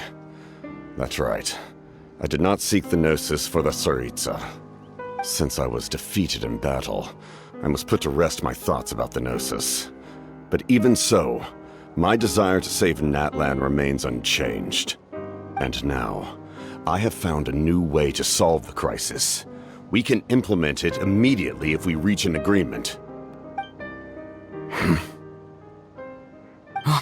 Someone's here. Huh? The captain disappeared! Something is rapidly approaching.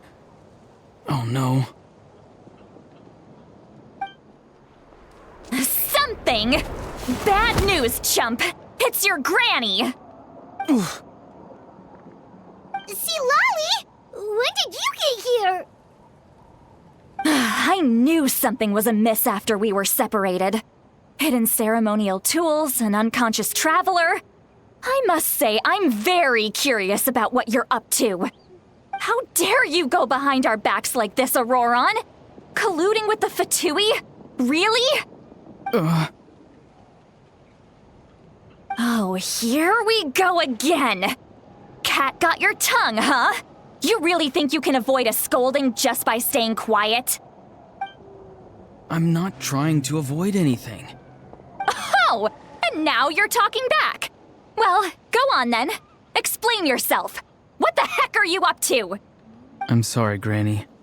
I feel so guilty. You! That's it! Where are my tools? I swear if I don't teach you a lesson right here and now, I'll... Wait, see, Lolly! Please, calm down. We, still learned a lot of info, didn't we? Like the fact that the captain isn't trying to seize the Gnosis anymore. So, maybe just save the scolding for later, okay?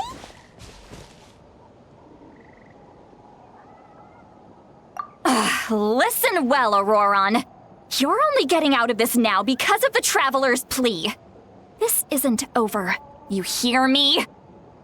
You're right, Traveler. Let's go. We can discuss this more back in the city. You two keep an eye on Auroron for me, okay?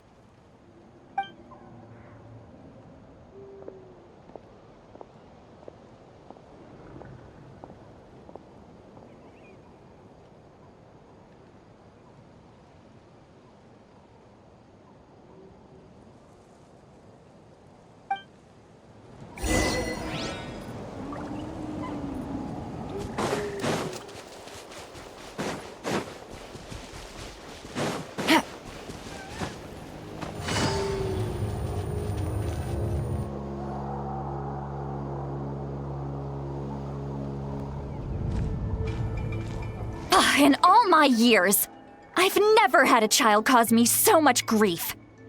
Do you seriously not see what's at stake here? You've got a head on your shoulders, Auroron. Use it! Why did you help the captain? And I want the truth this time. No answer? Think you're being smart? Then let me ask a different question. What does the captain want? What is his purpose in Natlan? Really? You're just going to stonewall me?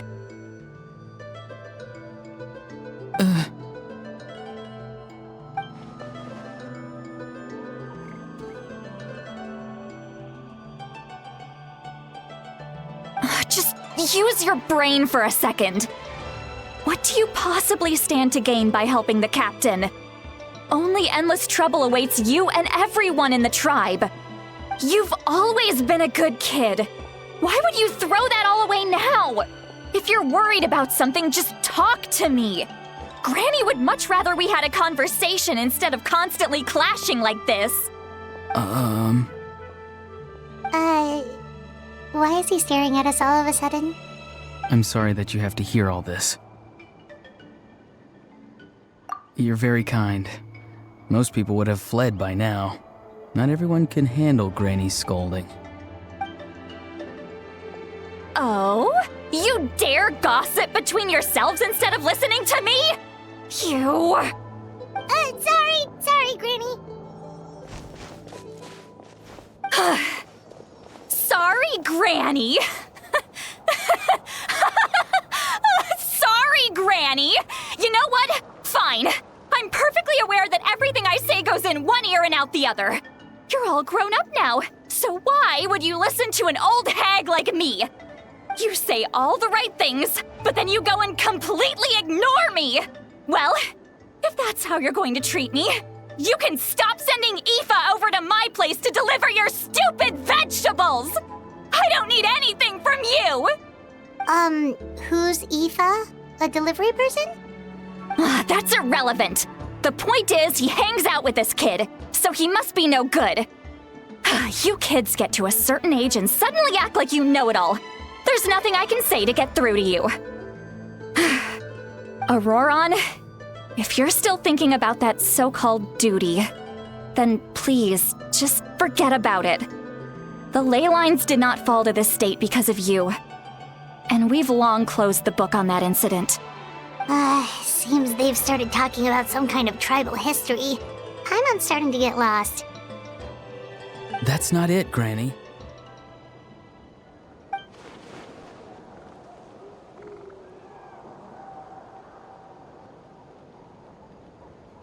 I know you tend to get down on yourself when you're upset, but I can tell I really hurt you this time. All I can say is I'm sorry. His voice. Auroron! Where have you gone? It sounds like he's somewhere super far away, but isn't he right here in front of us? I'm really sorry. It's up to all of us to do everything we can to save Natlan. So I've got to go. Get back here this instant! Auroron! What is this? Powder from plant spores? Is that the trick he used? What just happened? How was he able to suddenly get so far away like that? It's a trick of his. If you grind spores into a powder and spray it in the air, it can be manipulated to create an illusion. He pulled it off flawlessly. He must have put a lot of time into perfecting it. Don't tell me that's how he's been hunting in the fields these days. Couldn't he have picked up something more useful? Little brat. That's it. The next time we meet, I'm definitely going to break his legs. Whoa, that's a little extreme. But still, why does he feel like he needs to run from us? If his goal is also to protect Natlan, then can't we work together?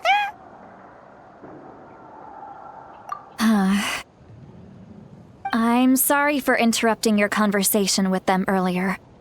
But even if you'd been able to hear them out, there's no guarantee you would have gained anything substantial. Auroron probably did everything he could to get away because he knew I'd get the truth out of him sooner or later. Oh, that brat. I swear.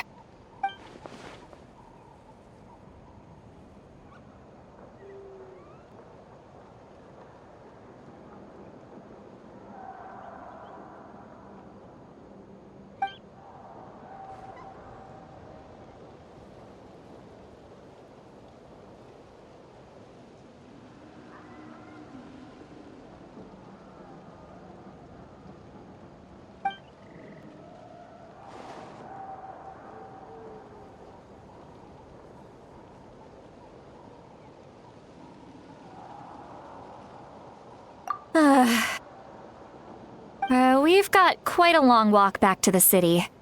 Let's take our time. It'll give me a moment to figure out how to explain all this.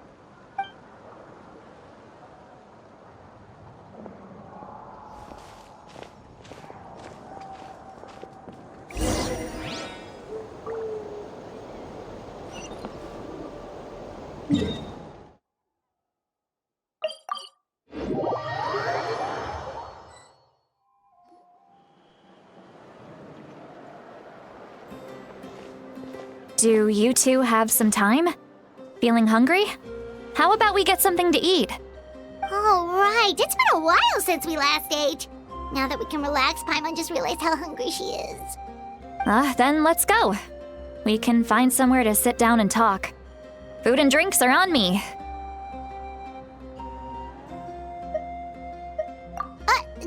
Really? You're not gonna take her offer? That's right. See, Lolly has gotten a lot quieter since Aurora ran away. She seems to be having a hard time. He's right. We're seasoned adventurers, so we're more than capable of paying our own bill. Hey, come on now. You won't even let me take you out for some food and drinks? I just wanted to treat you to a meal. Are you sure? We can save you some Mora. Mora is the least of my concerns. Besides, we're definitely due a meal after all the time we've spent together. Let me get this one. I might be an old hag, but I like to think I'm not completely useless. Sure, that's fine with us, but Paimon doesn't want you to be sad, sweet Lolly. Don't worry. I'm sure a juicy grilled steak will work wonders.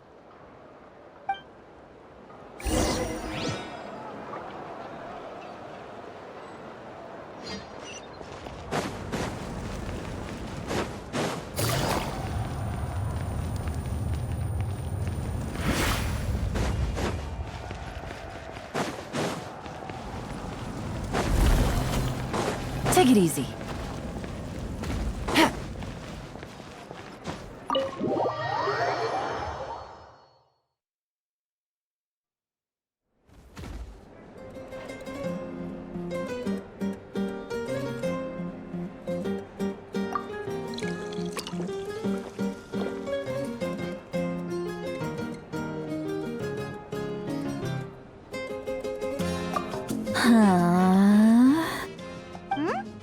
What are you looking at? Do you see two people standing by the door?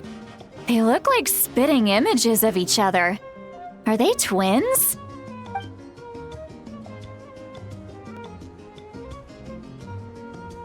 But Paimon only sees one person there. Huh? How could that be? I guess my mind isn't as sharp as it used to be. Give me another bottle, boss! Do you think she's drunk? There you go, miss. Oh my, it's not every day you get to see Granny Itzley here with some friends. Not to mention ones who've made a huge name for themselves recently. Oh, so you've heard of us? Of course I have. Aren't you the ones who saved Kachina and brought her back? No wonder you hit it off with Granny Sitlali. She wouldn't spend time with just anybody, you know. I don't even remember the last time I saw her with a new friend. Wait, so you call her Granny too? Well, given our ages, It'd probably be more accurate for me to call her my great-great-granny. She's one of the most famous people at the Masters of the Nightwind. Most days, hardly anyone even dares talk to her. Huh? Gossiping about me right in front of my face now, are you, Chonka? Oh, please, Granny, I wouldn't dare. I'm just beyond happy to see you bring over some new friends. After all, any friends of our regulars are sure to be great customers too. All right, that's enough. Go on now. I'm sure the other customers would like to talk to you as well. There's no need to keep staring at me. I promise I'll keep my alcohol down until I leave.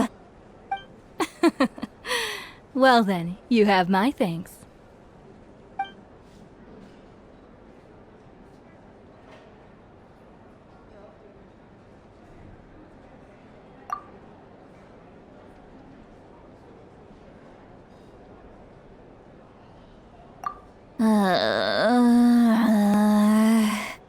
Seat Lally? Seat Lally? Who's that? You got some gall calling me by my first name. Let me guess. You want to test your skills against Granny Eatsley, don't ya? Are you still with us, Seat Lally? You're kinda talking to no one. You chumps come around here, picking fights with me? Well, you know what happens next. You lose, and then run off home to tell everyone about how I'm this big scary bully. It's always the same story. You brats start it, I finish it, and then I end up with the reputation of being some kind of terrible monster among the shamans. I mean, come on. Monster? Me? Really? What did I do to deserve that? Granny Seat Lally, you're not a monster at all. Exactly. And while we're at it, I'm not some lazy slacker either. Between meditation, advising the chief, and speaking with the Wyab, I actually have a pretty packed schedule, you know. Oh yeah. And I have to mentor all the new kids. Hey, new kid. Yeah, you.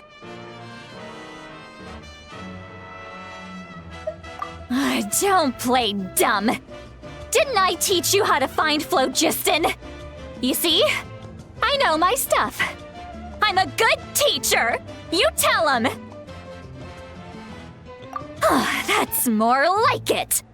About dang time someone showed me a little respect. Yeah, Granny's a hard worker, all right. You can always rely on old Granny.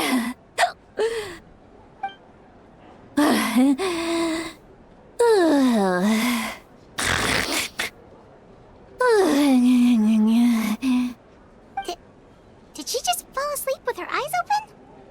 Oh, jeez. Behind this pitch-black curtain, a chapter of hatred reveals itself. Behind the smoke. The lingering smoke.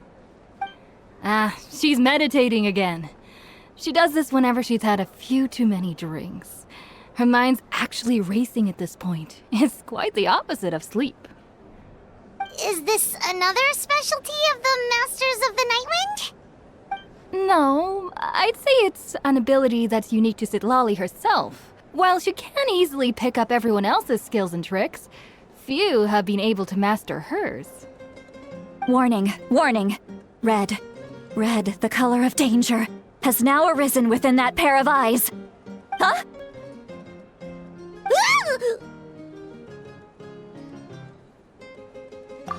Traveler? Paimon? What's wrong? I'm gonna hurl. Hang on, just keep it in. Phew. Okay, it's passed. That was a close one. You You had Paimon worried! Paimon really thought you were about to barf all over the table just now! How embarrassing. I'm sorry you had to see me like that. That's never happened before, I swear. I've never thrown up, not once.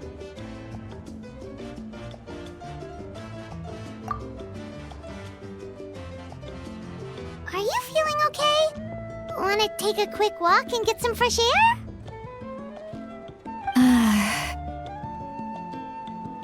There's so much that I want to say, but I can't. Why not? Of course you can. Just say whatever's on your mind. Please, Paimon, it's not as simple as you think. We've only known each other for a few days, right? What would you think of me if I were to start dumping all of my complaints on you after we've only just met? Oh, Paimon gets it. You're hoping that we wouldn't think less of you no matter what you're about to say. No, that wasn't my point at all! Seriously, don't you youngsters know anything about shame? I'm talking about shame! I've lived all these years and still can't get rid of it! Surely, you know the feeling too? Actually, about that. Huh? Tell me what? Yeah, this is as good a time as any.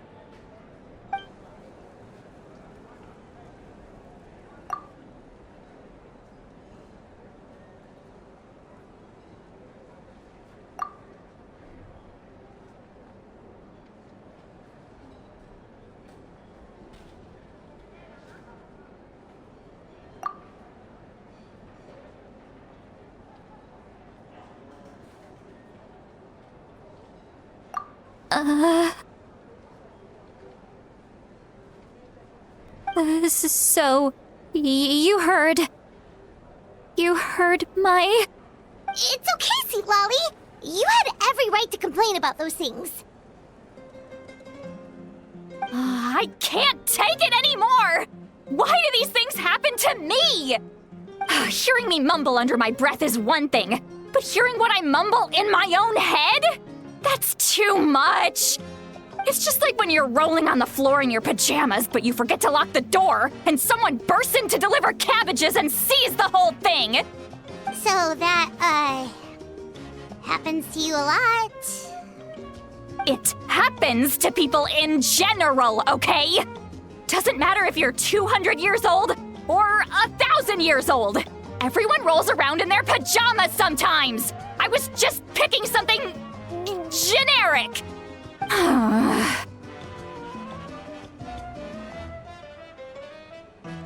Take a walk with me. I have things to share with you. Looks like she's completely given up. Like those criminals who just confess everything and accept their fate.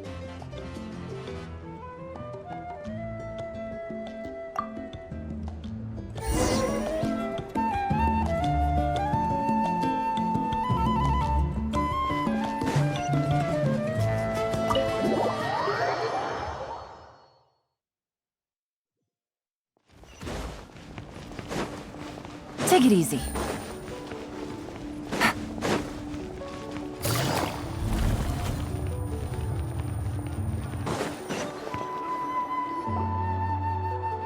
Well, great view, right? I love coming here by myself. Wow, it's beautiful! You're making me want to cry. Oh no, what do we do? Please don't cry! I was an expression, okay? A figure of speech. I'm just... embarrassed. Here you are thanking me. Even after you helped me all this time. Let's just have a casual conversation. It's easiest that way. Really? You don't seem like the kind of person who keeps things casual. Well, I guess I used to be more of a stickler for the rules. And you're right, I don't usually open up to the people of my tribe like this. I'm just an eccentric old hag to them. That story's been passed down so long. It might as well be true. But you're just a regular person. The kids of my tribe would have a heart attack if they heard you say that. Granny Eatsley is a powerful figure. Be careful around her. That's what they'd say. Well, you are powerful. Are they afraid of you? Some are. Others are mad I always come out on top. A few decades like that, and people stop knowing how to deal with you. What about you? Are you scared of me? We don't find you scary at all.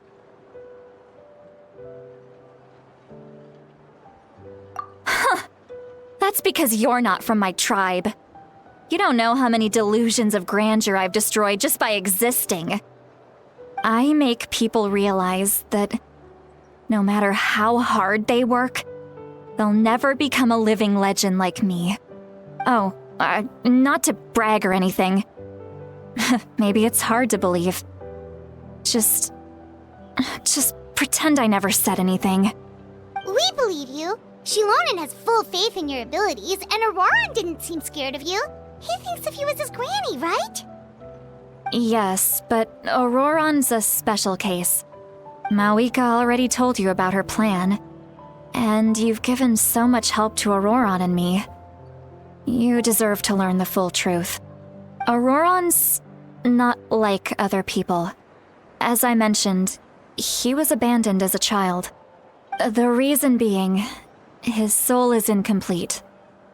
The Masters of the Nightwind view this as a bad omen, capable of bringing about illness and misfortune. No one knows who his parents were. He was just left on a rock in the wilderness. It's a miracle he wasn't devoured by some wild beast. The Masters of the Nightwind believe they can see human souls, and in Auroran's incomplete soul, they saw a possibility for Natlan. A possibility to turn Auroran into a vessel for lost souls. The ceremony would allow lost souls to gather within him. Auroran would then be sent to the Night Kingdom to return the souls to their rightful place, strengthening the ley lines and completing the ceremony. Wait, that doesn't sound right.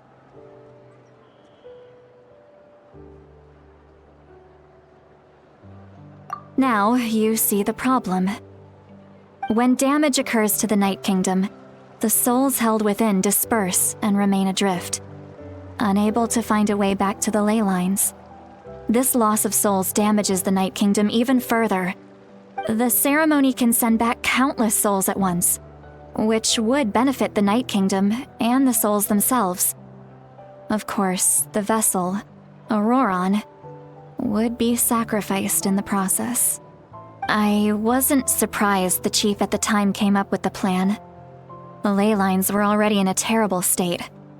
A suitable candidate for the ceremony appears, and now you have the chance to make things better. Of course you're going to take it. When the chief asked for my opinion, I didn't give my approval, but I didn't object either. So they went ahead with the ceremony. It failed, and Auroran escaped with his life.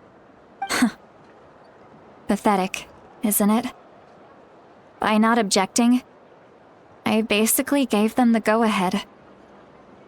Maybe they didn't have my explicit approval, but it's not like I did the right thing. If the ceremony was successful, Auroran would probably be dead.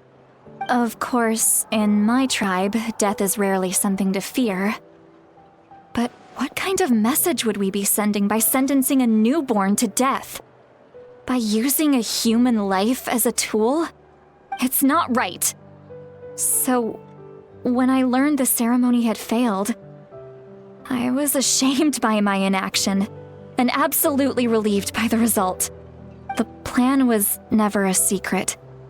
Or, I guess I should say, there was no point to keeping it a secret. A simple investigation from Auroran would reveal everything. Everyone thought he would be happy he survived, and he never really said anything to the contrary. But just as I was about to put all of it behind me, he asks this question. Would Natlan have been saved if the ceremony succeeded? Wait, but it's not his fault. He knows that, but he still feels guilty. Auroron has a strong ability to perceive souls, more than any of us. He understands just how dire the situation with ley lines has become. Maybe he chose to work with the Fatui because he still thinks he owes a debt to Natlan. I can only imagine what they told him. Traveler, didn't the captain say he found a way to solve the crisis? Maybe that's what brought Auroron into this. Anyway, we can't just let things go on like this. We have to convince him to come back! You don't look so good, Sweet Lolly. Maybe you should head back and get some sleep. Probably drank too much. It's okay. The fresh air is doing me good. Okay. Forget that. I need to go home. I hit it a little too hard.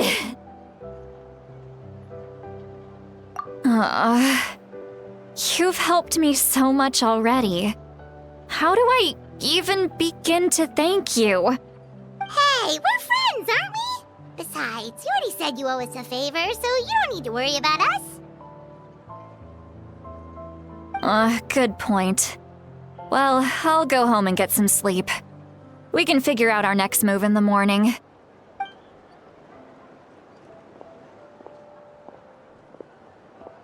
Friends. I like the sound of that. Auroron's probably back with the captain, don't you think? You mean about the backup plan? Do you really believe what the captain told us? Yeah, you're right. We should just go to her directly. But she's probably asleep. We can find her first thing in the morning. For now, let's... go to bed.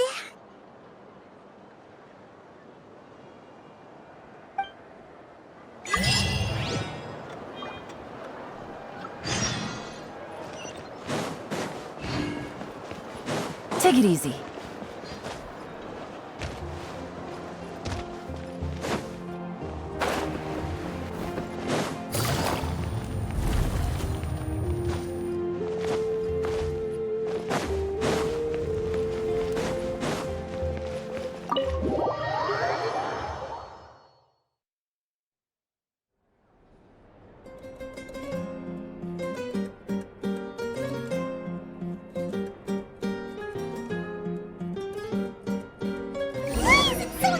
Outside. Pirates still haven't sleep. Well, guess we should see what's going on.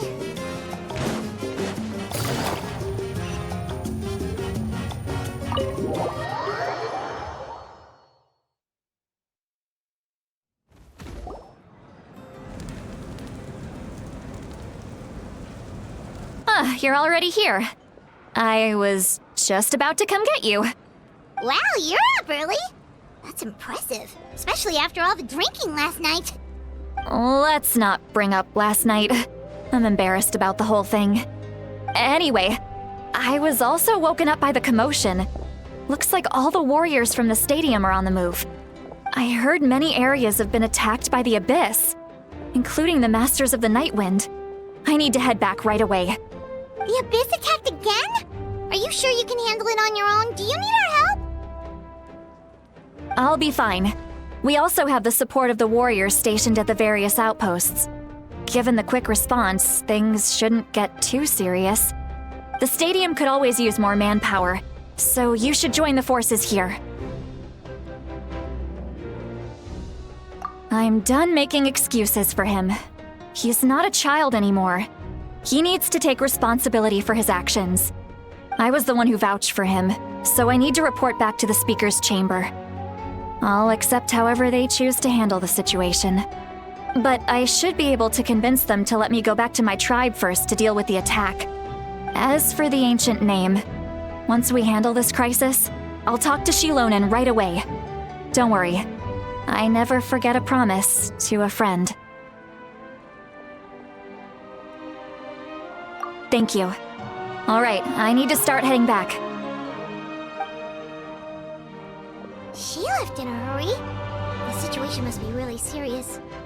Oh, looks like a lot of people are heading to the stadium. Let's see what's going on.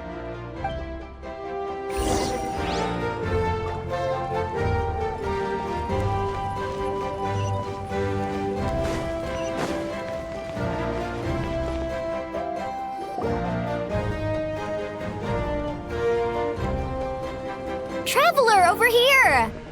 Oh, perfect. Our star Outlander has appeared.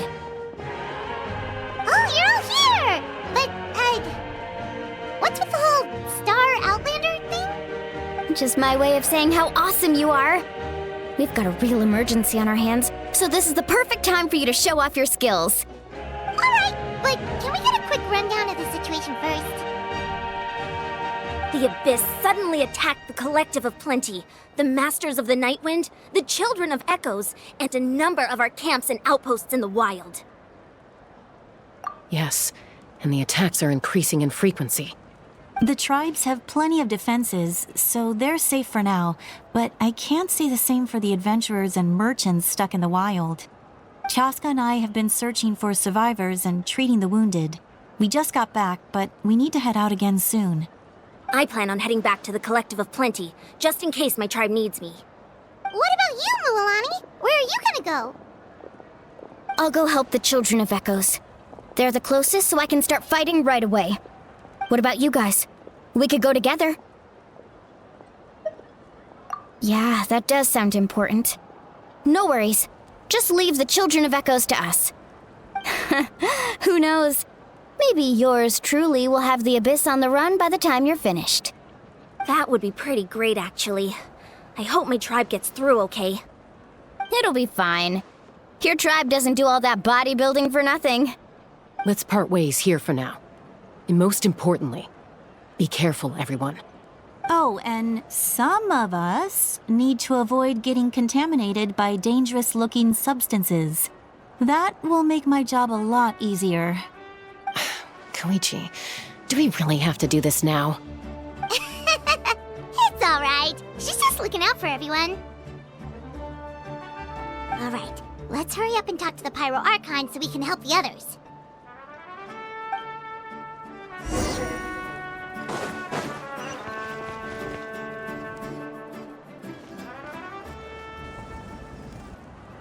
Oh, it's you two. As you can see, things are not looking good right now. People across Natlan are in danger. Look, I'm very interested in your recent adventures, but this is not a good time. So we'll have to keep our conversation short. That's alright, we're also in a hurry. We're gonna go help the Children of Echoes after this. What?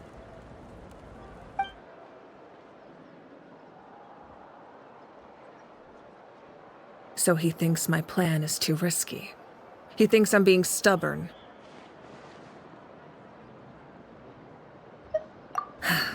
I shouldn't underestimate the Fatui's ability to gather intelligence.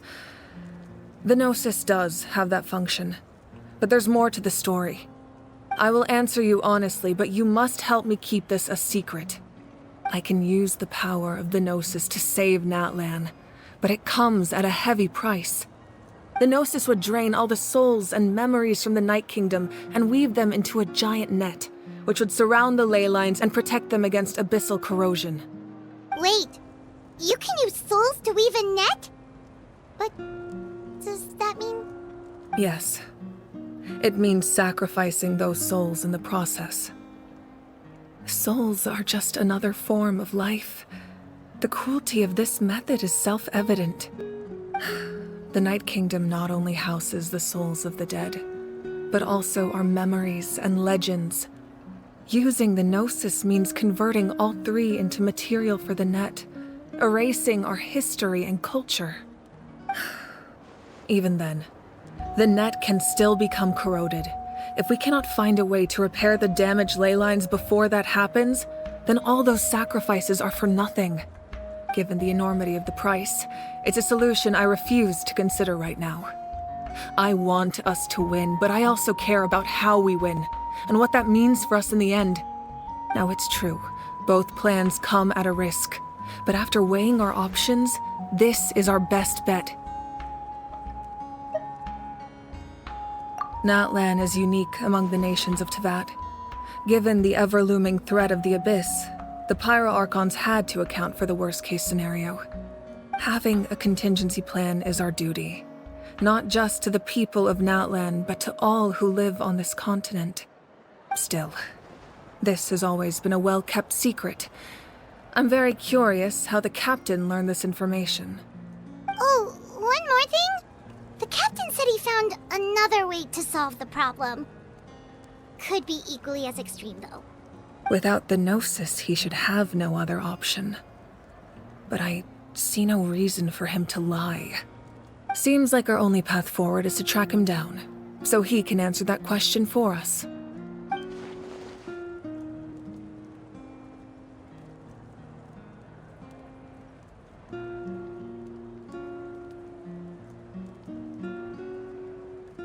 Judging by your expression, you must have doubted me, even if just for a second. Not even a little! We would never— Wait, what are you talking about, Traveler?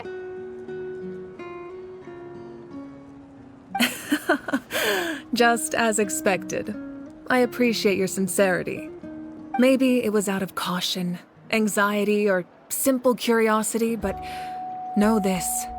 No matter what, our goal remains the same. We both want to save the people of this land. So now that you have your answer, do you still doubt me? You scared Paimon. You've really got a lot of guts, Traveler. That's a good thing. Oh, and feel free to call me Mawika. It's what all my friends call me, and I like it that way. As for the captain, the intelligence officers we assigned to the Fatui should be back soon. We'll get our answer then. That's great! Sounds like we just have to wait a little longer. Not just yet. Even though the Abyss is attacking several locations at once, I'm confident the warriors stationed in those areas can handle it. Don't worry. I just need to finish coordinating our available manpower, then I'll take a small team to handle the difficult locations. Wait, you're going to fight in person? Didn't you give up your power? That's true. I'm far less powerful than a god in my current state.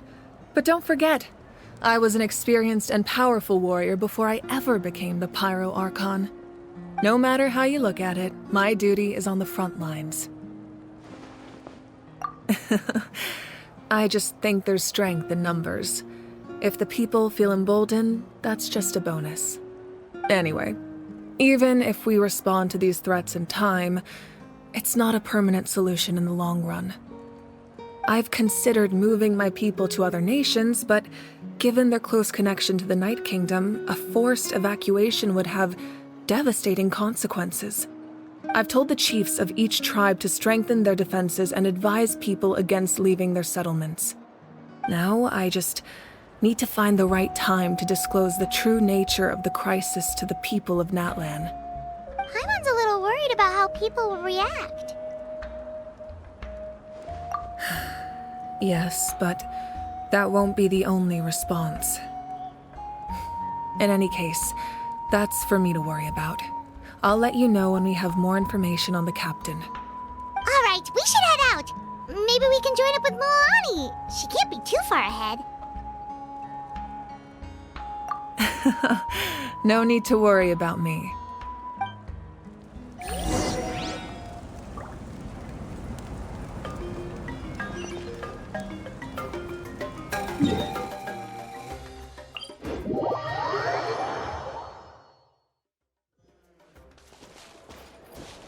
Take it easy.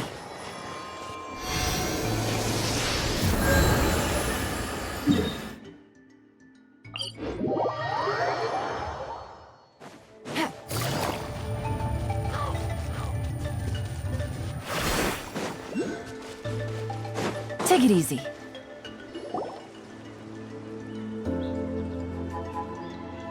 Over here! To safety!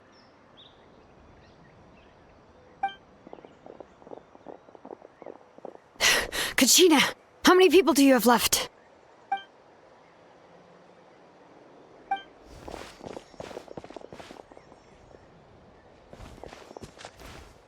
What's the situation? There's a trapped caravan that needs our help. We need to rescue them as soon as possible. We'll go together.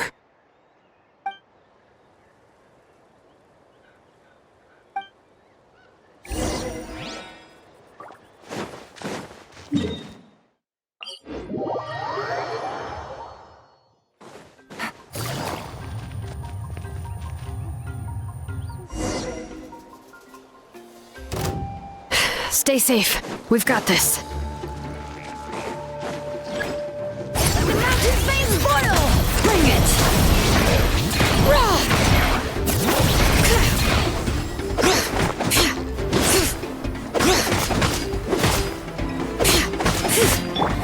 It's an epic wave! I really thought I was done for. I can't thank you enough. Don't worry about it. We're just glad you're okay. Let's see. Your goods look fine too. Guess the Abyss isn't after Mora. That should be the last abyssal pylon near the Children of Echoes.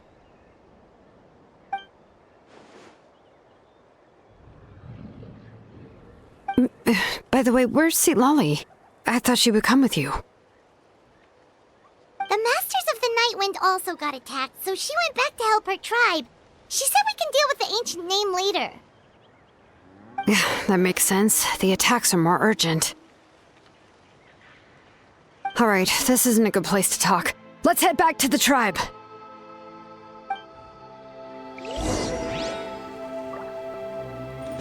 We're way behind schedule. Next on the agenda...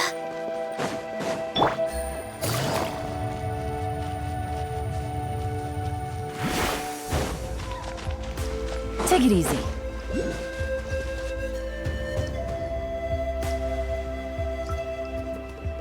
Looks like a few people were hurt after all. Oh, I should have got here sooner.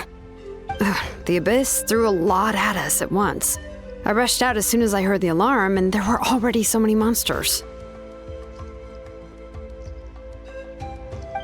Before long, Kachina brought over a whole group of warriors, and just like that, we destroyed several pylons as a team.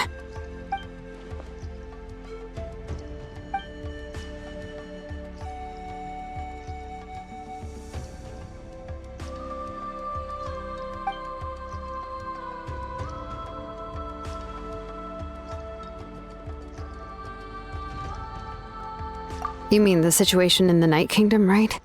Yeah, I feel the same way. We've managed to keep it a secret all this time, but more and more people are realizing something's wrong. It's impossible not to feel anxious when things are getting worse by the second, and all we can do is wait. That just means we need to buy the Pyro Archon more time. Keep pushing, everyone. Every battle is worth something. You really are an eternal optimist, Mualani. You always find a way to cheer people up. Why, thank you. I guess it's one of my better qualities.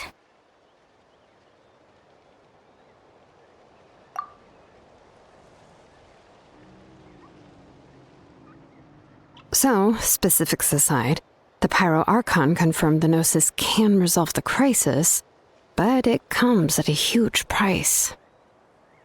And somehow the captain finds out about it, goes to fight the Pyro Archon, and calls her out for having a solution but refusing to use it. Honestly, if he has the same information as us, I can't really blame him.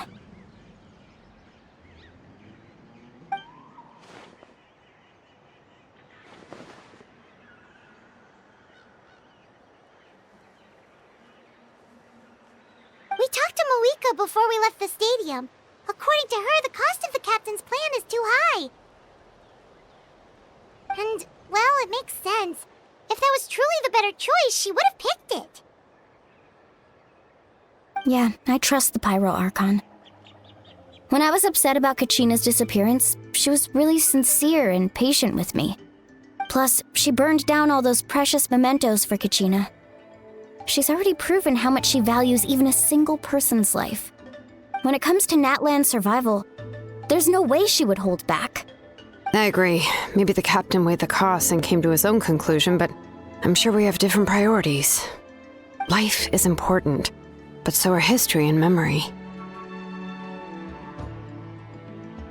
As the Archon, she can't tell us everything, but it seems like she wasn't holding anything back this time. The next question is, if the captain found a new way to save Natlan, how come the Pyro Archon has never heard of it?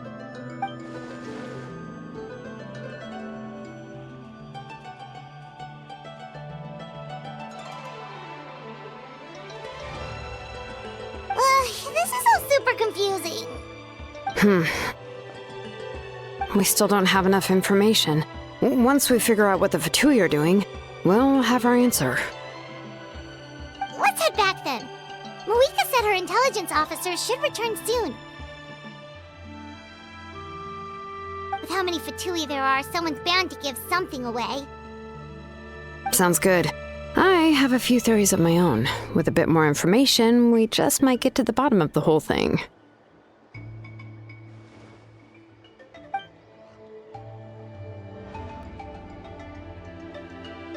I was just about to ask. Count me in.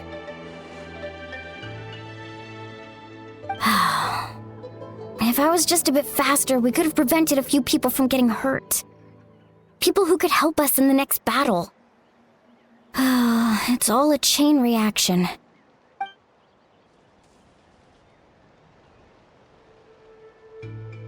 Register? Nah. I'll just follow you around. You know, go where you go, do what you do.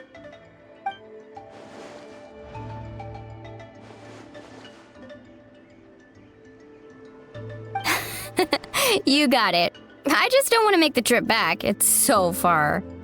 All right. See you all later. Let's get together and celebrate once this is over. Oh, you betcha!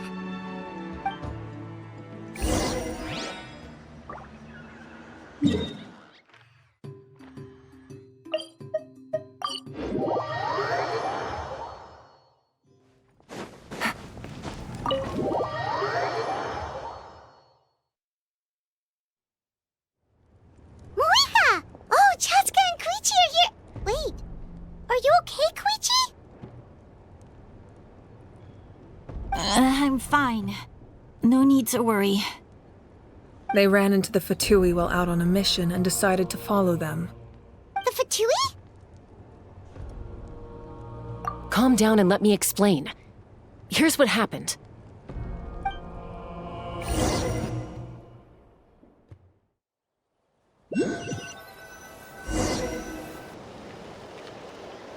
Watch out. It's the Fatui. Were they attacked by the Abyss? No, wait. It looks like they're protecting a group of travelers. Over there. Do you see? You're right. That's a traveling group from Natlan. Could they be trading for something? Let's keep observing for now. We're glad you're okay. Given the appearance of abyss monsters all over Natlan, you should cancel your journey and seek shelter at the stadium or one of the tribes. Thank you so much. I wish there was something we could give you. We don't expect anything in return. We were out on a mission and saw you being attacked. It was our decision to help. If you truly wish to repay the favor, you can keep this a secret. If anyone asks, just say you were saved by warriors from Natlan. Oh, okay. We can do that. But... We're not asking you to cover up our activities. We haven't done anything illegal. Our captain simply wishes to remain undisturbed. Nonetheless, the decision remains yours. If we wanted to keep you quiet, we would have employed a harsher method. Got it. We'll get going now. Did you hear that? They mentioned a captain. Isn't that who the Pyro Archon is looking for? Exactly. We could be onto something big. Still, there was no trade. They were just helping people in need. I didn't sense an ulterior motive. I didn't believe the captain when he said he wanted to save Natlan. But based on what we just saw, it's possible he was telling the truth. Maybe we've been wrong about the Fatui this whole time.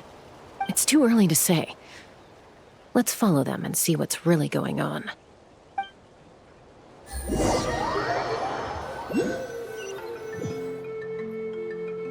So this is where they were headed. Looks tricky. It's heavily guarded on all sides.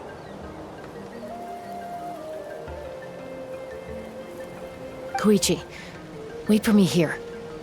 I'll go in and check it out. Oh, no you don't. How are you planning to get through all the guards? Look, I can use this terrain to my advantage. With our tribe's special way of getting around, I doubt they'll see me coming. We still can't see anything on the inside. What if you can't find cover? You won't have anyone to watch your back if you go in alone. The more heavily guarded the location, the more valuable the secrets. Even if the captain isn't here, we can still figure out what the Fatui are planning. That intel is worth the risk. Fine. You're not gonna listen to me anyway, so let me come with you. That's even more risky. You've been running around saving people for days. You're already at your limit. I'm confident I can protect myself. I'm not sure you can say the same. At least right now. I can. You really believe that? Fine, don't believe me. But you can't honestly tell me infiltrating a heavily guarded Fatui hideout all on your own sounds more reasonable.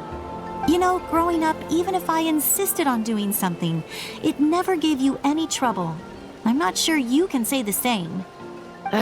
All right. If we start arguing, this will never end. We can't let this opportunity go to waste.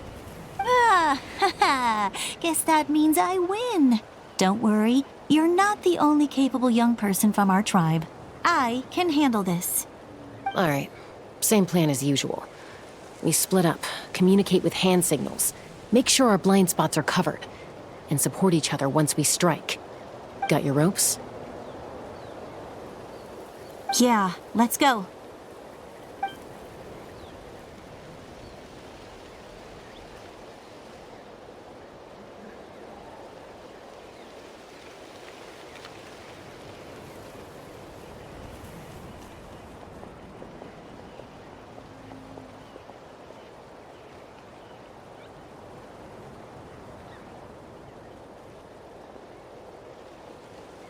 The Fatui have eyes all over this place. I should wait for Koichi's signal.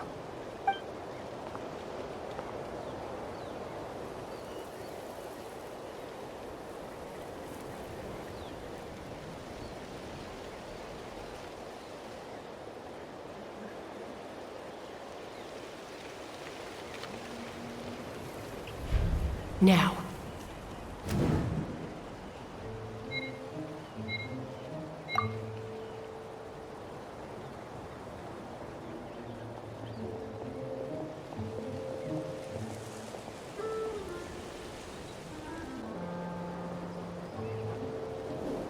Not sure how many chances I'm gonna get.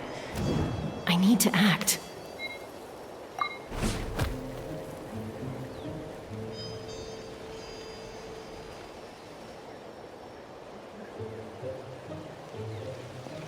Good. I made it without getting caught. I should get to that platform over there. But it's guarded by the Fatui. Koichi should have line of sight. I'll wait for her signal.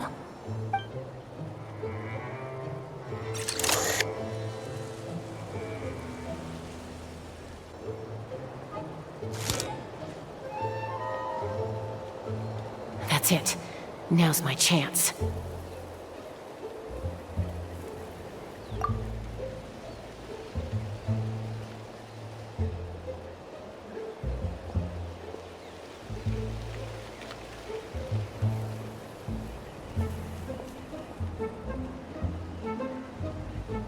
It's It's no use staying in one place. I should keep moving. Looks like Chaska is helping me by keeping an eye on the Fatui movements. I'll wait for her signal.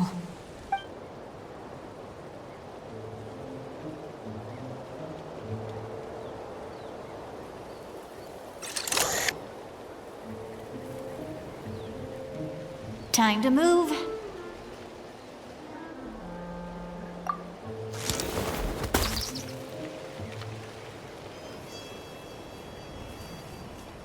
Whew!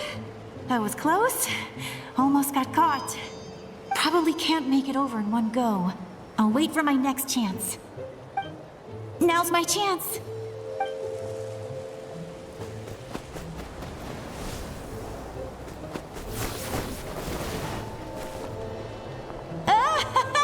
I made it! That'll show my sister. Let's see. The Fatui's occupying all the best locations. If we could just get past them somehow. Wait, I've got it!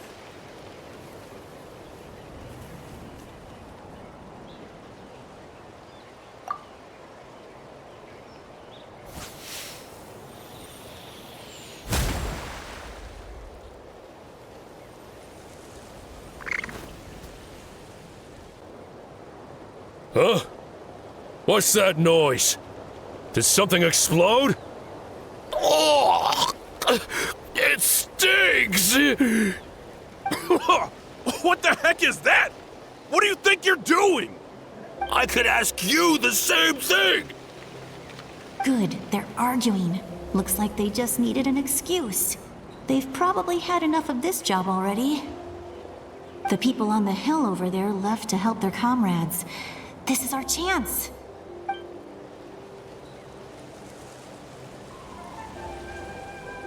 Come get me, Chaska. I hope she gets this hand signal. That's Koichi's signal. Smart idea. Alright, time to move. Give me your hand, quick. Coming!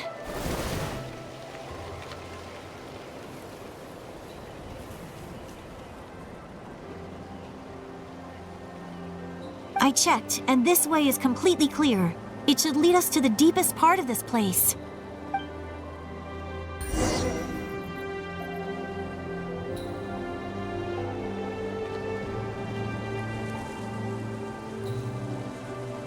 Well, I was pretty helpful, right? You know, everyone usually jumps at the chance to work with me. Not my own sister, though. No, she avoids me like her life depends on it. I was wrong, Koichi. You've done well. Wait, you're just gonna admit it? Now I look like the mean one. Let's focus on the task at hand. We're in the heart of enemy territory. The more time we waste, the more dangerous this becomes. All right. If you're not gonna take the bait, then I'll drop it. Looks like the Fatui are here to dig something up. I'm surprised they mobilized this many people. I doubt it's because they're interested in our culture and history. It seems like they're looking for a dragon relic called the Source Mechanism. The device is ancient. Barely any information survives to this day. And even people from Natlan don't know how to use it. Why would this be the Fatui's target? Not bad. Looks like it's in good shape. This should be what our Lord's looking for. Took us long enough. Come on, let's get this thing back. Back? Back where? Should we keep following? You really want to keep going? Of course. We make a good team, don't you think? No reason to stop now. What was that sound? Uh-oh. We've been spotted. Time to go. Falling rock incoming! Watch out for your gadget! What? You'll regret that! After them!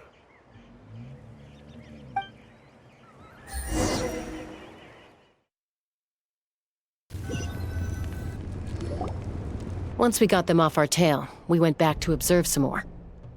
They'd collected several identical pieces of something. It looked like they were waiting, though. So we decided to come back. So, Koichi got injured trying to get them off your tail? She pushed herself too hard and collapsed on the way back to the stadium.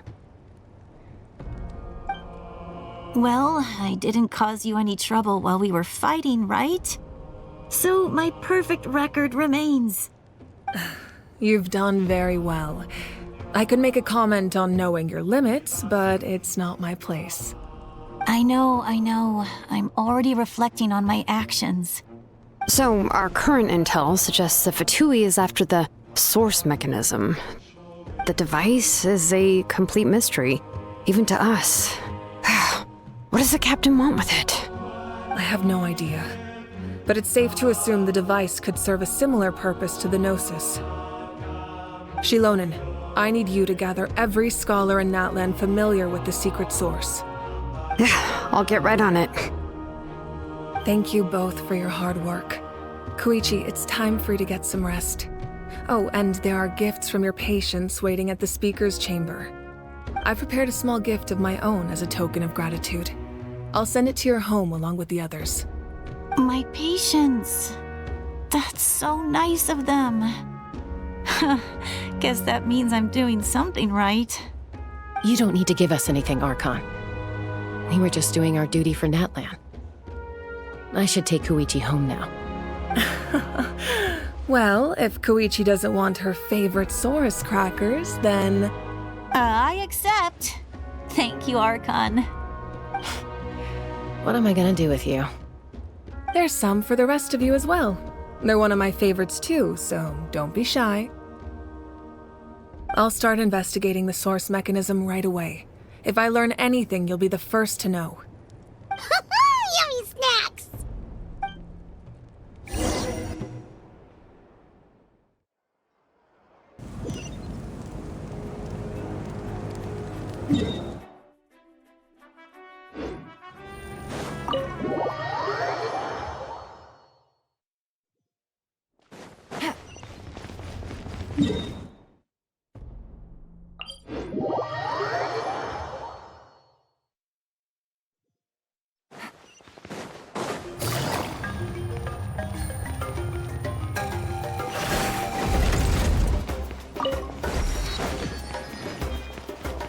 Take it easy.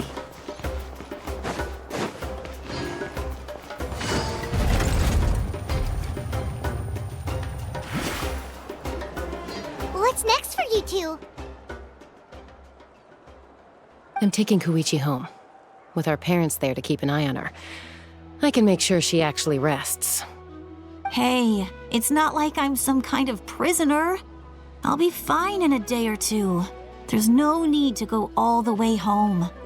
That's what you always say. Everything's no big deal until you collapse. What if the Abyss attacks again? You're saying if I let you rest in a hotel, you're not gonna rush out the minute you hear the alarm? I won't. Triple promise I won't. Mm-hmm. Fine. On the off chance something like that were to happen, I might. But I'm a doctor. I have a duty to help people in need, no matter how hard or tiring the work gets. I guess you're right. But I don't have to like it. This reminds Paimon of when we first met! Except you were the one trying to stop Chaska from doing something dangerous. I'd do the same for anyone trying to put their life in danger. As a doctor, I don't want people to get hurt because of a rash decision. Then try to see things from my perspective. You clearly want to protect your patients. So can't you understand why your own sister would feel the same way about you? The two of you are the same, you know? I disagree. I understand the risks and costs of my decisions. Who wants to be like her? Overconfident, always making excuses when things go wrong.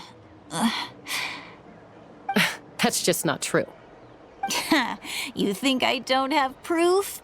Okay, don't get into another fight. Just pretend Paimon never said anything. Don't worry, Paimon. You didn't do anything wrong. Arguing is just how we communicate. Neither of us really takes it to heart. Plus, I guess we are similar in some ways. Maybe I rush into things without thinking, but I learned that from her. We're family. I can't help it if my older sister is a bad influence. Okay, you don't have to put it that way. So, you're all good now? Neither of us are really the type to back down, so we'll always have our differences. But still, we get along in our own way. Plus, I know you'll wake up one day and realize I was right all along. I just need to wait. Be my guest. Come on, let's get you home. See you later, Traveler in Paimon. I'll be back once everything's settled at home.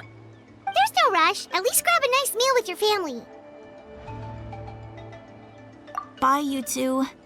Take care of yourselves out there.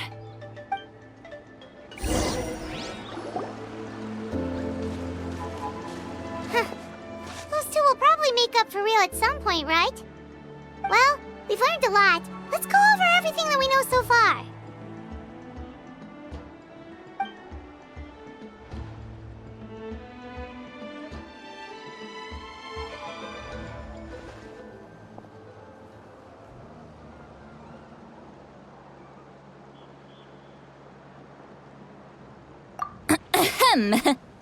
Sorry for popping up out of nowhere. Again.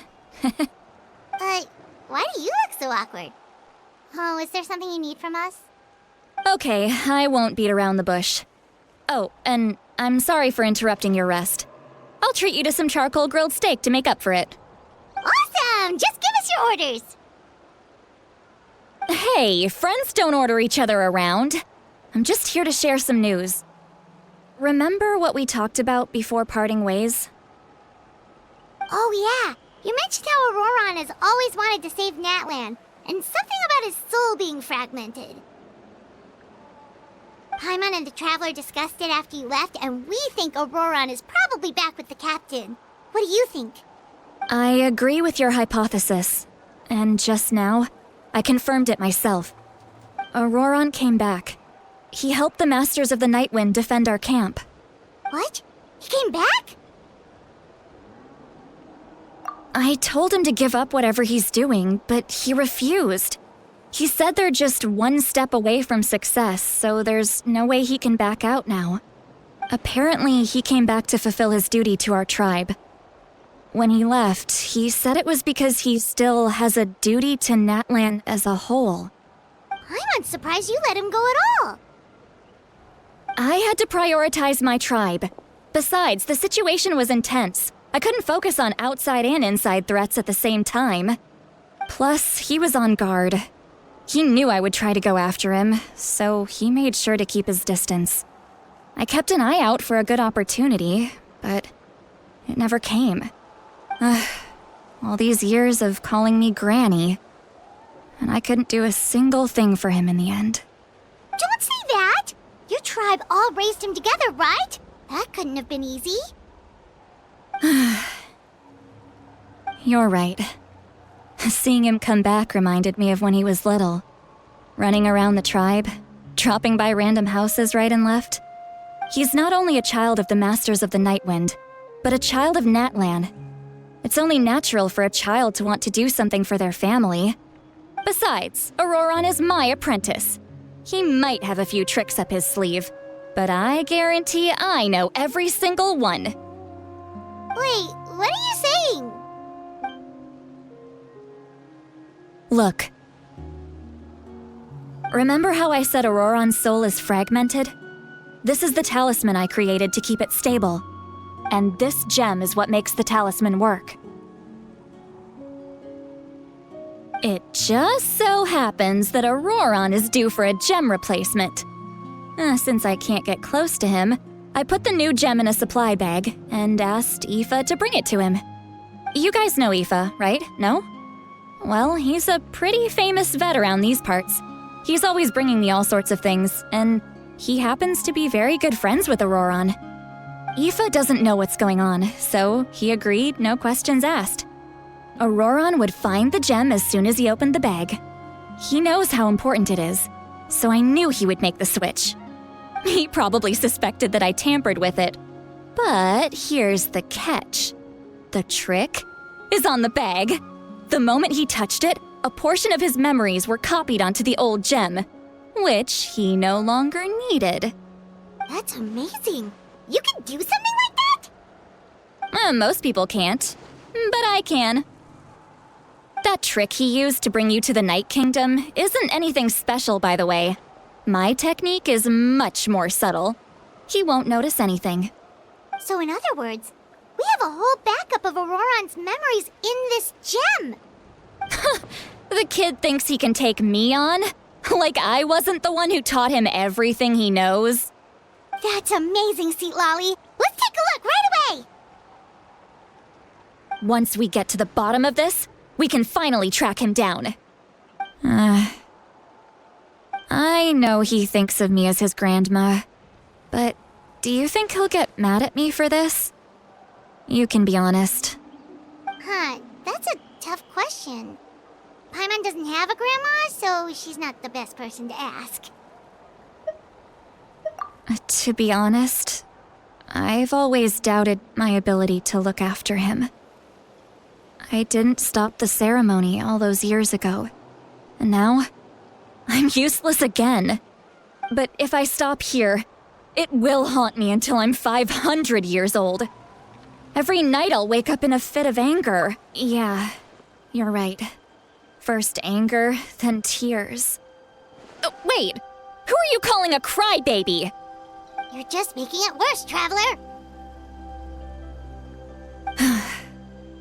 I need to look at his memory. Even if he resents me, refuses to see me, or runs away for good, I don't care, and I won't blame him. A family does whatever it takes to protect their own. You sure you'll be okay? We can come with you if you want. Did you just say you'll come with me? Is that okay? We have a pretty good reason to see it too, don't we? Because, right, we need leads on the Fatui. You really mean it? Fine, you can come. Just promise me you'll see this through. No backing out. Got it? Don't worry, we're professional adventurers. Then I place my trust in your professionalism. All right, time to sneak into someone else's memory and engage in some, unwanted spying. You heard it here first. I wouldn't be doing this if I had any other choice. Are you ready?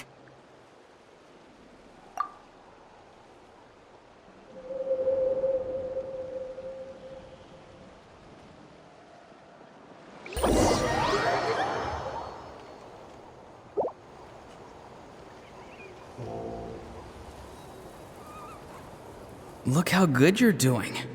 You'll grow into nice big radishes in the future. And you? Aoife says you're taking up too much space, but I think you're a good tree. What do you think? Hey! How's it going, Auroron? Good.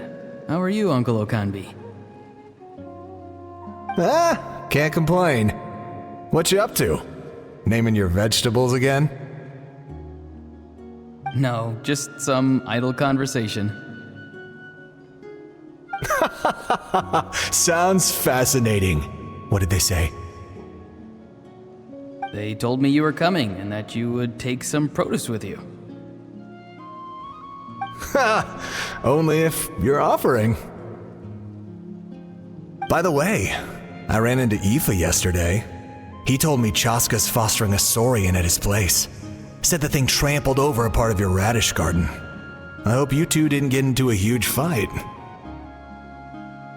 No, don't worry. I'll find a way for him to make it up to me. I've already wrapped your share of the produce. Here you go.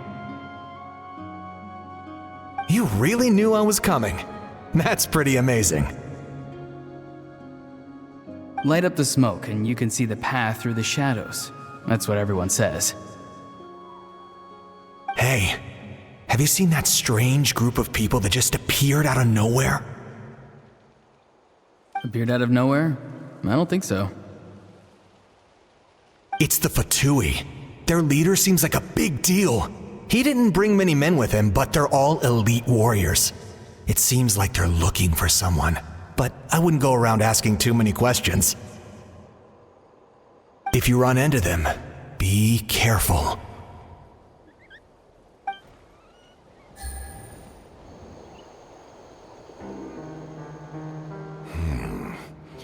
You're from the Masters of the Nightwind, are you not? Why do you live here alone? I enjoy living by myself out in the wild. I guess you're from the Fatui, the one everyone's calling a big deal. Not an inaccurate description. I'm looking for someone who may be known to you. Citlali is her name. Granny? What does an Outlander want with her? I've heard the name. You have business with her?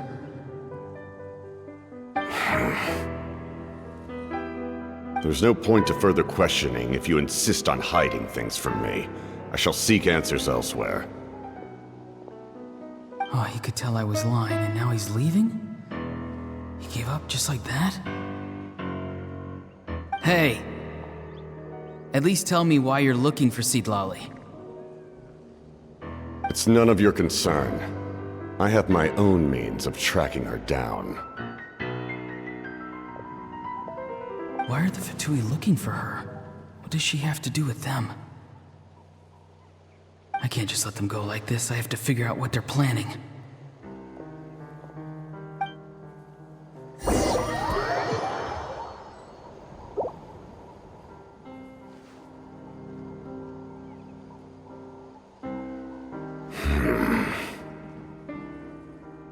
I've just been studying the ley lines and asking for leads on Granny.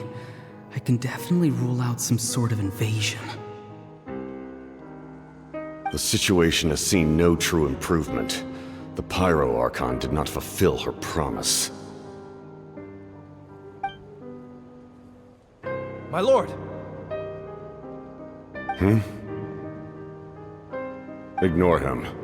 He is no threat. He knows I'm following him, but he doesn't seem to care. He's strong, I can tell. But there's something unusual about him and also familiar in some way. I can't describe it.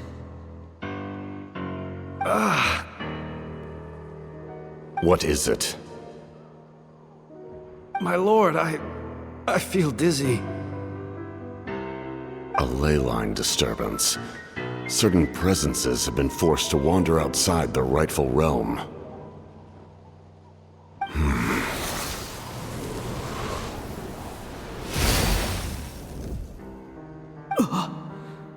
That was a spell from the Masters of the Nightwind. How did he know that? Is he sending those escaped souls back into the ley lines? How did he do that so easily? Soulfaring is supposed to be extremely difficult. This could be related to why he's searching for Granny. I feel much better. Thank you, my lord. Think nothing of it. Stay vigilant, and continue to gather information. The Abyss could attack at any moment. If you notice any irregularities, assume drill formation and be prepared to fight. However, there's no reason to over-engage. Information is our first priority. Yes, sir. Why are the Fatui fighting against the Abyss? Do they really mean us no harm?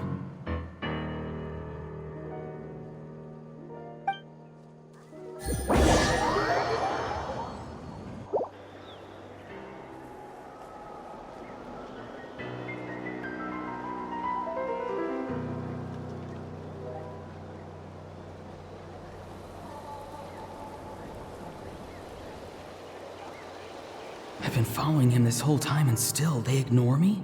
Do Do they really not care? It seems like his subordinates refer to him as the captain. Never heard of him before.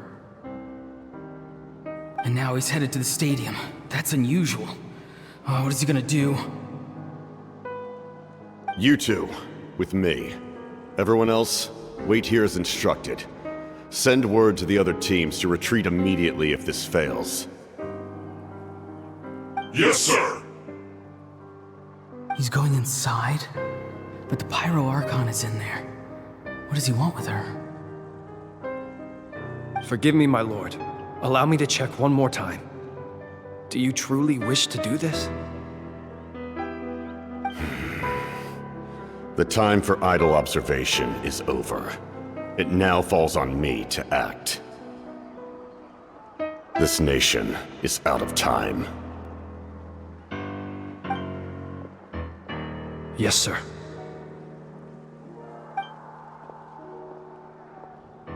He just walked straight into the stadium. What is he gonna do?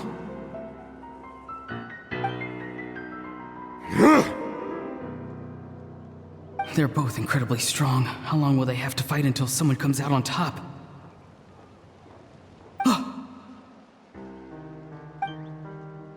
Wait, this feeling.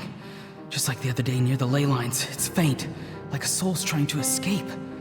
Where is it coming from? Is that why he's looking for Granny? If he dies here, then all clues will be lost. I can't let that happen.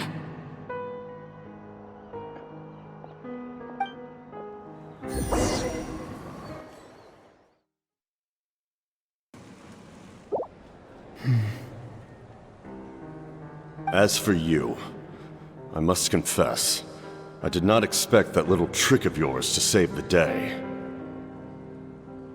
No matter how dense the fog, as long as the sun remains, we cannot turn day into night. She could have dispelled it. She simply chose not to. You don't have much time, and you're injured on top of that. What do you plan to do next? I'm beginning to see just how useful you may turn out to be. You heard something from here, didn't you?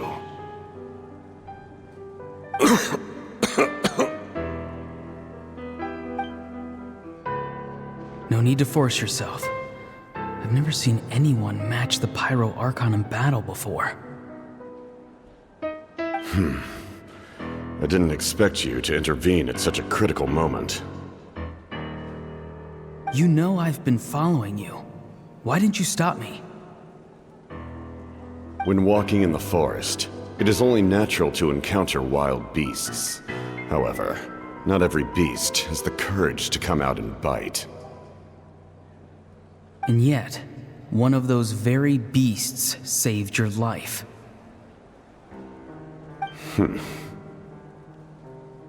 Then speak. What do you want? I didn't save you because I wanted something. My soul is more perceptive than others. I can sense that the ley lines are extremely weak. I don't know what the Pyro Archon is planning. Can she really save us? The questions you asked her just now, well, I've had very similar doubts. So I felt like I had to help you.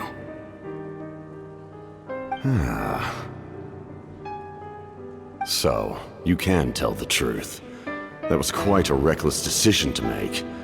I'm not sure you realize that. There's no turning back for me now.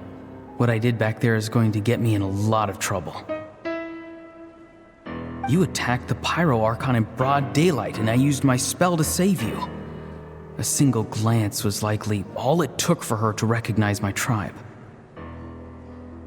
So, we're in the same boat. Seem to care little for my thoughts on the matter. It's too late for that. Start from the beginning. Why are you looking for Citlali? Do you know her? Explain your relation to her first. I know you two are acquainted. It was obvious the moment I mentioned her name. Citlali is my elder and my teacher. She taught me everything I know. It's my duty to protect her. If you truly wish to protect her, you should have let me perish at the Pyro Archon's hand. Yet, you chose otherwise. Do I really need to tell you what that means? I want to do something to change Natlan for the better. Something I can accomplish with my own two hands. You're stranger than anyone I've ever met.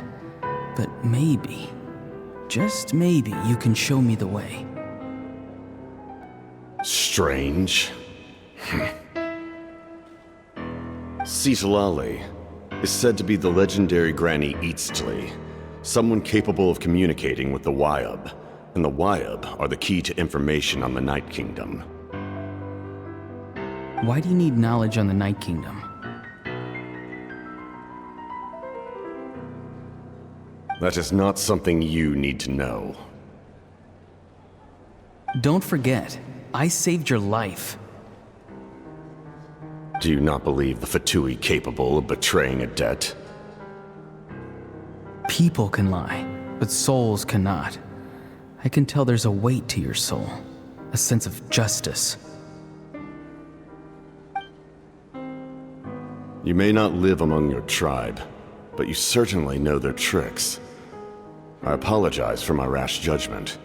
You are more capable than I imagined. Let's go.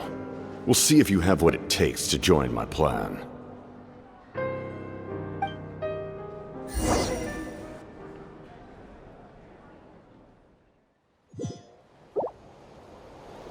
I see.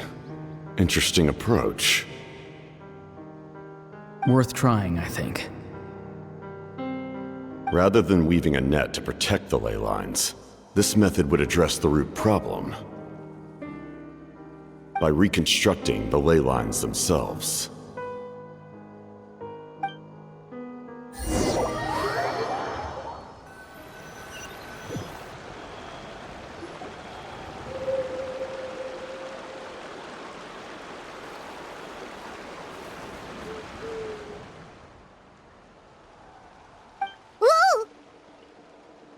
Traveler, Paimon. Are you two alright? Paimon's fine, just, a little dizzy.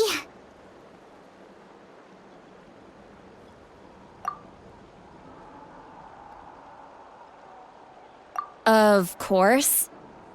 I'm so mad at him. After everything, he still can't let go of the past. For some reason, he thinks he owes something to the people who cared for him.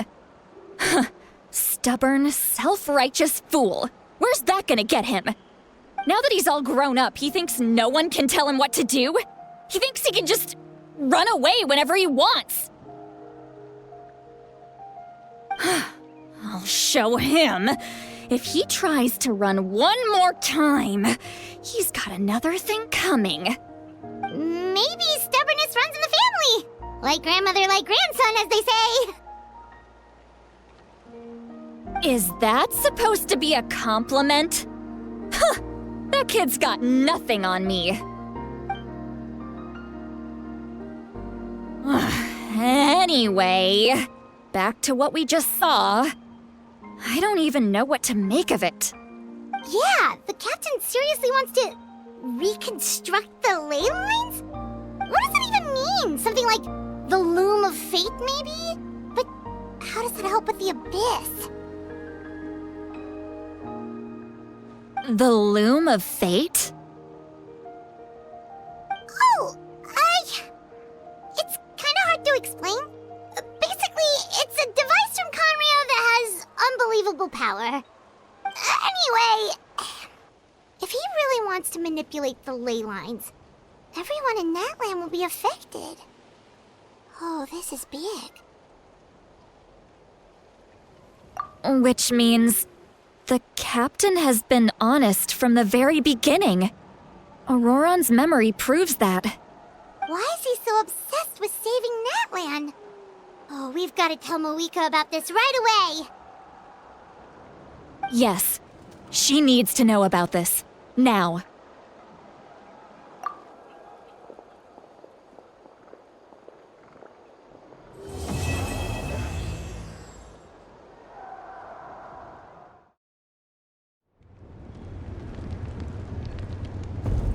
Marika!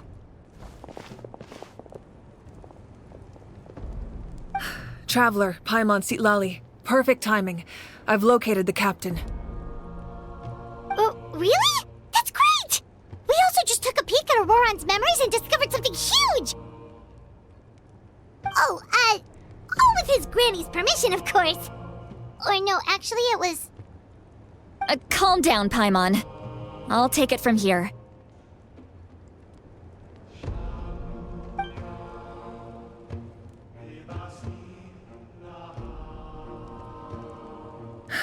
So the captain was searching for the source mechanism to reconstruct the ley lines. If his plan is already in motion, that means he knows exactly how to accomplish his goal. We have to stop him. Is reconstructing the ley lines a bad thing? Yes. It's not a simple fix. It would mean sacrificing nearly everything contained within the current ley lines, very similar to the price of using a gnosis. If he activates the mechanism, it's all over. We need to mobilize our forces as soon as possible. But what forces do we have? Kanich, Shilonen, you two, and myself. All other warriors are working to push back the Abyss on the front lines. But that's barely any people! Not to mention you lost your power, and they've got the captain on their side! Oh, maybe we really should get Sitlali to break Auroran's legs. That won't help us with the captain, I'm afraid. In any case, the Masters of the Nightwind are in urgent need of manpower. Sitlali, I was hoping you could head back and help defend the tribe. All right. I understand where I'm needed. I'll head out right away. Don't worry about your grandson. We'll figure something out for sure. I'll leave him to you all then.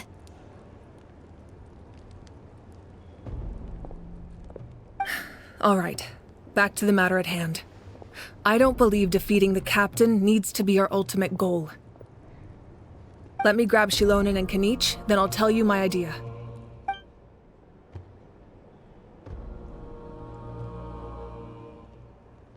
As you all know, Auroran is working with the captain and we need to stop their plan. The captain is a formidable opponent, but that shouldn't deter us. In any case, a head-on confrontation isn't the best way to solve the issue. Their plan hinges entirely on a single element, the source mechanism.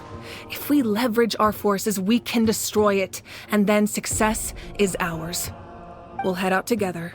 In the event that a confrontation becomes inevitable, I'll stall the captain while you advance.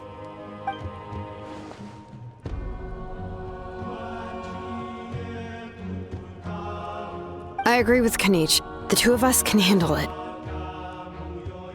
Listen to my plan first. Kanich, I want you and Ahau to launch an assault from the front and break through the Fatui defenses. The captain won't be on the front lines. As a seasoned warrior, he'll be stationed in close proximity to the device to ensure its protection.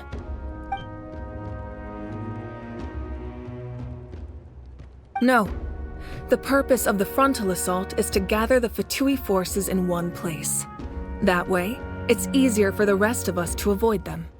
Shilonen, I need you to do what your tribe does best, and dig a tunnel from the outskirts of the ruin.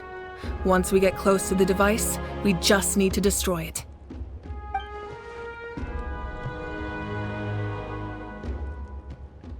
Exactly. The Traveler and I will join her as well. No one can create a distraction better than you, Kanich, not even myself. By combining our strengths, we just might manage to break through the captain's defenses. Understood. Then we should head out now. Just promise us you won't do anything reckless. You cannot face the captain straight on unless you have no other choice. You mean everything to us. Losing you would be the worst possible outcome.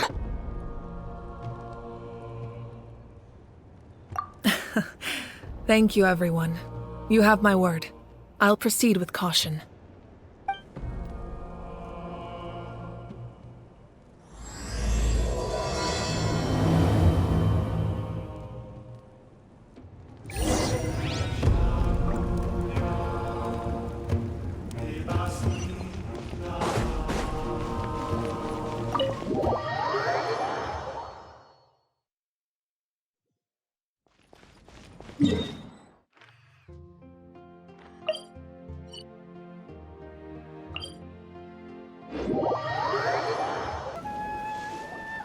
All right, this is the place.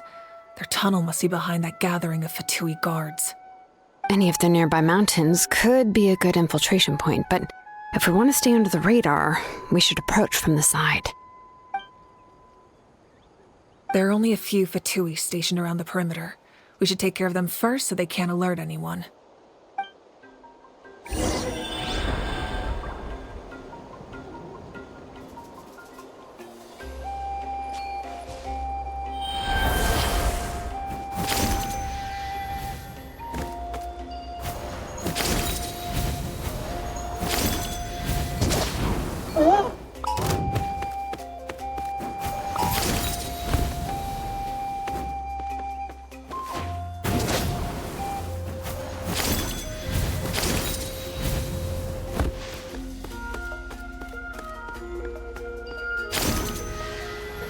You'll get frostbite. You're not going anywhere. Busted. Killjoy! No touching! It's tough. All right, that's done. Let's head to the foot of the mountain.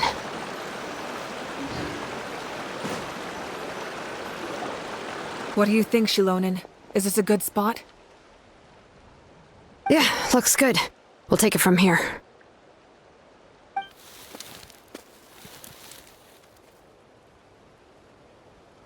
I can see the inside! Perfect. We'll keep going. The rest of you should head back. Things are about to get dangerous. All right. Please, take care.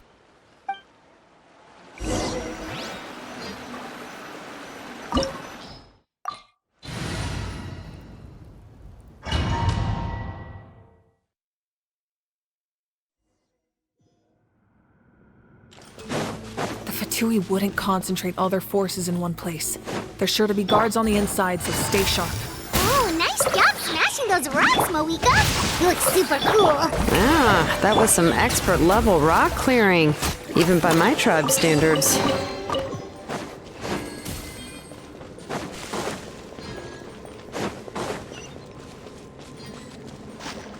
That must be the Fatui tunnel over there. We should steer clear and approach from the side.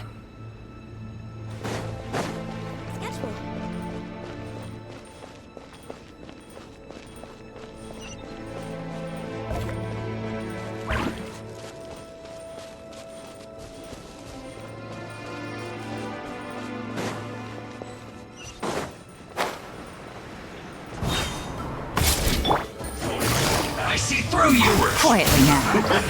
Don't be a killjoy. Time to bring You've only color. just begun. Shower me with praise! Time to shine! You can't run. This is long overdue.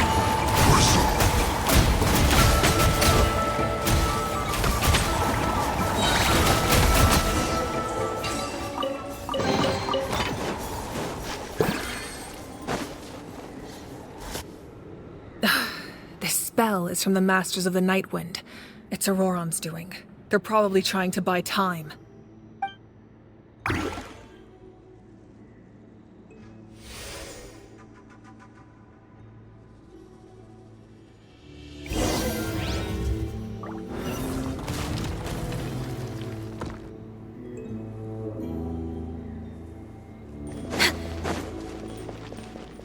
We're way behind schedule.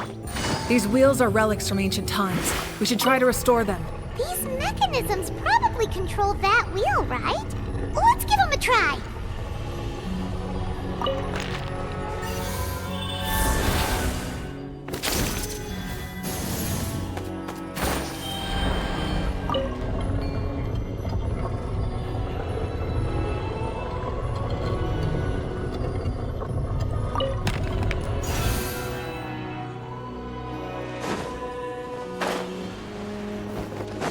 Take it easy. Busted. No, my sword! Witness the power of... Strike a pose! No touching for Rex Lapis!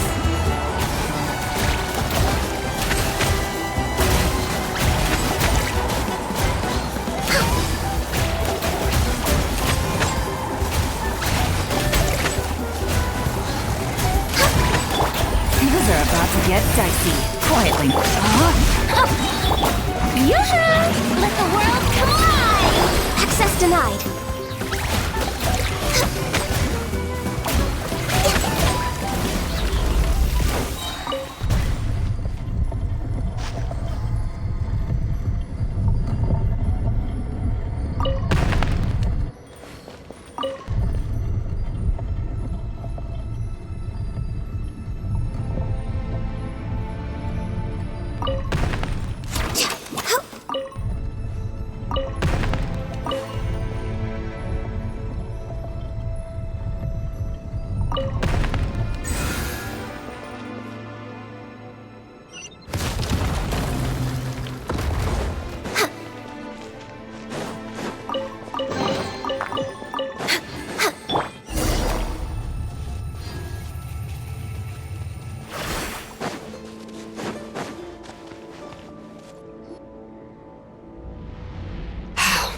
This must be it. There they are! Oh, the captain's here too. Perfect. Looks like they focused their defenses over there. Oh, they're here. Huh. I thought the Pyro Archon would choose a frontal assault. It doesn't matter. They're too late anyway. Stop! It's too late. We need to turn it off! I won't let you do this!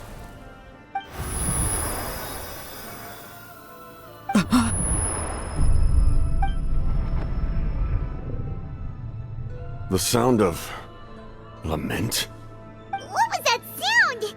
It was like a piercing cry! Now's our chance to turn off the device.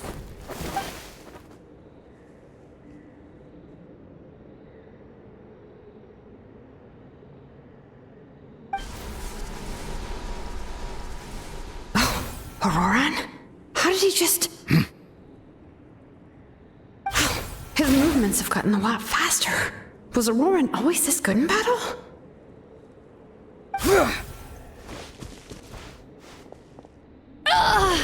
This ends now! Huh? Something's wrong.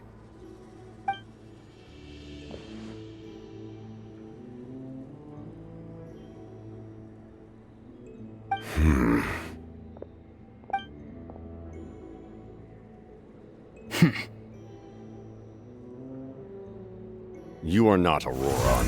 Who are you? What? Commander. You...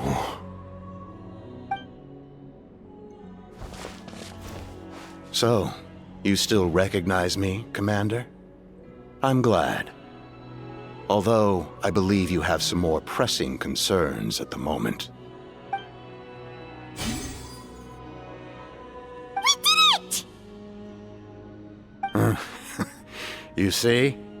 You indulge your sense of honor for just a moment, and now you've lost your chance. Even now, you're still the same as ever. His voice is completely different. Is someone inhabiting Auroran's body? Stop worrying about other people's survival, about their losses and sacrifices. You just need to win. That must be why I've returned. For this moment. Please finish what you set out to do, Commander. I didn't expect to see you here, but I have to disagree. Abandoning one's comrades is not the way of a warrior. Why do you care about a doomed man? I know you can see it. He's already close to death. After all, His soul has been incomplete from the start.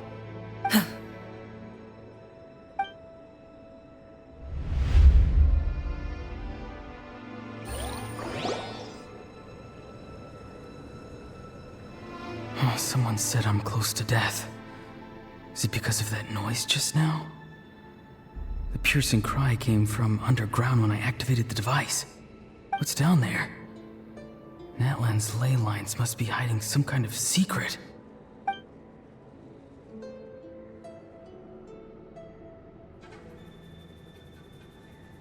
Am I dying?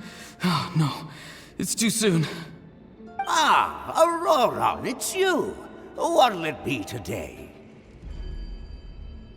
Oh, why the long face? Don't tell me you still haven't let that go. I knew it was a bad idea to tell you. I heard everyone wanted me to be the savior. Savior? Ha! Sounds nice, doesn't it? But, does such a person truly exist? Even if they do, why would you have to become that person, hmm? Auroron, is that you? Oh, here, have a seat. Let Granny cut you some fruit. We just got a fresh batch.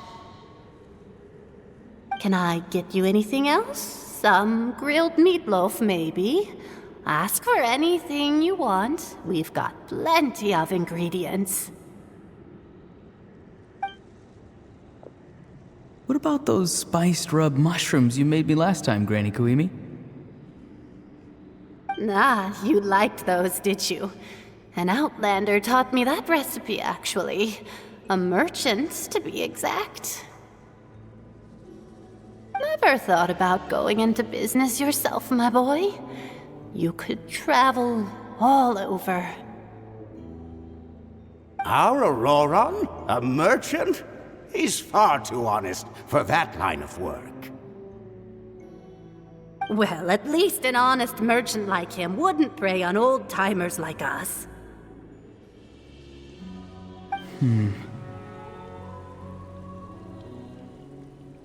Everyone said a true savior does not really exist, but then why did my birth open the door to the possibility?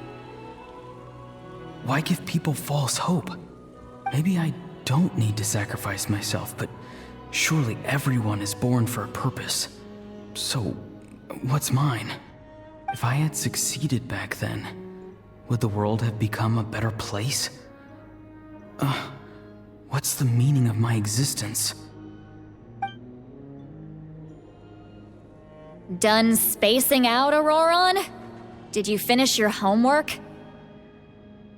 Yes, Granny, it's just... Will learning all this really make me as strong as you? Of course not. I'm a special case. Other shamans study their whole lives without reaching a fraction of my abilities. Because you're a genius, right? You could say that. Or maybe I've just been alive longer than the rest of them, and picked up a few tricks that they didn't want to touch. It's rude to bring up a woman's age. Never do that again, no matter the circumstances. I wasn't the one who brought it up. Anyway, class is canceled tomorrow. Go have fun. What about my homework then? Do what you want. What use is it being as strong as me anyway? You've seen how the tribe treats me. They're all afraid. I try to go about my business, and they practically tremble in fear. Not the most fun way to go about living one's life, I'd say. Take it from me. The happiest people are the ones who do their own thing. So do what you want, Auroron. No matter what anyone else has to say. Granny didn't say it outright, but I think she was trying to comfort me. Don't force yourself. Don't beat yourself up over the past. That's what she always says. But I never forced myself. I never even got the chance to try before it was all over. Hey, you zoning out over here again? There's such a thing as overwatering the radishes, you know. I was just looking at the aphids. Something interesting about them today? I noticed some on the ground. Maybe it got too cold yesterday and they couldn't handle it. Bummer. Guess that means less honey this year. Aoife, do you think being a vet is fun? Fun? I'm not sure about that. Do you think planting vegetables is fun? Fun enough, I guess. I don't have anything else to do. Exactly. Most people live like that. No special purpose or calling. That's just how the world works. Oh, jeez. That troublemaker's at it again. Auroron, my man, come inside and give me a hand, would you? Why should I? I thought being a vet was no fun.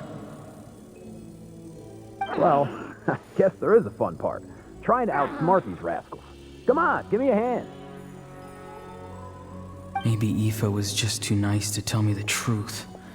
That attempting something above your capabilities will kill you.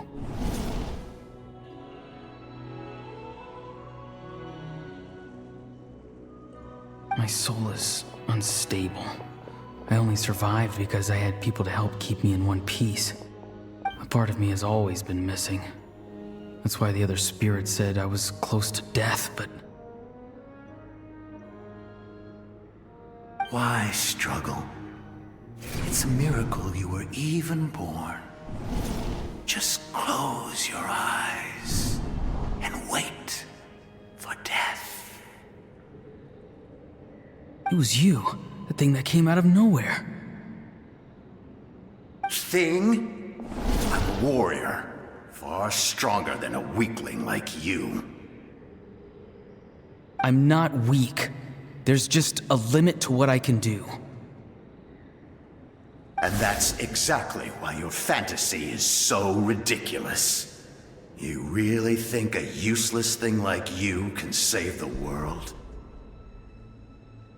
Useless? Savior? Ha! Sounds nice, doesn't it?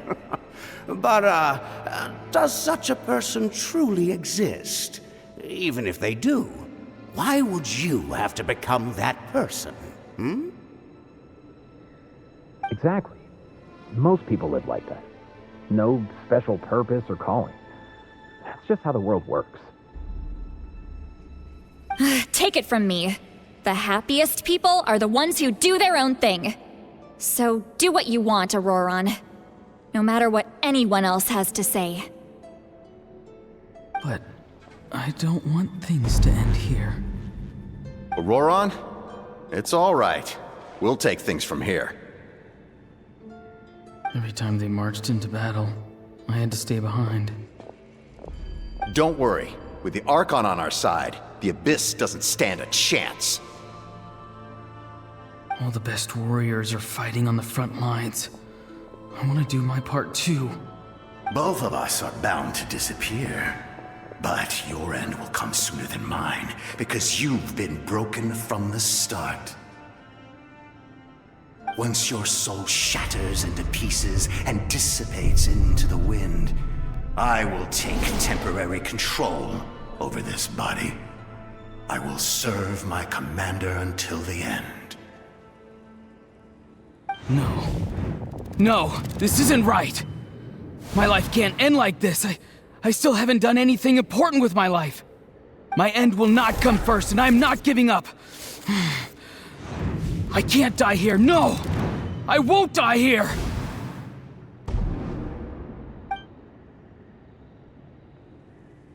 Auroron!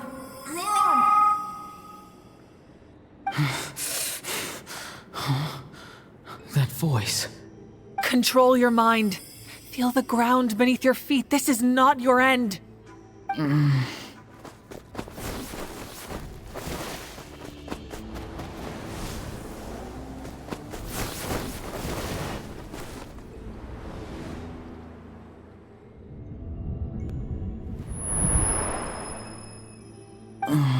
His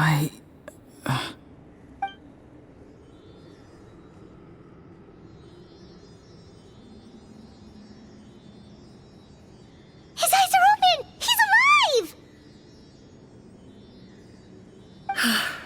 Well done. You managed to do the impossible. Uh-huh. What do you mean? Don't try to talk. Focus on holding yourself together. I can't believe the captain did that. Maybe he thinks of Auroron as a comrade. He was helping to rein him in all this time.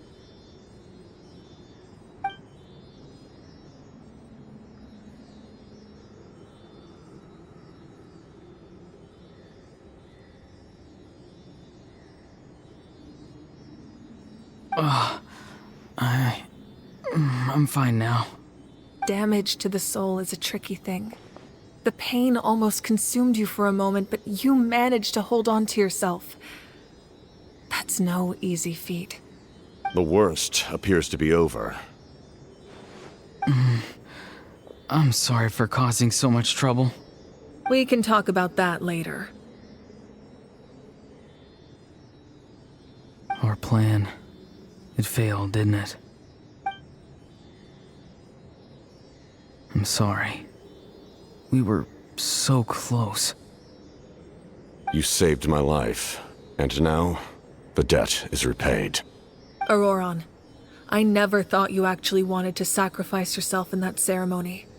But you never gave up. Have you come to a conclusion on what it is that you truly want? I just want an answer. A reason why I exist and why everyone always did so much for me.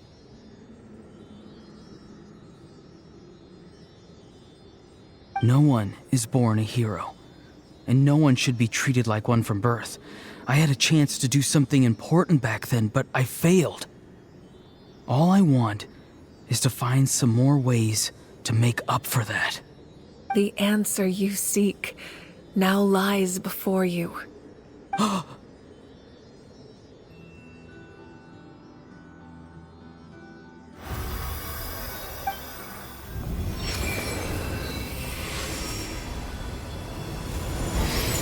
You are the inheritor of my name. The hero from the Masters of the Nightwind, who shall fight for this generation. Fascinating. You're not the person that the others thought you were. And yet, you're also not the kind of person that you thought you were. It can take a lifetime to truly discover who we really are. Like you, I never thought I had what it took to be a hero. I was too cunning, too self-absorbed. But in the end, I sacrificed my life for this nation. Now, remember your name. Even if others will see a different meaning, it still symbolizes your nobility and yearning. My ancient name. BD. It means devotion. You will give your all, not for the sake of a heroic death, but to do justice by the answer you found for your life. For that answer, you will offer all of your strength and be born anew. Through your devotion, you will prove your worth. Having foretold his own death, the omniscient man holds a feast in celebration. Let us raise our cups in honor of his heroism and send him off with this final tribute. For at last, his wish is now fulfilled. It's nice to see you again, Sunhudge. With your recognition, we now have the 5th hero of this era.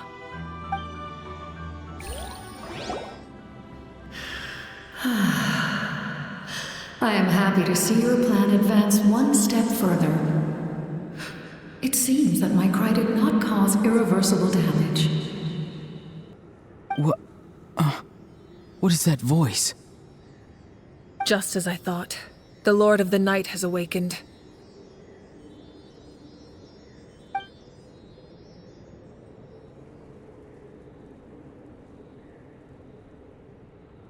Lord of the Night? As in the one who rules over the Night Kingdom? I preside over a realm of souls. Due to my limited power, sleep is the only way I can extend my existence. When you activated the device, I awoke and could not hold back my cry.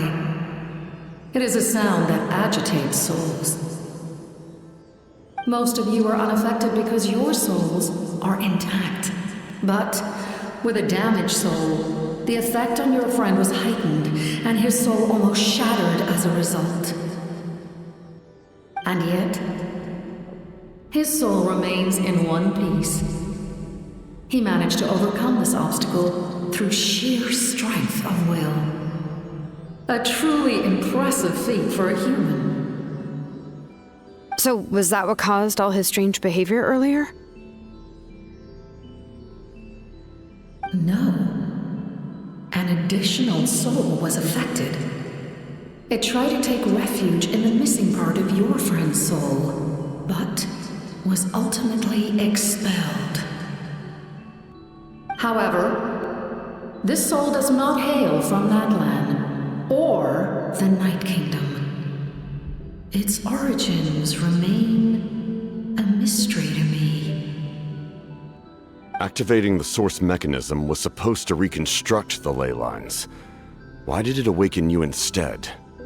Because I was the one who originally constructed Natlan's ley lines, otherwise known as the Night Kingdom. The ancient battle between the Descender and the dragons destroyed the corner of the world, allowing the Abyss to invade. Natlan's ley lines took the worst of the damage. To aid the people of Natlan, the Lord of the Night used the fragments of the old ley lines to reconstruct a similar network. That's how the Night Kingdom was born. The first Pyro Archon, Xbalanque, strengthened that realm and established the rules that aid our fight against the Abyss. The Ode of Resurrection and the Pilgrimage, both of which are practices that survive to this day. Oh, right! You said before it all came from the power of the heavens. The ancient dragons tried to use this device to strengthen the ley lines by imbuing them with power. Back then, this method was rather ineffective. They lacked the skills to navigate the intricate structure of the ley lines. And now, the structure of the ley lines has also completely changed. I am the only possible vehicle for the power generated by the device. It was an incredibly crude and painful method, but I managed to absorb some of that power. Now, I can speak to you like this and provide you with aid, such as rebuilding the ley lines once more, at the cost of my own existence. But why would you make that kind of sacrifice? The people of Natlan worship me and call me their lord. In the ancient past, before we died out, we were also known by a different name: angels. But adventurers like you are probably more familiar with our devolved form, Seelies. No wonder there are Seelies around here. A Seelie also helped us in the Night Kingdom. Few angels remain in Natlan, so the same is true of Seelies. Everyone rallied around me and offered their power to humanity to reconstruct the ley lines. Now, I have witnessed your determined pursuit for survival, and I have become your faith. I am very pleased. Moika, inheritor of Xbalanque's will, and leader of Natlan. Despite all the obstacles and misunderstandings, I have awoken, and the efforts of this harbinger and the young hero have imbued me with power. Say the word, and I will once again work to fulfill my mandate. just as I did thousands of years ago. You need only nod your head. For the sake of your people and your nation, for the sake of overcoming the invasion from the Abyss, give me your orders. I will not. After reconstructing new ley lines, you will cease to exist. The rules of Natlan are founded in the Night Kingdom. If you disappear, so do they. Not to mention, all the memories and legends recorded within the old ley lines will disappear along with you. The people of Natlan will face memory loss, mental disorders, and cognitive issues. Just like the consequences of using the Gnosis, that is a price I refuse to accept. Humanity's survival is worth any price. Once the Abyss runs rampant, all that remains will be a land of corpses and ruin. And when the new ley lines are invaded again by the Abyss? What then? How are future generations supposed to survive? A land without the Lord of the Night, without the protection of the rules, is doomed from the start. You presume too much. If you cannot ensure survival in the present, you have no right to think about the future. What will it take for you to realize that? How many hundreds or thousands will have to die? The situation hasn't gotten that dire yet, has it? Why? Because I am a survivor of Conria. I've witnessed the devastation and terror of the Abyss with my own eyes. Conria? That's right. My family, my comrades, my homeland, were all lost to the Abyss. It is an unforgettable pain. One that no amount of time could ever dull. Not even 500 years. You've experienced something similar, Mawika. You should know exactly what I mean. You're right. The pain, the regret, the catastrophe. They all haunt my dreams to this day. If I could go back, I would reject all false hope. I would do whatever it took to ensure their survival. You have that chance before you now. Why do you refuse to take it? Because we don't have the right to make that decision. We love this world because it contains everything we hold dear. Everything that has happened here has moved us, shaped us, and turned us into who we are today. Giving up our memories and history would mean rewriting everything. The people of this world would then become fundamentally different beings, their physical bodies the only connection to their former selves. Even so, given enough time, a new civilization would inevitably flourish. If you believe in humanity, you should trust in their ability to create a new future. Or, history could repeat itself. The Abyss could invade once more, and it would all be for nothing.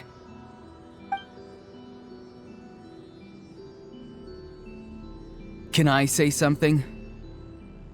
I once carried the hopes of many people, and I was also desperate to save our nation. In the captain's plan, I saw a chance to ensure our survival. But as I was on the brink of death, my wish for life and purpose was rekindled. I've been very fortunate to be well cared for by all the people in my life. I refuse to forget that. My feelings were so strong, they overrode my compulsion to sacrifice myself for their safety. No matter what path lies before us, we still have a destination. If we lose our way now, we will lose the meaning of our existence. That's right. Natlan's heroes gave their lives so we could have this chance against the Abyss. Their sacrifices are our blessings. Not only are their deeds and spirits exceptionally meaningful, they may also well be our path to victory. I don't want to give up just yet. Yeah, we're just one hero short. The power from the device will allow me to remain awake for some time. I stand at the ready should you change your mind. Even if you fail, you need only send someone my way. My offer still stands. Humanity is truly remarkable.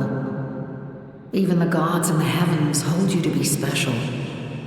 Even now, you stand before me, dazzling like the sun. You must have a profound connection to this land since you're so determined to save it. But what are you really trying to protect? The land or its people?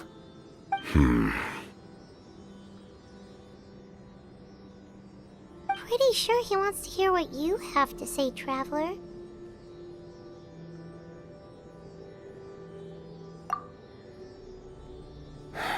Fine. I suppose we can wait. Now that Auroron has inherited the memories of his forebearer, there's only one hero left. Your plan does have the potential to generate the best outcome. In the meantime, you shall have the aid of all the Fatui under my command. Thank you. Having such a powerful harbinger on my side is a big advantage. I know we may never completely see eye to eye on what it means to protect life, but for now, I'm willing to fight by your side.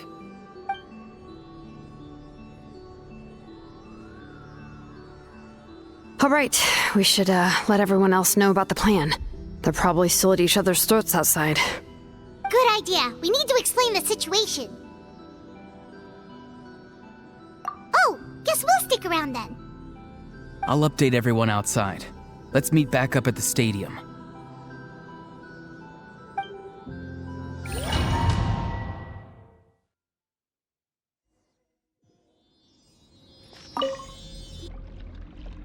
You come to me with many questions, and you should be rewarded for your bravery.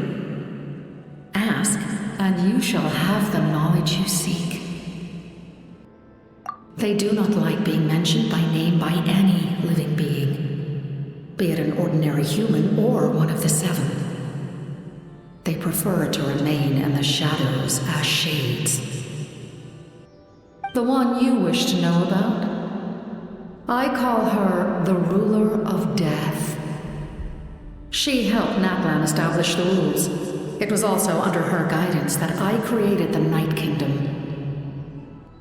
It was an expression of love, as well as an act of reparation. She was seen as having significantly overstepped her authorities as a shade, which quite displeased the almighty heavenly principles. She succumbed to self-pity as a result, and no longer cared if others discussed her identity. Even so, her existence remains unknown to all but a select few. Self-pity? Please don't tell anyone I used that word. I'm just trying to speak plainly to conserve energy. You come to me with many questions, and you should be rewarded for your bravery. Ask, and you shall have the knowledge you seek. I'm not familiar with that concept. The device is capable of weaving and creating ley lines, you say? Even I cannot create something from nothing. I can only reconstruct the ley lines by reassembling the yet intact components into a new structure. If that power were available to the people of Natlan, they might have a new option against the Abyss. You come to me with many questions, and you should be rewarded for your bravery. Phlogiston is Teyvat's primordial form of energy. The heavenly principles used phlogiston as a basis for the creation of elemental energy, to develop a power to better counter the Abyss. Have you heard of the concepts of the light realm and the human realm? That explanation might take too long. Light refracts into 7 different colors, which we collectively refer to as a rainbow. Elemental energy is a similar concept. It's essentially the modern counterpart of phlogiston. You come to me with many questions, and you should be rewarded for your bravery. Ah, yes, yes. The artisan from the Children of Echoes has yet to mention the matter to me. Probably because the young girl from the Masters of the Nightwind is absent. No matter. I'll reach out in a dream and tell them what needs to be done. Young girl? What? Did I say something wrong? You come to me with many questions, and you should be rewarded for your bravery.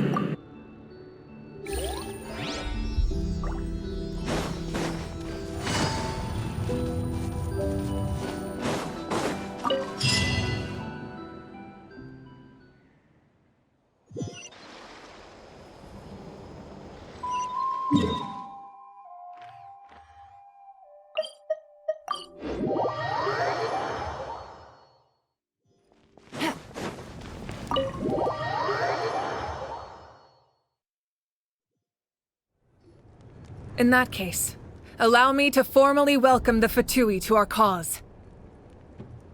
We now face a common enemy. It's time to put our differences behind us and look to the future.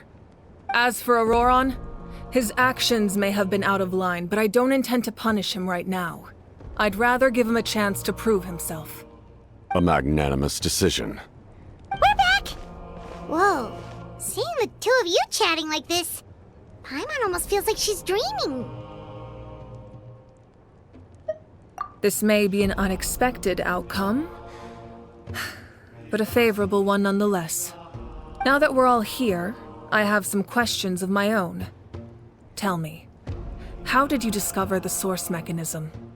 We weren't getting any closer to obtaining the Gnosis, so I had my men scour Natlan for a different option. Auroron helped as well. We tracked down 3 scholars, Aberawa, Bosomtwe, and Kushtal, and combined the results of their research to locate this ancient device. I've never heard those names before. Seems like my own investigation failed to locate some critical personnel. I'm just not sure how I missed them. Strange. Perhaps they simply live in seclusion. In any case, their results speak for themselves. That's true. Now we have another option at our disposal. Compared to using the Gnosis, our current plan will buy us some time. And if all else fails, we still have this plan as a last resort, even though executing it will come at a heavy cost. But that means making everyone forget their past! We should definitely try to avoid it if we can. Oh, actually, speaking of the Gnosis, how did you know what it could do? That story begins with the Cataclysm 500 years ago. I failed to save Conria from the rampage of the Abyss.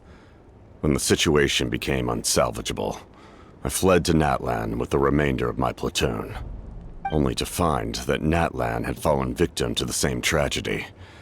I defended this land for quite some time, and, in the process, met the chief of the Masters of the Nightwind, Aizu.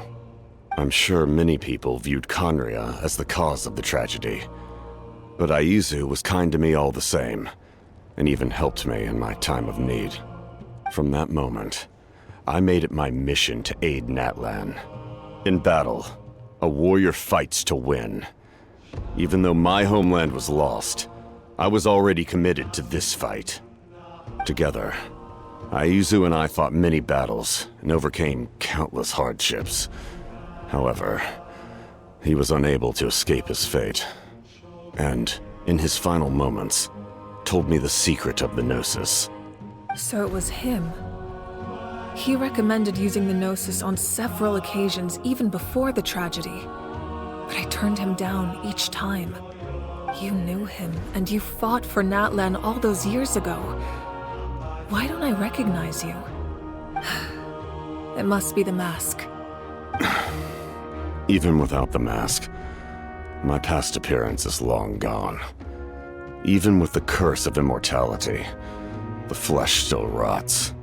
Wait, do you know someone named Dainsleif? That problem doesn't seem quite so extreme for him. You've met him already? Yeah, a bunch of times.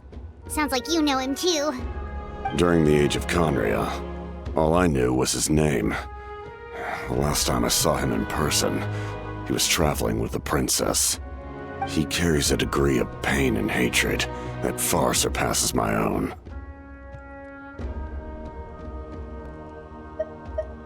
Yes, you're the brother of the princess. Given the role I held in Conria, I would prefer not to harm you. Although, this is likely a self-imposed burden. If the princess saw me now, I doubt she would even recognize me. As for your question, I don't know how Dane managed to slow the deterioration of his body. My appearance is much changed, and that's not the only thing. Even my physical strength is a shadow of what it once was. I would have never known. During our battle, it felt like I was fighting against the pinnacle of human strength. And I still lost. I deserve no praise for that outcome. Still, it's a shame we never faced off 500 years ago. You could have seen what I was truly capable of. I agree. Had we fought then, I'd also have been more motivated to go all out. So, all that commotion back at the stadium, and you're saying neither of you were using your full strength? I'd say we're evenly matched. If we face off again, victory will come down to who wants it more. I imagine you held back since there were spectators around that could have gotten hurt. But capitalizing on that situation would have only led to a hollow victory. It would have been no different than taking hostages. My goal was the Gnosis, and I failed to obtain it. That means I lost, plain and simple.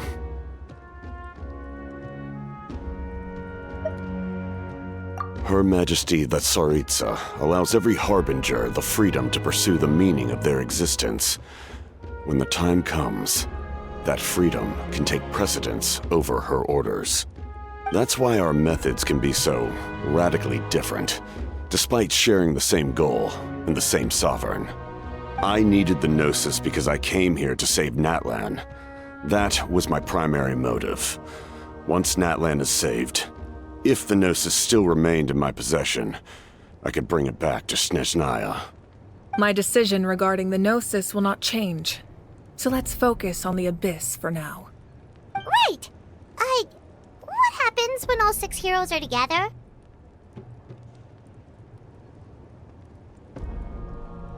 We will unleash a great power that can be used to thwart the Abyss. But only once. It's a power that Xbalanque gained from Renova. Renova is a god whose existence predates any Archon. You can think of her like an emissary of the heavenly principles. She controls the power of death. Wait, is that why you have the Ode of Resurrection? Yes. Renova also orchestrated Natlan's rules. As for the Divine Throne, like I said before, when a human ascends to the Divine Throne, their inner flame will awaken. The size of the flame depends on the person's potential. The same principle applies to the ruler of Death's power, with one notable distinction. The amount of power inherited will not change depending on your ability to tolerate it. In other words, it's a kind of power that not everyone can withstand.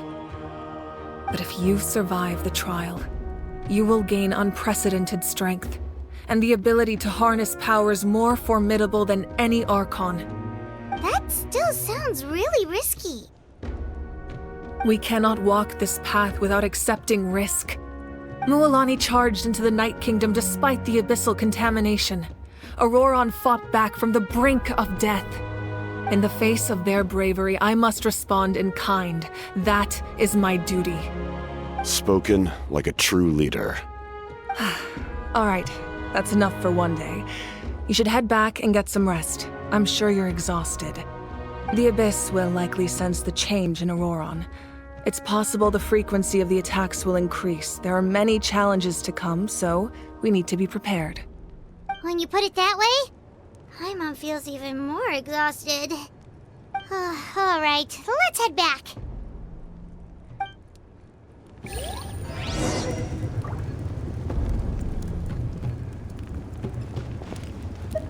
Now that we're working together, we'll need to coordinate our efforts. I'll leave a portion of my forces for you to command. That will definitely help relieve some pressure. You're sure they won't object? It's an order. I will make that clear. Excellent.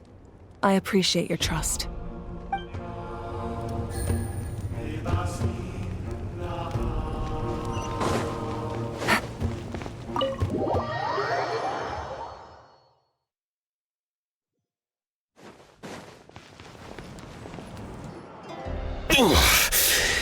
That hurts.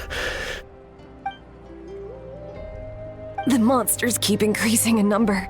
It's like something changed. It's definitely unusual, and we should all be careful. But don't worry too much. You have us by your side. If there's one thing the Abyss fears, it's strength. If they think we're easy prey, they've got another thing coming. Oh, someone's calling us.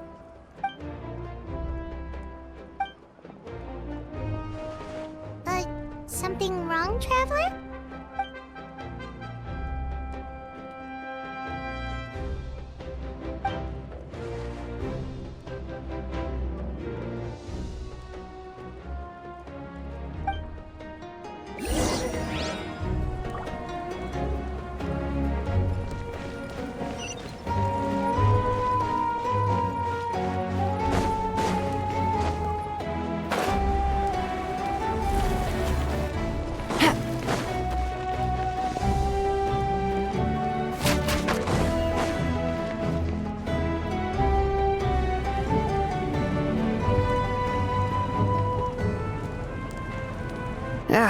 Nope. We can't give any of these to our soldiers. They were not tempered correctly at the forge. Well-made weapons and shields are vital for the survival of our people. I know we're under a lot of pressure, but we can't compromise on quality. Listen, I'm not blaming you. I know this isn't your usual standard of work. Why don't you all just take a break and I'll take care of the pieces.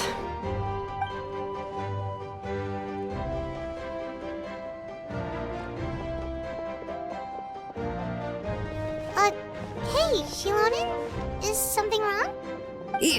Nothing I can handle. Just some rushed defective goods, that's all. Even the most skilled craftsmen make mistakes under pressure, and if you two want to avoid the same fate, you should really get some rest. You must be exhausted too. Don't worry. I like it that way.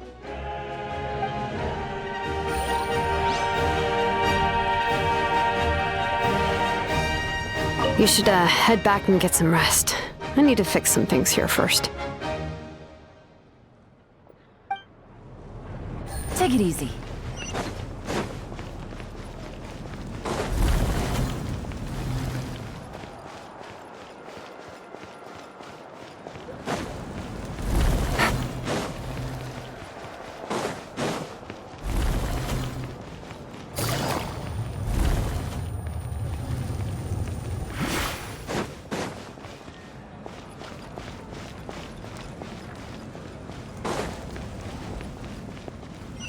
Take it easy.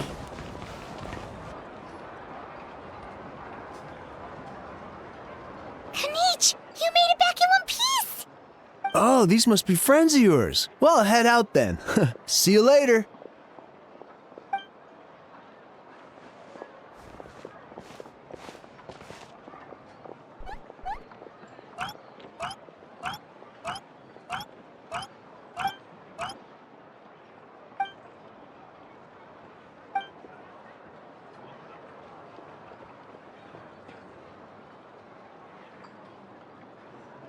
Yeah, a lot happened while we were in the ruin. We'll tell you about it some other time.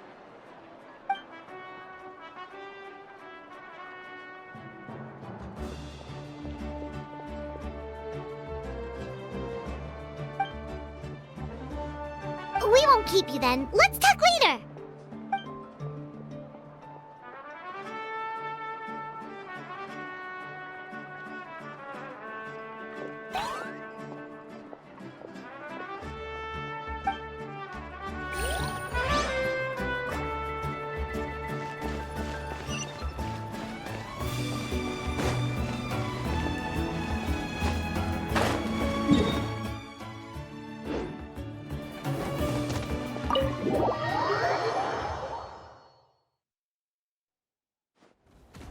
Auroron.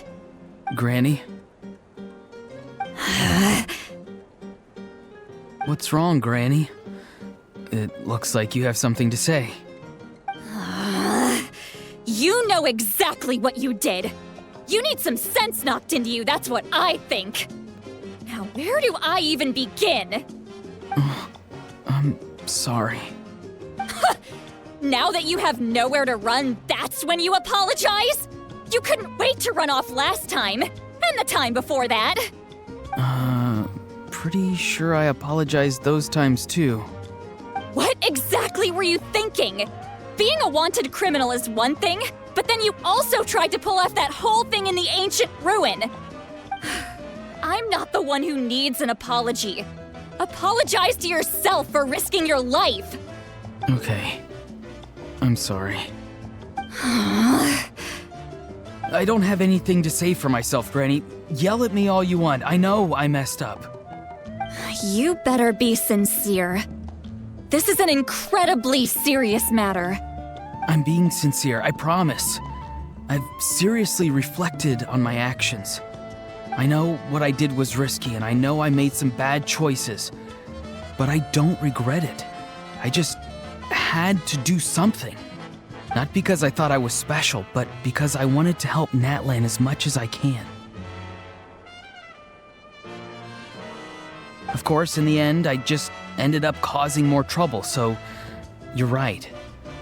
My apology doesn't mean much, but I don't know what else I can say. You even had Aoife bring me that gem. A simple thank you isn't enough, but still. Thank you, Granny. You're welcome. Just make sure to thank Aoife sometime. I will. Anyway, don't feel too grateful. I tampered with the bag to copy a portion of your memories. Oh, I didn't notice. Of course you didn't. You forget how many years I have on you. Like you could uncover one of my tricks. Anyway, I have something else to tell you. The Pyro Archon has discussed your case with the others. Many of your actions violated the rules of Natlan, and you should understand you'll have to take responsibility for that. I understand. But your efforts weren't entirely meaningless in the end. In addition to giving us another failsafe, you saved yourself with sheer force of will and managed to become a hero. Huh. Not too shabby, grandson. Did the Traveler in Paimon tell you to say that? What? No! I said that because I mean it! I can't believe you're complimenting me at a time like this. You normally let your fist do the talking. You're not off the hook just yet. I told the Traveler I was going to break your legs, and I meant every part of it. Could you not? I still need them to walk. Trying to negotiate, are you? All right, make me an offer. Given all the good things that I managed to accomplish, can you let me off the hook this one time? I promise to do better in the future. Fine. I can let this slide for now, but I'll be watching. We'll see if I change my mind. Oh, Traveler, Paimon. Didn't expect to see you here. Hello! Yes. Looking after these little rascals is rather exhausting. Taking care of the Traveler isn't easy either. Paimon's life is an uphill battle. Traveler, Paimon, I want to thank you for your help back at the ruin. I won't. Let's get together sometime. If Auroron really wants to thank you, he can treat us all to a tasty meal. Sounds great! We'll be there!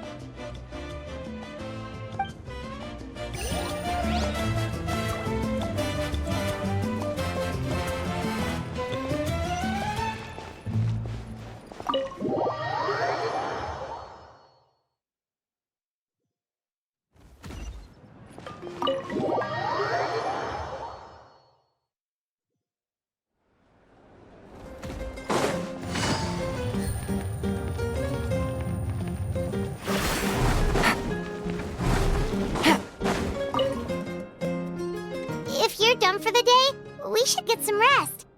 Paimon has a feeling we'll need it for tomorrow.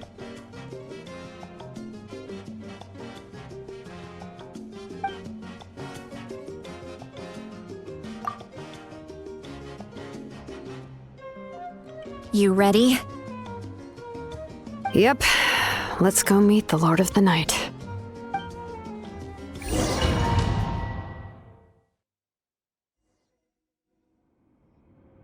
So, this is where you heard the Lord of the Night? Guess that means she really has awakened. Hopefully we made it before she falls asleep again. Fret not. I'm still here. For a weak life form, falling asleep is no less taxing an exercise than staying awake. I'm sorry for disturbing your rest, but there's something we didn't have the chance to ask you earlier. We need to forge a new ancient name for the Traveler. But we ran into a problem. He's not from Natlan, so there are no records of him in the Night Kingdom. I see. Malwika must hold him in high regard. It would seem the two of you are not simply here on her orders. So, what say you? Do you believe this traveler to be deserving?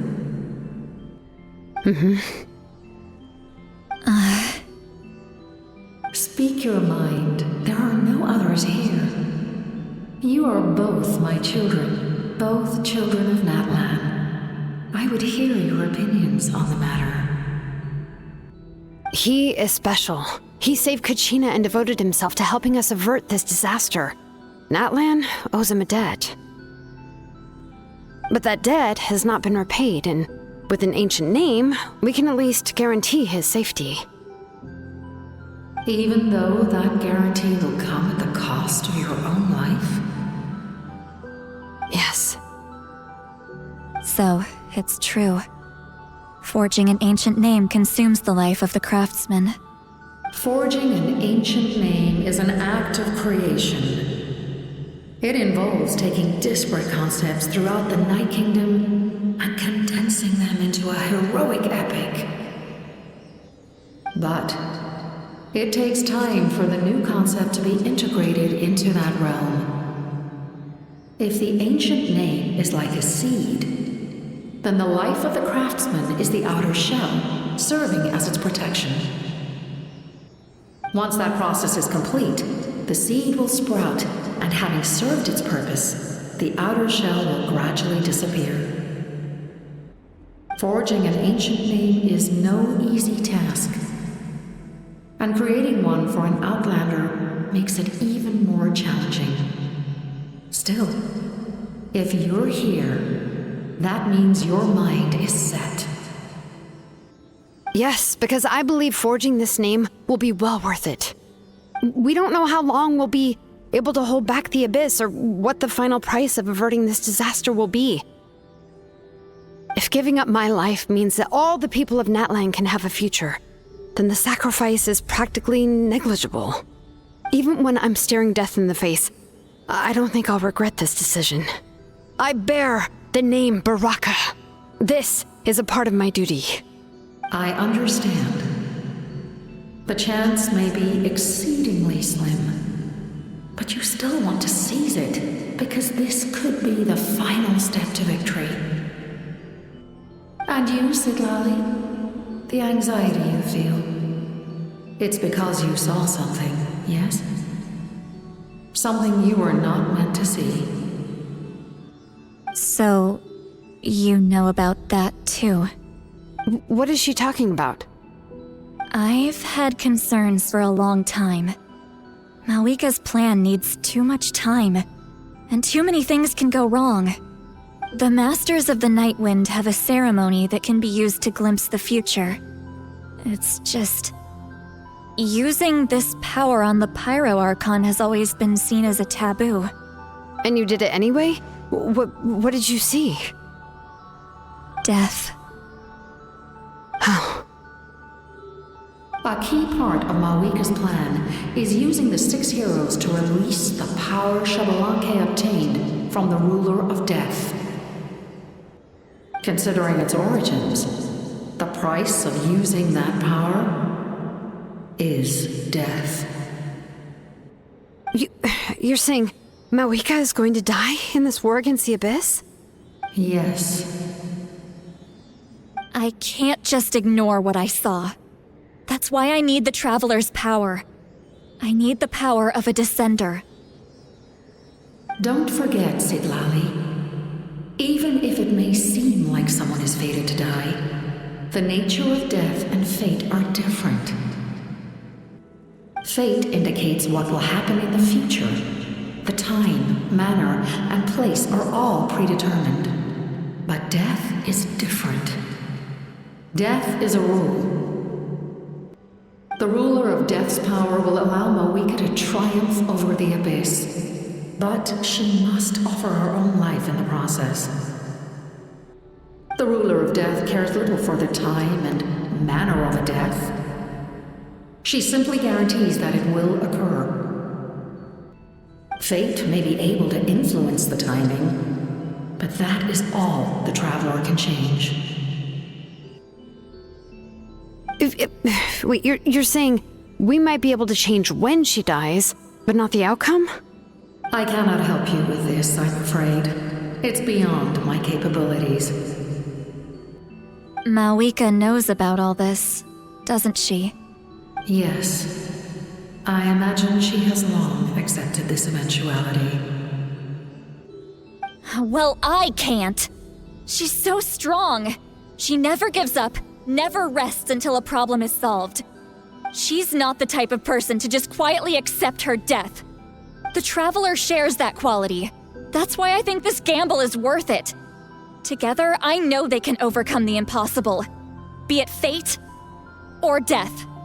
We shall have to wait and see, but I will curb my expectations. My time is running out. It is my honor to witness humanity in this moment of absolute determination. We won't forget your contributions. Once we deal with the Abyss, we'll find a way to keep you alive. Thank you for saying that, but there is nothing you can do. How many years of life are enough? 10? 100? 1,000? 10,000? The Night Kingdom will disappear. The humans will continue to fight against the Abyss, and in the end, all will cease to exist. When you consider all of that, extending my life is meaningless. That's what makes us different. Even if our end comes tomorrow, humanity will still do whatever it takes to survive today. Exactly.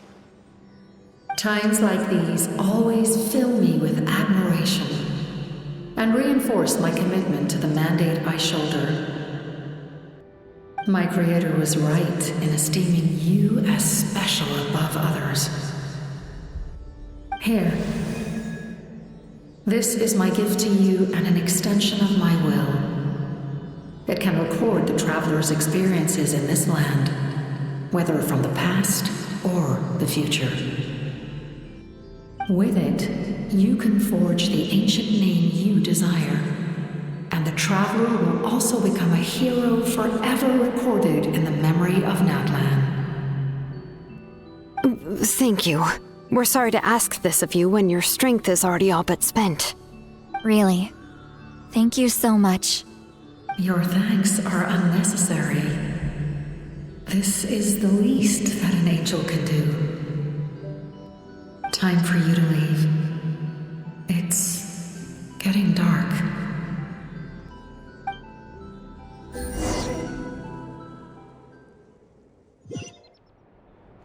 I can't sleep with all the noise outside! Forget it, let's go check it out.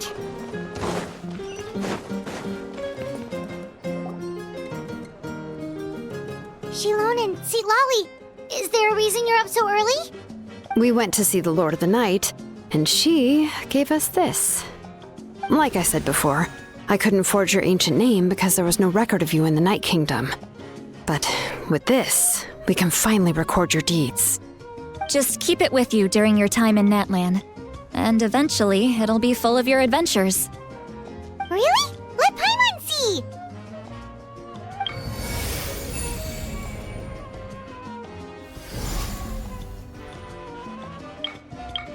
Whoa, it's the two of us! And a sun in the middle! Oh, and that must be... Kachina? It's not a concrete medium. It reflects the Lord of the Night's will, and shows what she wants you to see. Oh, in other words, don't worry about its form.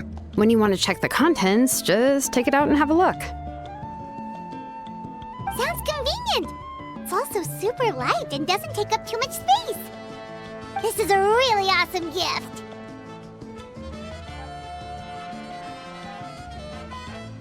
Oh yeah, we'd feel bad accepting something like that! Oh, yeah, don't worry, you two. It's, like you saw yesterday, aiding humanity is the Lord of the Night's mandate. She would have willingly reconstructed Natlan's ley lines at the cost of her own existence. She wouldn't ask anything in return for this. Exactly. Just take it. Well, if you say so.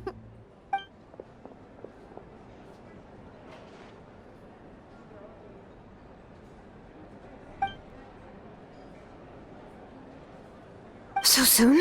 We just fought them off. We can figure that out later. Let's go!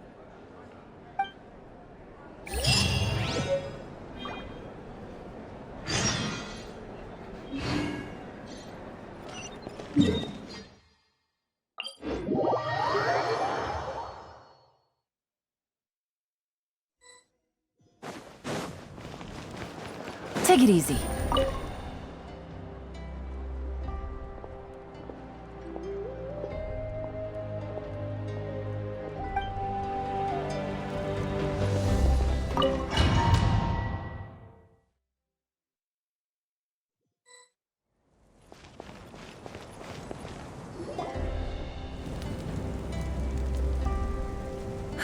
I see. I'll send reinforcements to those 2 locations. This other one is too dangerous. I'll handle it myself. The remaining locations are remote with no inhabitants. Let's bring our warriors back and make sure they're careful on the retreat. Understood. I'll spread the word.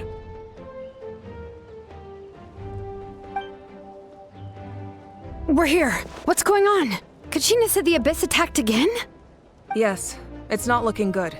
Our forces have always been able to handle the sporadic attacks, but now, there are more monsters than ever, and the attacks are more frequent. What about the scale? What areas are they targeting? All of Natlan. Not just around the stadium, but even the remote areas of the Collective of Plenty are reporting attacks. Could this also be some kind of omen? If things continue like this, then... We won't last much longer, I know. What we're seeing now is the desperation of the Abyss. It knows we're only one hero short. I don't have the strength to fight it right now. This is its best opportunity and its final chance. You're saying we just have to hold out for as long as we can? It'll be a long fight. Our current focus needs to be on protecting civilians and conserving manpower. There are caravans and adventurers trapped in the wild. Many of our warriors have already left to rescue them, but they'll need reinforcements.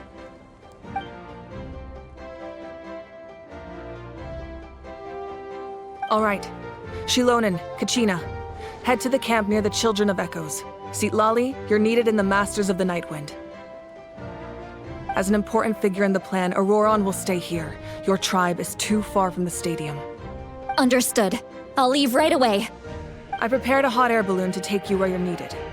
Messengers from the Scions of the Canopy are traveling all around Natlan. Update them once you've completed your mission, and they'll compile the information into a battle report. As I receive intel from the various regions, I'll plan your next move. All right, no time to lose. Let's go!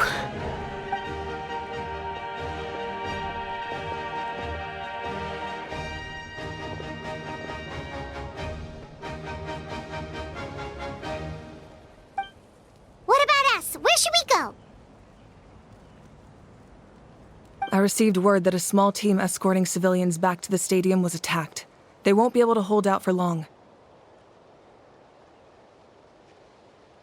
Can I leave them to you?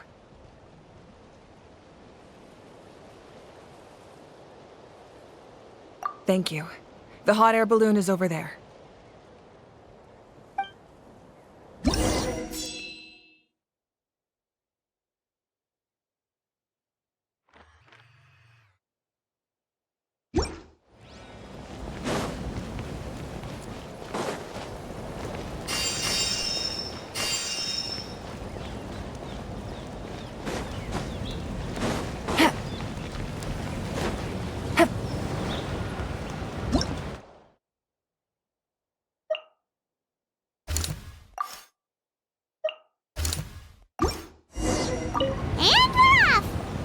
This thing is pretty convenient. It's not only fast, but also saves us a lot of energy.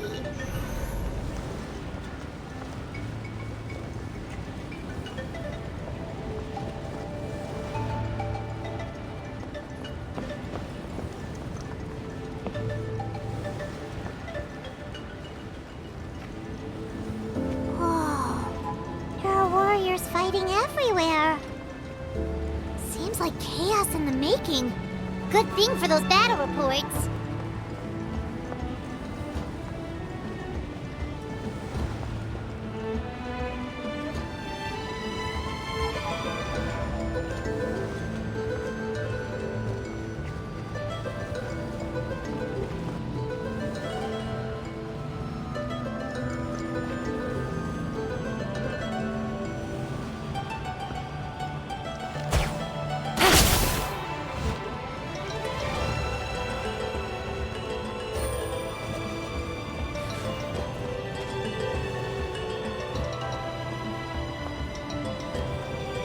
They must be trapped! Let's go help!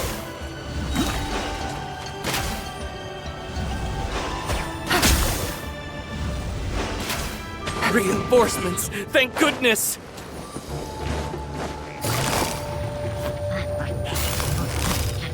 Busted.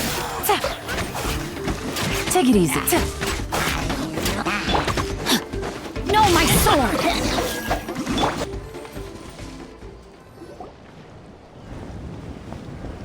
Thank you for coming. We were almost at the breaking point. There were just too many monsters. They just kept coming, wave after wave. I've never seen it this bad. At least we got here in time. You all should get going. I know, but it's not that easy. A lot of people were hurt in the battle just now. Our cart was also attacked, and now our supplies are scattered everywhere. That's not important right now. We need to focus on getting out of here alive. I know, but these were medical supplies. What if they need them back at the stadium? It's them!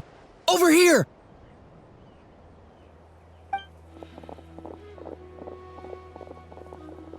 We came to help, but looks like you don't need it. Nice job making it through. Now we can head straight to the next location. What other areas need help? Here, take a look at the latest battle report. Messengers from the Scions of the Canopy are traveling all around Natlan to pass along the latest intel. If you see a messenger from the Scions of the Canopy, feel free to ask them about the latest battle situation. Thanks! Now where should we go next? Seems like you can hold your own in a fight, so let's split up. Choose where you want to go and we'll take the rest. Still looks like they could use some help here, though. These supplies are really important. What should we do? It's all right. Don't delay your rescue efforts on our account. But if we stay here too long, the monsters might come back! What do you think, Traveler? Should we stay and help? Paimon will do whatever you decide.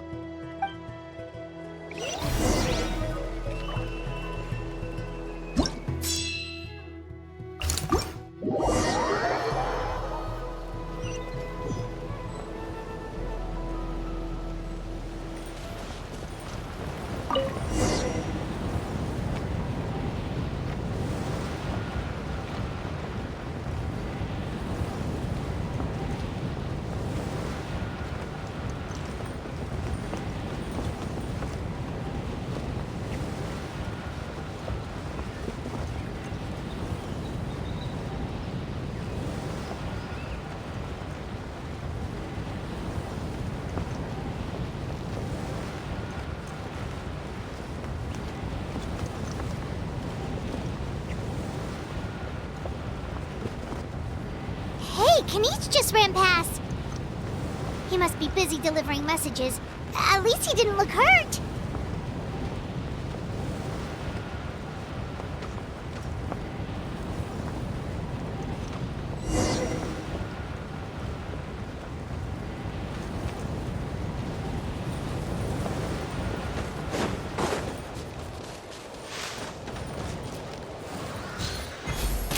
This is it! Looks like a battle is in progress. Let's go help them! How much longer are these things gonna keep coming? We're reaching the breaking point! Outlines your fate. Strike a pose! No touching!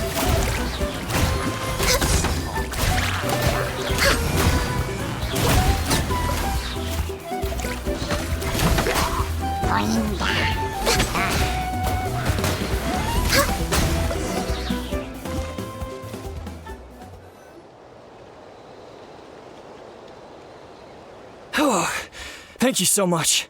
You came just in time. What's going on? Were other places hit? Yeah, seems like it. The Pyro Archon told us to be ready to evacuate. She warned us something like this could happen. But I never thought there would be this many monsters. You got here just in time. But what should we do about the wounded? The wounded? This area was hit bad. We're housing the wounded in this house for now, but we're short on medicine. It's not easy for them to get around either. We don't know what to do next. We're sitting ducks if we stay here, but we can't just leave them behind. Thank goodness you're here, though. You saved us all.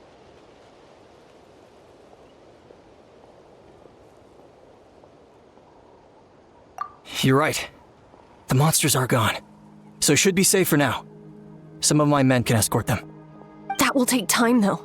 And some of the wounded can't walk. They might have to stay here. Don't worry. Once we escort the first group, I'll call for reinforcements. That way, everyone can evacuate. Let's help them out here for now. Then we can head to the next area. Oh, there's a messenger over there. Don't forget, we can get the latest intel from them.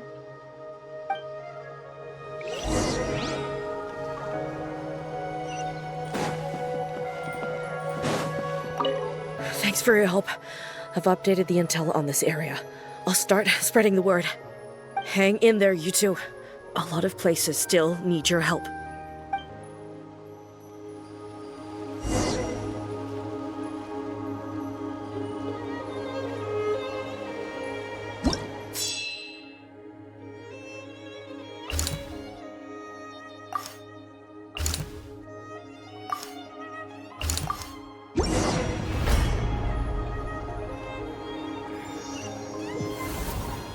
This is the place! Let's go help! Way behind schedule. Take it easy.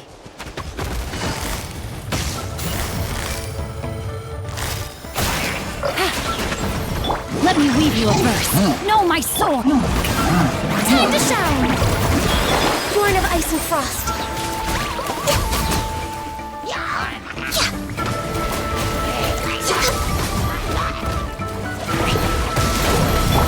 Here comes the catch. This is long overdue.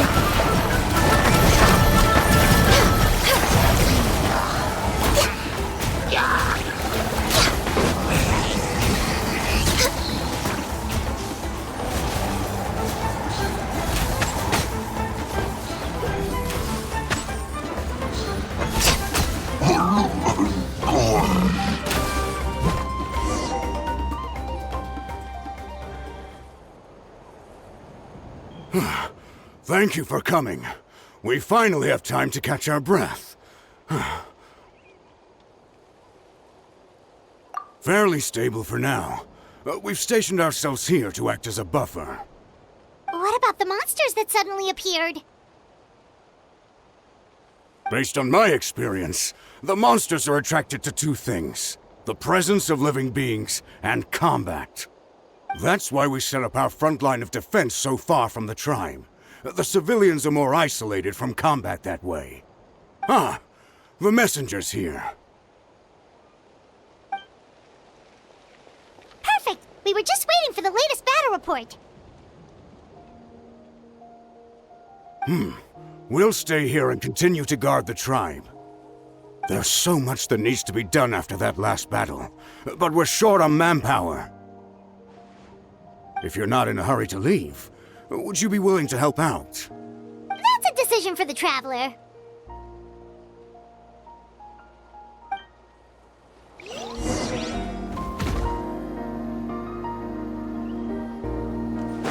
We're way behind schedule. Ah, by the way, I think I know where some monsters might be. It's an area nearby.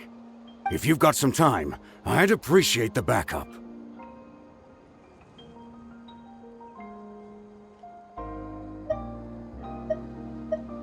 Oh, don't worry about it. I'll round up a few warriors to go with me.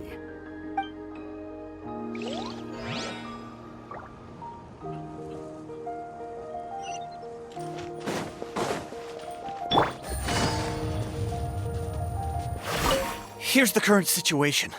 People from all over Natlan are trying to make their way to the stadium, but they're being targeted by the Abyss. If you have the strength, they could really use some help.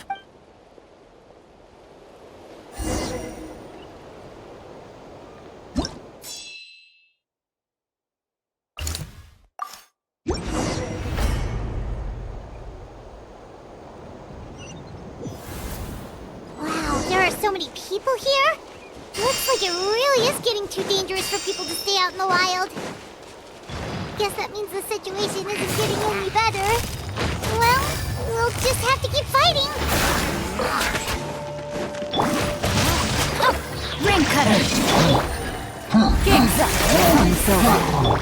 Let my name echo in song!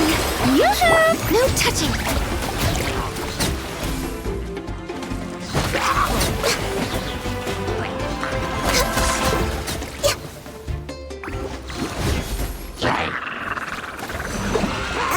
Didn't see that coming. Let me weave you a verse. Strike a pose! Born of ice and frost, blaze over.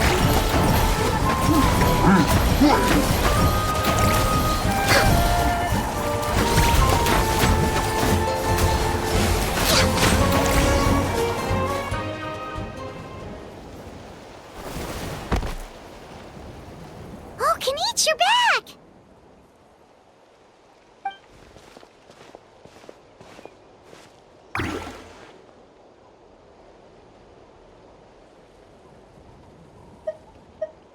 Yeah, it really feels like we're running short on people everywhere.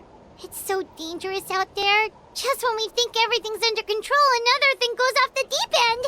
Not that Paimon's complaining, it's just... what if things get even worse?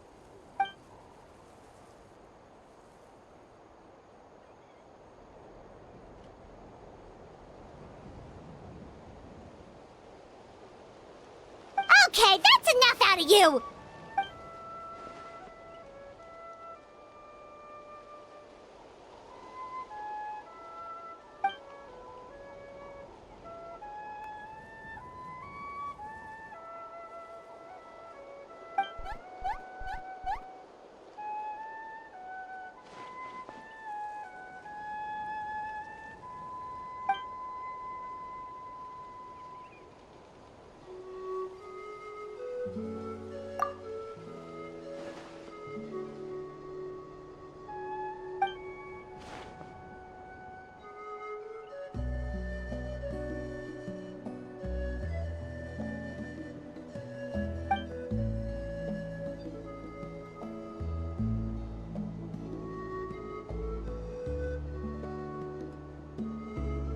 Yeah, she always seems so confident. Plus, she told us you can only become the Archon by proving your strength.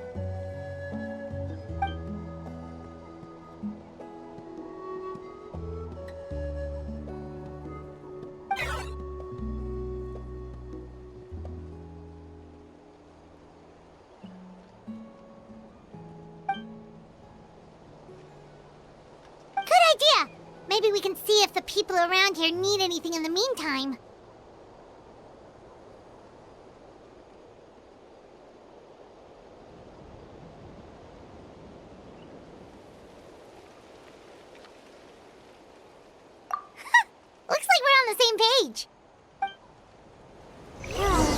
people in here. Could they all be refugees?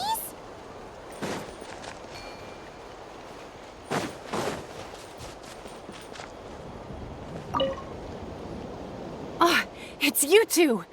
Oh, I'm so glad you're all right. Hey, you made it back! Sure did. Dargo made sure we got back safely before rushing out again. Plus, we managed to deliver the medical supplies to the stadium. I really can't thank you enough for your help.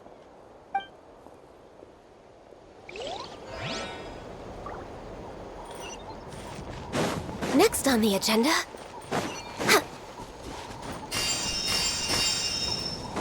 We're way behind schedule. Wanna get some rest, Traveler? We have to head out again in a bit.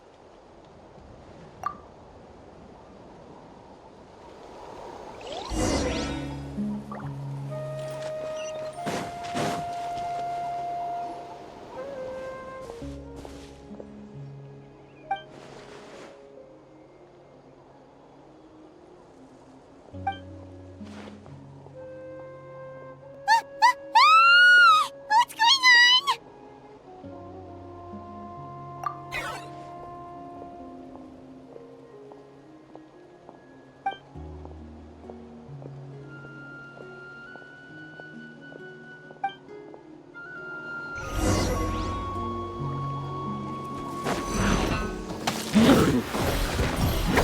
Target acquired!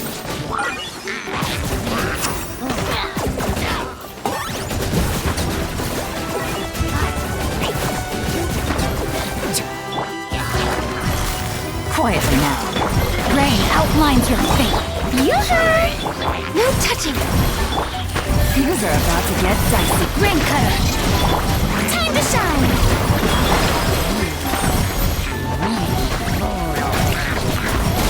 Come on, focus. I'm a little low on energy. My contract goes unfulfilled.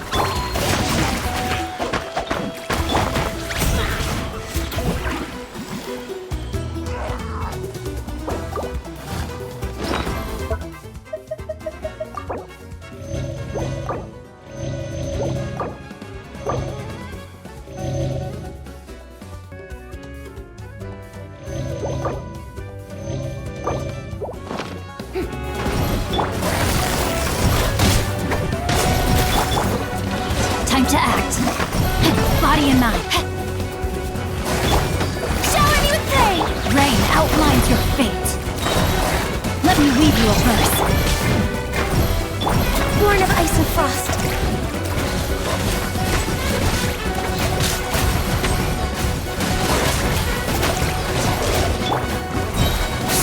Let my name echo in song! No touching.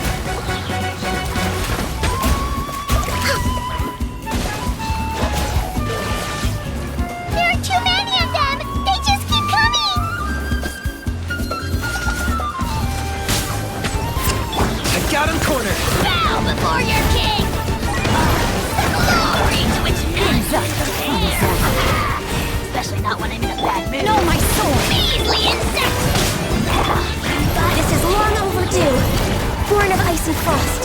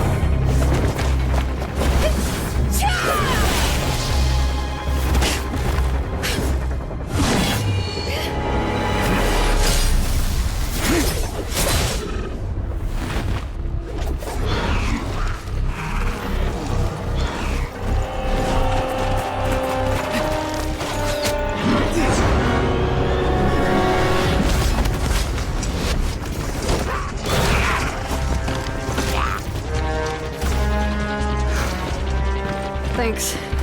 The situation is grave. Hold this position. Keep the people safe.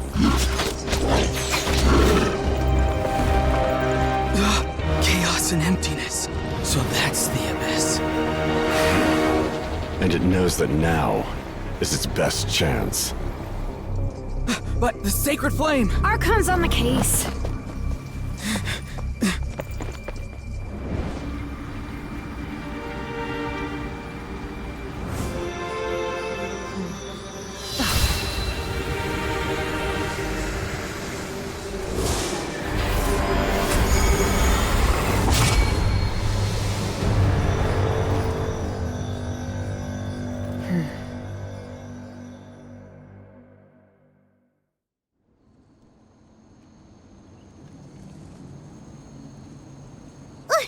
What was that?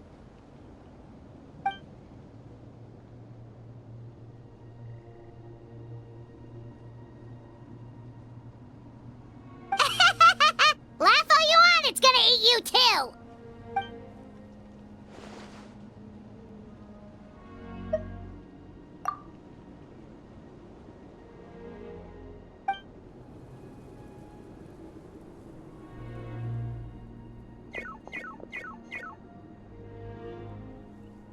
The fact that Deadpan Kanich is this nervous just goes to show how serious this really is. Oh, let's go. The disaster's really happening.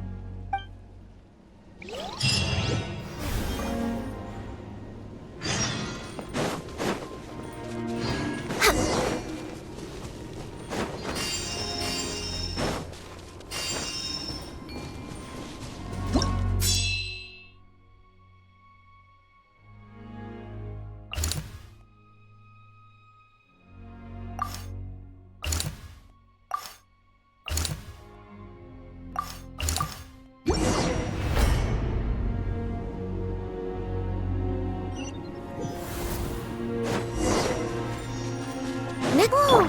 Those Saurians are fighting each other! No, wait, something's wrong. They're big monsters!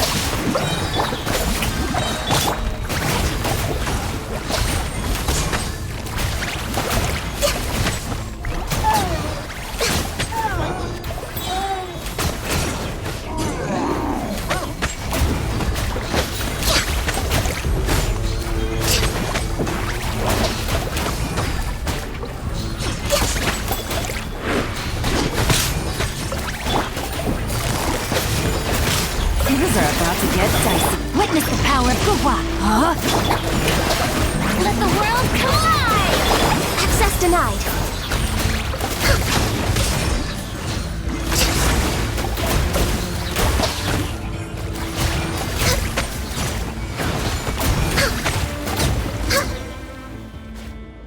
Over here! Come on, quick! Hey, wake up! And you, wake up! They're all dead. Oh no! Are we too late? We were on our way to the stadium with our Saurians when that dark entity emerged in the sky. Seconds later, the abyss monsters appeared and changed into Saurian form. They fought till the end to protect us. And now... Right. You need to get to the stadium. Come on, we'll take you. I guess. Thank you. Oh, I'm so sorry. Truly I am. May the Wyab watch over your souls, now and forever.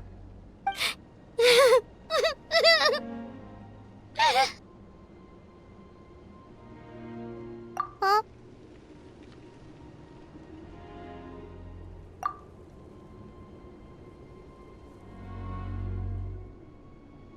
Yeah. Hi, my nose, it's just... It hasn't fully sunk in yet. But anyway, right now, let's focus on getting them to the stadium. With any luck, there'll be an update waiting for us there. If not, we'll just have to play things by ear.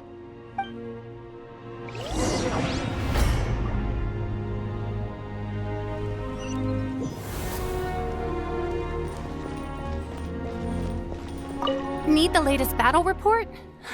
We don't have too much information since so few messengers are making it back here.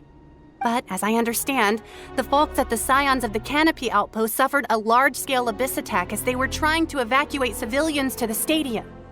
If you're free, please head there immediately.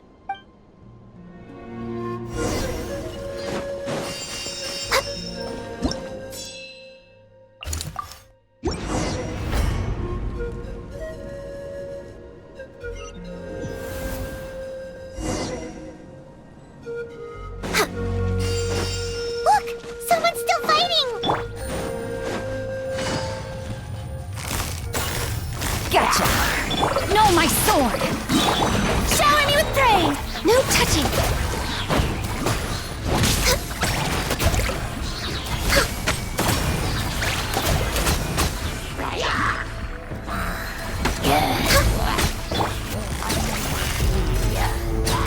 Quietly now.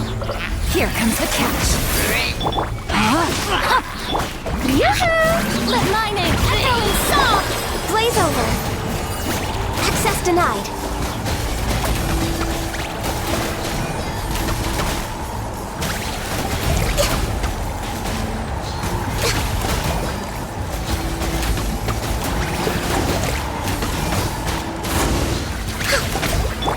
Things are about to get dicey. Busted. Let me weave you a verse. Time to shine! We're awake, no touching!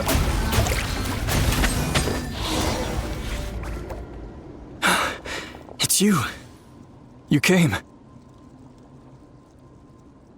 After you left, some of them started evacuating the civilians, while the rest stayed behind to keep guard, but they're all dead. I'm the only survivor. We're done for now. The Abyss will attack again any minute. And then I'll be a dead man too.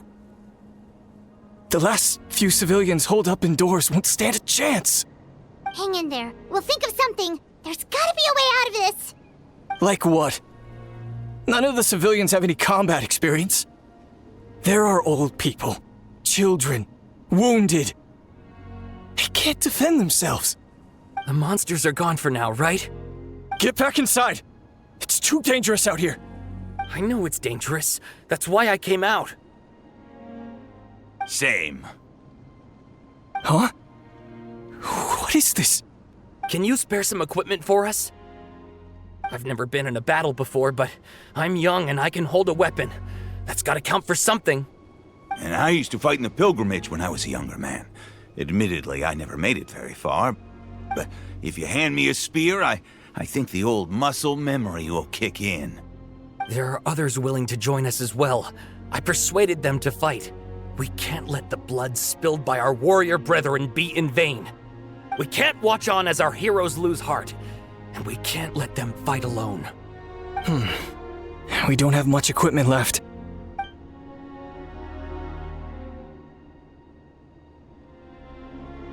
Okay, take these.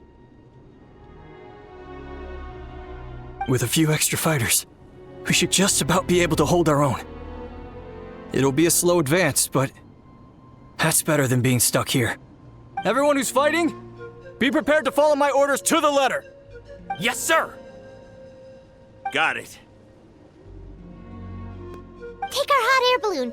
You can use it to get to the stadium. No need. You'll have other people to save.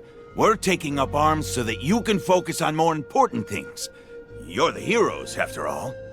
Okay, well, try going that way. That's the route we came from, and there weren't too many monsters. Thank you, both. You've been a huge help. I am devastated by the deaths of my brothers in arms. But if their sacrifice means anything, I have to live on. We're not going down without a fight. Thanks. We will. Now, go. There are other people to save out there.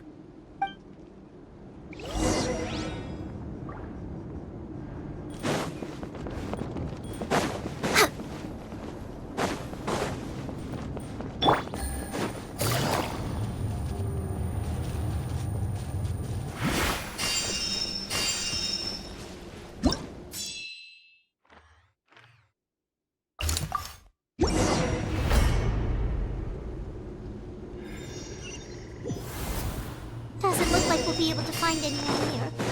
The monsters are all that's left. Rain outlines your fate. Shower me with day! Born of ice and frost.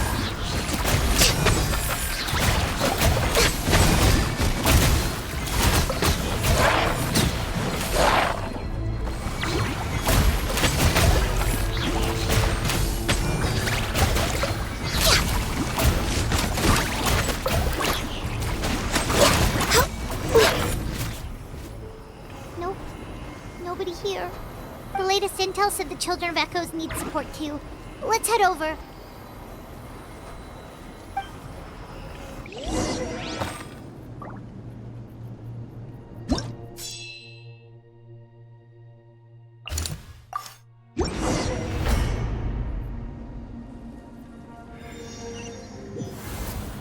These warriors are struggling! Quick, let's help them!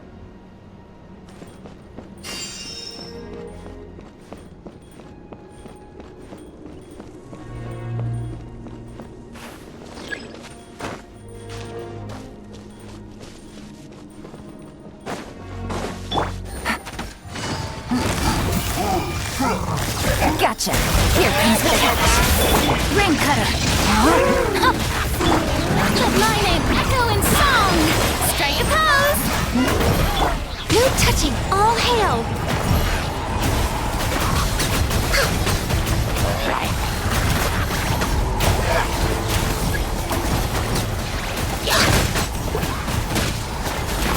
Born of ice and frost.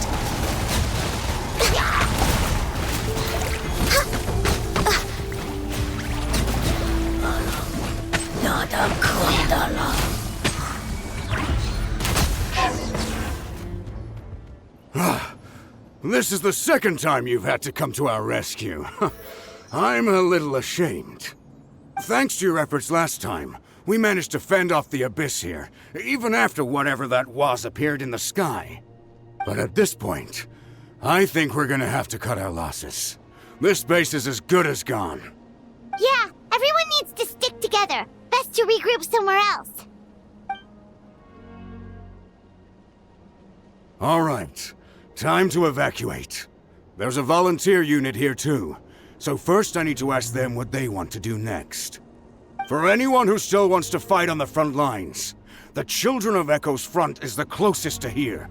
Anyone who wants to leave will likely also see action as they evacuate, but will be afforded safety at the stadium. Those are the options. We're abandoning this base, and you're free to stay with the group or leave. As of this moment, the Children of Echoes are reasonably well defended, so please, weigh the risks and consider your family's safety before you make a decision. Now then, anyone who wishes to keep fighting, show me how serious you are.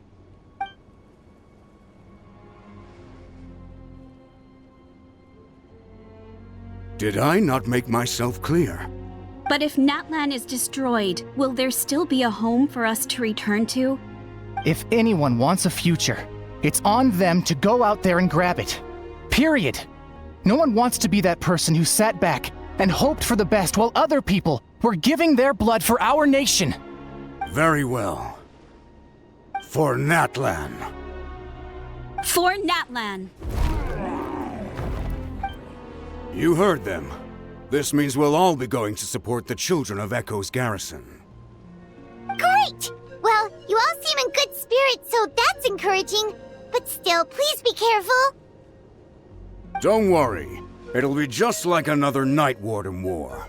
We'll force the Abyss back if it's the last thing we do.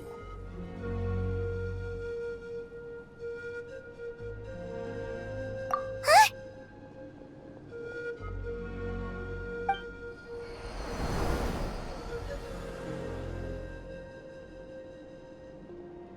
Shoot! That creepy Abyss thing is raining down a dangerous-looking substance again! That's over towards people of the Springs territory. From what I've heard, their defenses have been substantially weakened by the Abyss invasion. Then let's head over and check on them!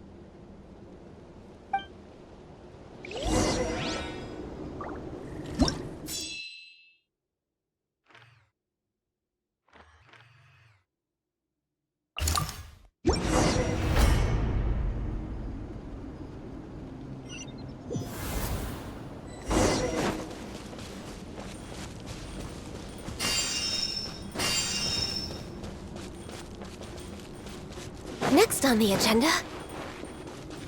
What the? Paimon can't believe it!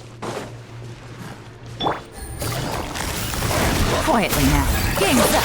Thumbs up. No, my sword! Witness the... It's too darn strong! Our attacks are useless! Oh, why isn't anything working? At this rate, the Abyss is just gonna keep sending more and more monsters! The next wave will be here soon! We need to get out of here! Let's check the area for survivors, and hurry!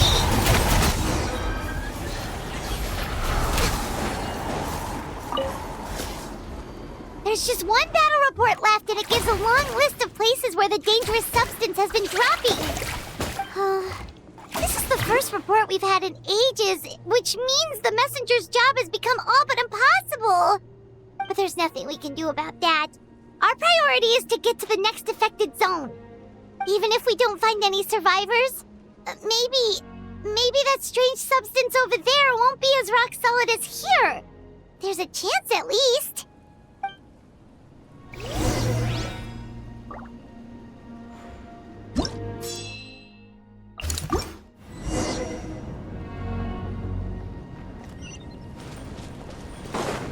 Next up, check.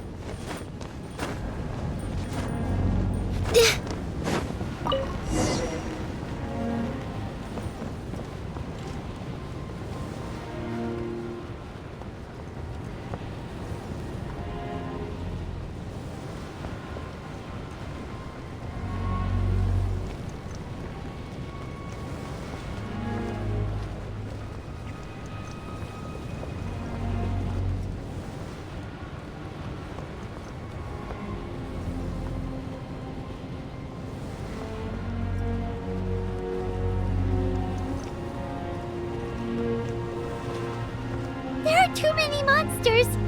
There are just too many! It's beyond anything we've seen before!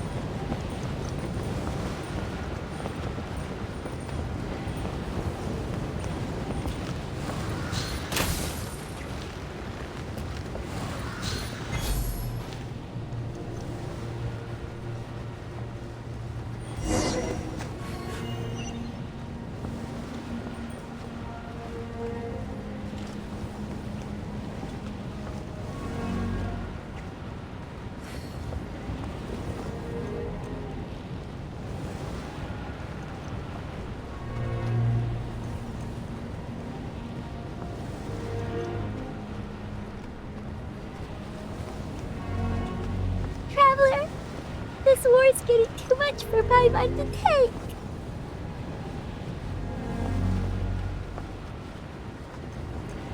Okay, let's do this!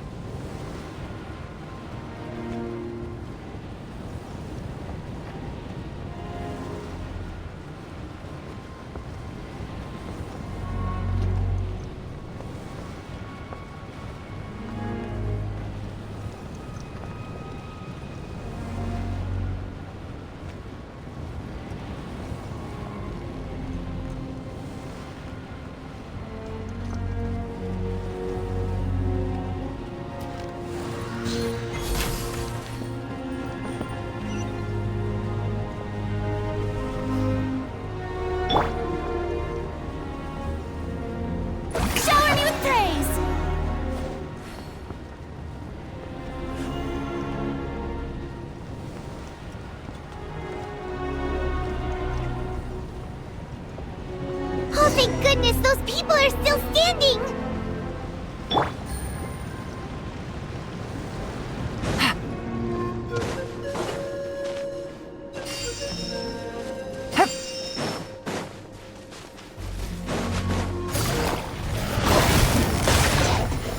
Here comes the catch. Let me weave you a verse.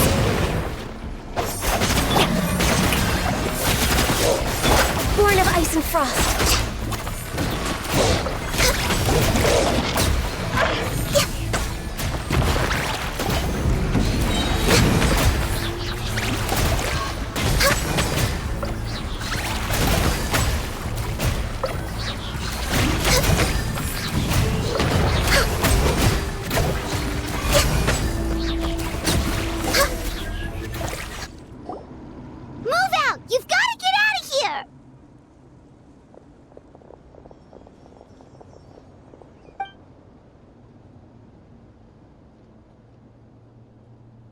Still no luck, huh?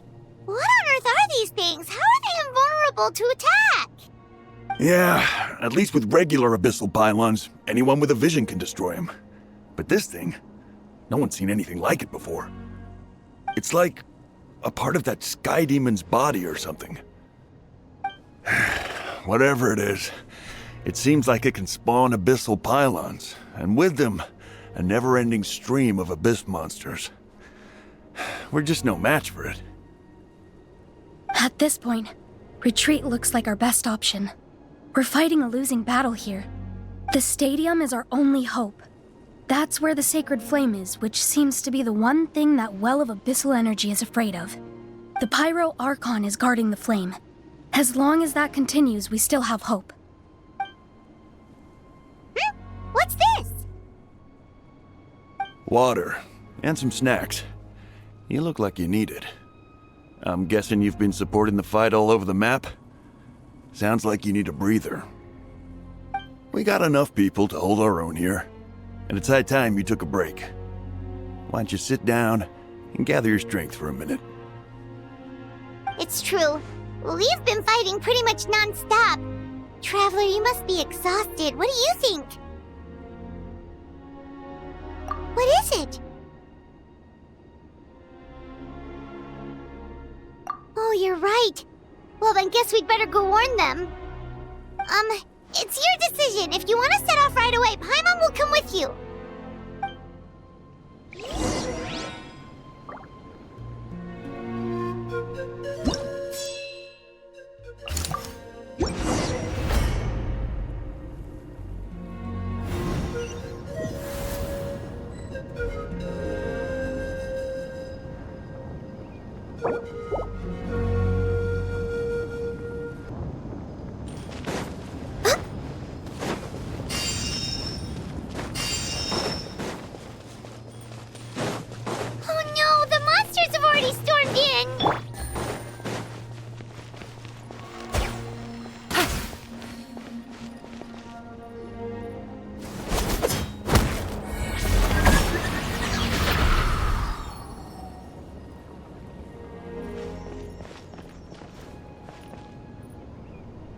It's you guys.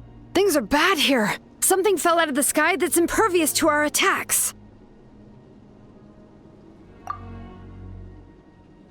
It's a good thing you did, otherwise we might not have made it in time.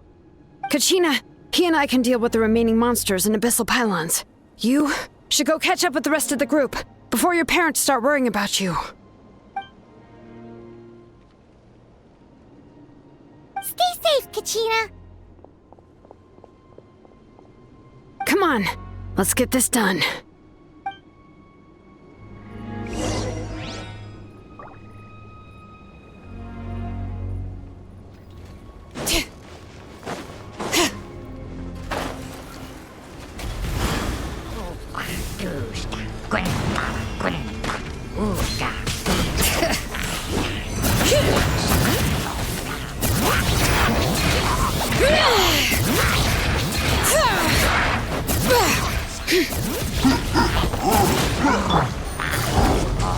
Busted. Things are about to get dicey. Rain Cutter. Rain outlines your... Time to shine! Access denied. All hail.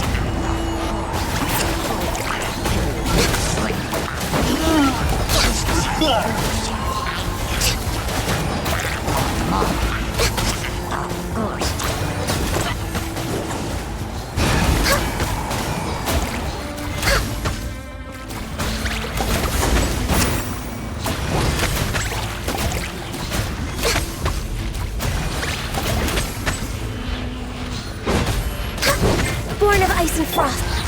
Quietly now. Strike a pose!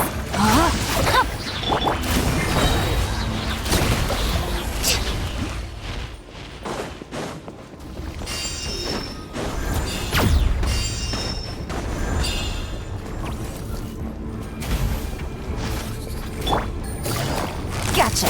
Here comes the catch. Let engraved names echo! Witness the power of Gua.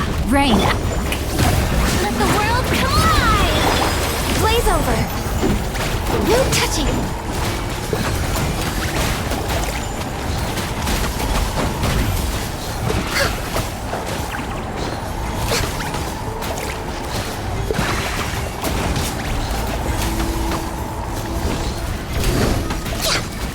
Born of ice and frost. Quietly now.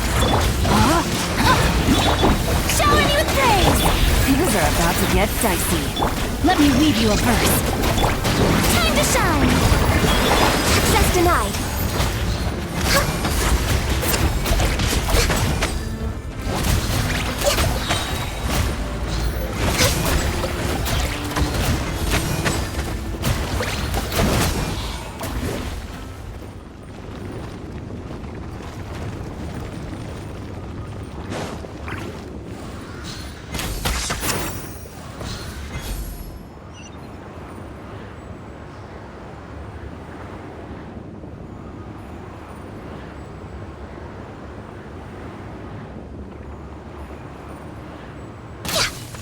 We're way behind schedule.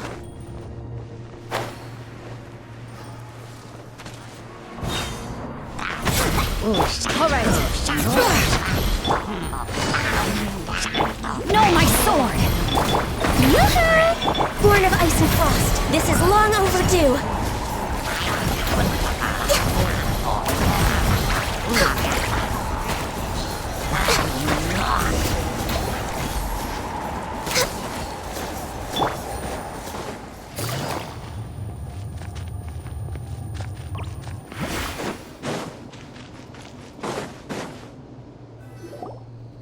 Yep, that's everyone.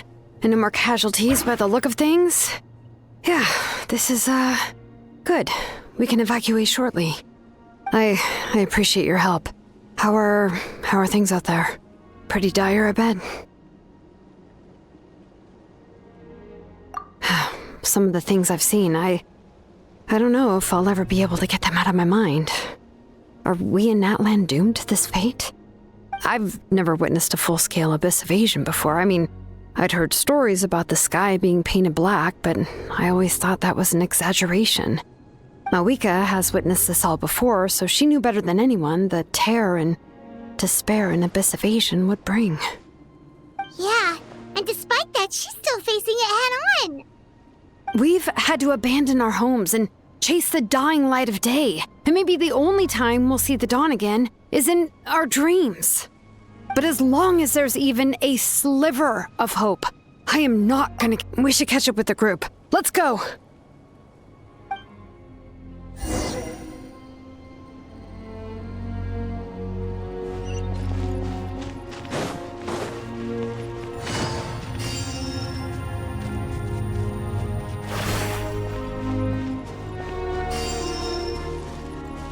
Take it easy.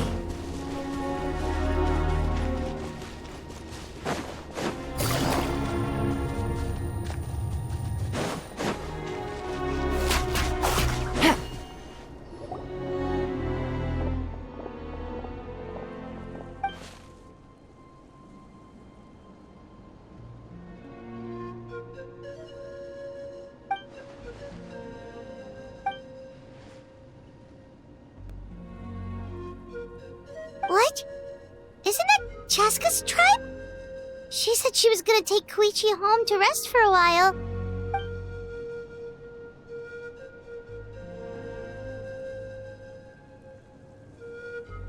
But how, right? Everyone's struggling just to defend themselves. There is no spare manpower. At this rate, it won't be long before even the stadium is indefensible. And with everyone congregating at the stadium, the Abyss forces will start converging there, too. Then there'll be a battle on a scale much larger than anything we've seen so far. On the bright side, at least my old injuries aren't playing up at the moment.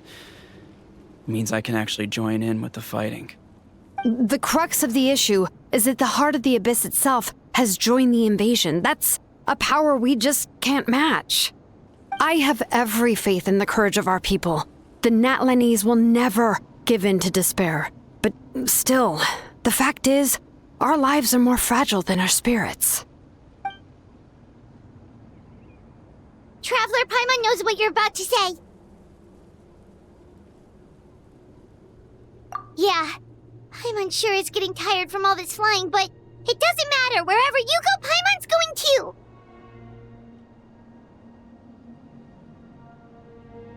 Yep, we'll leave the Children of Echoes to you guys. Flower Feather Clan, hang in there. We're coming. If there was ever a time to push ourselves to the limit, that time is now!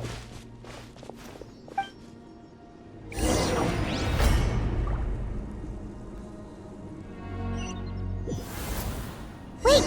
Over there! It's Cheska and Koichi! Traveler! Over here! Hurry! Rain Cutter! Let my name echo in song!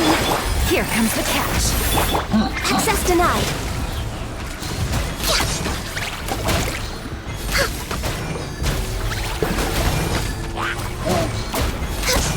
Born of ice and frost. I can fix this! Gotcha. Shower me with prayer!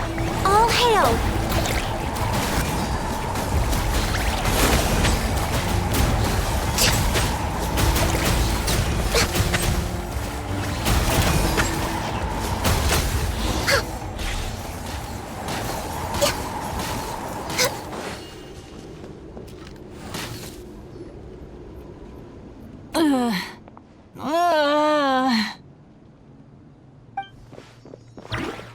What happened to her? She's covered in abyssal energy!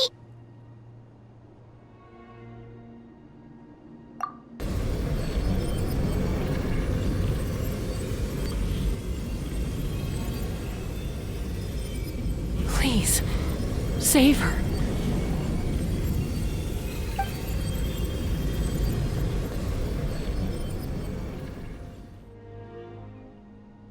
How's that, Koichi? Any better now? Koichi! Koichi! Cheska, I used to think Mom and Dad were crazy for adopting you. I was the younger sibling, but I always felt like it was my job to help Mom and Dad take care of you. I thought I could set you free from the abyssal energy you struggled with. I guess I was pretty full of myself, huh? Thinking I could fix you when... well, we were always the same. Hush, Koichi. Put those thoughts right out of your mind. We'll be at the stadium in no time, okay? I'll carry you there. The abyssal contamination is gone now. Just rest, and you'll get better. I was always nagging you to slow down. Stop rushing headlong into things. I just didn't want anything to happen to you, or to anyone else because of you. I worried about you so much. But now, I realize I never really understood what it's like for you. The fact that you survived an abyssal contamination was a miracle. But it also left you in a constant state of agitation. The fact that we became family was another miracle. But with me worrying about you all the time, it feels like I just agitated you even further. No, absolutely not. Nothing could be further from the truth. Do you hear me? All you ever did was love me. Same goes for Mom and Dad. I've always known that. And I feel terrible because I really did want to get along as a family. It might take me some time, but I'll find a way to make it work. I'm so sorry, Koichi. I never meant to make you feel this way. It's okay, Chaska. No need to apologize. You didn't do anything wrong. No one did. It's nobody's fault that things didn't turn out great. I get it now. So, no nagging from me this time. You keep forging ahead, sis. Never slow down, and never hold back. Spread your wings and fly free, like the fiercest kukasaur in the sky. Show the world who the bravest flower feather warrior is. Because that's who you are. And that's the sister I'm proud of.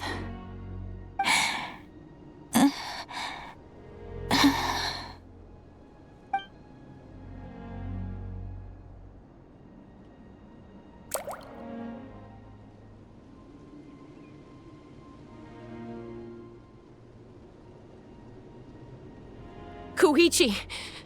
Koichi!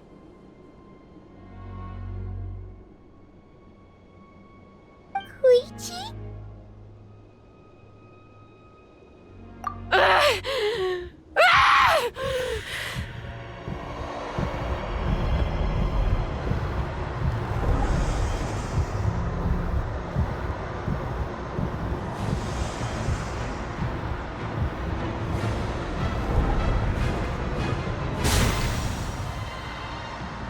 Chaska?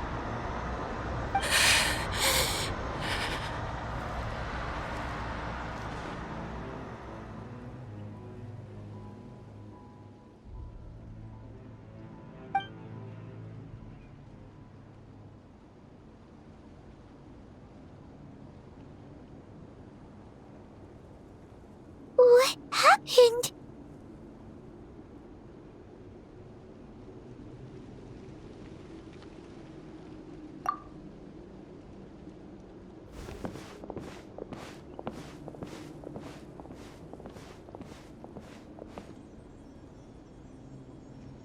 What was that just now? It looked like abyssal energy was flowing out of her, but then, a split second later, it disappeared.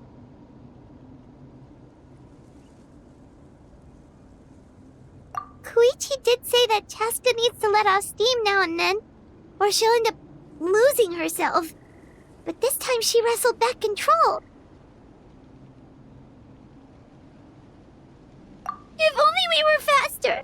Dealing with abyssal contamination is a piece of cake for you. We could have gotten to her earlier, then you could have treated her before it was too...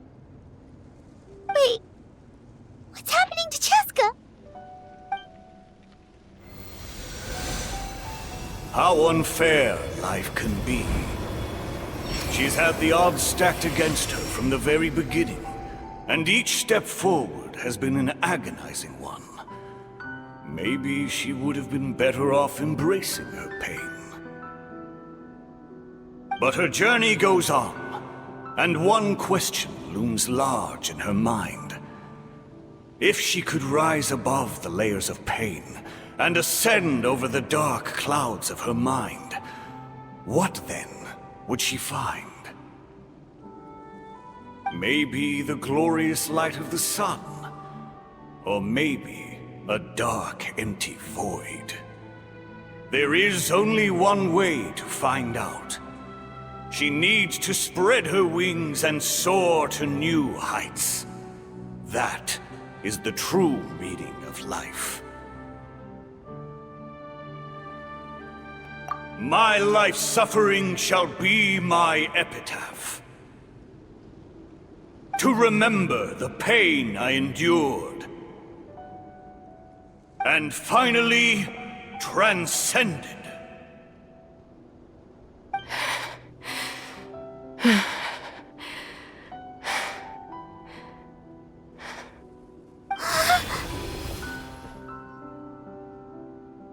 Let's take Koichi somewhere safer.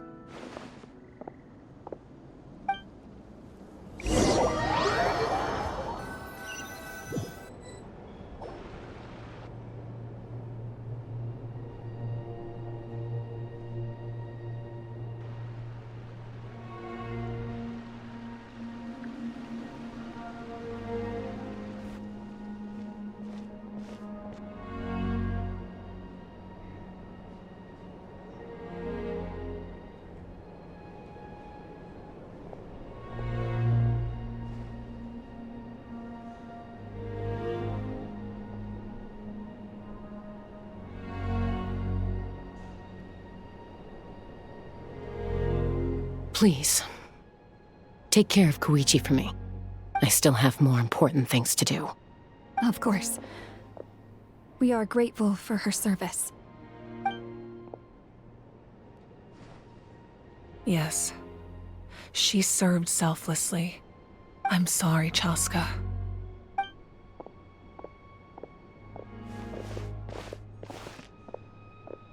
It's all right.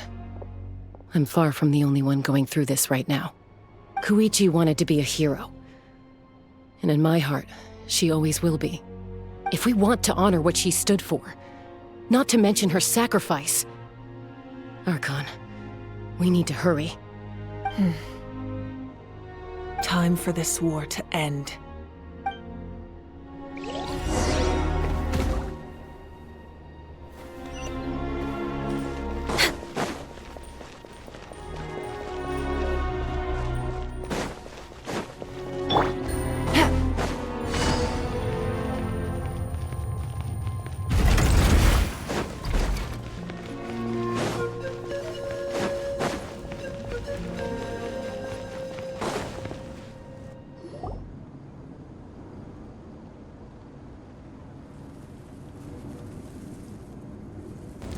Everyone, are you ready?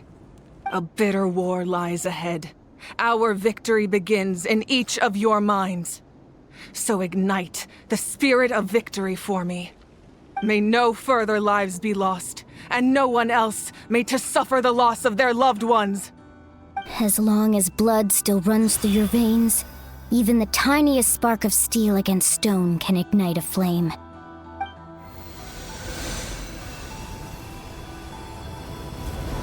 Its blaze will become one with the gaze of all Natlan. Even amid everlasting darkness, our bonds remain eternal.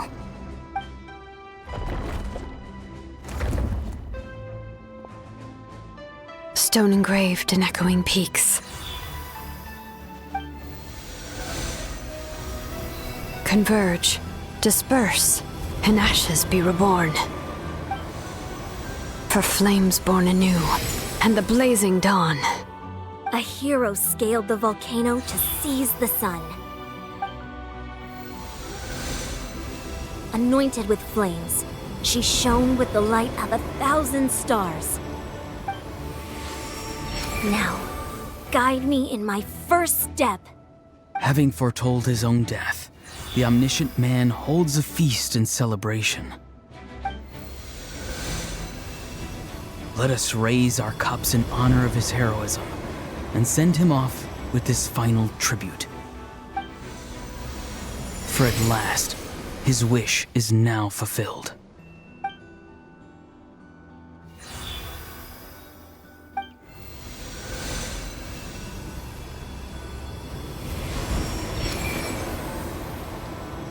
My life's suffering shall be my epitaph. To remember the pain I endured, and finally, transcend it. Heroes of the ages! Our moment has finally come!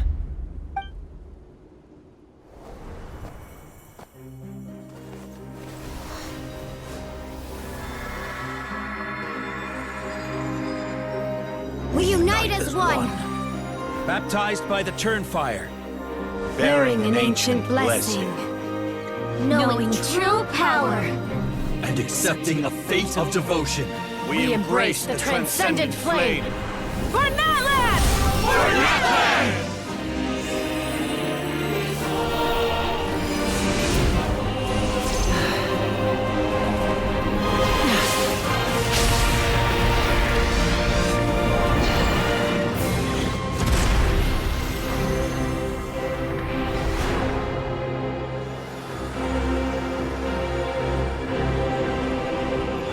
In the name of the Pyro Archon Halloran, I declare the Night Wars underway!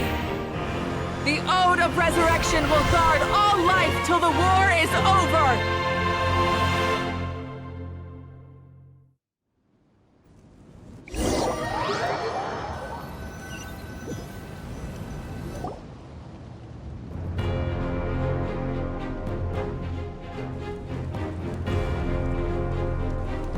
That is an outright scary level of power. So, from now on, all warriors will be able to resurrect themselves using the sacred flame. That's right. No more casualties. It's time to wipe the enemy off the face of the earth. And to reclaim our lost territory.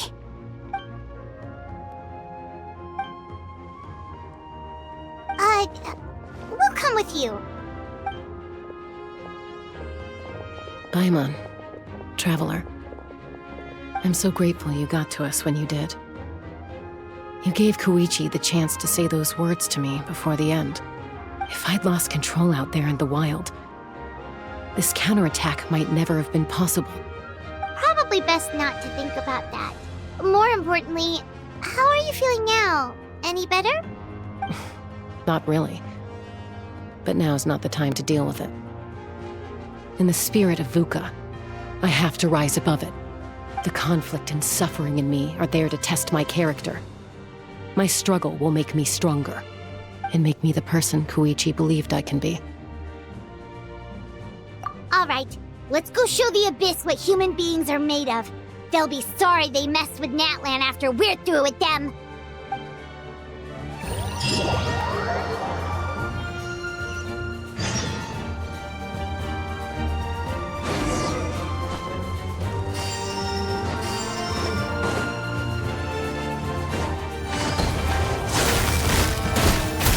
Let me weave you a verse. Rain out. Let the world collide! Game's up. Fun is over. For Natlan!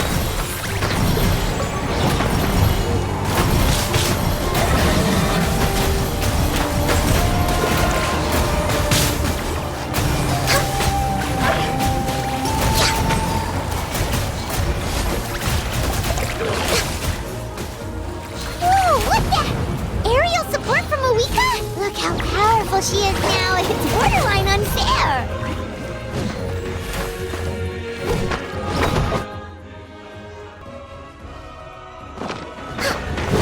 We're way behind schedule. Born of ice and frost.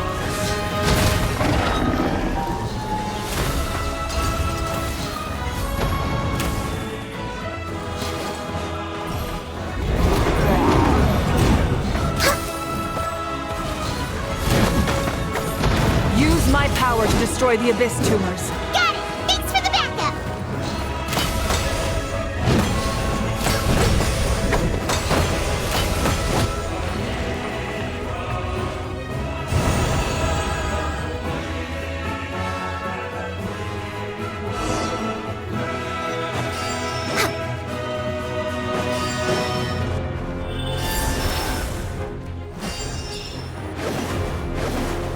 Did you guys see that huge fireball? It exploded right above my head! Sorry, Mulani. I'll adjust my aim. No, you're good, Archon. It didn't hurt at all. Plus, it was freaking cool! No. Ugh, Ahal's coming in way too hot. Is it possible to mute him? Done. Thank you, Malika.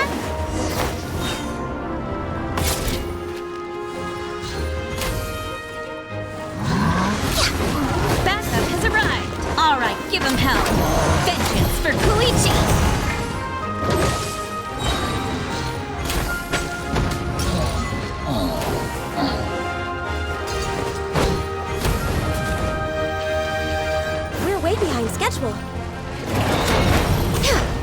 glaze over. The enemy ranks are thinning. Time to double down. Use the Pyro Archon's power and show no mercy.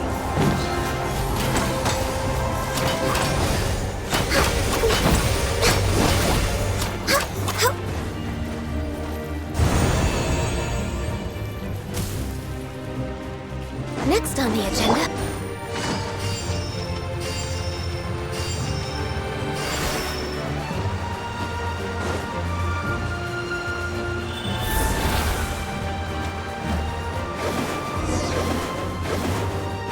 Kachina, over here!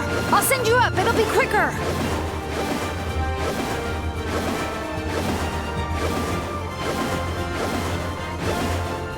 Okay, everyone's safe. Granny, please go on ahead with the others.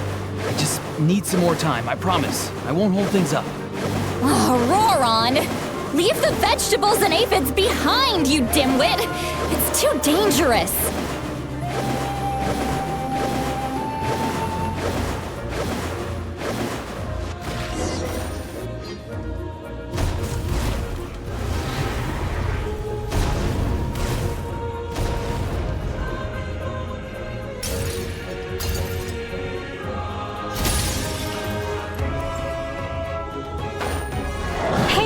You're back!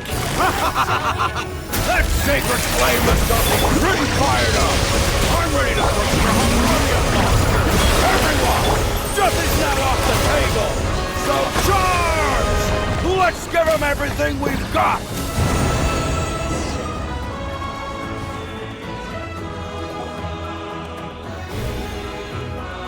The Children of Echo's territory is secure. All monsters down. All good here at the People of the Springs, too. We crushed it! Masters of the Night Wind are also safe. Should I go support the Flower Feather clan? Things are still pretty rough over there. I'm already en route. No need. I just dealt with it. Already? But you were just at the stadium! Yeah, well, you have no idea how long I've been itching to bash some heads in. Oh! Fair enough. Ian-san, what should we do about the Collective of Plenty? Your home's a long ways away from the stadium. Oh, no need to worry. I just heard from Veresa. She says they're safe now.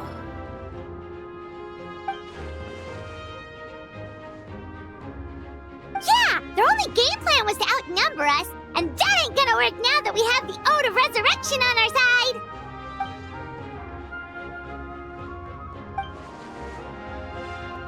We ain't gonna let them get away with that! Friends, let's gather at the stadium! More abyss tumors have descended, all near the stadium. Let's split up and take them out! Oh, we need someone to guard the main entrance.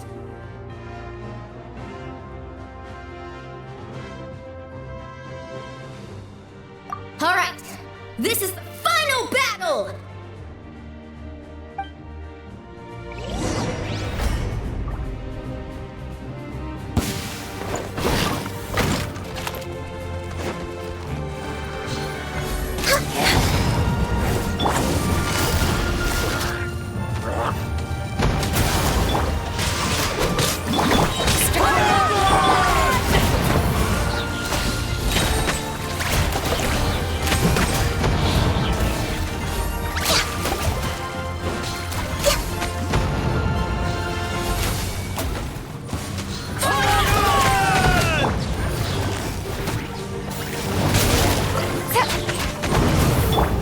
Outlines your fate. Witness the power of time to shine!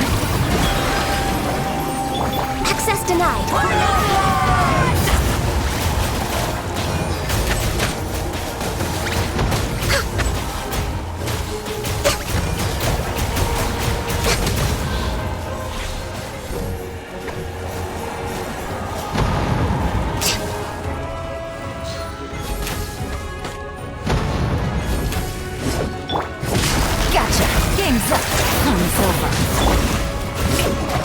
Let my name echo in song!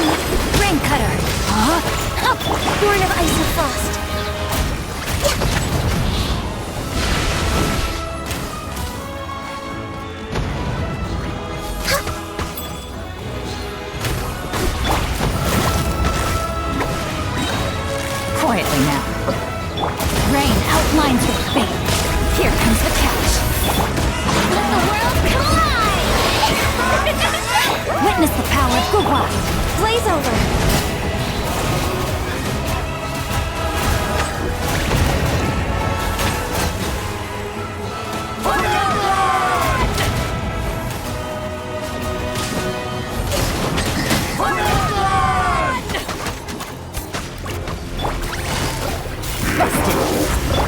Let my name echo in song!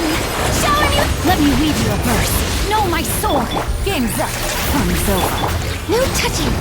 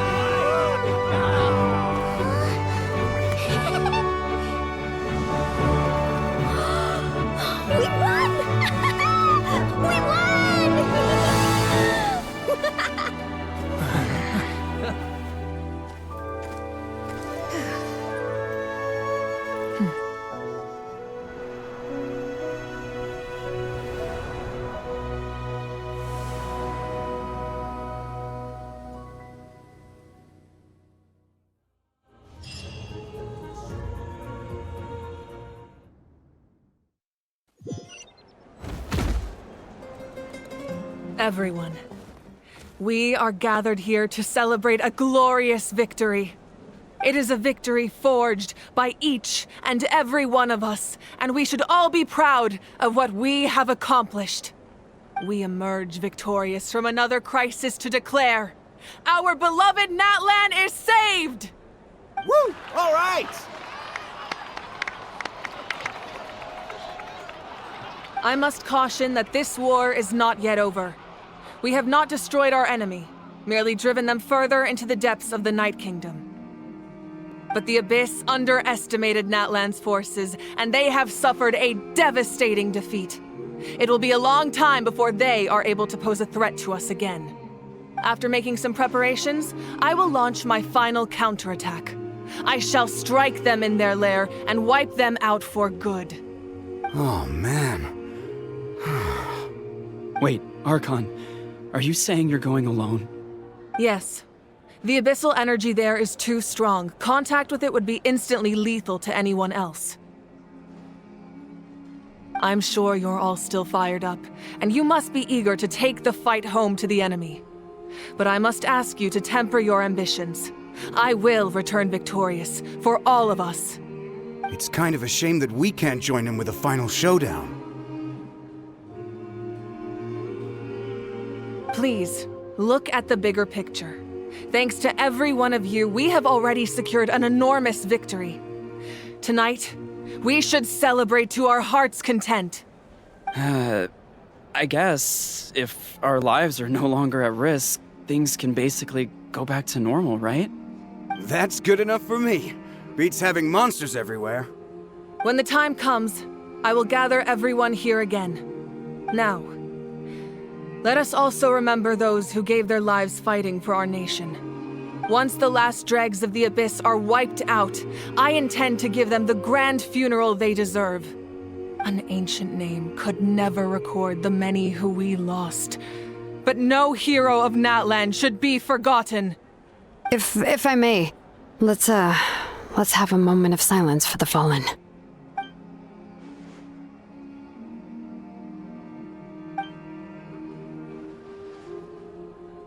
Lastly, there is one more person I must thank for his extraordinary support in our time of need, and that is the captain.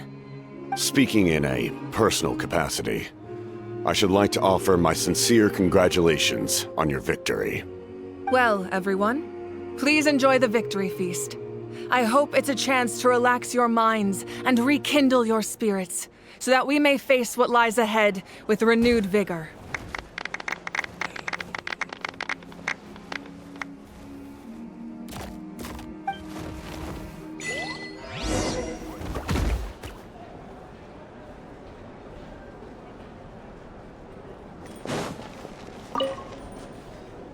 I must congratulate you on your efforts during this war. I'm told you have proven yourself to be an outstanding adventurer and warrior. You remind me of the princess. Similarities in your approach are striking, especially when you told me you wanted to win. I hope you will see her soon. Hey, Auroron! How are the Masters of the Nightwind doing? Granny Sealali's been there the whole time, and she's a tough one. I think we should be fine. I'm sure there'll be some patching up to do, though. That's a job for the young folks. I should probably head back so I can pitch in. Do you need support from the Fatui? Probably not. There are a lot of older folks in our tribe, and I suspect they would find your comrade's presence a little distressing. Right, because often they look like a bunch of intimidating thugs. Well, also in my tribe, excessive use of elemental energy is bad for your eyesight. Oh, right. Okay.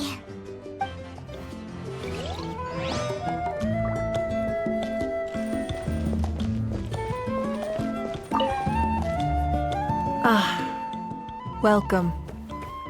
You seem a little out of sorts. Are you just tired, or...? I guess I am.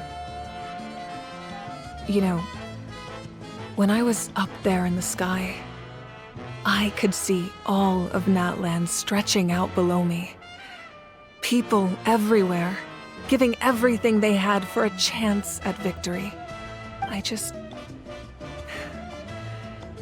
If only I'd been quicker. Maybe they wouldn't have... And Koichi. Maybe she'd still... I'm sorry. Now is not the time for that. Fruit juice, right? Make it a large?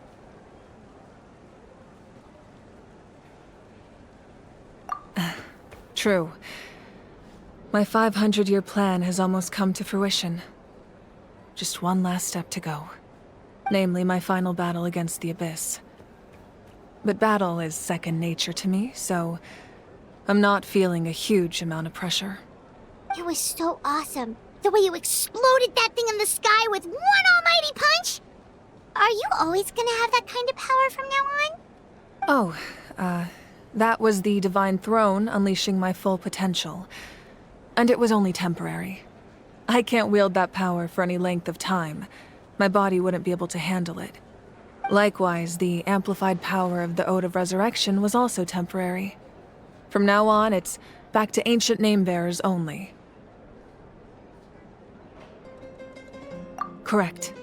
We dealt the Abyss a critical blow. So for the time being, it's too weak to sustain regular invasions. I hope the people will be able to enjoy this period of peace. Or rather, assuming all goes to plan, eternal peace. We've had centuries of war with the Abyss, and it's high time we brought that chapter to a close. Anyway, there's something I've been wondering about. I know you've been at the center of some major events in other nations too, and fought many powerful foes. In this war, you were in the thick of it once again, dashing around tirelessly, supporting the fighting on all fronts. So tell me, what drives you to do this as a mere traveler passing through? Why risk life and limb for a cause that's not your own? A clear conscience. Great answer. That's how life should be lived, to the fullest, with no regrets. What I'm really trying to say is, I would love for you, with your extraordinary talent and your sense of justice, to join me in this final step. You and I together, finally putting an end to the ever-looming threat of the Abyss. But I also don't want to take advantage of your good nature and readiness to help others. The final battle will be very dangerous, and you have the rest of your journey to consider. I'm sure you must be weary. Sleep well tonight. Let's talk again tomorrow in the speaker's chamber. I'll give you more details on the final battle, and then I hope to hear your verdict.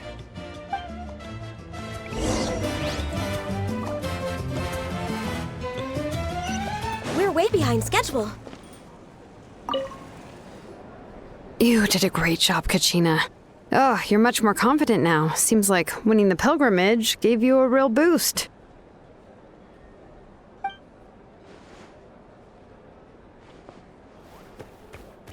I spoke to your mom and dad. They were singing your praises. They said the world's your oyster now. How are things at the People of the Springs base? There are some casualties, but the overall mood is very positive. I reckon they'll start rebuilding pretty soon. Same situation for the Children of Echoes.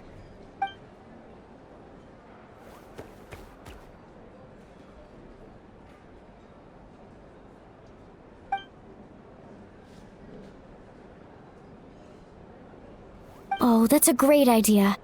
Let's do it together. Let's hope that their sacrifice marks the beginning of a new age for Natlan. An age of unprecedented peace.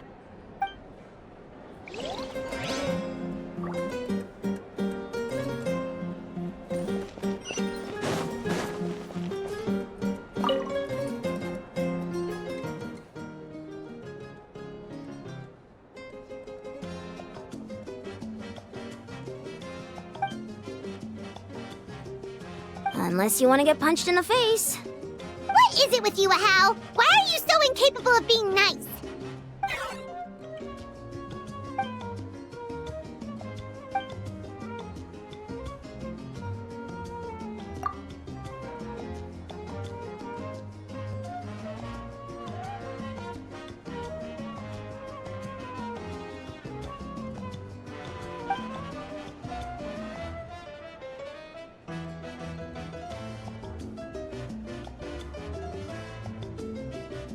The Collective of Plenty was the furthest from the Abyss's entry point, so they didn't have as many monsters to deal with. From what I hear, they got off relatively unscathed. But it might have been a different story if Chaska hadn't gotten there when she did. That's good to hear. All's well that ends well.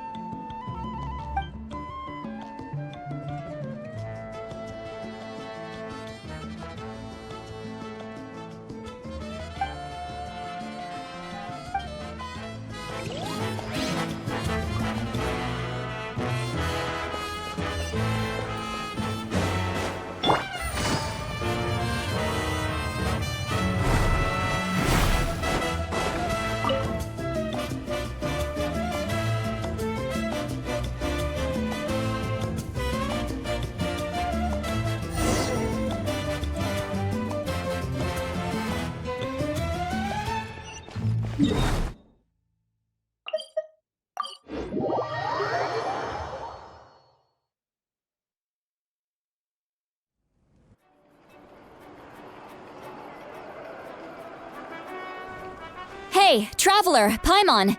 There you are. I've been looking all over for you. Oh, hey, Sweet Lolly. What's up? Listen up. I have something really important to tell you.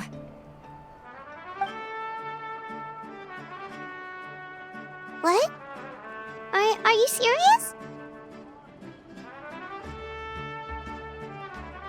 Natlan must pay the price for Mawika's use of the Ruler of Death's power. That price is death. And only Mawika's death can clear the debt. I had thought that the Ruler of Death might have a change of heart after seeing the people of Natlan come together and fight so bravely. But Even now that the war's over and the threat to Natlan is gone, it looks like that death is still set in stone. I had to know your thoughts. I want to save her, but I can't do it alone. Okay, good. That makes me feel a little better. Thank you for standing up for us. There's clearly something special about you, so if anyone has a chance of defying the rules, that would be you. Oh, and please don't breathe a word of this to Mawika. I'm sure she's well aware of the cost of using the Divine Throne's power, but if she finds out that anyone else knows, it could ruin our chances to help. Got it. Mum's the word. Alright, that was the last major item on my to-do list. Now, since I've come all this way, I think it's finally time for a well-earned drink. Go easy though, yeah? Don't worry, I said a drink. That means just one.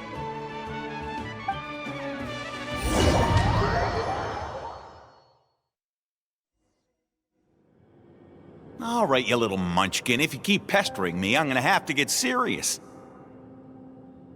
I get 100 kids a day telling me they want to be the next Pyro Archon. Why should I train you? Nagging isn't gonna accomplish anything. No one can predict the future, and unless you have some exceptional jaw-dropping talent I'm unaware of. I can shoot those cornflakes in your kitchen from right here. Don't be ridiculous. You couldn't make that shot from all the way over here? Wait, hold on. You could hurt someone with that. Well, I'll be. You made the shot. The science of the canopy raised him tough. That's some real skill you got there, little lady. Maybe you really will be Pyro Archon one day.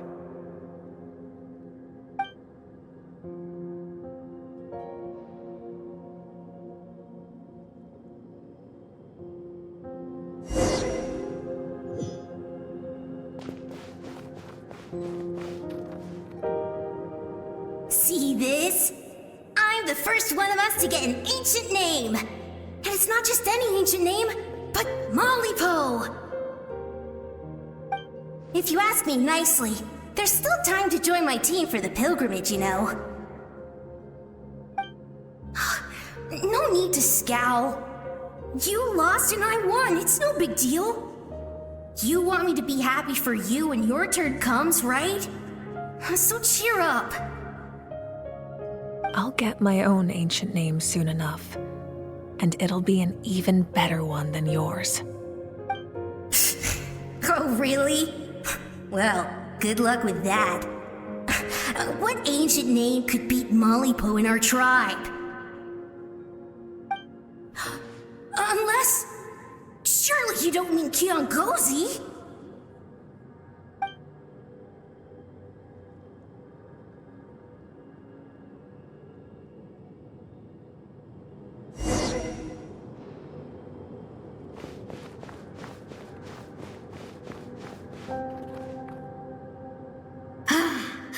That was fantastic. I can't believe I beat you in a wrestling match for once. Can't be more than a few days now until you're officially made the Pyro Archon. Imagine me trying to schedule a wrestling session with you after that. Excuse me, Pyro Archon, but would you be able to take a day off from running the nation to wrestle with me? I heard that the Pyro Archon inherits the knowledge stored in the sacred flame. And apparently it can change your personality. I can't help but feel a little worried. Worried that you won't be able to beat me in a wrestling match anymore? Why would I be worried about that? Never mind. Clearly I'm just overthinking things. Why would you forget about me just because of some new job? Even if that job happens to be Archon. Come on, one more round.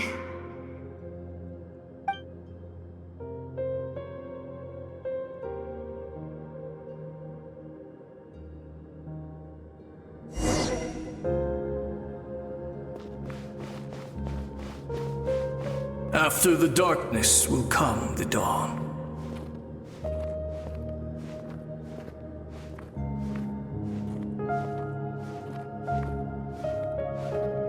No one fights alone.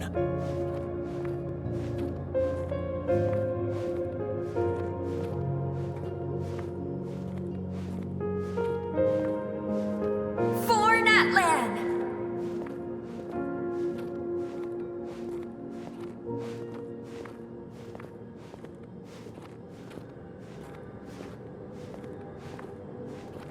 Look at the sky!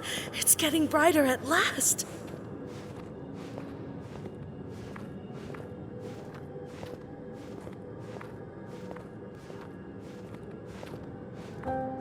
We walk the righteous path, and the Pyro Archon will guide us.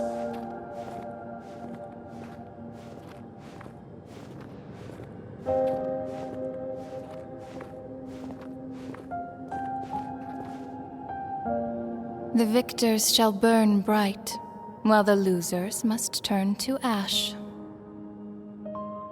I have done what is required of me. The rules are now written into the Night Kingdom, and this will help you to stand against the Abyss. It is still not enough. All this can do is give my people courage. It will not see us through a true catastrophe.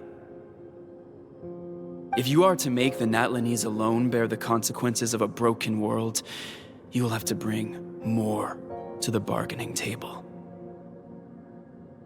You are the greediest human I have ever met, and the fiercest negotiator. No other would seriously ask to borrow my power. My domain is death, and its power comes at a great price. The question is, are you prepared to pay? I need that power. Only a hero can truly wield it, and heroes are not afraid of dying. No, a fear of death is ingrained in all living things. If the wielder of this power cannot conquer their fear, countless innocent lives will be claimed in their stead. For only then can the price be paid. Those are the rules. Mine is a nation that will not yield to the Abyss, and it will certainly not yield to your rules. As their culture and civilization is transmitted through the generations and their faith grows, the people will go from strength to strength and reach heights that even I cannot dream of. Very well. I shall agree to help you. But I am merely a shade, and I do not have as much freedom to do as I please as you might think. Then what do you propose? Keep this a secret. If I am questioned about it, I will deny all involvement and claim that treacherous Xbalanque stole my power. That will not be a problem. Thank you. I am glad we could reach an agreement.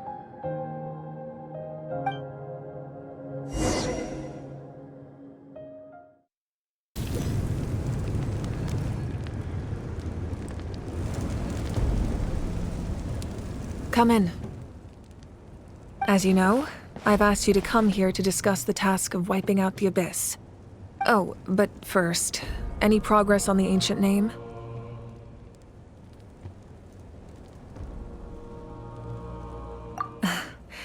I'm surprised she was willing to help you, and by extension, me. I'm very grateful to her. Wait, hold on. Wasn't the whole point of the ancient names for winning that huge battle? Why would the Traveler still need one by this point? That's right. The Abyss has retreated to the depths of the Night Kingdom, a place that has long since been corrupted by abyssal energy. If we don't finish them off and restore the ley lines, the threat they pose to Natlan will remain. The battle we fought yesterday, we may one day have to fight again. This is the fate Natlan has always been resigned to.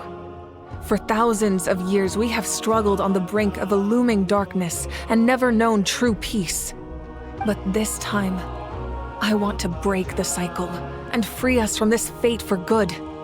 With the sacred flame, I can protect myself from the abyssal corruption, but beyond that, you are the only other person who can resist it.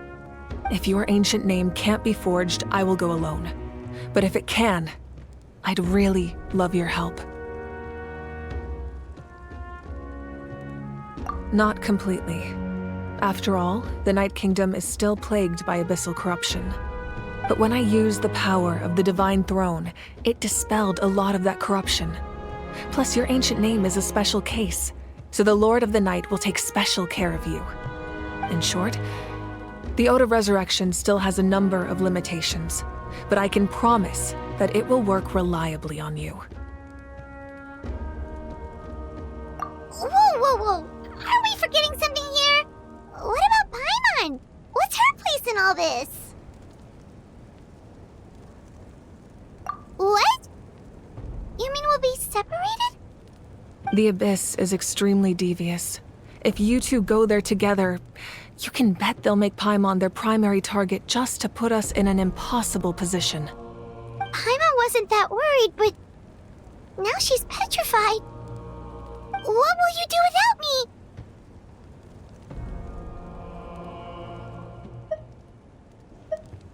Okay, well, Paimon needs to think about this because you're really asking a lot of her, but we'll give Paimon some time and she'll do her best to rise to the challenge. I greatly appreciate it. Everyone in Natlan knows how important this final battle is. You will be remembered and revered long into the future, until the end of time. If you have any other questions, please ask away.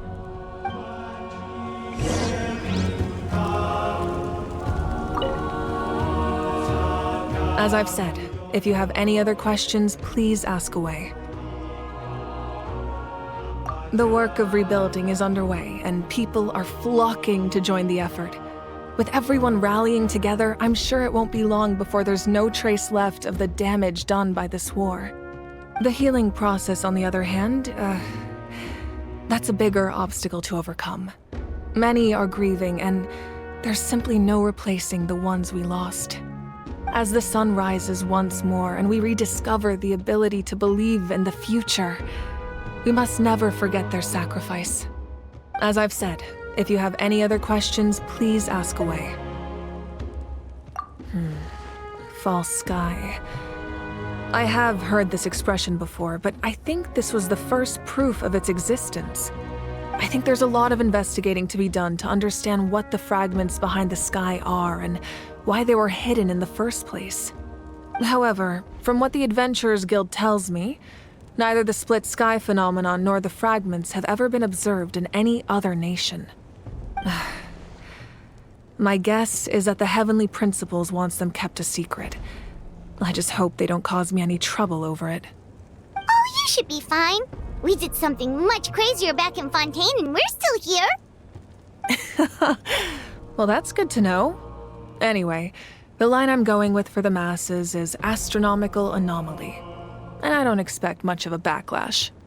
Meanwhile, we can look into it at our own pace. As I've said, if you have any other questions, please ask away.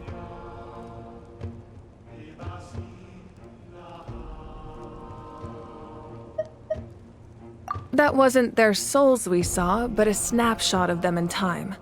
All the work of the ancient name engravers 500 years ago, who made some special modifications to their names. Their souls returned to the Night Kingdom long ago, and will have been reborn in Natlan since, albeit in a different form. For all we know, they may have already lived many new lives by now. And so, even though we will never meet again, they will always be by our side in one way or another. I think that gives another layer of meaning to the phrase, "No one fights alone."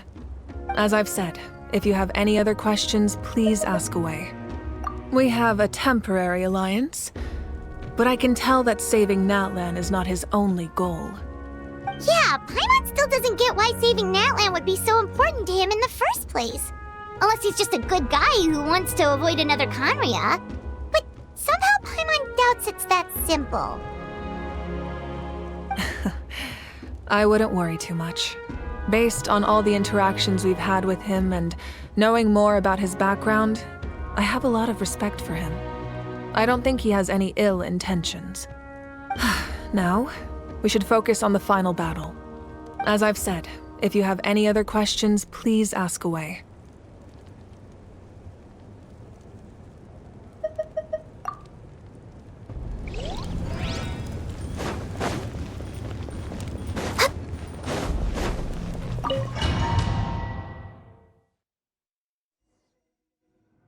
The Outlander with deep ties to this land returns. And this time, he is alone. The power that the Pyro Archon used to strike back at the Abyss came from the Ruler of Death. From what I know of her rules, she will demand death in return.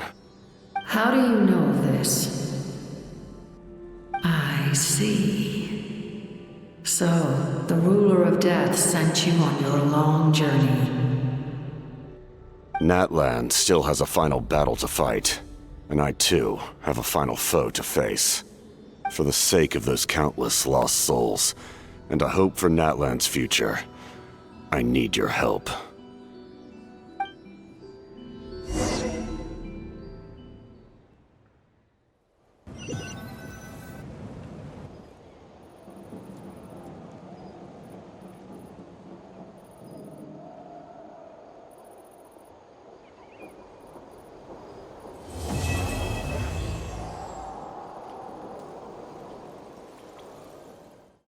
It's been a few days since the battle.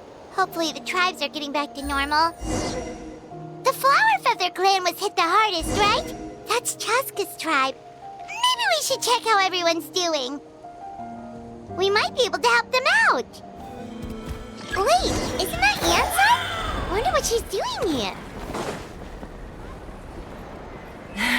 I brought all the stuff over, Coach. What's next?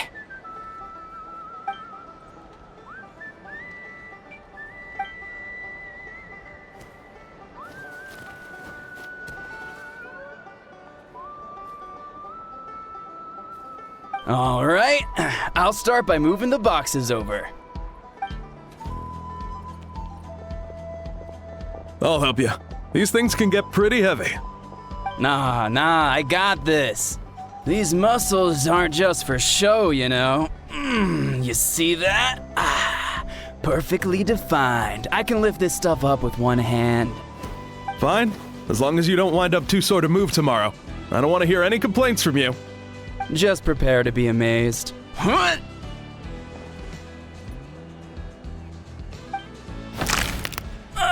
My back.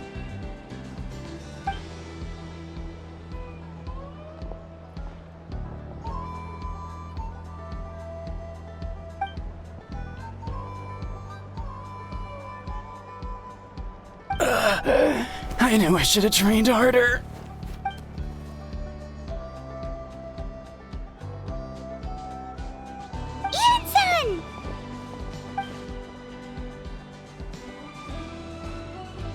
Just about to ask you the same thing. We didn't expect to run into you in these parts.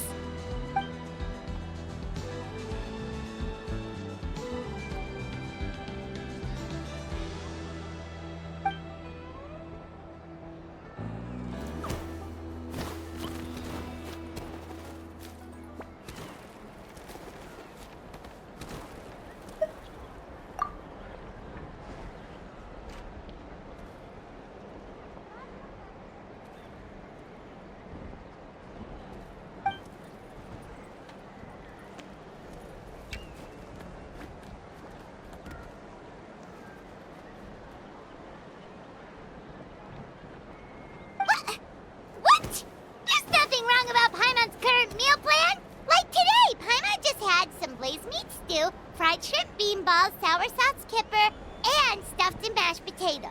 That's practically nothing. Kale juice? Wait, isn't that your favorite drink, Traveler? If Eonsan's going to make some for free, Paimon would feel terrible if you won't get to try it.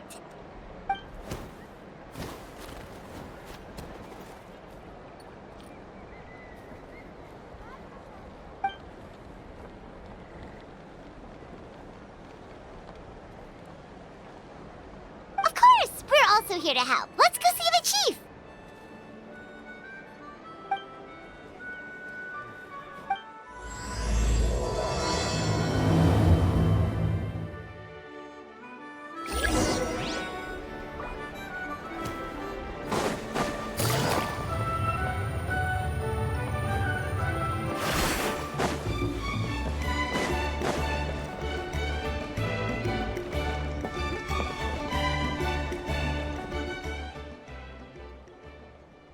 You're here, Eon-san.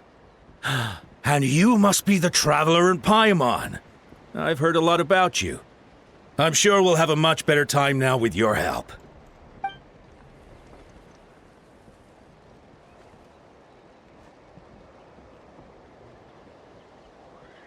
Cold. So cold. Duarte, are you there? I'm drowning! And there's something in the water! He's on the ground, but it almost looks like he's trying to swim.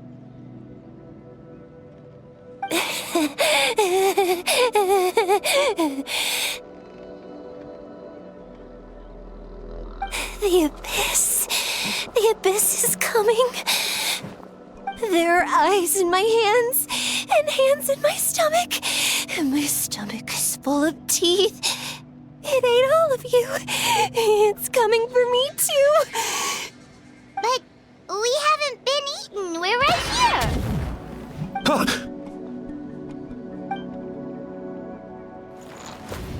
Monstrous beasts! How did you get in here? As you can see, their mental state is quite poor. They went missing after the battle. We found them in the wilderness in the days that followed, but the damage had already been done. We found them unconscious in areas corrupted by abyssal tumors, lying next to their deceased comrades. My only guess is that something terrible must have happened during the battle.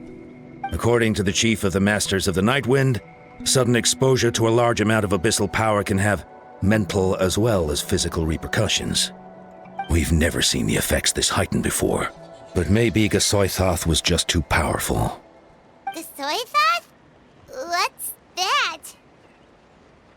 It's the abyssal monster that appeared in the sky not too long ago. After consulting our ancient legends, we decided to call it Gasoithoth, Reaper of the Abyss. Oh, that giant black ball? Didn't we force it to retreat, though? True. It poses no threat to us now, but whatever wound it inflicted on these warriors still endures. We scoured all sorts of records for a solution, but nothing came of it.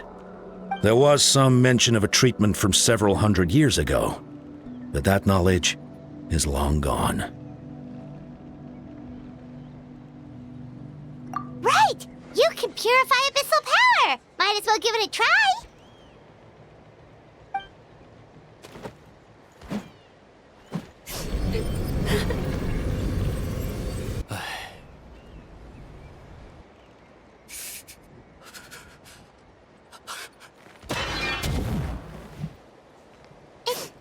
It didn't work? That must mean purifying the abyssal power within them still isn't enough. In any case, thank you for trying. So, what can we do now? Don't tell me my friend is just gonna be like this forever? Come back to me, Gogeta! Please, don't leave me like this! We beat Gasoithoth! They survived the battle! Are we really just gonna sit back and watch them lose their minds? What is it, Eon-san?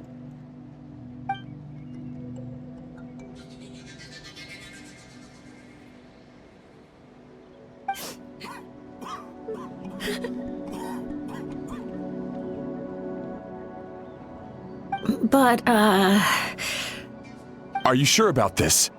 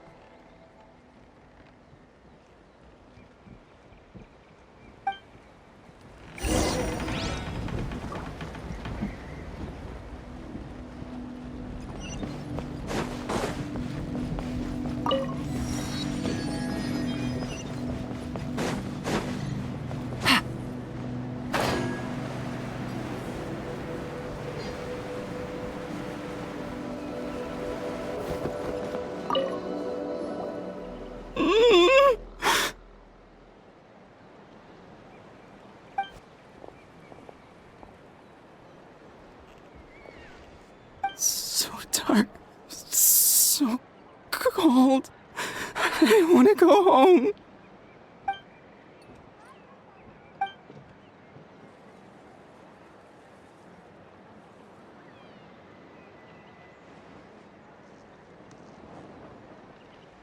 Huh?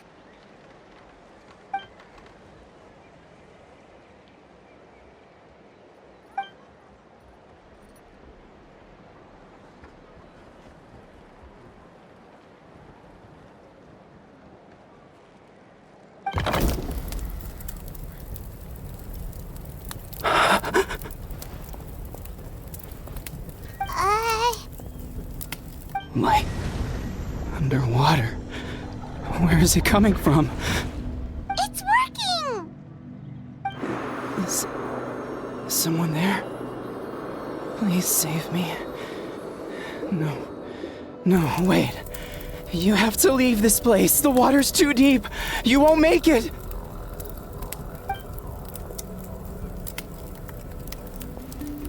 No. Please. Just leave me. Duarte. Oh no, it's not working anymore!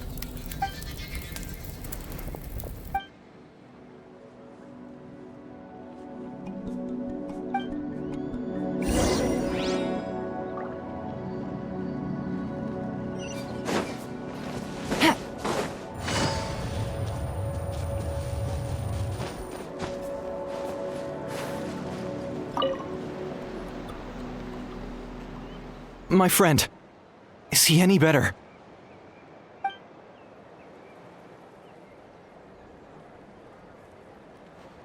Duarte? Oh yeah, I remember. Duarte was the name of Otoko's Surian companion. Otoko almost drowned as a child, and Duarte was the one who saved him. He dove deep into the water and used all his strength to carry Otoko back to the surface. It was pretty touch and go, but both of them made it in the end.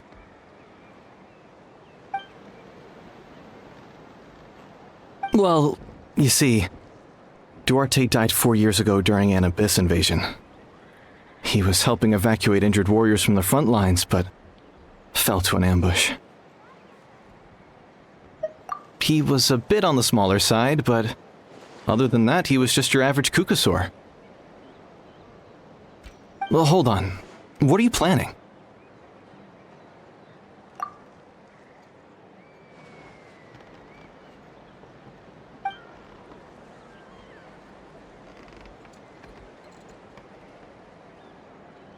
No problem. Thank you for looking out for him.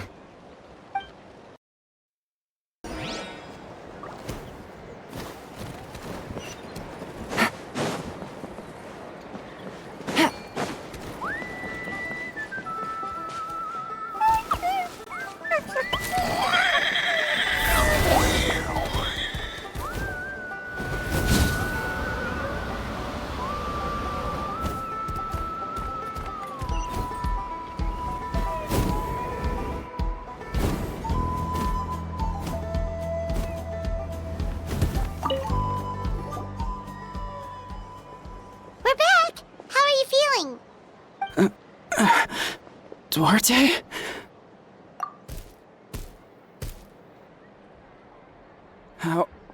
How did you get here? Are you here to save me? It's working!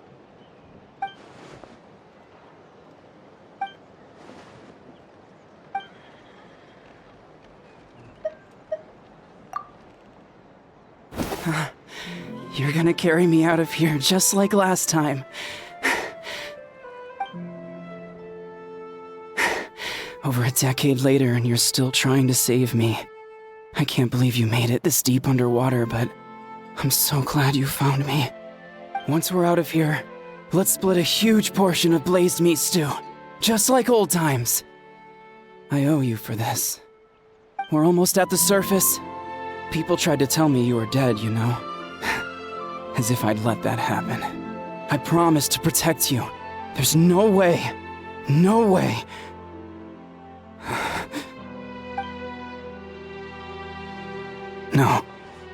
Wait. I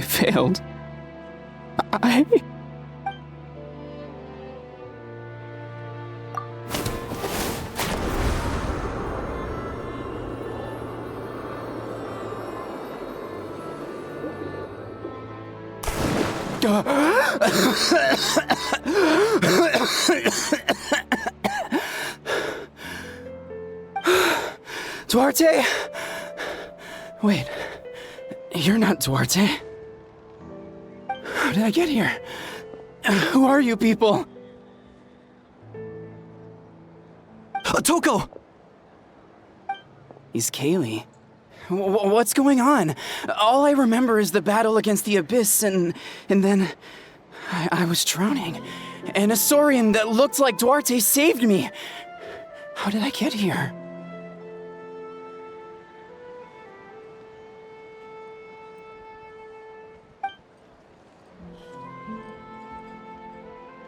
You went through all that for me? While all I did was cause trouble for everyone? I'm so sorry.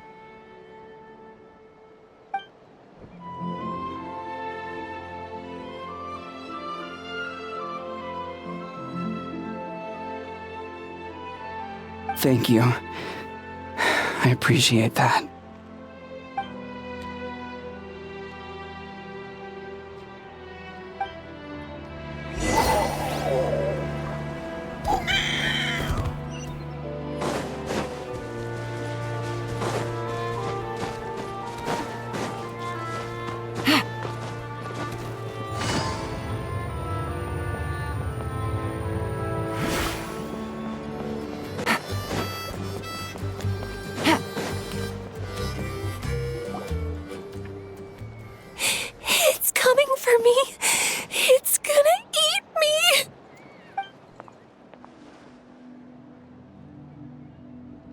It's no use. It'll just come back. Nothing can stop it. Nothing can stop the abyss. It will devour everyone. One day, we'll all be reunited in the pit of its stomach. Maybe it's just Paimon, but she seems to be in even worse shape than Atoko. She can talk to us, but nothing she says makes any sense. She also seems really afraid.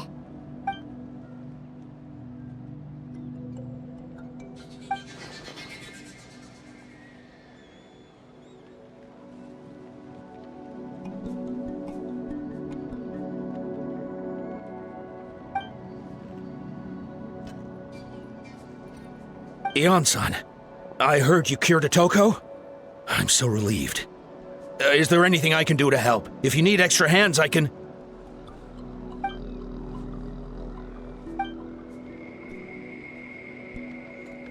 I think you're onto something. The mental distress does seem to be connected to pre-existing fears and anxieties. Kochita doesn't like it when people talk about her past. But the situation is urgent.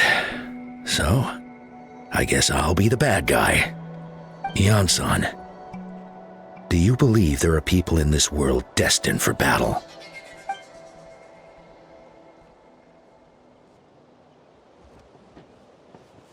Then, what about people destined to be unfit for battle? When Kochita was little, her parents died fighting the Abyss. She was only 11 or 12 at the time, and her brother, even younger still. The two saw their parents collapse in a pool of blood as flames roared and spread all around them. Kochita trained hard to become a warrior, but still found fighting Abyss monsters too difficult to handle. She and her brother were left with severe trauma after the incident, pain and fear that they could not get over no matter what. But isn't Kochita one of the warriors who fought the Abyss? Didn't you find her unconscious out on the field? Yes, we did. You see, something changed within her several years ago when the Abyss attacked our tribe and broke into her home. By the time the guards rushed to the scene, they found her standing there, weapon outstretched, hands trembling. Her brother huddling behind her for safety, and the Abyss monster dead at her feet. She didn't even look at it, and just kept repeating the same thing over and over. You're the only family I have left. I won't let anything happen to you. She became a completely different person after that. She earned a reputation as a very capable warrior and fought countless battles against the Abyss. We all thought she overcame the trauma, and we were so happy for her.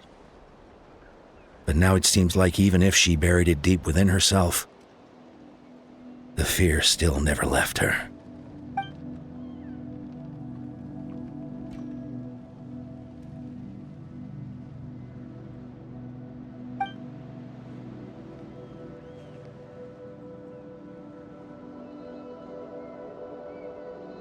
How can we help her?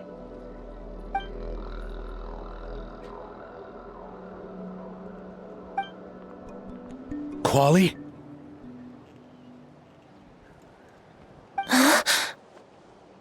Quali, what are you doing with that weapon? Show me the monster that hurt you! I'll make it pay! I'm going to protect you this time! Calm down, Quali. That monster is already... I can do it! I don't care what it takes! I just want her to get better. She's the only family I have left. Family?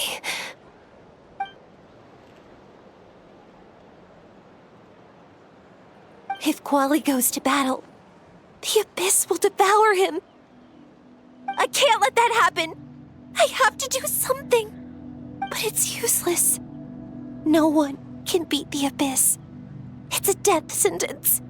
Just like what happened to Mom and Dad. But I'm no warrior. I'm just a coward. Still, I have to protect Quali. What should I do? Gogeta.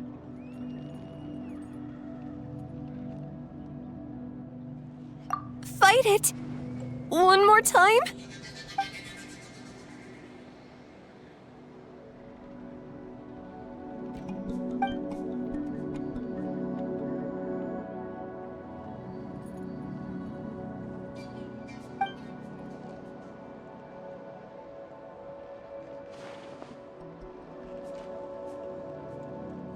Try checking the mountains to the north. A few fled in that direction after the battle. I dispatched a team to clear them out, so most of them should be gone. But there might still be a few stragglers.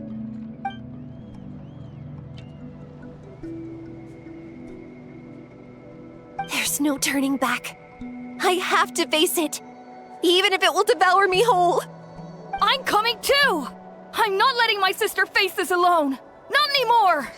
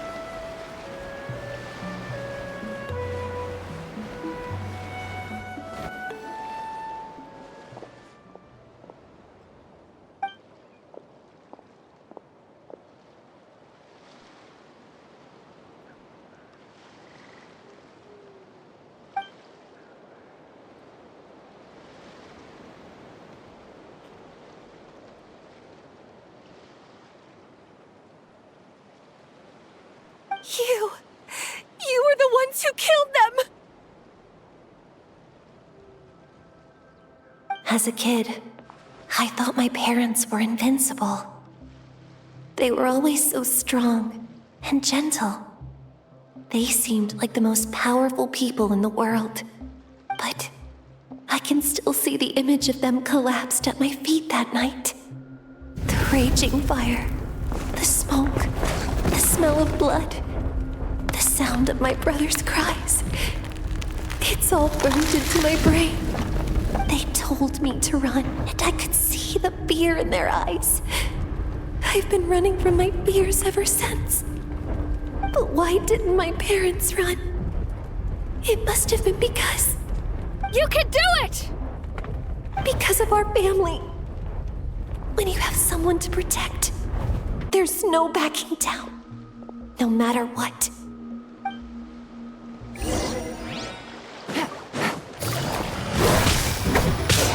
Stay out! Let's help her out!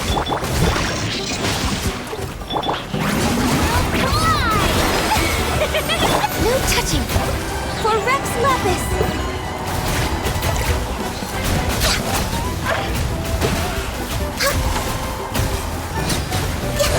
I can do this. I have to do this.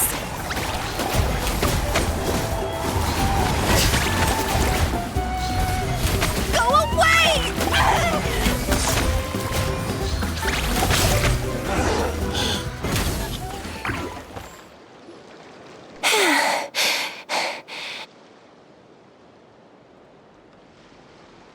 Where are the rest? Where are they hiding?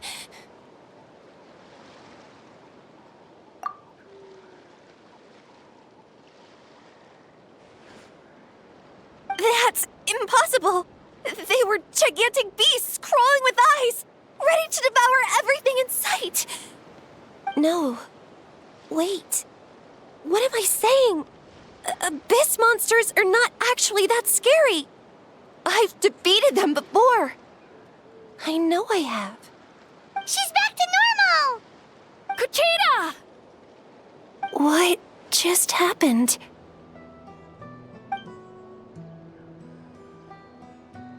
That is quite embarrassing. Sorry about that. I've always envied warriors who don't get scared or feel lost. It really felt like I was getting stronger over the years. But in the end, maybe I never made any progress at all.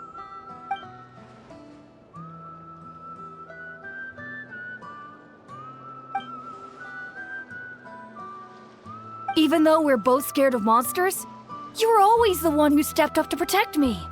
But not anymore. I'm going to get stronger. From now on, we're in this together.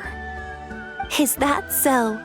Then I'll look forward to the day when you'll be all big and formidable. I finally feel like myself again. I couldn't have done it without you all. Thank you for everything.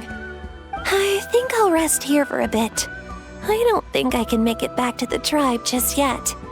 I'll keep you company.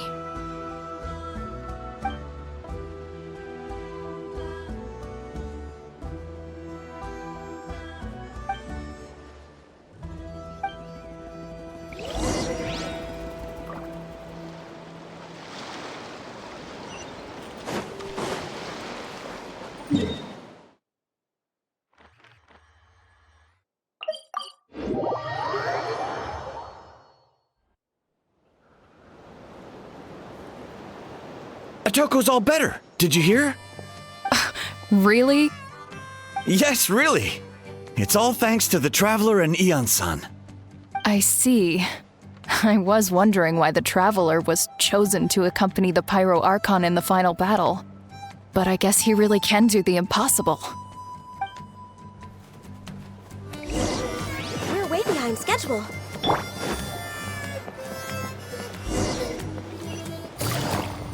So all those rumors about the Kuchita's getting better too!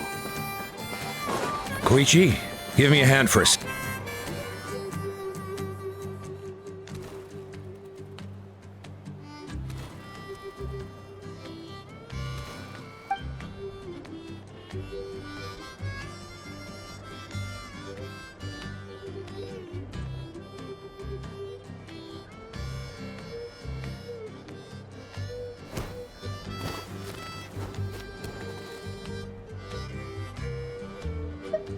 Yeah, honestly, Paimon was at a complete loss when she saw so many sick people on the hot air balloon platform. We only found a solution this time because you kept her cool and took control of the situation. You deserve most of the credit.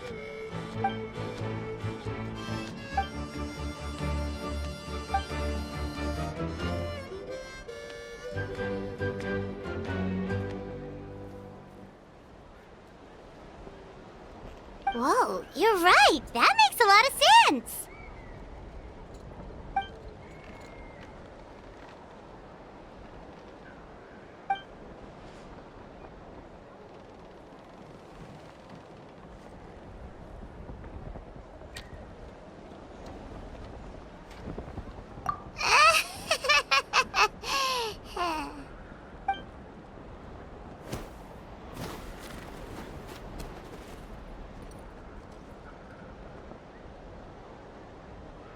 That sounds like something Paimon could do, but would that really change anything?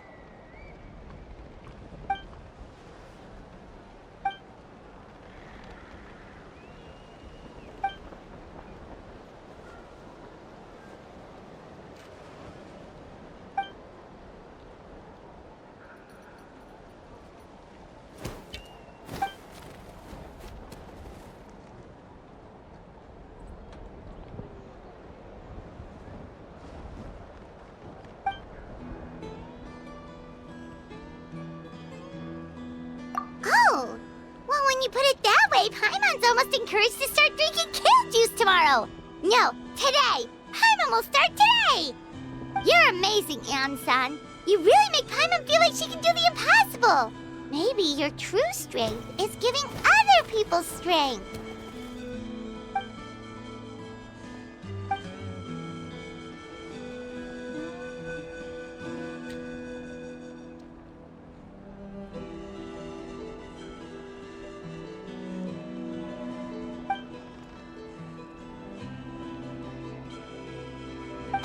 Hian-san!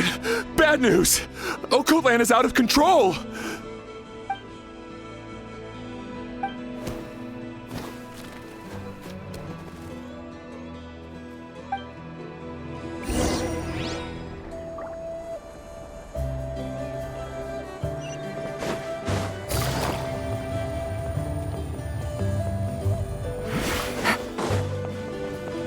Take it easy.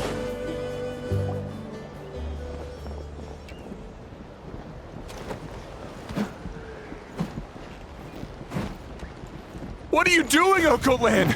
Wake up! Don't you recognize us, my boy?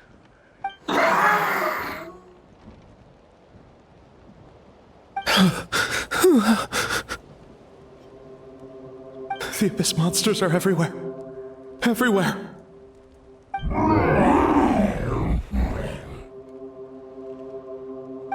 They've taken over the tribe. No corner is safe. Did we lose the battle? No. It's pointless to think about that now. A warrior only has one job. Fight until the very end. Careful! He's not himself! Okotlan!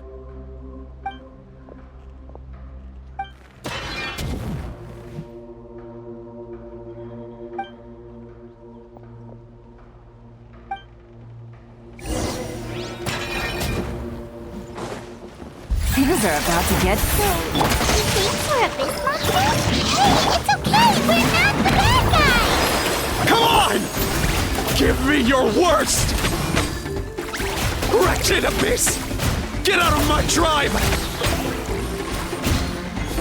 Mom, Dad, are gone. This is my final battle! Please, son, you've got to stop. You can't keep going like this. Wretched monsters! Give me my family back! Look, Okotlan! That's your father! He's standing right in front of you! Get out of my home! I'll never forgive you!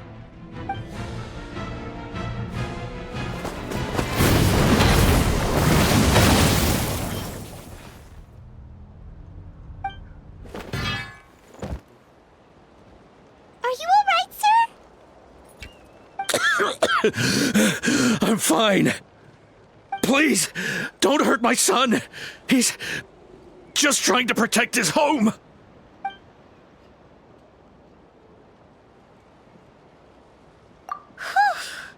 But what should we do now? He's different from the other two. It's like he can't hear us at all. He keeps calling us monsters. We're basically enemies to him now. Okotlan.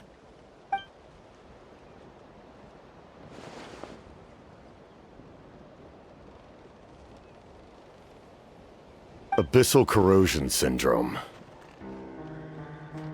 500 years later, and it's resurfaced again.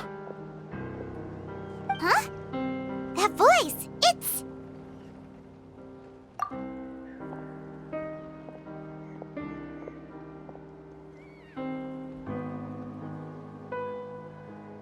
Direct contact with high concentrations of abyssal power causes irreversible mental trauma in most people. The exact presentation will vary according to trauma level. Some will suffer from superficial hallucinations and maintain the capacity to perceive the outside world. In such cases, verbal and physical interaction can be used to break through the hallucination. However, there are also those who are so far gone, entrenched in hallucinations so deep, that medical intervention is the only option. That's why we developed the Drought of Lucidity. The Draft of Lucidity? It's a kind of medicine that can dispel the psychological impact of the Abyss. The treatment comes with severe side effects, including chronic migraines for the rest of the patient's life, so it's reserved for the worst cases. This man is a devoted warrior, one not easily swayed from battle. That is precisely why it's so difficult to pull him out of this hallucination. If you trust me to be true to my word, give him this. Wretched monsters! Setting up an ambush! Give me your worst. It's either your end or mine! Hurry! He's awake! Please, give him the draft. My son thinks he's alone in this world. In his mind, all his family and comrades are gone, and only enemies remain. There's nothing more painful for a warrior than losing everything you fought so hard to protect.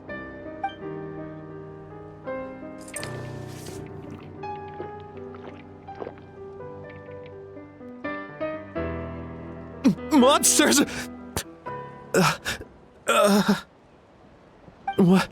What's going on? Dad?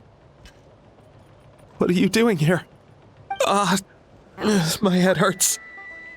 I just had the strangest dream. I dreamt the Abyss took over the tribe. It's all right, my boy. It was just a nightmare. Let's go home. You need a good night's sleep. But first, I want to thank you for saving my son. May I ask your name? Just Capitano is fine. I owe you more than words can say, Mr. Capitano. My name is Mune. You're welcome in my home anytime. Time to go, son. Can you stand?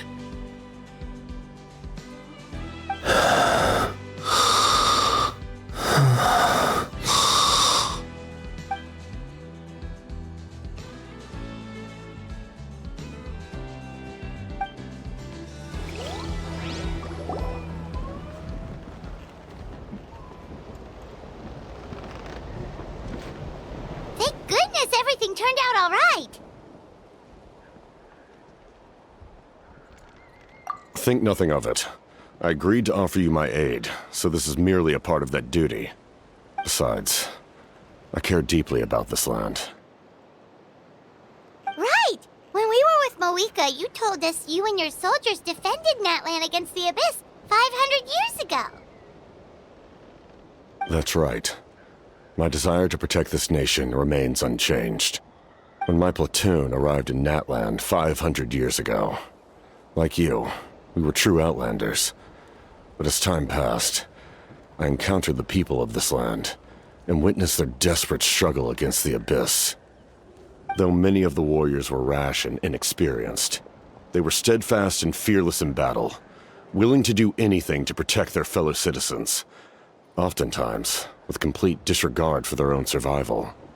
Just as I fought for the glory of Conria, they fought for the survival of their nation. We happened to share a common enemy, so I decided to offer my aid. We fought side by side to the very end. I traveled to many places after that, but I never forgot this land. Even now, my work in Natlan remains unfinished. They remember who I used to be. The Sentinel Knight, who fought with the Masters of the Nightwind. Still, I prefer to leave all that in the past.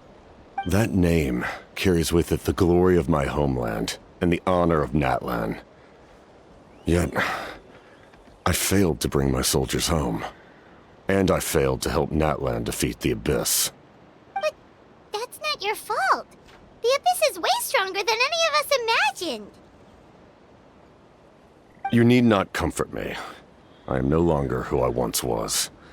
Let the events of the past continue to collect dust in the annals of history. I will continue to help Natlan in my own way. Like, with the draft of lucidity? Who knew you could make medicine? Were you a doctor before? The drought was Guthred's invention. He was a respected military doctor, as well as my trusted second-in-command. We faced a similar situation to what you witnessed today. The endless battles against the Abyss triggered delusions among the soldiers, to the point where some attempted to kill each other. In order to develop a treatment as fast as possible, Guthred used himself as a test subject. He passed away shortly after the drought was complete. That's who he was. Unrelenting in his pursuits. No matter the cost, no matter the sacrifice. In the end, he even gave himself up for a chance at success. I'm sure he would be pleased his creation aids people, even now. The Abyss has wrought enough suffering on this land. I sincerely hope this war will end soon.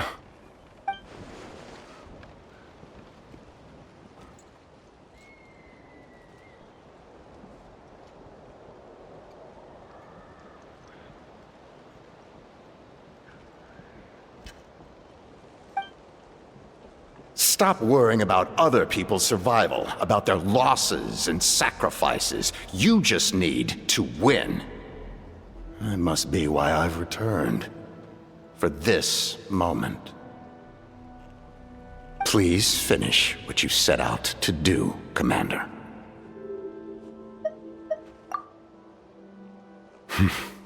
You're more perceptive than I imagined.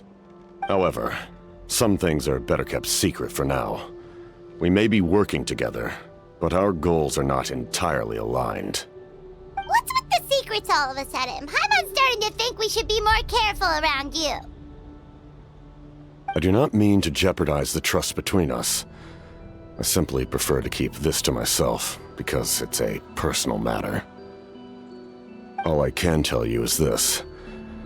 Natlan may have survived the worst of the crisis, but the souls of this land are still not at peace. And that is why my work is not yet done. Well, if it's personal, then we'll just have to trust you. If you have other questions, I'm willing to answer them. Wait, like anything? Hana wants to know how you eat with the mask. Anything you want to ask, Traveler?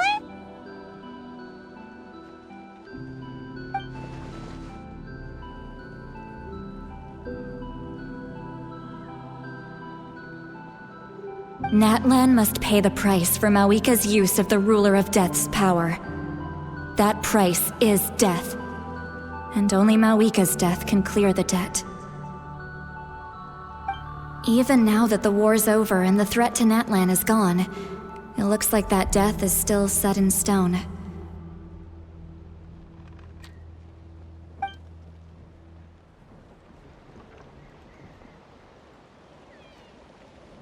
In the garden cultivated by the gods, flowers and weeds grow side by side. When the weeds compete for nutrients in the soil, the gardener intervenes to inhibit their growth. I'm not one to pass judgment based on my own standard of right and wrong. But it is an undeniable fact that she is responsible for my suffering, as well as that of my people. If that explanation is too difficult to understand, allow me to show you exactly what I mean.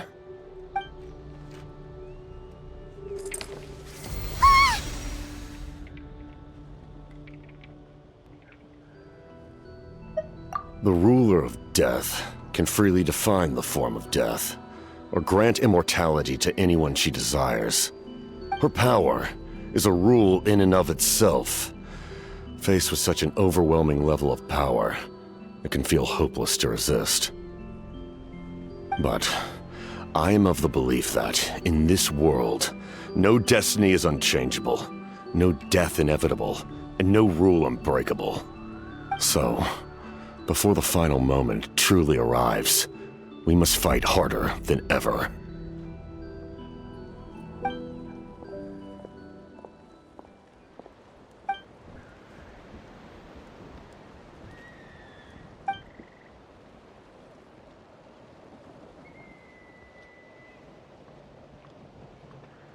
Oh, did something happen?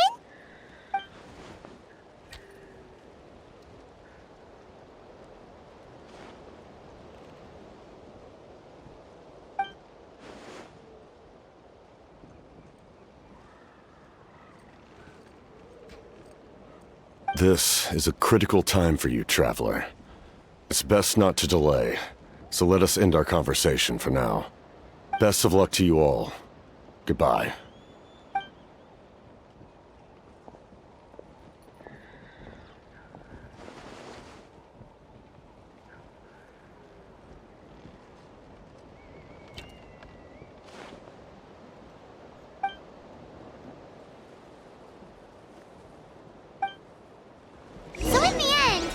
Still hasn't told us his real goal. He kind of reminds Paimon of someone we met recently. Oh, right, the Lord of the Night! They just seem so tired, you know? Since they've both been alive for many centuries, do you think that's just what happens when you've been alive for too long?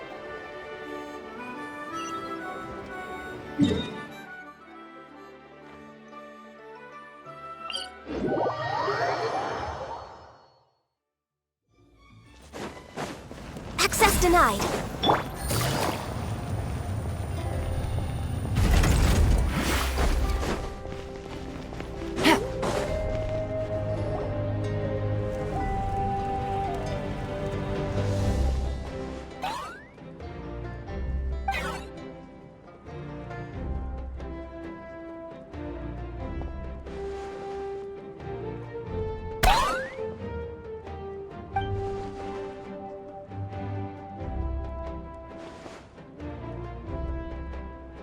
Kanich, Kachina, Mualani! Woo! Everyone's here! Reunited at last. Did you miss us? I brought candy and cookies to share. Of course we missed you! Ooh, you brought Source crackers too? Score! Just in time, Traveler. It's so stifling in here. I was just about to go outside to get some air. It's the same temperature outside. Anyway, how was the trip here? To be honest, I also didn't expect this many people to show up. A third of this amount is more than enough for my plan. I need to ask them about you, gather their thoughts and hopes. That will help the formation of your ancient name. Oh, you brought the Pilgrim's Chronicle, right? Yeah, let me take a look. Okay. The progress looks good. We have enough people, so let's get started. Sorry I'm late. Shaska showing up late for something? That's a first. I had to follow a group of monsters further than expected. When I got back, I heard about what you did for my tribe. Thank you.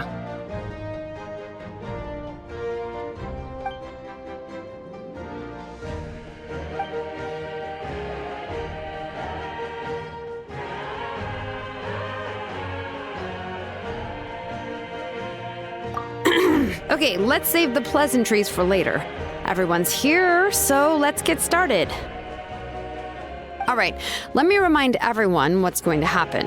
I need each of you to stand. Your words will be recorded and become a part of the Traveler's ancient name. Any, questions? Nope. All right, then, to start things off. Hold on. Remember what we discussed? Oh, right, I almost forgot. Traveler, Paimon, you, can't be here for this part. Huh? But why? We want to hear what everyone has to say. I need people's true thoughts and feelings. It's best if the subject in question isn't involved. It's much more difficult to express those feelings to someone's face. People get shy in those situations. It's just how it is. You're right. Just like when Paimon doesn't have enough more to pay for her meal, but she's too embarrassed to tell the traveler, so she has to make up some excuse. So basically, you want us to leave the Pilgrim's Chronicle here and wait nearby? Oh, don't worry. This shouldn't take long. Everything Shilonen said made sense, but did you see St. Lolly's reaction back there? She was definitely the one who decided we should leave. But staying out here is just making Paimon even more curious about what everyone's gonna say. Anyway, you're gonna have an ancient name soon. Ooh, that's so exciting! Feels like we've been in Natlan for quite a while already, doesn't it? You're right! If only Paimon could say a few things about you in there. Well, looks like you're about to have that chance.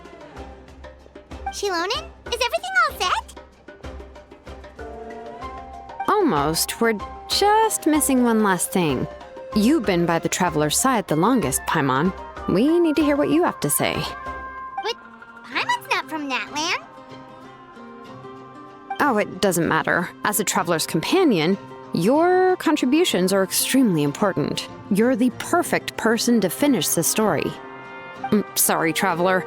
I just need to borrow Paimon for a second. It should be quick.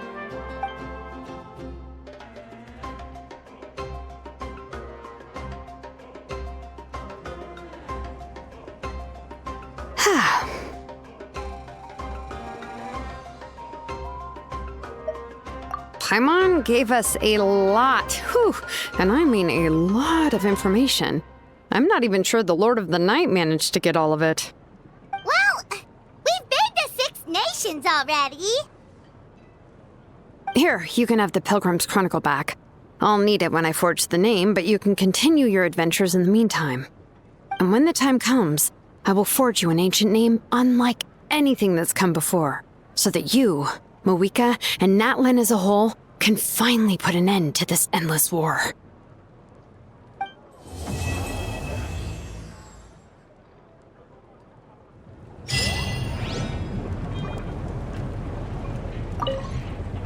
I'll need the Pilgrim's Chronicle back when I'm ready to forge the name. If there are still adventures you want to record, better finish them before then. I hope everything will go well. I swear, even I'm starting to feel nervous now. We just got a message from Moeka. She says to meet her at the Speaker's Chamber tomorrow. Does that mean your ancient name is ready to be forged? Let's get some good rest today. We need to be at our best for this special moment.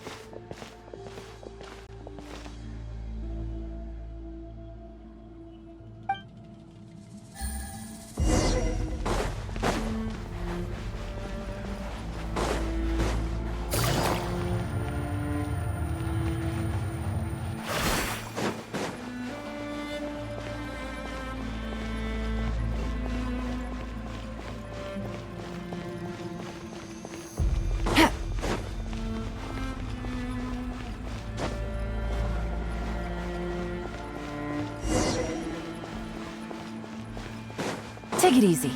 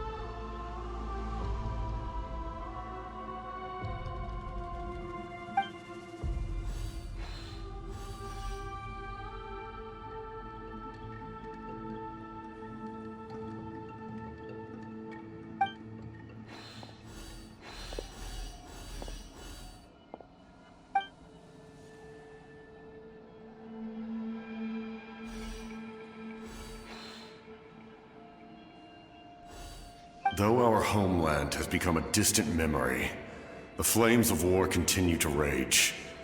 We have long shed the last of our blood. Stay strong, my soldiers.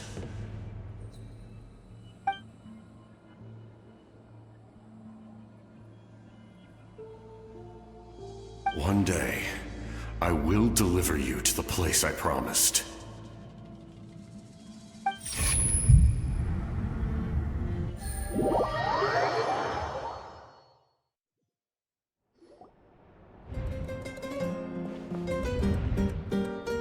Morning, Traveler!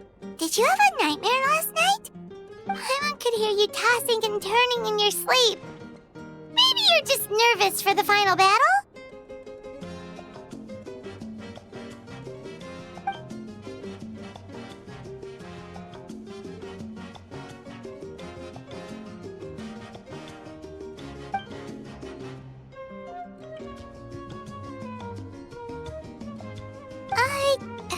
Just shake it off, Traveler. We're supposed to meet with Moika today.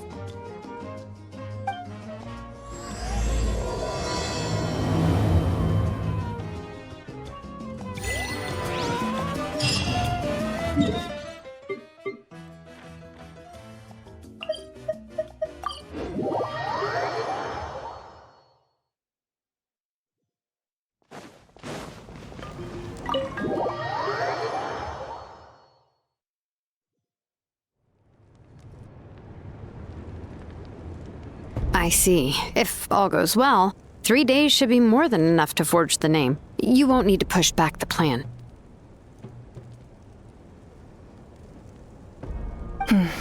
Thank you. I'd say the sooner you can finish it, the better. I still need to announce the matter to everyone.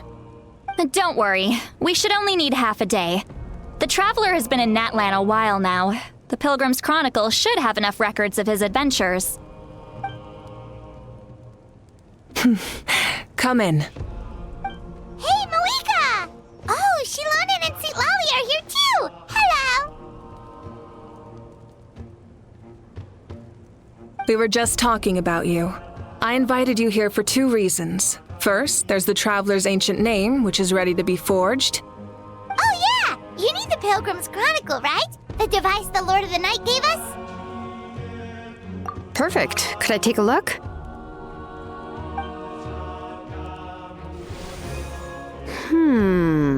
Yep.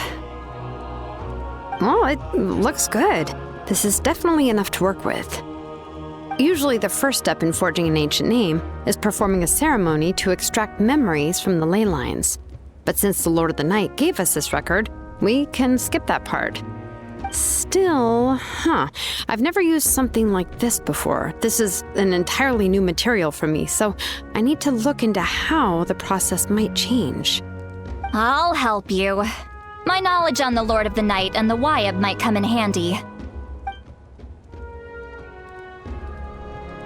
That brings me to the second matter. As you already know, once your ancient name is complete, we need to venture into the deepest part of the Night Kingdom. That will happen in 3 days' time. 3 days? So soon? Wait, but You're worried about the Traveler, aren't you? Well, Paimon gave it a lot of thought, and Paimon's not very good at thinking or fighting to begin with. It's just... this plan could save countless lives. Paimon understands why people would want to be a part of something so important. But all this time, Paimon has barely left the Traveler's side. Not to mention, we all know this will be a super dangerous mission. That's right. And as long as we win, the Ode of Resurrection will return us to this land. The Night Kingdom is a realm of souls and memories, where mental fortitude outweighs physical strength. All in Natlan are resolved to win this war. The sacred flame will connect us to their fighting spirit. We will do whatever it takes to win. So if you want to contribute, just cheer us on, alongside all the people of Natlan. For the Traveler, I'm sure your words of encouragement are among the most important. The most important? Really? That's right! Overcoming dangers side by side, just like always! Alright, it's decided. Paimon will cheer the loudest out of everyone in Natlan! It's less about volume and more about mental focus, but I get it. You're just trying to show how much you care. Of course, this all depends on the successful completion of the ancient name. Otherwise, the Traveler will not join me. That is the condition. Don't worry. I swear on the honor of my tribe, I will not fail. I know how important this is. There's no time to lose. Let's go! All right, everyone. When we meet again, it will be to deliver the ancient name. Good luck, you two!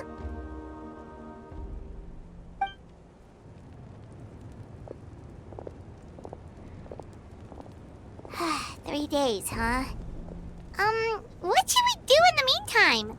We know you're still rebuilding, so is there anything we can do to help? From what I've heard, the two of you have helped more than enough. You should take a well-deserved rest. Even if there are stray abyss monsters out there, our warriors can handle them. Don't worry. Exactly! We can't take a break! We're adventurers! We gotta live up to the name! We still have a long journey ahead of us and so many places to go!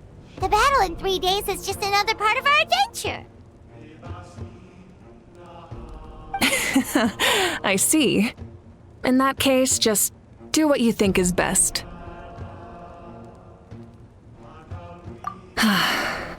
This final battle is extremely important to me.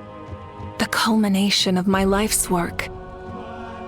Still, I think you've got the right idea. I'm also going to follow my heart. I plan on using these 3 days to calm my mind and work on a painting. Oh, you know how to paint?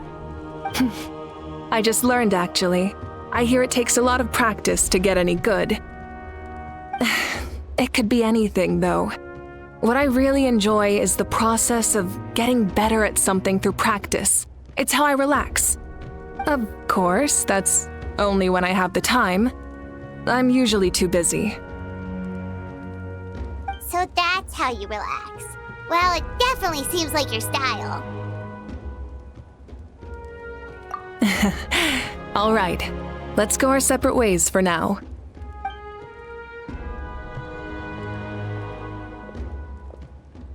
So, if Moika relaxes by working really hard at something, that basically means she never takes a break, right? Wow, she's definitely something else. Oh, hello! Sorry, Moika's not here right now. There you are!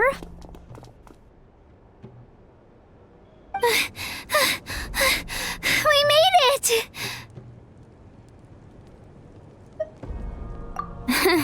Other than our plan almost falling through, nothing at all. The preparations took longer than expected. We were so worried we wouldn't make it before you left on your next big adventure. Well, if you hadn't overslept... Details! Anyway, come on. Let's go to the people of the springs. Hold on, tell us what's going on first. Oh yeah. Jumped the gun a bit there, didn't I? Basically, we know about your super important mission coming up, and we want to give you a proper send-off. Before the pilgrimage, we usually hold a huge feast, all you can eat, with meat by the tableful. Ooh, all you can eat? I knew that would pique your interest, Paimon. You can eat to your heart's content. You won't want to miss out, I promise. Of course, there's not just meat, but also all kinds of fruit, vegetables, desserts, drinks, you name it. You won't be disappointed. That sounds amazing! We're in! Well, the best adventurers know how to go with the flow, right? Plus, it sounds like this feast is in your honor. If you don't show up, everyone's hard work will be for nothing. It's our fault for not telling you earlier, so it's okay if you can't make it. Still, if you're not busy, we'd really like you to be there. It won't take up too much of your time. It'll be super fun. Plus, all our friends will be there. Yes, let's go eat! Huh? What's the holdup, Traveler? Did you think of something? Huh? Isn't she painting? Is that okay? It's not like we prepared anything fancy. Well, I definitely wasn't expecting that suggestion. She's the Archon, after all. Maybe it's not our place. But we might as well extend the invitation. The Archon is about to fight for us with everything she has. This feast is in her honor, too. Then who's gonna be the one to invite her? All of us, of course.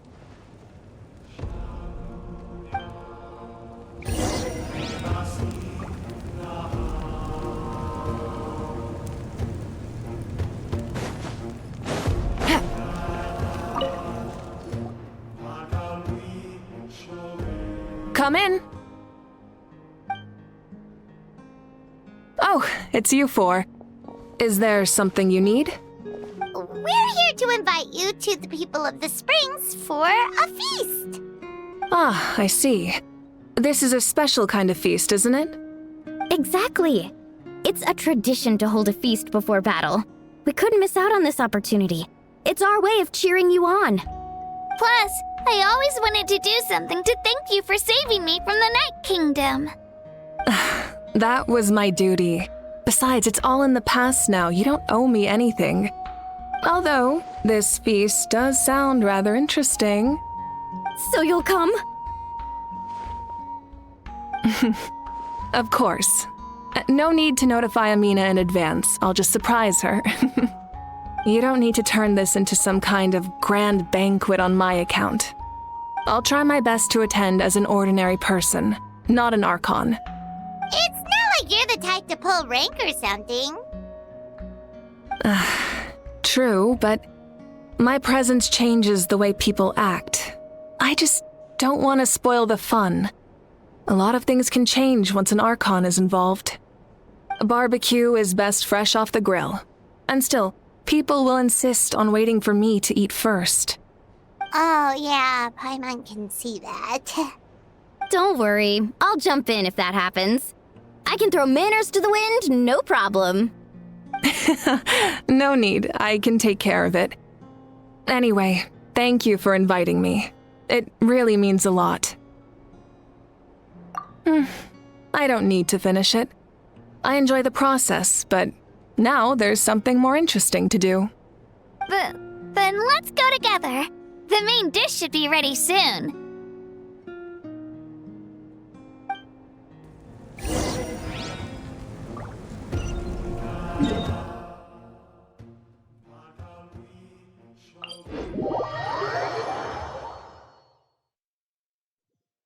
Take it easy.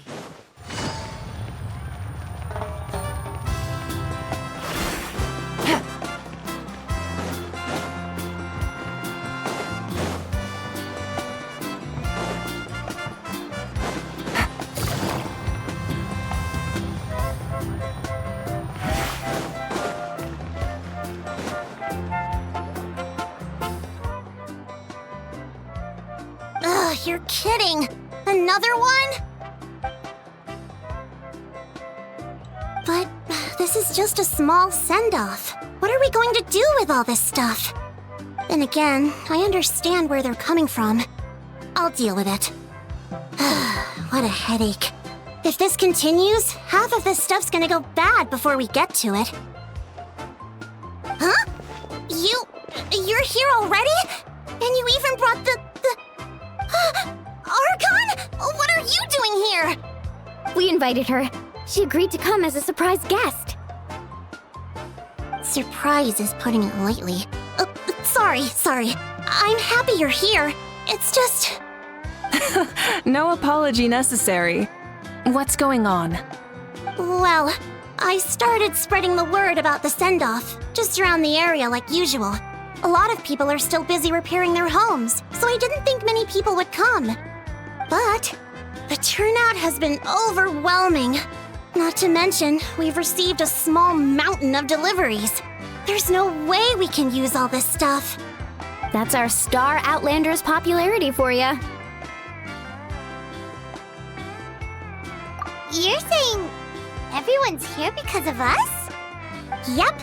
The news about your impending mission with the Pyro Archon has spread all over Natlan. Plus, you were amazing in the recent battle. A lot of people are here just to thank you, or wish you good luck.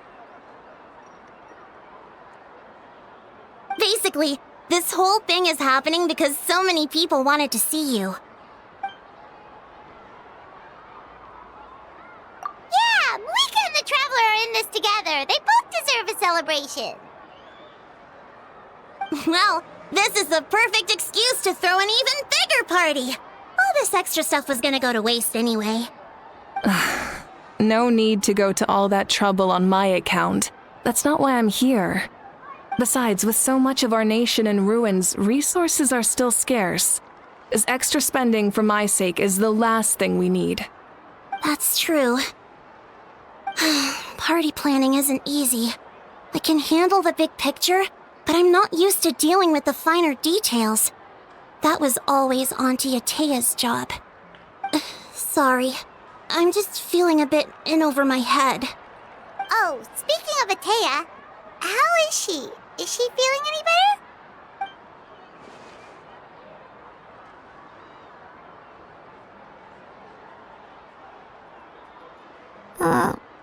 Oh. Actually, there's something we haven't told you.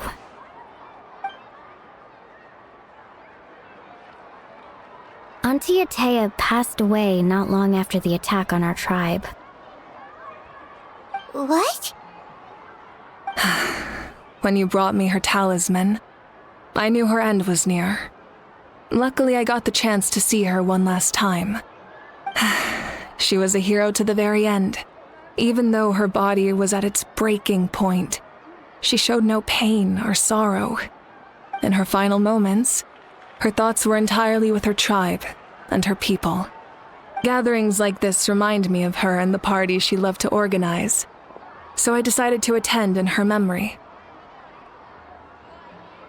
We didn't mean to hide anything from you. It's just, there was never a good time to bring it up. Cheer up, everyone. Auntie Atea wouldn't want us to remember her with tears. Parties like this were her specialty. But now, it's up to us to carry on her legacy. So we can't let her down. Believe me, she has high standards. Yeah, that sounds about right. So, come on, let's get to work, everyone. Oh, Chief Amina and our guests of honor excluded. Kachina can each time to go. Wait, you don't have to drag me.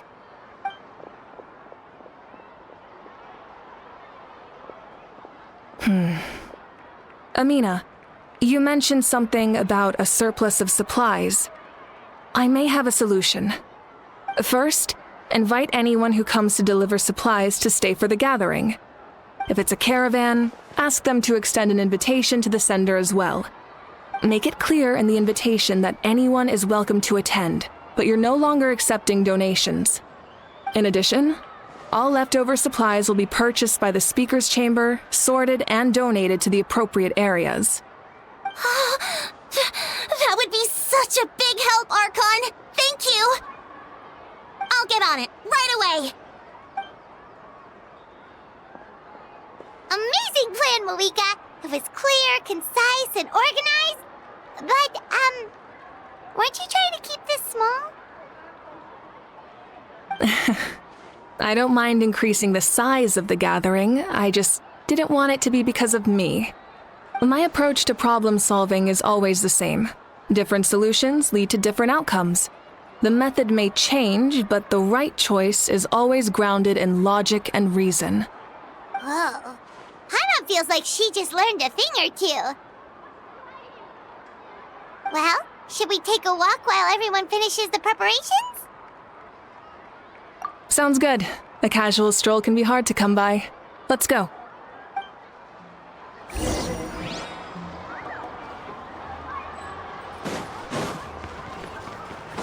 Take it easy.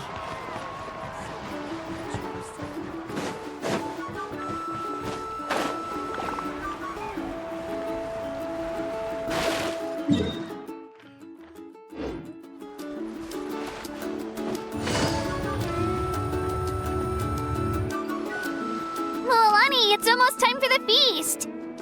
Maybe we should send the drinks out first. There's a bunch of guests here already. Yep. I'm making the juice as we speak. Oh, right, spice. Huh? Oh, you scared me. Sorry, we're a little busy in the kitchen right now, but the food is almost ready.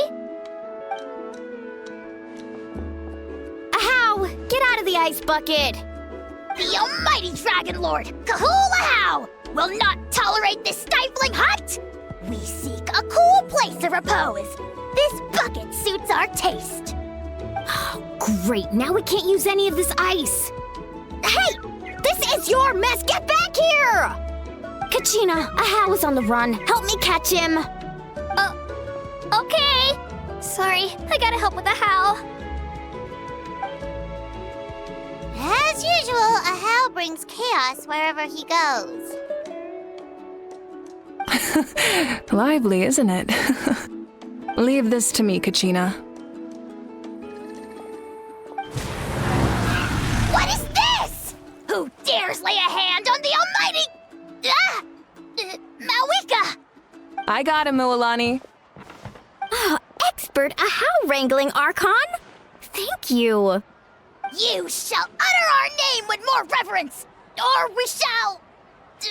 or I'll get Kanich to ask you to apologize.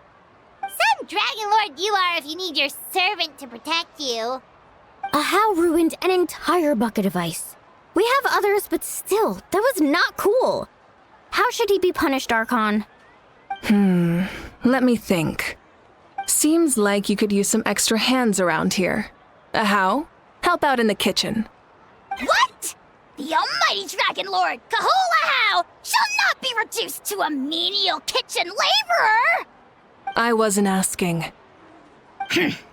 Understood. Ahow, you have to learn to be good at some point. Well, hop to it. There's a pile of vegetables with your name on it. You need to wash every leaf. Help! Someone save me!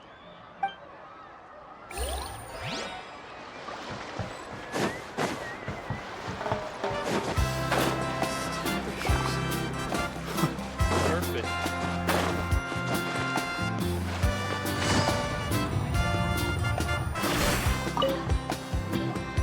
Oh, Gramps, Archon. I swear I've been on my best behavior recently. Paimon knows it's just how you talk, but you've gotta realize how suspicious that sounds, right? I am curious, though. Are you still working with the captain? No, I don't have a reason to follow him anymore, so my life is back to normal. Growing vegetables, raising aphids. Well, maybe not completely normal. I'm still keeping tabs on the situation in the Night Kingdom. The ley lines are in a bad state. We plan on bringing that to an end. I know. You and Gramps, right? You're going to become great heroes, and the most I can do is weave a scroll of your deeds. Oh, you know how to do that? Most people from my tribe know the art, but I'm not very good. I can never seem to empty my mind. We commemorate the deeds of others as a form of inspiration. But rather than waiting for someone else to be inspired, isn't it faster to just take things into your own hands? Well, there are always things we can't do on our own.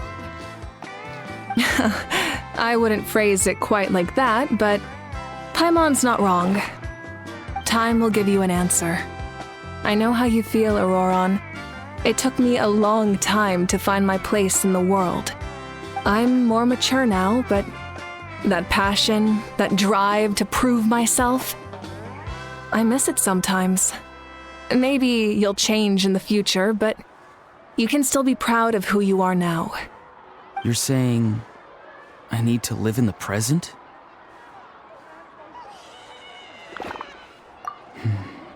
Thank you, Archon. That's what I've always tried to do.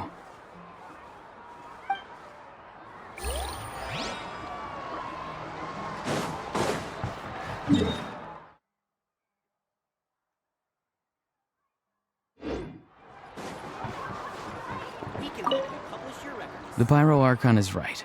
I still have a long way to go, but I'll have time to grow. Take it easy.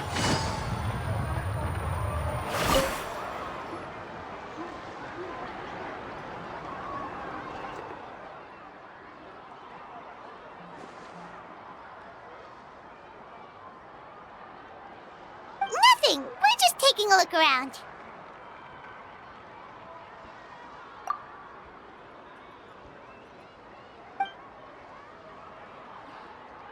Oh, really? That's a bit of an exaggeration. I just asked Kanich to help identify some of the unknown casualties from the battle. The fighting consumed all of Natlan. Countless humans and Saurians were dragged into the conflict. So a lot of investigative work is required to confirm their identities.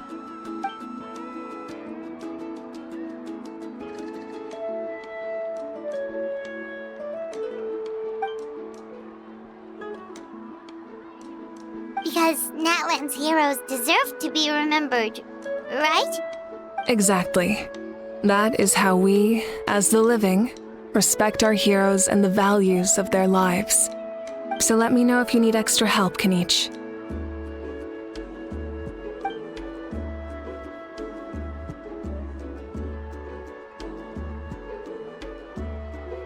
Understood. Thank you for your hard work.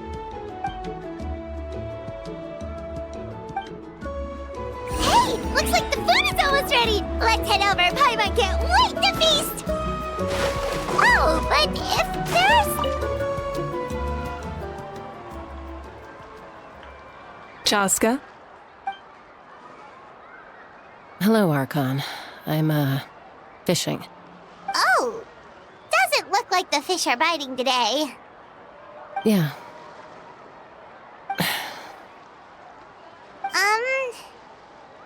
It's okay. You don't have to walk on eggshells around me. I know you can tell I'm not really trying to fish, but gazing at the water puts me at ease. I went to visit your parents, Chaska.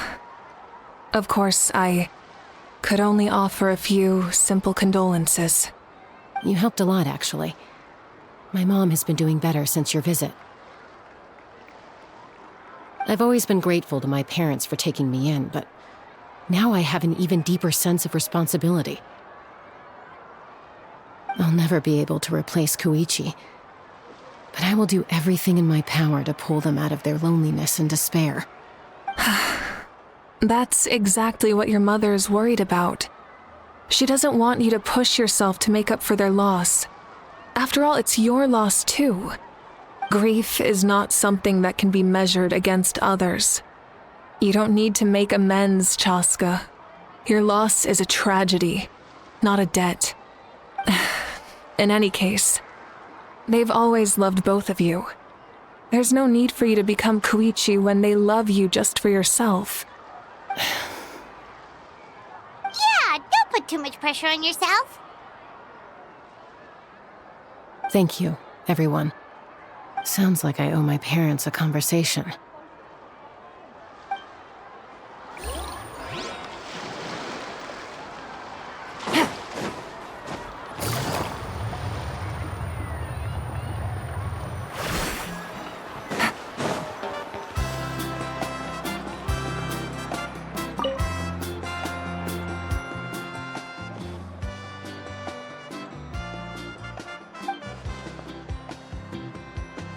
Yes, Coach! Are you still helping rebuild the tribes?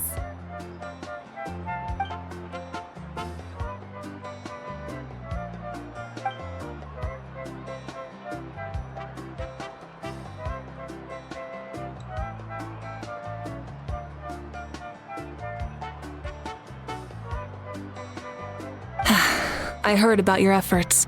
The Speaker's Chamber can take it from here.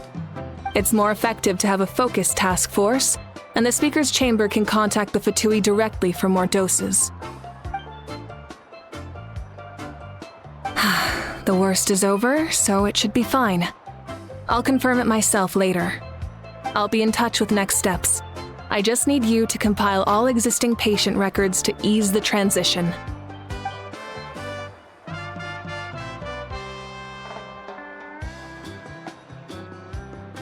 Wow, that's so responsible of you.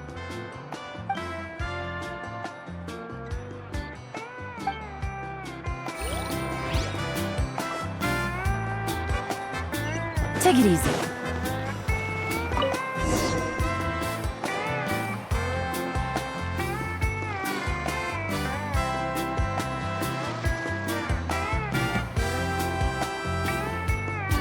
So full. I'm practically a blubber beast.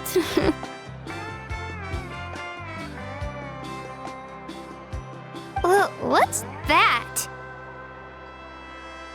A creature from Fontaine with a super round belly. You've never seen a picture of one? Oh, it sounds so cute. Paimon can vouch for their cuteness. You can pat their belly and they'll even join in.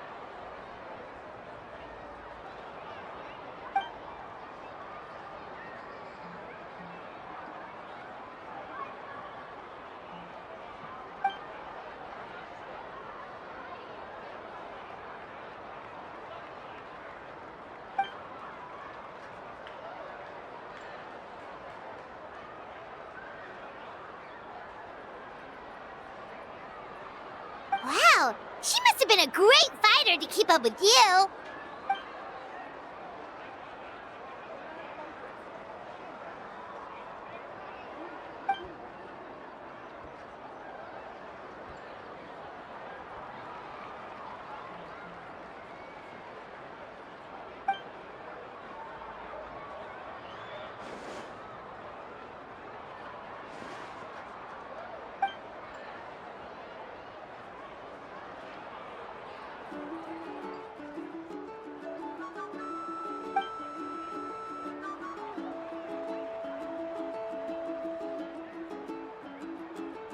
Wait, now that you mention it, I've had dreams of Auntie Atea. She was her typical self, brave and stern, always with that indescribable warmth.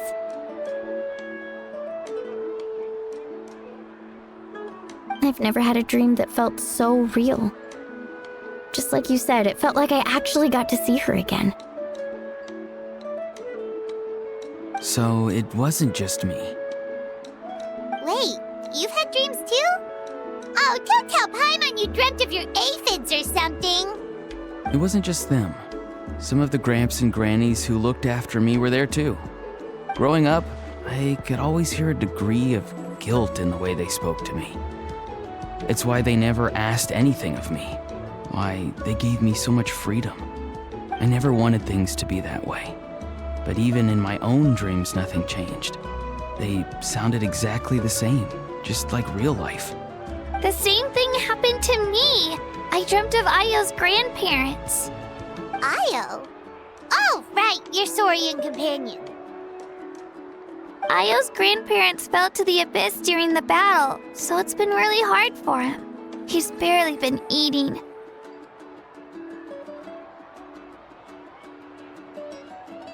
I set up a tent near his home so I could be there for him.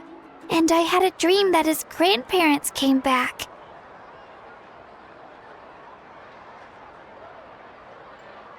I was so happy. In the dream, Io seemed like his normal self again. But it was only for a moment, and then I woke up. In real life, Io is still struggling. He barely sleeps or eats. But it's all right. I'll be there for him.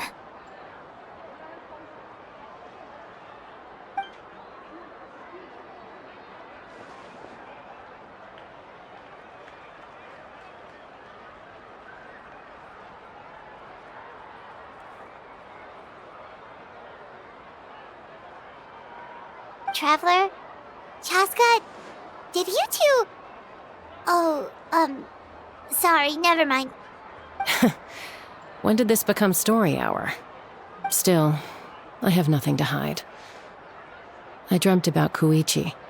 She told me I felt like a completely different person. She said I'm going down the right path, so she doesn't need to pick fights with me anymore.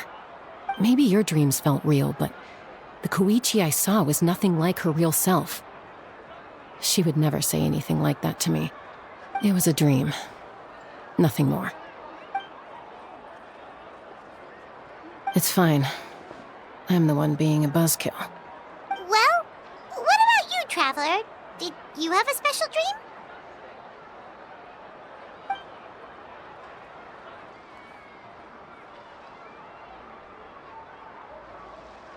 You're kidding. The captain?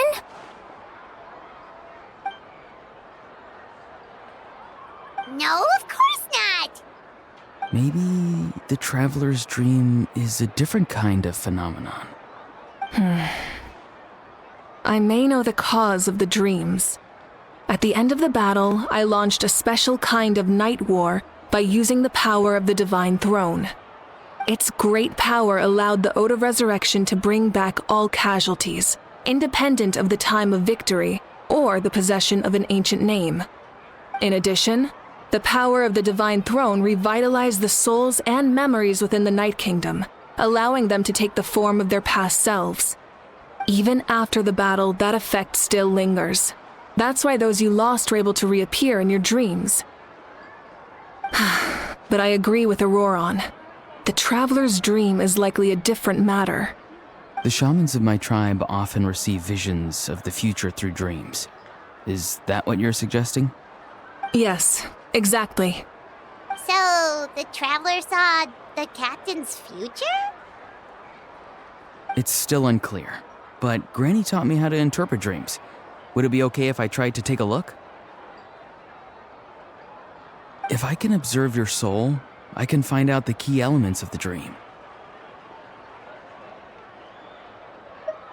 You're thinking of the Dendro Archon, right? My tribe's power over dreams is nothing compared to that of an Archon. Observing the dreamscape requires a ritual and can only reveal static images. We also need the full cooperation of the dreamer. Otherwise, the process could be used to violate the privacy of others. I also have a fairly good understanding of the ritual. What do you say, Traveler? Should we start the preparations?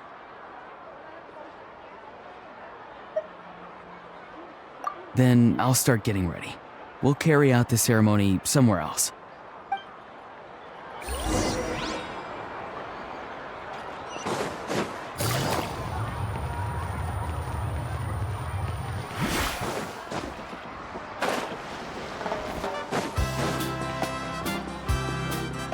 I never knew you could make it this way. This formula's new to me. Your granny never taught you about incense making? No. She usually just lists off the ingredients and tells me to follow the formula. Then you still have a lot to learn from her.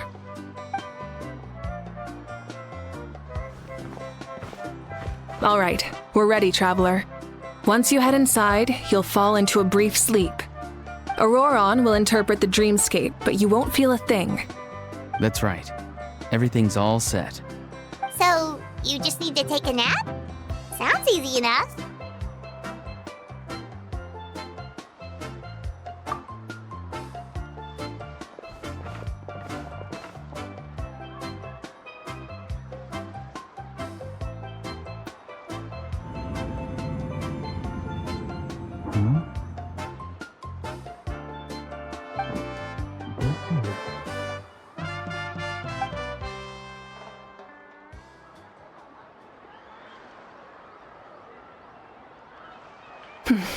Here, have some water.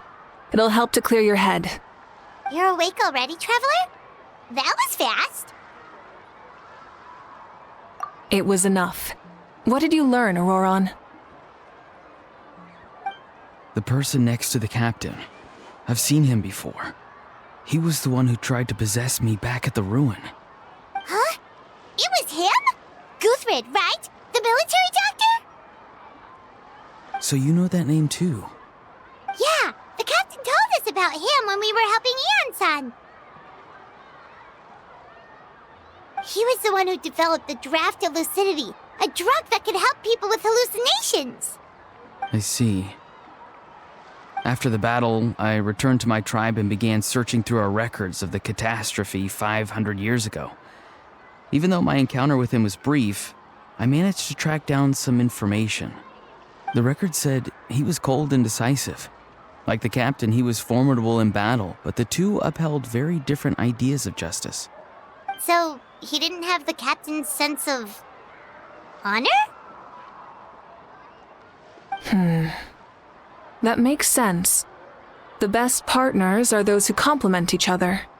Wait, if there are records of all this, that must mean the captain was famous in Natlan. Yes, but unless he brings up his past, few are likely to make the connection between a Fatui harbinger and Thrain, one of Natlan's legendary heroes. Guthred is also a respected figure in our nation. The story of how he sacrificed himself for Natlan is a pretty famous tribal legend.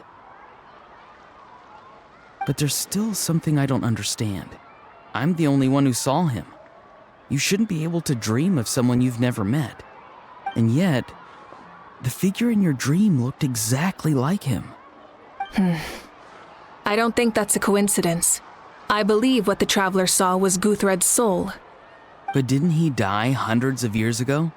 There's no way his soul could have survived that long. Maybe he found his way to the Night Kingdom for a little bit. No. The Night Kingdom only accepts the souls of Natlan. It's always been that way. The Ruler of Death likely wanted to prevent the Ode of Resurrection from being abused. When I was with the captain, I could hear something coming from him. Souls that were not his own. I heard voices of sorrow and pain, sometimes faint, sometimes strong. Wait, are you saying the captain has had Guthred's soul inside of him all along? That's the part I don't understand. Ordinary people shouldn't be able to carry the souls of others. It's only possible for me because my situation is unique. And even then, you saw what happened. The Lord of the Night's voice triggers a violent reaction in those with fragmented souls. I even checked his soul myself. It's resilient, radiant, and entirely in one piece. Maybe it had something to do with Guthred then. It's very possible. It's still too early to tell, but the continued existence of Guthred's soul is likely the key to figuring out the captain's true intentions. I agree. The captain never revealed anything to you? The two of you worked together for quite some time. No, he rarely talked about himself. We were united in our efforts to save Natlan, but it never went beyond that.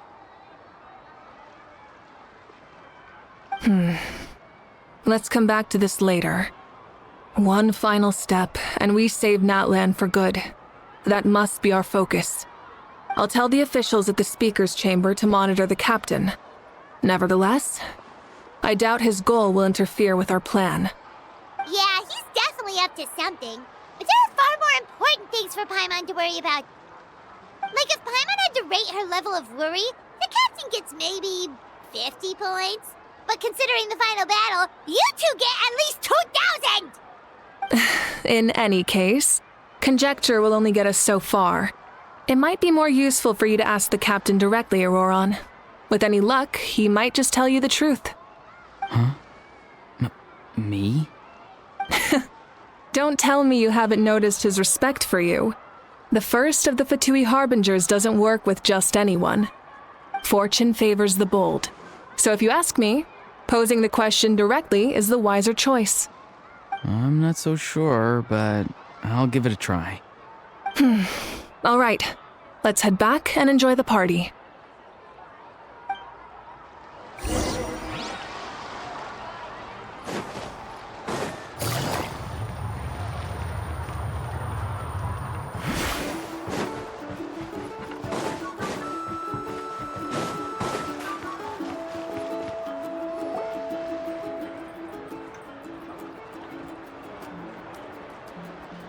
Thank you so much for coming, everyone! As this gathering comes to a close, let's hear it for the Pyro Archon and the Traveler one last time! Good luck. You've got this! For Natlan! Thank you, everyone. Today has meant so much to me. It's been a long time since I had the chance to truly relax. Yeah, today was great. Well, that concludes the send-off. Everyone is free to go. Any volunteers willing to stick around for cleanup, follow me! Oh, I'm in.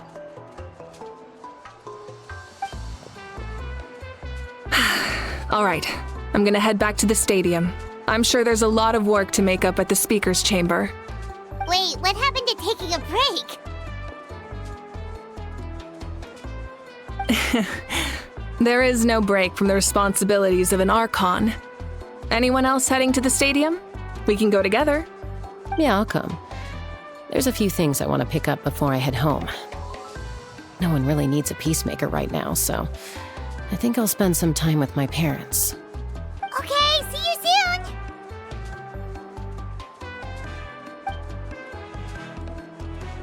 Time for me to head back too. Oh, wait.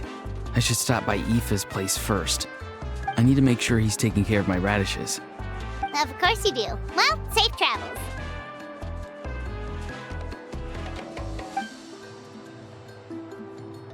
Oh, wait! Paimon wanted to ask something. Where was the How this whole time?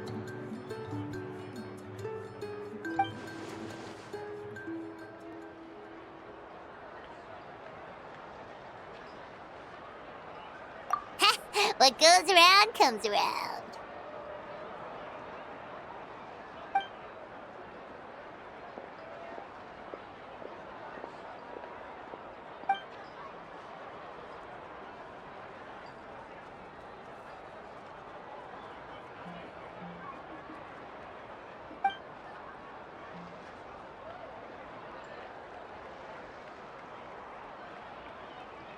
Well, I guess I should head out too. It's gonna be super late by the time I get back. I think I'll go see Shilonin. She's probably done with your ancient name by now. I can check for you. Yeah, Shilonin is an amazing engraver. She usually works really fast. But your ancient name is a special case, so I can't say for sure. Well, we also don't have anything to do, so why don't we go together? Oh, it's okay. I'm not alone. Turbo Twirly's with me. Still, if you want to check on the progress, we should definitely go together. Getting an ancient name is such a special moment. Woo! Let's go!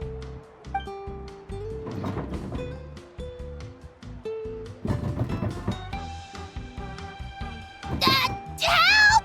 Someone save me!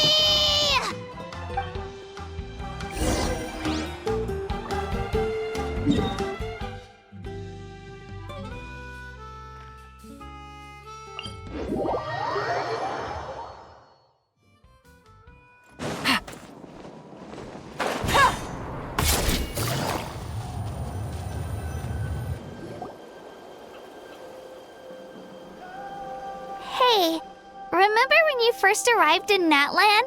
It was still light out, and we traveled on this road together. It was the day before the pilgrimage, and we met up with Kanich and Mualani. Wow, feels like it was just yesterday. Yeah, you saved me from the Night Kingdom, you helped us win that battle against the Abyss, and the final battle is just around the corner.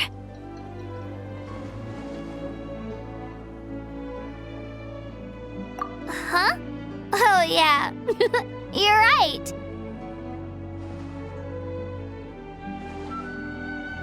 I was so nervous the night before the pilgrimage, but your words of encouragement made me feel a lot better. I slept so well that night, and earned the best score I've ever had in the pilgrimage. So, if you're nervous, traveler, maybe I can encourage you this time. I've learned so much from you, but I doubt I can return the favor.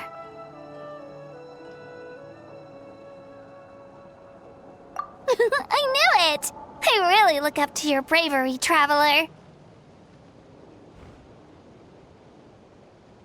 Alright, let's keep going.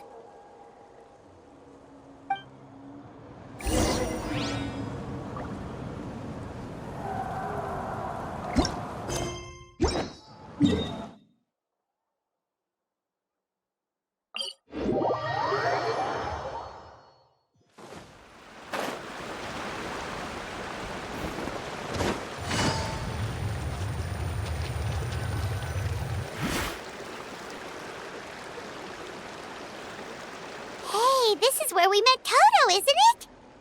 Yeah, but Toto probably won't be able to come back here for a while. During the battle, Toto refused to leave this place. Monsters started closing in and he got really injured. But an amazing doctor saved his life. The doctor said he refused to leave because of his territorial instincts.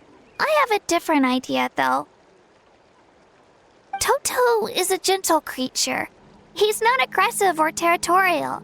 He loves his home and wants to share that with everyone in the area. I don't like conflict or violence either. Toto and I are similar in that way. But we want to protect the things we love from being destroyed. So, we chose to fight. Love is an extremely positive and powerful emotion, but sometimes it comes with pain. That's what my dad always says.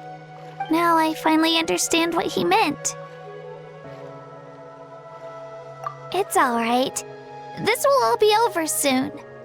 The fact that I was born in this era, that I got to meet legendary heroes like you and our Archon, actually makes me feel really lucky. I've always wanted to see what Natlan would be like without the Abyss. And now, that day is just around the corner. I know you two can win this. Yeah, it's time to get this over with. We've still got a long journey ahead of us. Come on, we're almost there.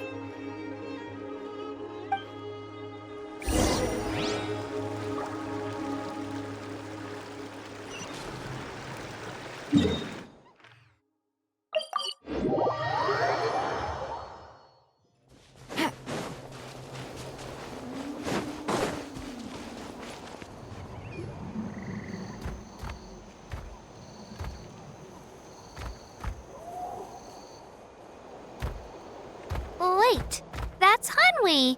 Hey, Hanwi, what are you doing here? Oh, let me introduce you. This is Aya's mom. Hello.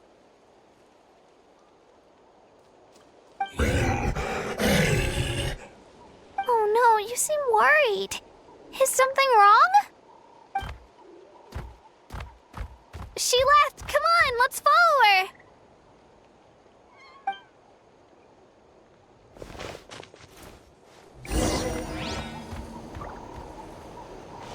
Take it. She's really freaking out. What's going on?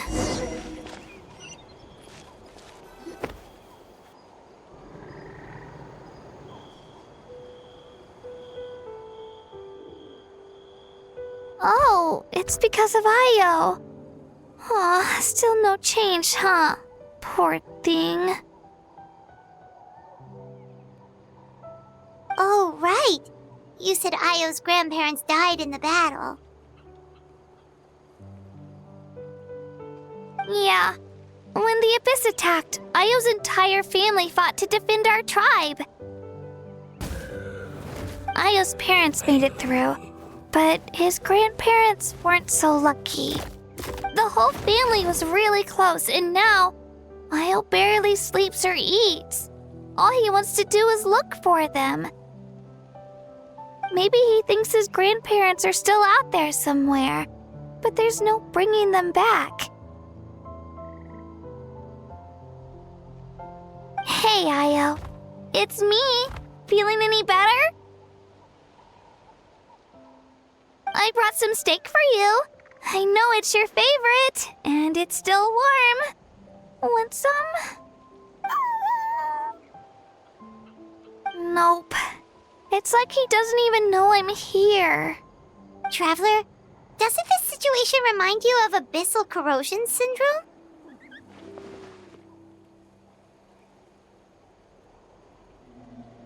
Huh? What's abyssal corrosion syndrome? According to the captain, it's a kind of mental disorder that results from abyssal contamination, even after its power has been purified. It can cause hallucinations, mental breakdowns. It's really dangerous. That does kind of sound like what's happening to Io, but I don't think he was contaminated by the Abyss. It's hard to say for sure. Still, abyssal power was everywhere during the battle. Maybe it affected him indirectly. It's possible.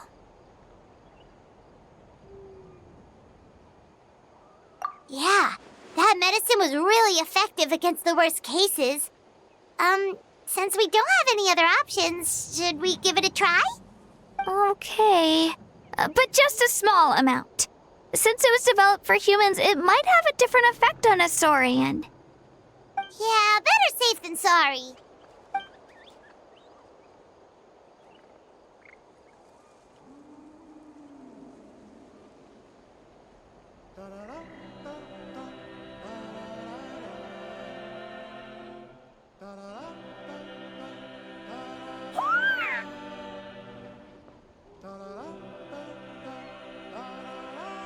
You're okay? I'm so relieved! Thank you so much! That medicine is amazing!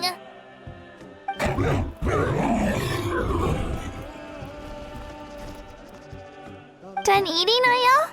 Then you should get some rest. You've barely slept these past few days. Okay. You're full of energy, aren't you? Fine, I won't nag you. Just don't overdo it. Thank you so much, you two. You helped save Io.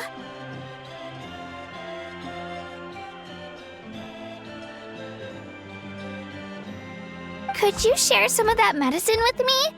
I want to be able to help someone else if I were to run into a similar situation. Of course. You know, I used to take a lot of things for granted. Growing up, it's easy to think that everything around you will just exist forever. But the battle taught me that very few things in life are permanent. Like this path, for example. It's the same one we walked before, but now the view is completely different. It makes the things we love even more precious. So, I want to do as much as I can to defend my family and friends, so I can move forward without regrets. Actually, that's something I learned from you. You really taught me a lot. Yeah, you're so talented and strong. Practically a star pupil. Really? So you think I'm doing a good job? I've been a good disciple? Or a student? Or... Thank you. I won't let you down. I'll train even harder tomorrow. Alright, we're not far from the tribe. Let's go. Bye, Io. Bye, Hanwi. Bye, Onpeo.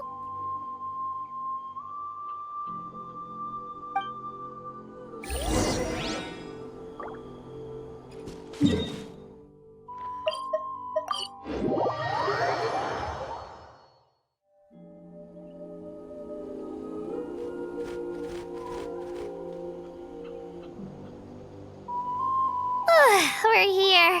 That was quite the trek.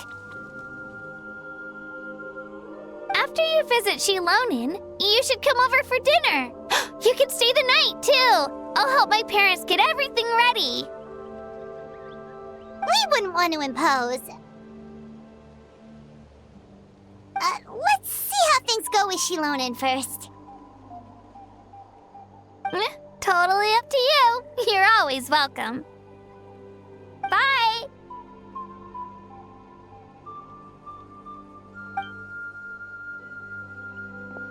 When you think about it, we actually haven't known Kachina that long. Our journey in Natlan feels like it just started, and now it's about to end. That's true. We'll just have to add them to the itinerary. Alright, time to go check on your ancient name.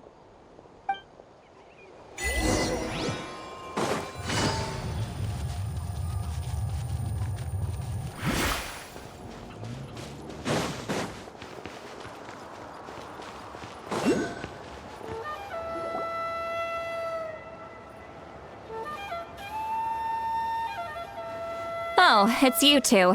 The party's over, I'm guessing? You knew about that? Of course. Everyone in Natlan is rooting for you. Shilonin is working on the last part of your ancient name.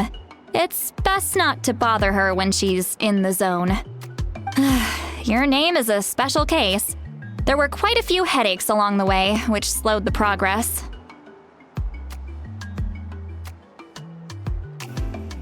I told Shilonin if we hurry, we might make it to the feast in time to snag the last round of barbecue. I was just teasing, but she gave it some serious thought, nodded, and really hit the ground running after that. It's like my joke lit a fire under her or something. Sounds like she really wanted that barbecue. Yeah, it's a favorite in her tribe. I bet she still hasn't realized the feast is already over. Wait, should we go make some for her then? Oh, I appreciate the thought, but there's no need. I can tell what time it is. The light outside is a dead giveaway. Besides, I knew it was a joke, but we were having a serious conversation at the time, so I decided to give a serious response.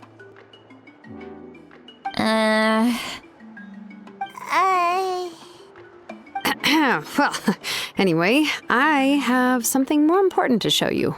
Here, take a look. Wow, it's your ancient name! Tumaini, a name surfaced from the very bottom of the River of Souls. It means hope. A light to guide us through the darkness, like the stars or the moon. It's a perfect fit. Amazing! Does this name come with a cool chant like the others? Of course, but that'll come later. The Traveler is the first bearer of this name.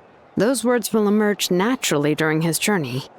Once you return triumphant from the battle, I'm sure you will have fully understood why the Lord of the Night chose this name for you.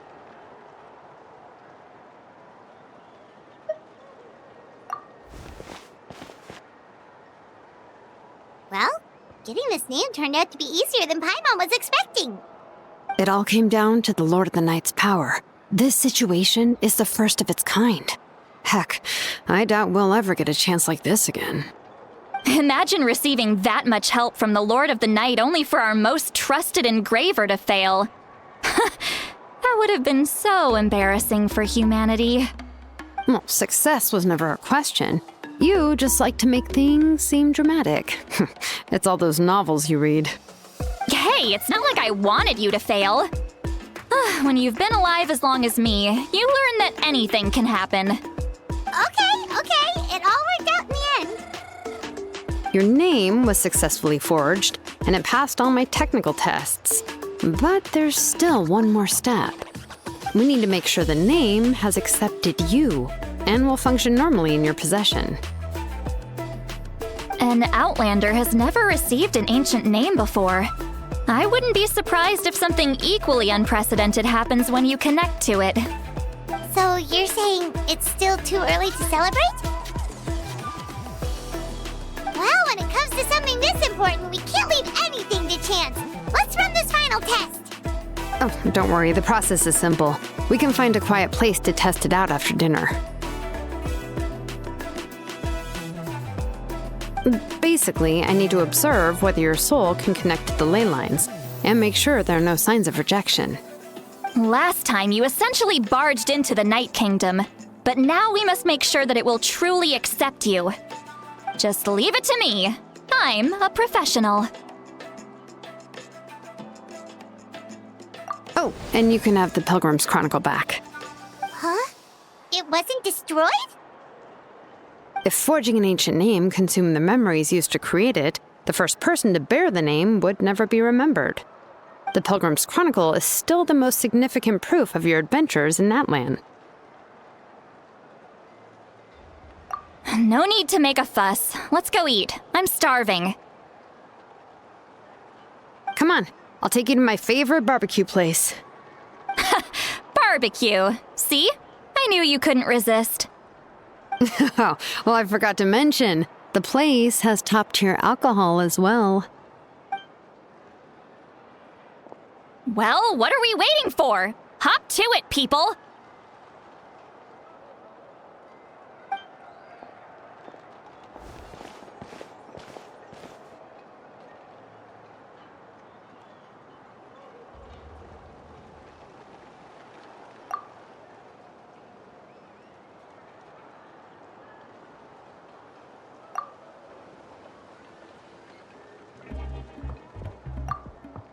Is something on your mind, Sweet Lolly?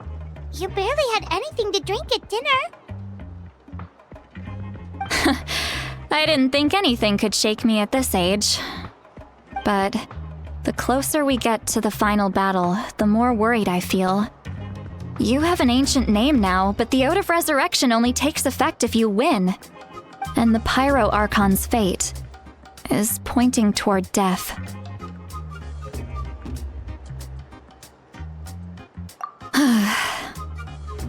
I believe in you. And thank you.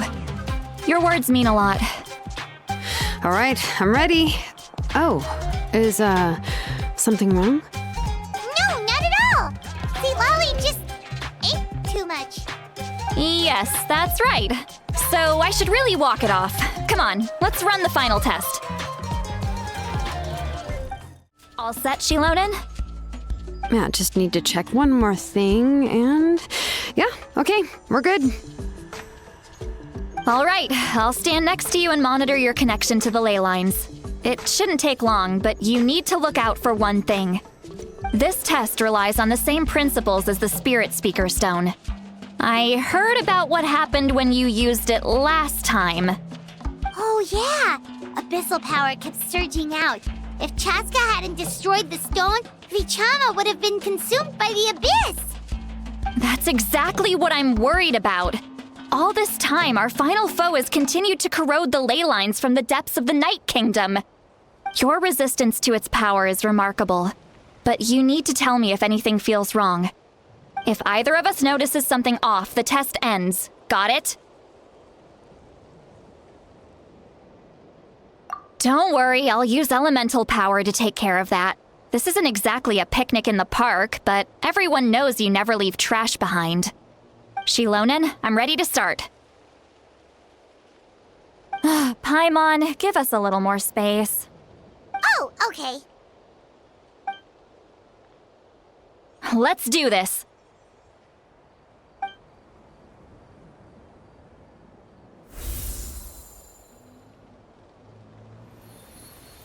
Whoa, that light we used the Spirit Speaker Stone! Your connection to the ley lines looks good. I can sense the Lord of the Night. Your soul is remarkable. Such a strong presence. Even on par with the Lord of the Night. Looks like the Lord of the Night has accepted this name and acknowledged you as its bearer. No surprise there, considering we only got this far because of her. Stable connection to the ley lines, no unexpected fluctuations, both good signs. How do you feel, Traveler? Then it looks like your ancient name is good to go. That's great news.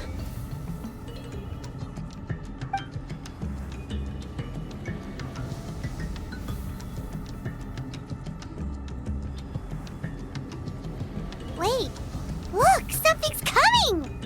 No need to panic, Paimon. The damage to the ley lines has allowed these soul-like beings to leak out onto the surface. It's just because of the ritual. It makes it so that everyone can see them. I know they look like ghosts, but it shouldn't last long. Although there shouldn't be this many. Home. This way. Shilonen, stop the test! We've already confirmed what we came here for. Got it. What's going on?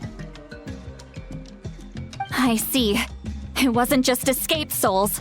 The ritual attracted all the souls in the surrounding area. Surrounding area?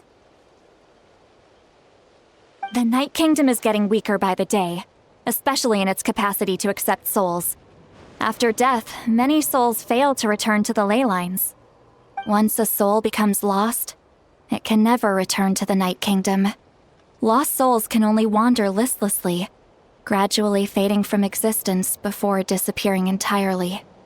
Please, take me back. I cannot disappear. So the connection we established to the Night Kingdom, that's what drew them here? Yes. The Traveler's soul is powerful, so the echoes coming back from the Night Kingdom were loud and strong. Some of these souls never made it to the ley lines. Others escaped from the Night Kingdom, and even more don't come from Natlan. Complicated doesn't even begin to describe it. So, they've always been around? We just couldn't see them most of the time? We can try.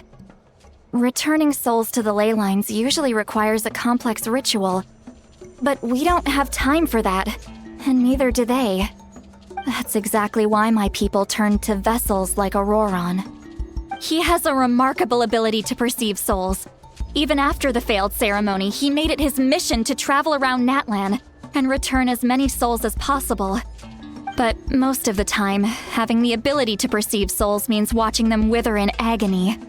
Completely powerless to stop it. So you're saying there will always be those that we can't save? That's right.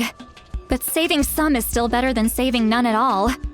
After all, souls that disappear can never be reborn. That has to be true loneliness.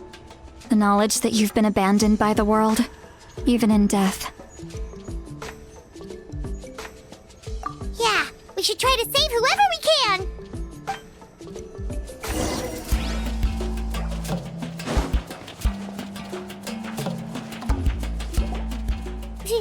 Vichama, is that you? Oh, I know you. I didn't think we would meet again, especially like this. Using the Spirit Speaker Stone meant so much to me. Thank you, Citlali. I finally have the chance to say that in person.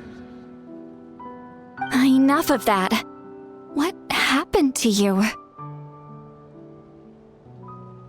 Wait, you're from the Scions of the Canopy? During the battle, your tribe was... It's okay. The battle finally gave me the chance to fulfill my dream. Back then, I missed my chance at the Night Warden Wars. I wasn't about to let that happen twice. I scouted the location and direction of the attacks, so I could tell Chief Wyna the safest way to evacuate. Those with grappling hooks escaped through the air. Everyone else banded together on the ground to break through the front. But people needed information, so I stayed behind until the very end. Oh, you're a true hero. Thank you, but that's not why I did it. I did it for the future of my tribe and the future of Natlan. The battle gave me back my sense of purpose, that's all I wanted.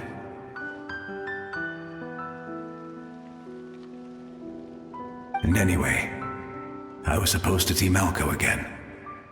I thought we would witness Natlan's rebirth together.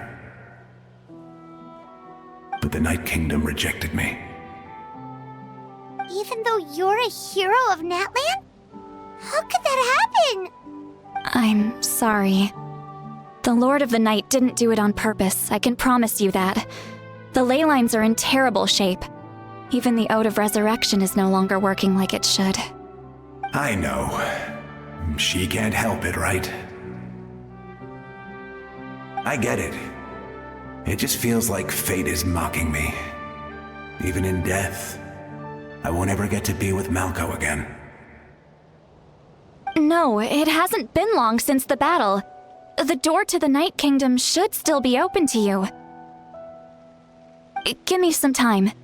I'll think of something. Is that even possible? It doesn't matter. I have to try. A hero of Natlan deserves a better fate than this.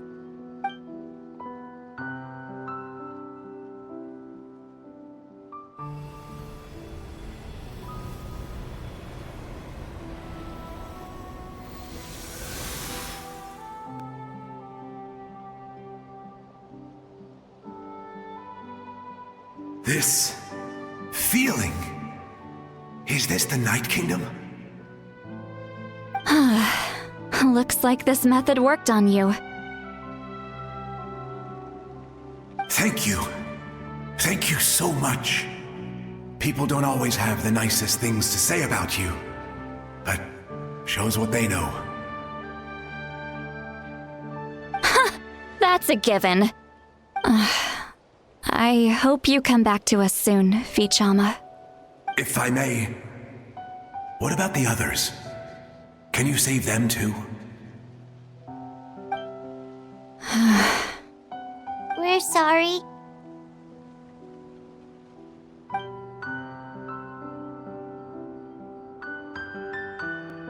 Don't apologize. You're doing everything you can. This isn't anyone's fault. Let this land bear witness to my final wish for this world. From now on, may every soul in Natlan find haven and home. I promise you, Vichama. I will not abandon the ley lines to their fate. Thank you. People like you are the true heroes. Goodbye.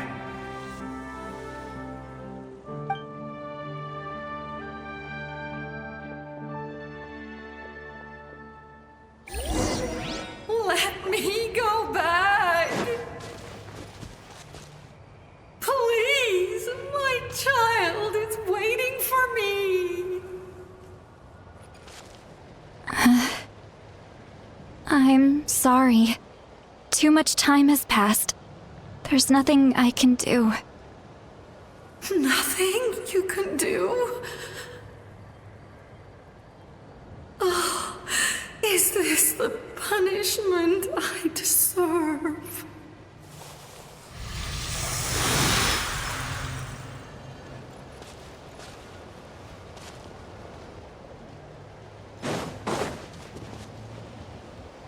Home? Here? Home? She's one of the souls that overflowed from the Night Kingdom. She can no longer go back there. Home. Home. We're I'm sorry. If there was anything we could do...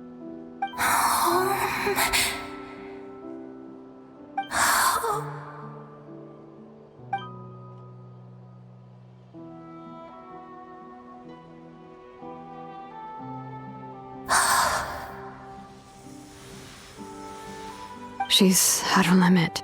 Just getting here has taken all her strength.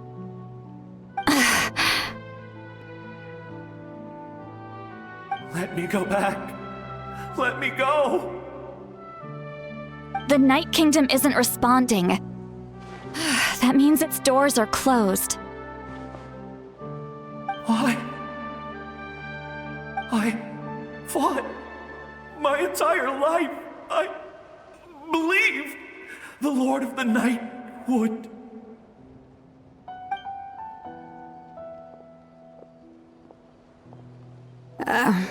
I'm sorry. The lane lines are overwhelmed, and the Lord of the Night has no strength left. Me. Who am I? Does it even matter who I am? Of course you matter! Wait!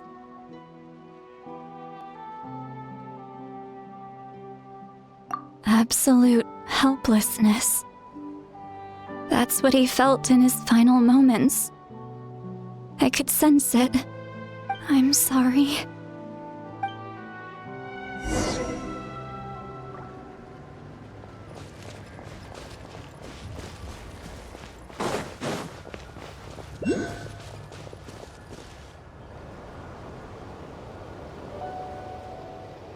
Save me! Don't worry. I can help you. Just hold on.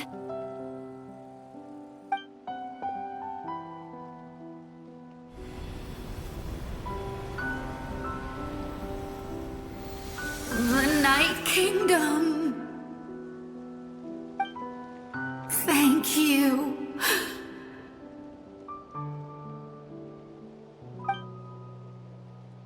Oh, you must be from the Masters of the Night Wind. Would you tell me your name, kind soul? Seat Lolly. Seat Lolly. What a beautiful name. Dazzling, just like the stars in the sky.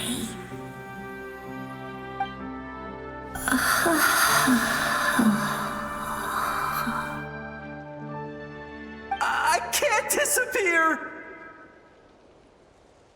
It hasn't been long since he died. I can still try to save him. I can't. I can't. Watch out, Sea Lolly! The Abyss is corrupting him! Disappearing. You are.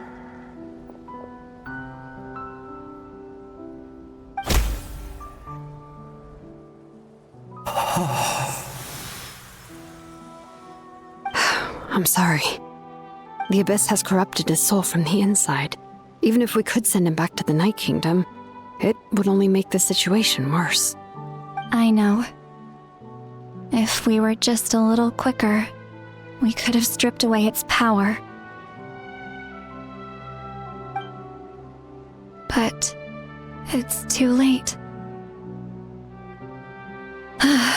Let's go check on the others.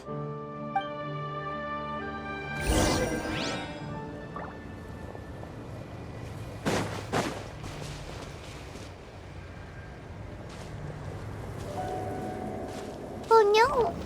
Saurian souls can be affected too? Their souls are still intact. I should be able to help them. Hold on! Is that...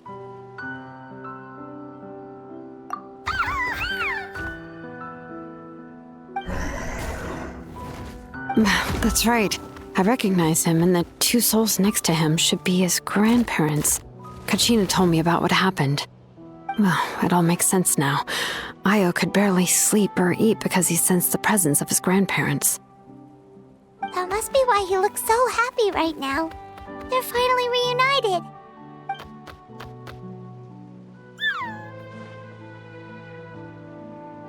When was the last time Io slept? From what Kachina said, it's been a while. He hasn't been doing so hot lately.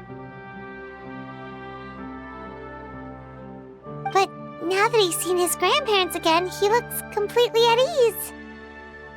Kachina's taken me to meet Io before. He's always been such an energetic little Saurian. If he didn't want to sleep, even his parents couldn't make him. But whenever his grandparents started to sing to him, he would fall asleep in no time. I think it's a song from when Io's father was a baby, or even before then. That's amazing! Io was so restless earlier, and now he's completely calm!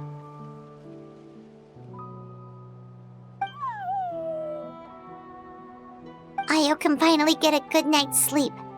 Still, it's not like this can go on forever. No, their time is running out. I have to send them back to the Night Kingdom before it's too late.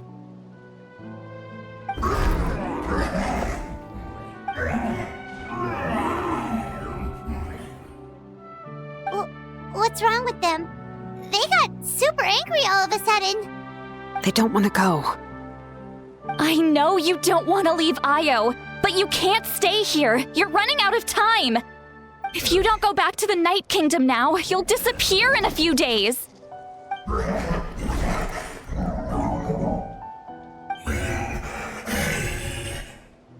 They've made their position clear. We want to stay by his side, no matter what.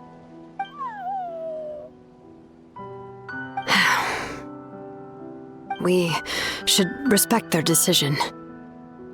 I don't want to leave them to that fate. But if this is what they want, then I can't separate them. What fate? You mean like the other lost souls?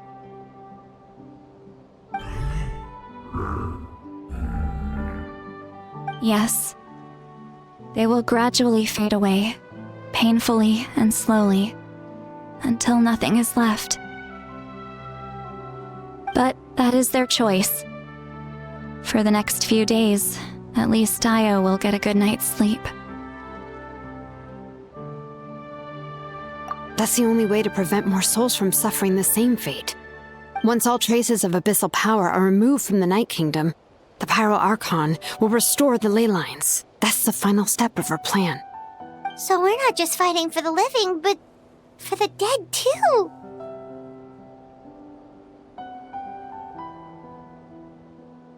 What dream? Oh yeah! You said the captain had a bunch of these kinds of souls with him. Maybe they're looking for a home too. But it's impossible for Conrians to enter the Night Kingdom, right? Although it wouldn't be the first time the captain tried to do the impossible.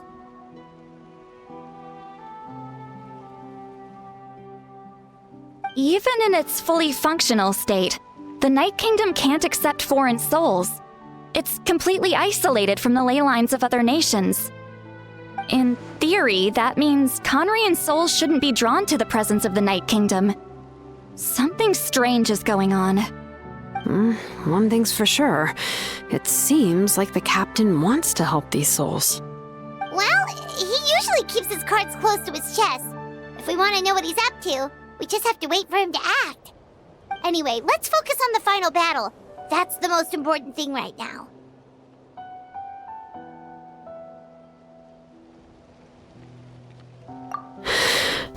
I will. Good or bad, happy or cruel, we always have to face the truth. Reality doesn't change just because we choose not to face it. I just wish I could have done more. So many souls, and I could barely help. I'm so sorry. Hey, don't apologize. None of this was your fault. I guess you're right. If we want to end this, we have to tackle the root of the problem, the ley lines. It's just another reason why this battle is so important. Traveler, before you set off, remember to give your ancient name to the Pyro Archon. She will introduce it to our people and explain its meaning. And then, the rest is up to you.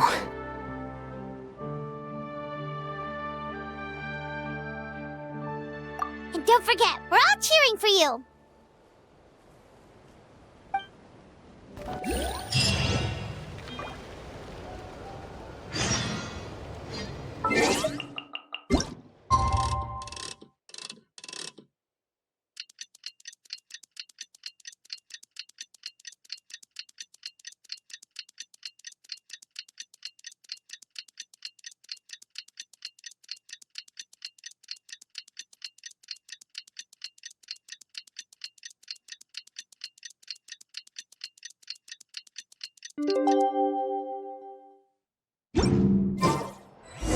The day of the final battle is here. Time to go to the Stadium of the Sacred Flame. You can do it, Traveler.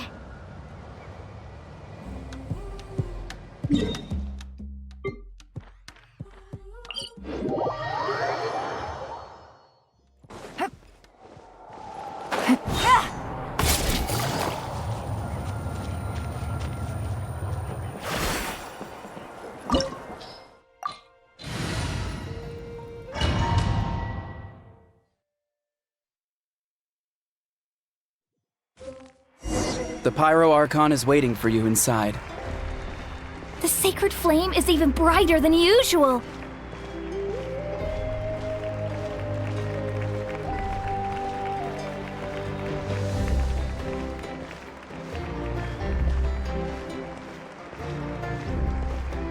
I don't think I'll ever forget this day.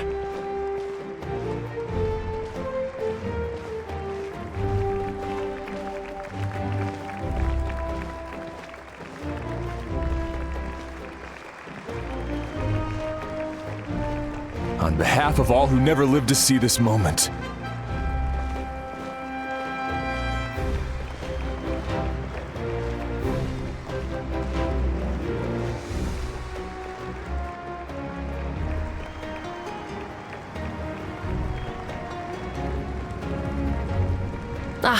Traveler, Paimon, you're here. Judging by the confident look on your face, I assume your ancient name is complete? Yep, it's good to go. Shilonen specifically reminded us to show it to you.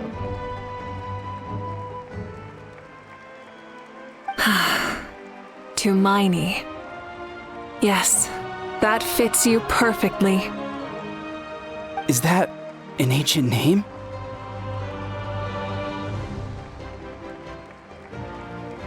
I heard this is the first time we forged an ancient name for an Outlander. Seems like it was a success. What's engraved on it? Looks like my people are just as curious about this name. Traveler, Paimon, join me over here.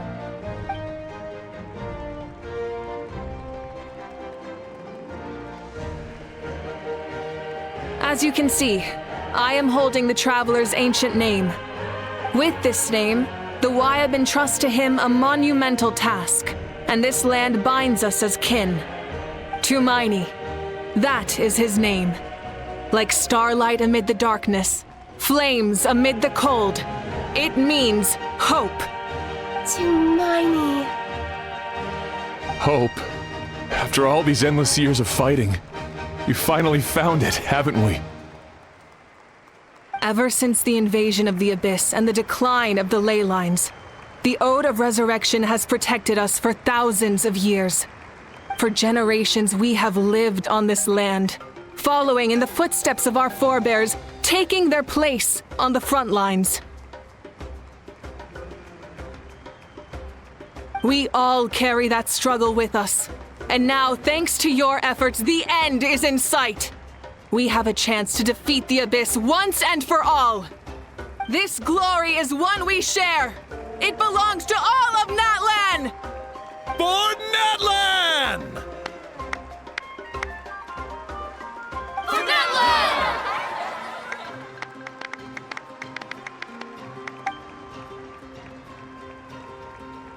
Our suffering will not soon be forgotten, but there will come a day when we can proudly declare to our progeny that this war is won! For our fallen heroes, our lifelong comrades, and all who forge the path ahead through trial and tribulation. For our homeland, we will claim victory! In Natlan, no one fights alone! No one fights alone! To battle!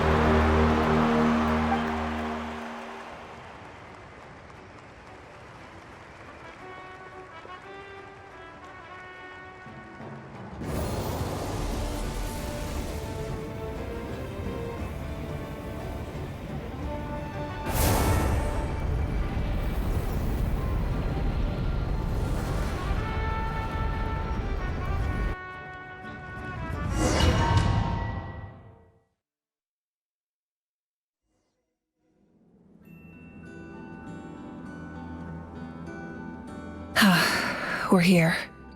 I'm sure you're familiar with the site of the Night Kingdom by now. The corrosion here is relatively mild, so this is our last pit stop. Once we set off, we must destroy our final enemy as soon as possible. Otherwise, no amount of resistance to abyssal corrosion will save us from contamination. So there's no turning back after this, huh? After you left, Paimon started to be able to see this place. It's a mystery to Paimon, too.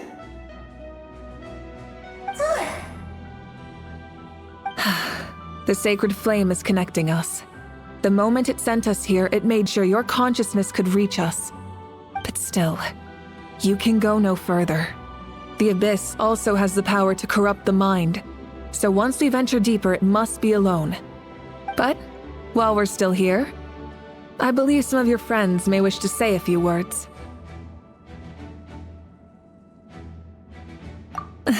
True, but there's time enough to say goodbye. Come find me when you're ready to set off. I'll explain the next step of the plan.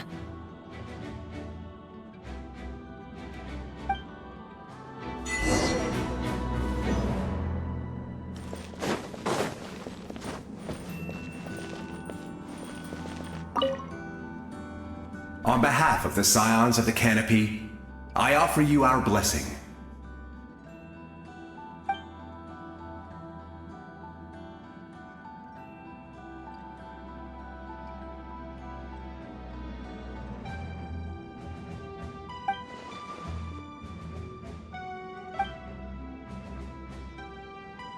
Although you are but lowly servants, you have brought us much amusement. We desire that entertainment to continue. If this is where you meet your end, it would be a great disappointment. We would get over it, of course, but if you do go die, just go without regrets.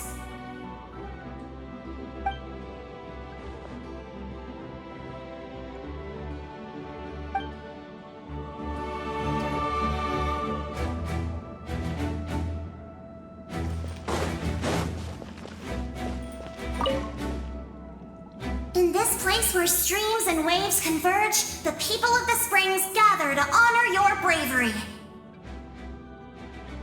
I love the hot springs. I can't get enough of them.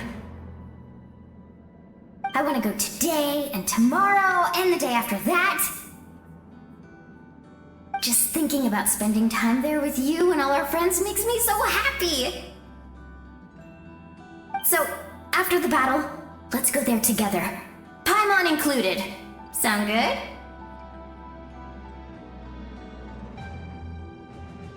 Yes! I'm so excited.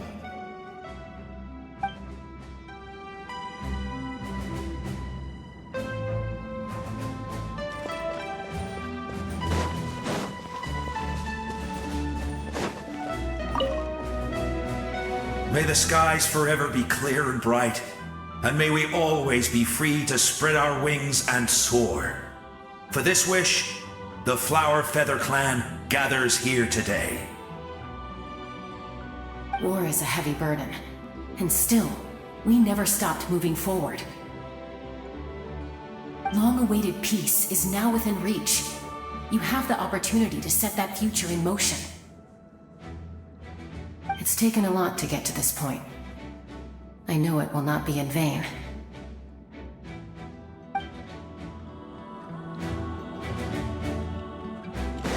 We're way behind schedule.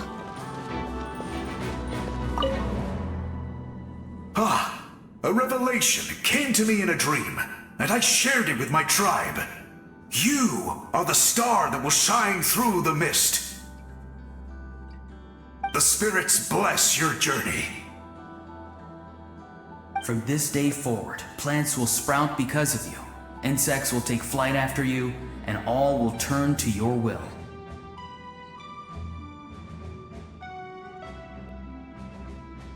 I disagree. The land of Natlan nurtures life, but the Abyss knows only destruction.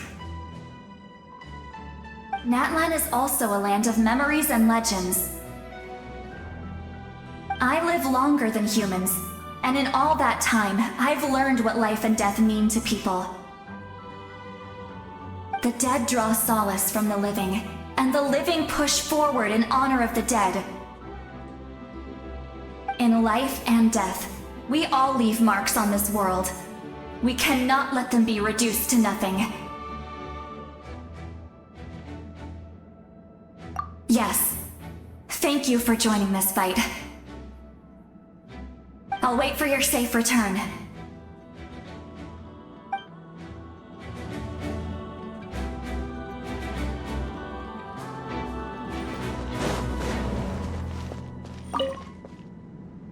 At the end of the earth lies the primal flame. We have come from afar to offer you our land's blessing and the respect of the Collective of Plenty.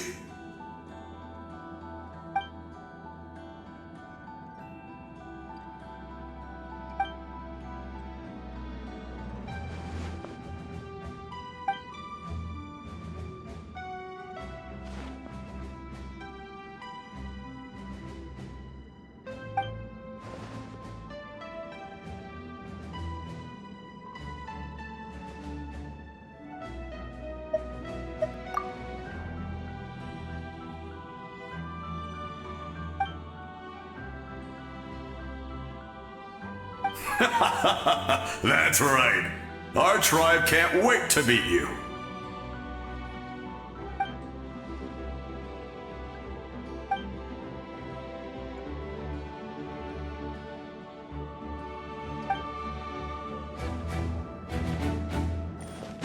Next on the agenda. You're about to set off, right? Your bravery is like an echo through the valley, calling on us to respond in kind. The Children of Echoes offer you our blessing.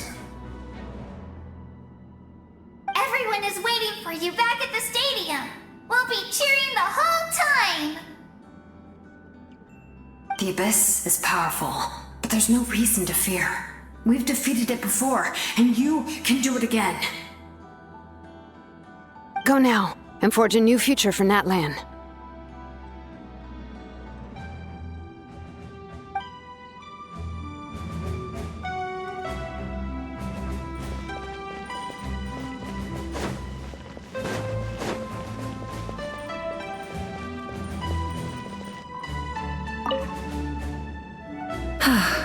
Are you ready, Traveler?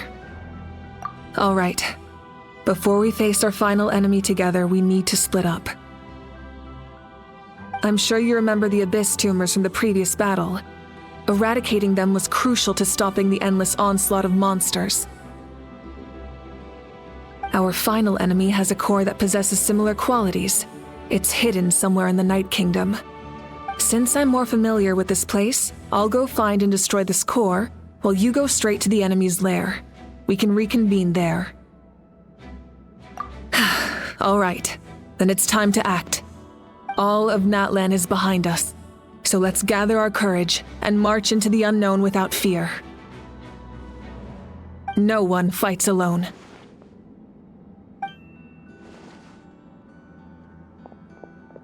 Malika already left, so you should get moving. Oh, and Paimon should stop distracting you. her promise. She's gonna cheer you on with all her might. Paimon's not some kid who's afraid of the dark. She's gonna be brave this time, so don't you worry. Always. You're not in this alone. We'll be with you in spirit the whole time.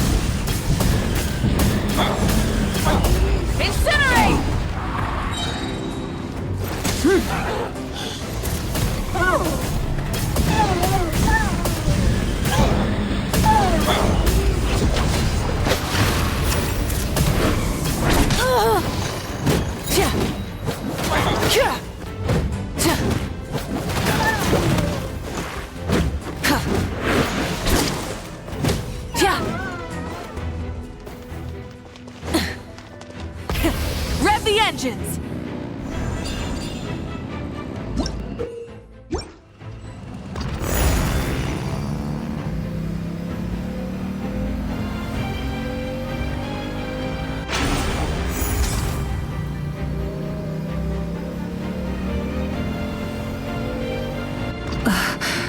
Something feels familiar.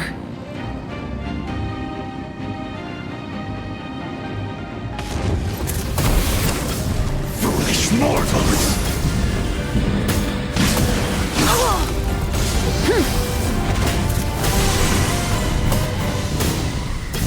Incinerate! Desolation! Light it up! I see dominion! Light of the blazing sun! Power!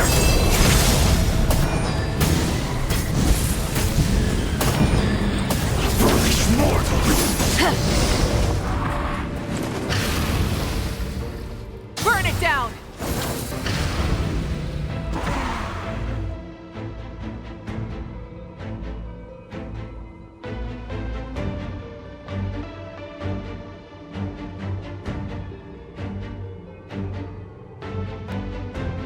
Hey, sis. It's been a long time. This form is probably what I look like in your memories, right? Actually, we already met in one of your dreams, didn't we? But you never told anyone.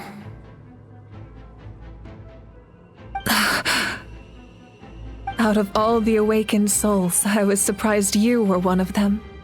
After all, it's been 500 years. Yeah. I'm sure my soul has been reborn many times by now. But that doesn't mean Hine is gone. If the past, present, and future exist at once, then it's only fair we get to meet again. You're right. It's too bad we don't have more time to talk. Your plan is almost at the final stage, isn't it? I knew it. When you set your mind to something, there's nothing you can't do, no matter how difficult. Oh, I really wanted to help you in this era, but an ordinary person can't transcend time. Back then, I said I'd come find you one day, but I failed time and time again.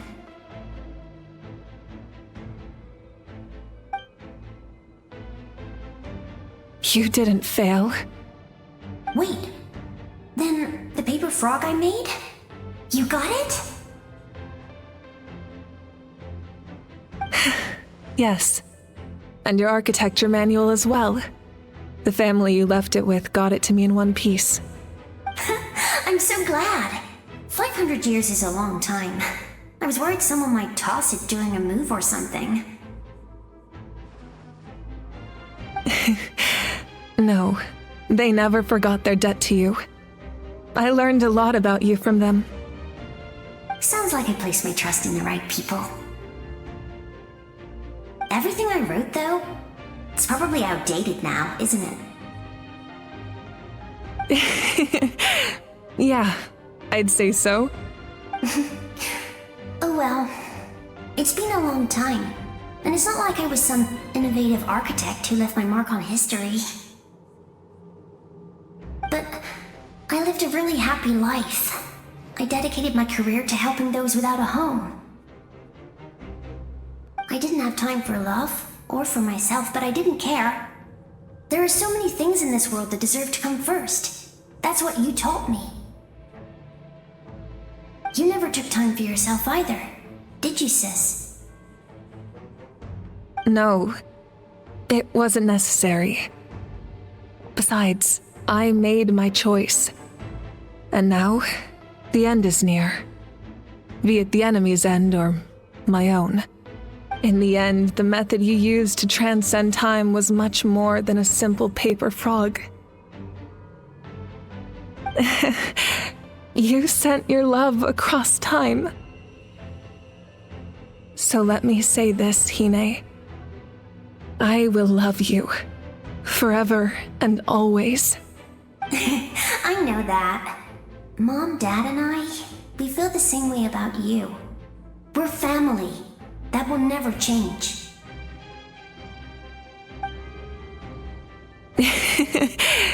All right. I need to head out. Another hero is waiting for me.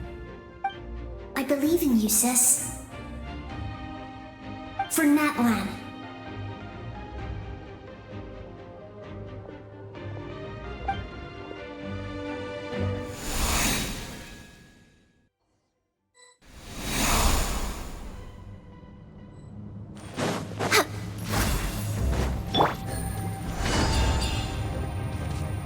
Don't worry, we're here to help.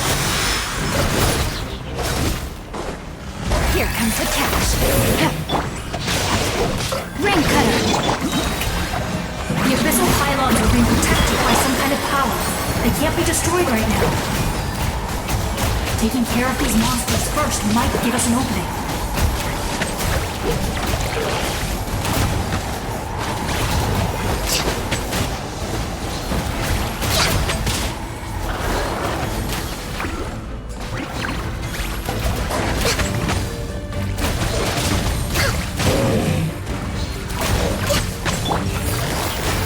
Busted. Game's up. Fun is over. Witness the power of Guwa. Know my soul. Yoo-hoo! Born of ice and frost.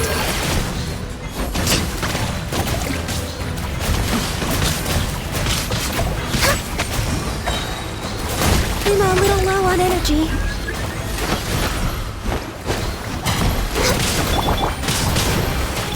Rain outlines your fate. Shower me with praise! No touching!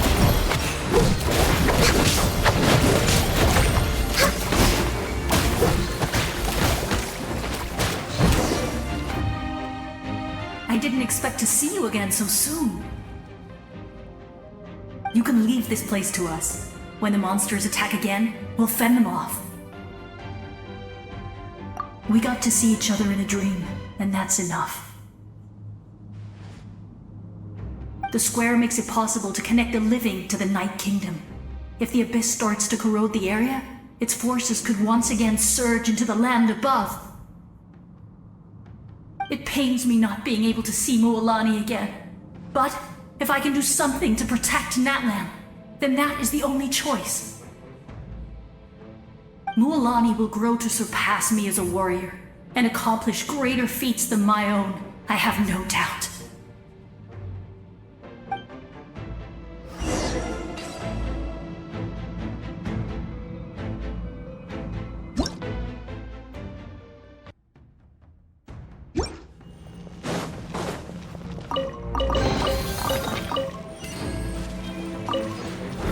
We're way behind schedule.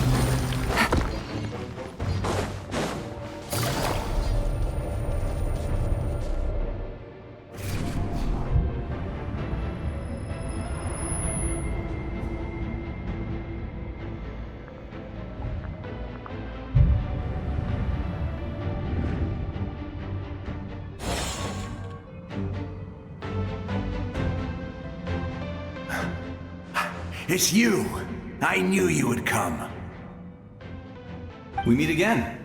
Remember me? I'm Malco. We met when you came to rescue Kachina. I could barely hold on to my human form back then. Vichama told me about the horrific battle on the surface, but now, the souls of the Night Kingdom have been revitalized. More importantly, after everything, we finally get to fight side by side. It's all thanks to you and Citlali. The path ahead has been heavily corroded by the Abyss. Navigation will be tricky. I can help illuminate your way, just like before. I'll take care of recon and combat. I was in a bad place when you met me, but I was a capable warrior back in the day. Come on, follow me.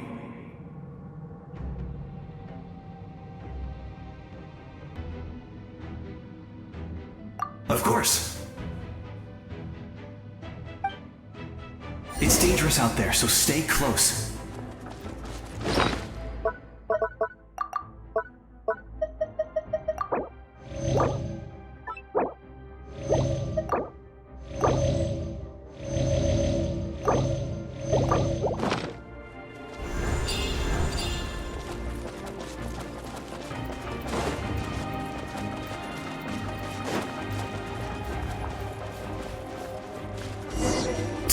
More monsters!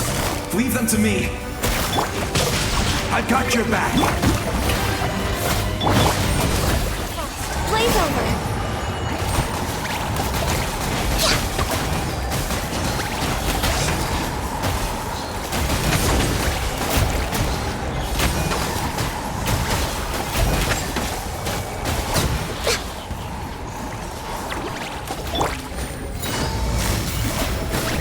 Quietly now.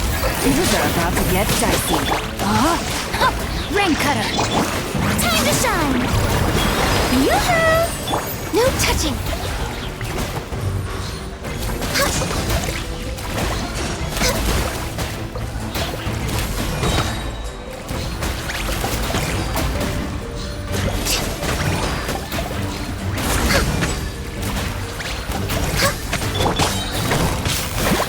Here comes the catch. No, my sword! Show a new thing!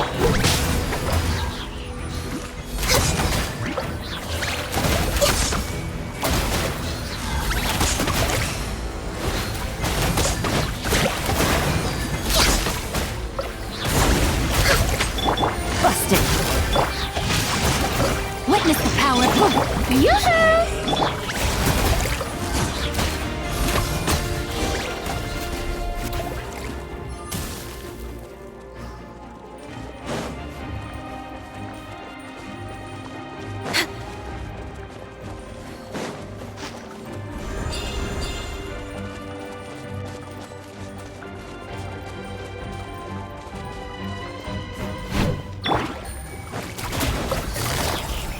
Things are about to get dicey. Let me weave you a verse. Let the world collide! So strong. The power of the Abyss is protecting it. It's almost impenetrable. Leave it to me. Time for the Abyss to face its reckoning.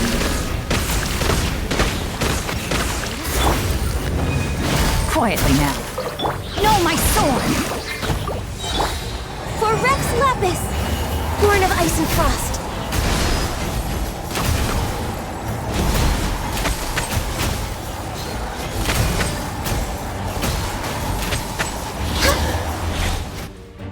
That was amazing.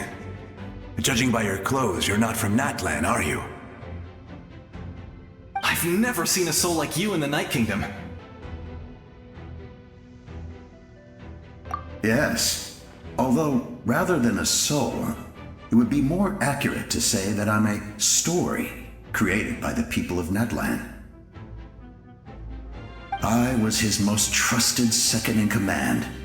500 years ago, we fought against the Abyss together, and I sacrificed myself during battle. The shamans of the Masters of the Nightwind recorded my story on a woven scroll. Even now, many in Natlan know my name. So you're him? but also not him? That's right. What you see is the me from the story. I was remembered as a glorious hero, even though the truth is quite the opposite. It was in fragmented memories of my life that I finally began to understand the real me. Unlike my righteous and noble commander, I was obsessive and cruel. An approach I believe to be more efficient. Our differences caused many an arguments between us.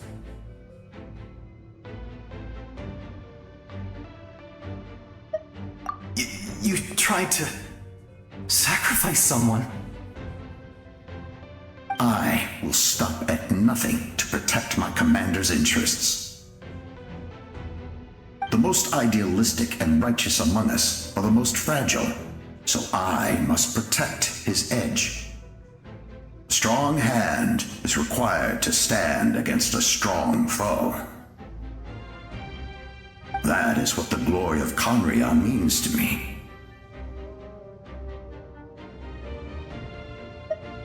I do. I have my reasons, as do all who believe in something. You will understand that soon enough.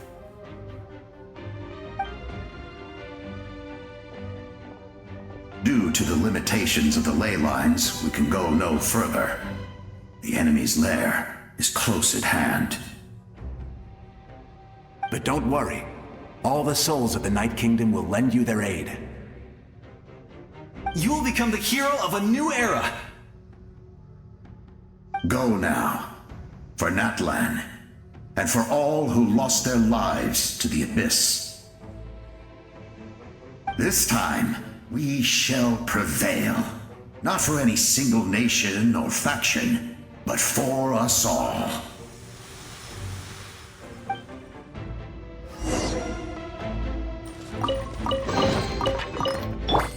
Take it easy.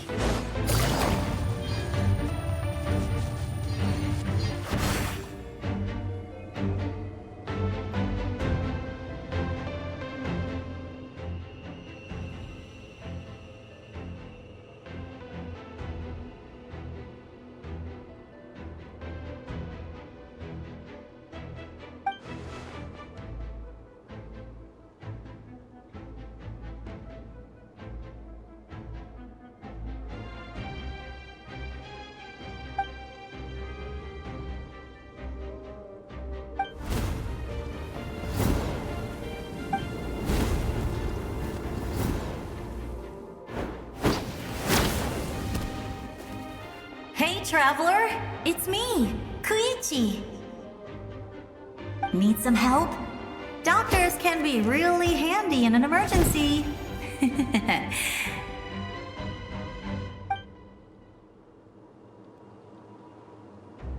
With your special powers, you should be able to make it through this place. Go now! Go!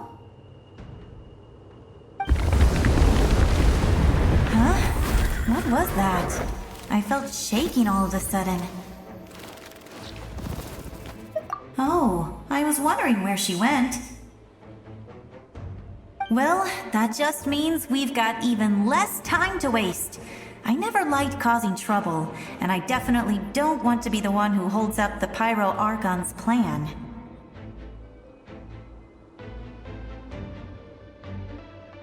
Yeah. I'm really glad she fulfilled her mission. She seemed a lot more mature than before. All those years of worrying, but better late than ever, right? Anyway, that was enough for me. I won't show up in her dreams anymore. Back to the natural order of things. Worrying is supposed to be the older sister's job. All right, enough about that. All we can do is accept the past and continue to look forward. I would say our nation's future is looking very bright. Go now, traveler.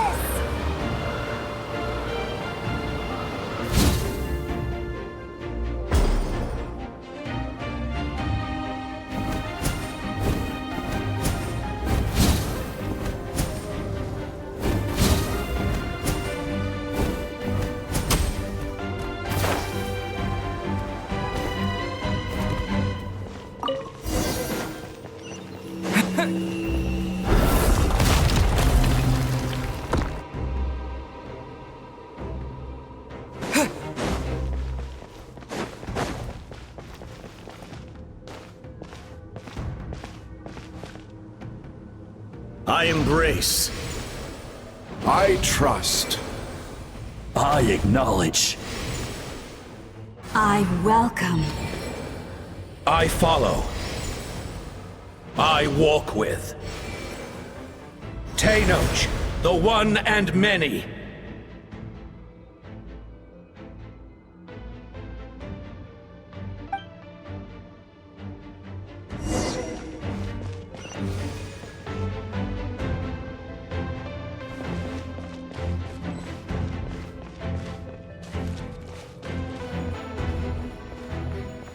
Let my people light up your path. Mawika is just up ahead. Now, go and bring forth a miracle reserved for the divine.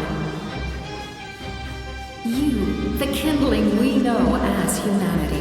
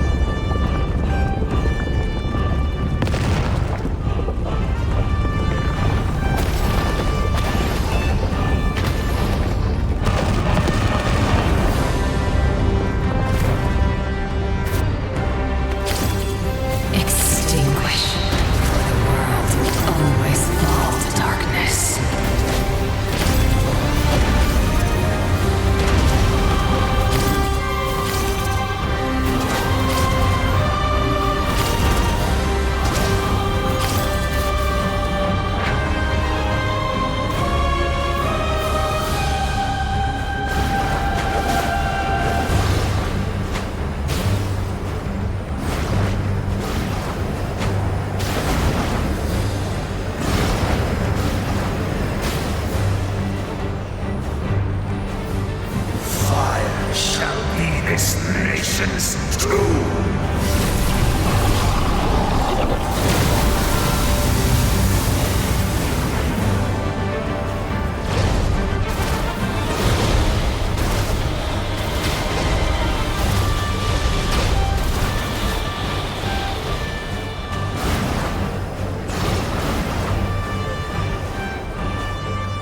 War is nothing but a hopeless struggle.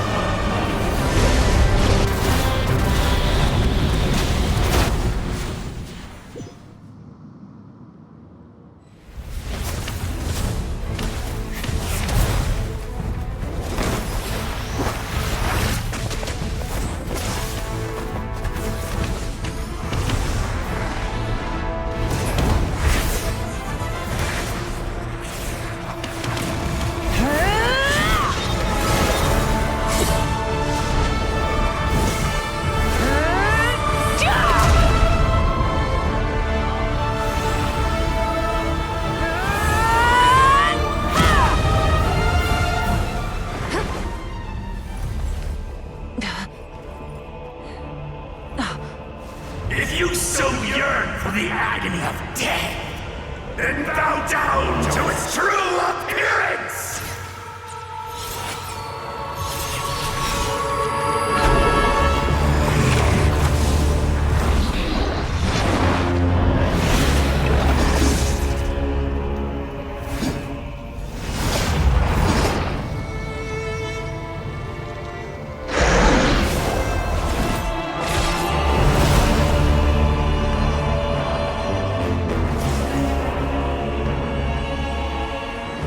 You who traverse the stars, fear not.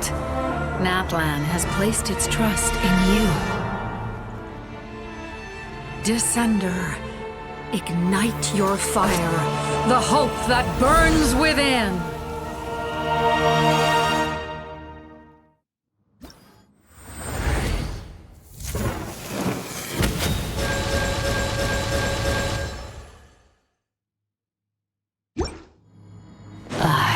Witness the light of this flame dozens of times. Once the wood is spent, night will return. Failure. Failure. Failure. Failure.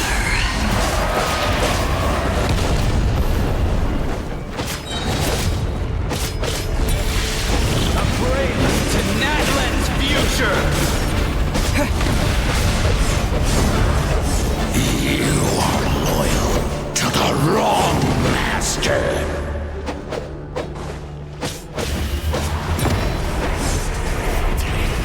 I fight on!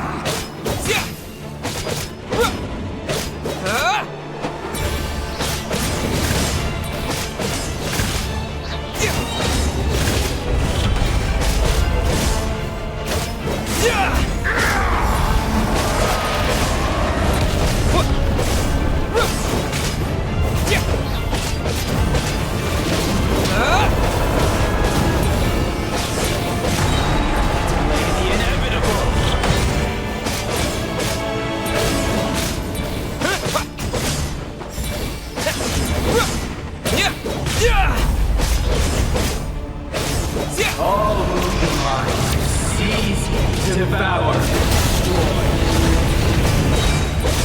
Watch out, Traveler!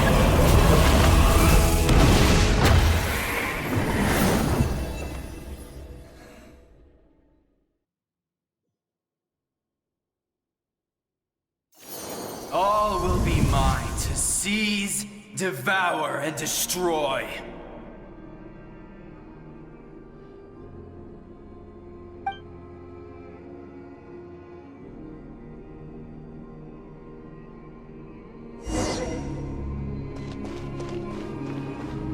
Face your fate! Your long journey shall end in vain. Even with borrowed celestial power, your destruction. You march to an end you cannot change. Millennia of struggle, all in vain.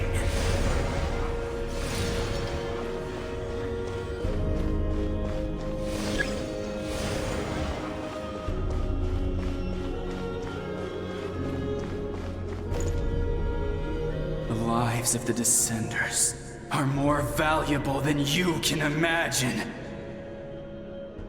You destroyed this world's hope with your own hands! If I was fated to fail, then why do you fear?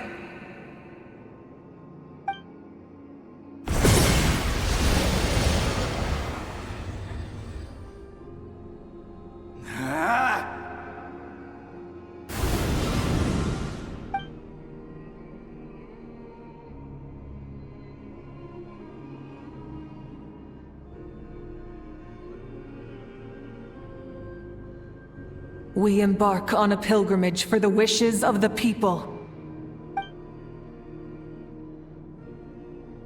We choose to battle, to earn a glorious name.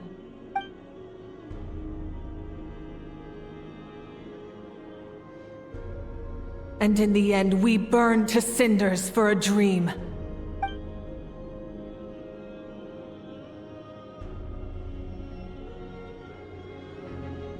And so this cycle continued, time after time.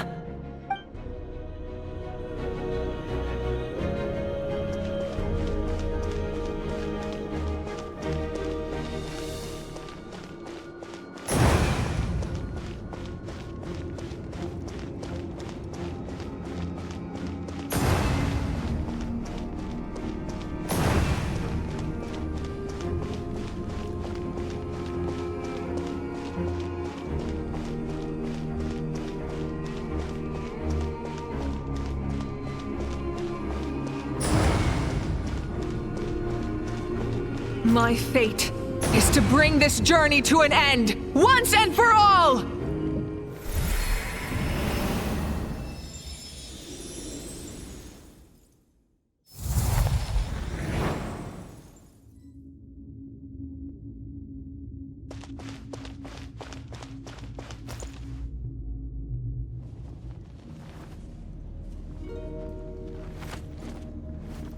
Listen.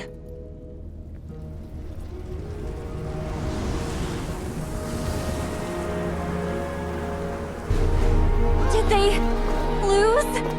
No, it can't be.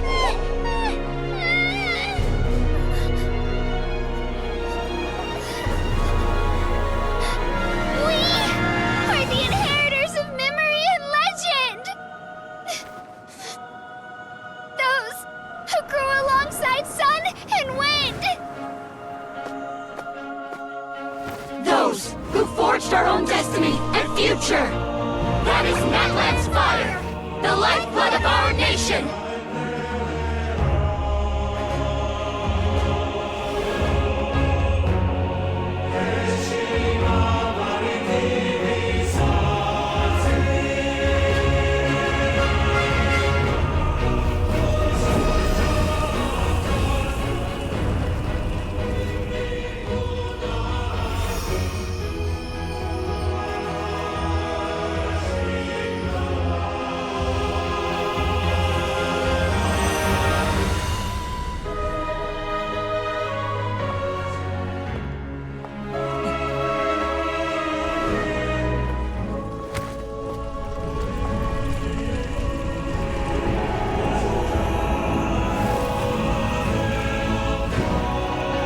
We won't give up hope.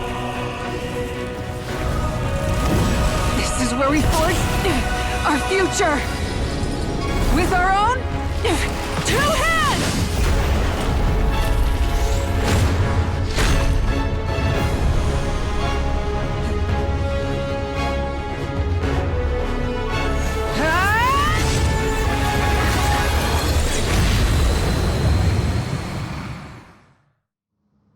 Even after one of my attacks, the flames of hope still burn within you. But with fear comes darkness, and with darkness comes dominion. In darkness the world was born, and so it shall return.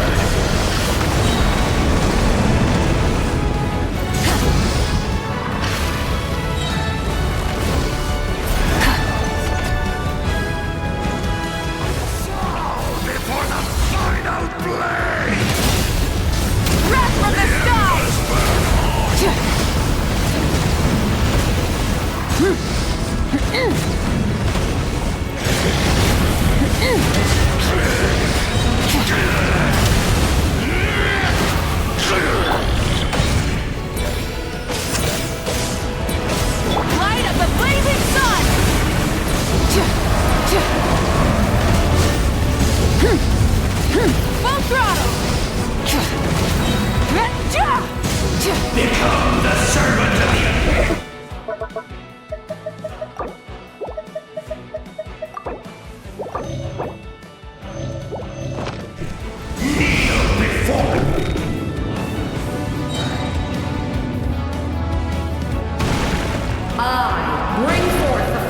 the 6 tribes and bestow absolute freedom upon Accursed angels! Banished greed! You should have long since been dead. We need to purify the totem poles. Try and stop me!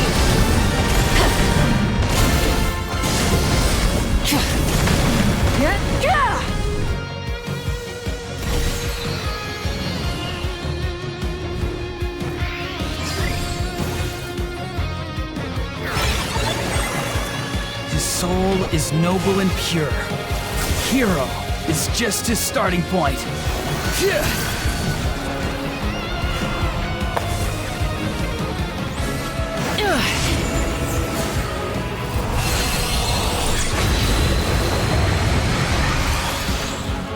Why do you struggle when you are so weary? Why must you seek pain? No one fights alone!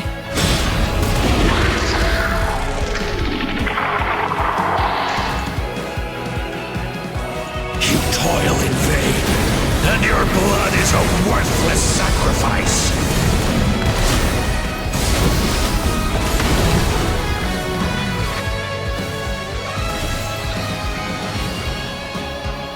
I wish to soar with him and see the world beyond the sky.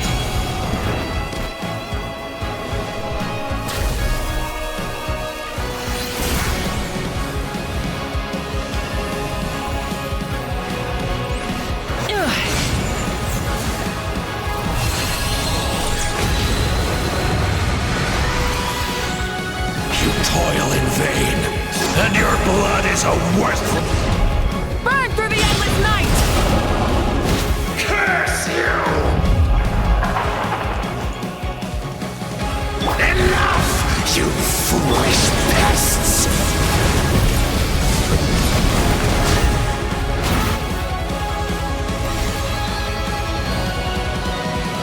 I admire his wisdom. How he always lives in the moment. Being his friend makes me so happy.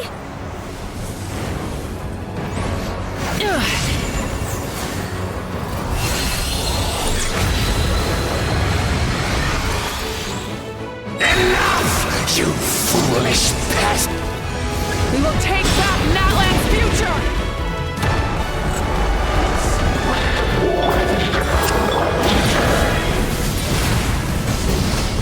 Every adventure can be stressful and scary.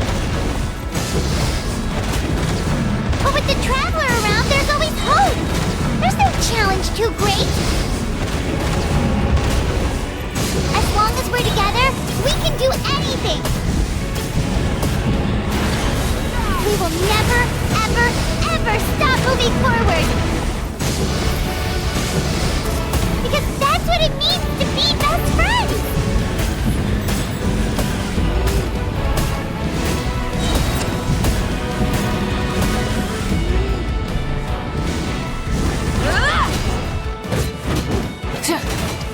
Light of the blazing sun!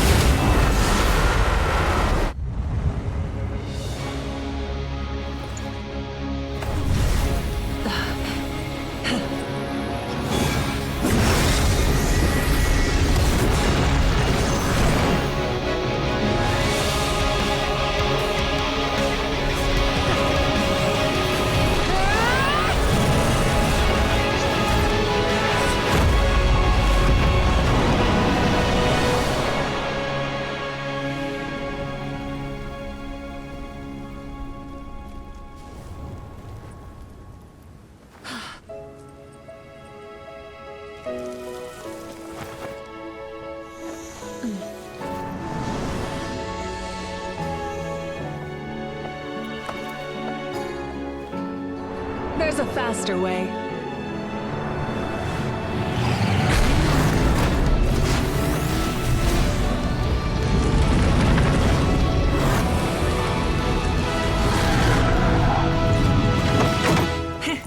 Hop on!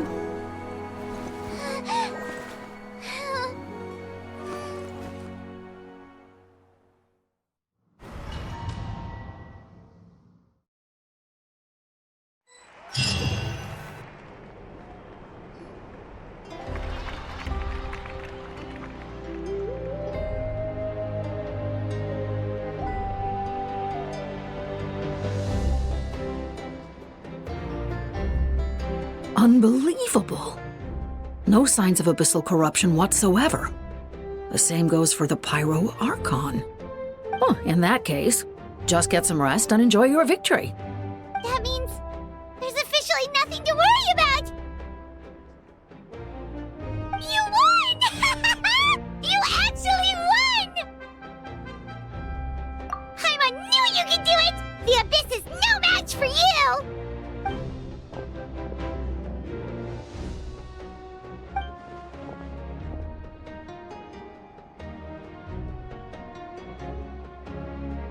Welcome back, great hero. I can't wait to tell your story to everyone. We should record it on a woven scroll, too. That way your story will be preserved in my tribe for generations to come. I'm sure the Grannies and Gramps back home are already on it. Amazing job, Traveler. Becoming the first Outlander with an ancient name definitely makes you a legend. The Lord of the Night was right to place her trust in you. She chose the perfect name. The most important thing is that you made it back safe. Now I don't have to worry about the rescue plan. You came up with a rescue plan? Well, the Traveler already saved me once. So yeah, if things got risky down there, I was gonna charge in and rescue him.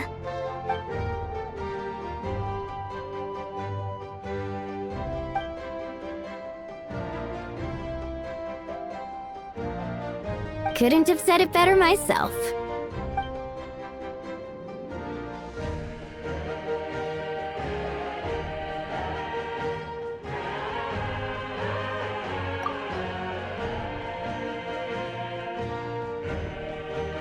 Wait, really?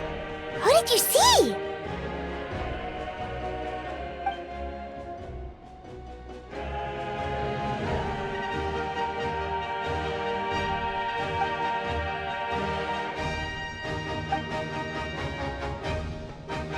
So, you heard everything we said? Those messages became part of your name during the forging process. I just didn't expect them to come in handy at such a crucial moment. Hey, what's embarrassing about that? I'll say it again right now. Being your friend makes me so happy. Good one, Koichi. Things are looking lively over here. How you feeling, Traveler? Great. Just what I wanted to hear. The preparations for your celebration ceremony are almost complete. Celebration ceremony? According to tradition, we hold a celebration ceremony for our most outstanding warriors after their final pilgrimage. In most cases, outstanding means warriors who earned more than 20 victories in the Night Warden Wars. It's an exceedingly rare honor. You can think of it almost like a lifetime achievement award. We haven't held one of those ceremonies in a long time, though. True, but given the Traveler's exceptional contribution to this victory, I think he's more than worthy of the honor. Let's head to the center of the stadium and I'll announce the honor to everyone. You deserve a formal round of applause for this achievement. Ooh, then I'm gonna grab the best seat in the house. Wait, I'm coming too!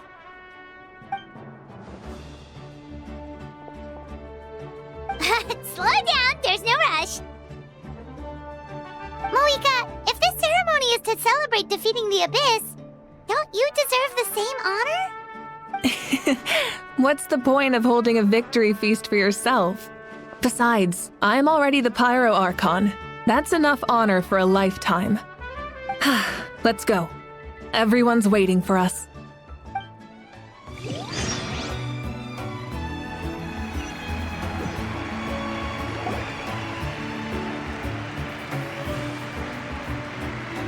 Today, Natlan's long struggle against the Abyss has met its end. Many fought for this day and gave their lives for this cause. We must not forget them or the heroic Outlander who lent us their aid. His ancient name, Tumaini, will be immortalized in the history of Natlan. From this point on, there will be no more Night Warden Wars, And I pray the Ode of Resurrection will never again need to bring back the fallen. We fought for a singular purpose, peace. And now, it has been achieved. The funeral to commemorate the fallen will be held on a later day. But in the meantime, our hero will embark on a parade of blessings. Let us send him off with a round of applause and show him the warmth and gratitude of our people.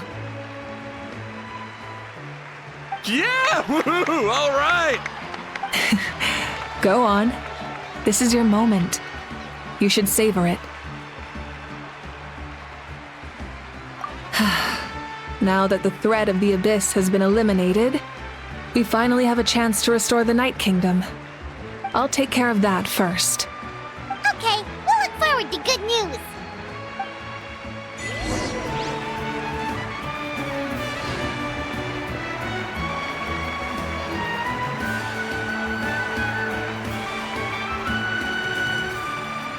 Just a moment, great hero. Before you set out on the Parade of Blessings, please accept these feathered accessories. We bestow these gifts to every hero who receives this honor. They are proof of your bravery and strength, and mark you as a role model for all in Natlan. Thank you for everything. Thank you for saving us from the Abyss. Now, the person who has the honor of adorning you with these gifts is none other than one of Natlan's most outstanding warriors, Chaska. Oh, it's just someone we know. You sound disappointed. Exactly! It makes this moment even more special because we're already friends. Well, both in a personal capacity and as a representative of all warriors in Natlan, I bestow upon you this blessing. May your flame forever burn, pure and bright. With us by your side, you'll never fight alone. Time to embark on your Parade of Blessings.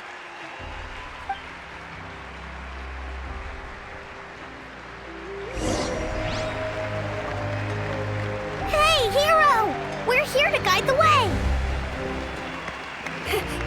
Great hero! Could you look this way for a sec? Quick! Take a picture! We can turn it into graffiti! As the sun shines down on our nation!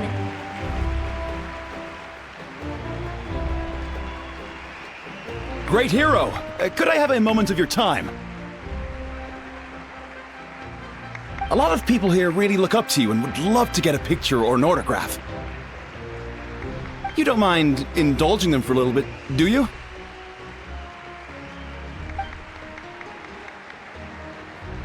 Wow, look at all the people.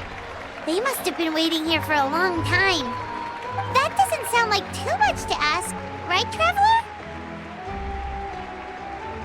That's right. The photo booth is this way, and the autograph area is over there. The Parade of Blessings will continue in that direction, so head to the next area whenever you're ready. We'll be cheering for you. Over here! Over here!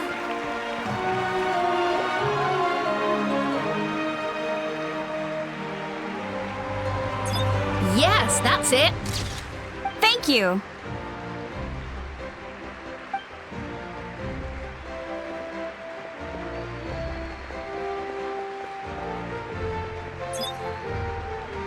Oh, that pose is perfect! Such a precious memento. Wow, it looks great! Can I have one more photo? Just one more? Sorry, only one photo per person. There's still a lot of people waiting. It's okay. One is enough. One is more than enough. Oh, look over here! Perfect! This is going straight into the next issue. Thank you, Hero. Thank you so much for everything you've done for Natlan.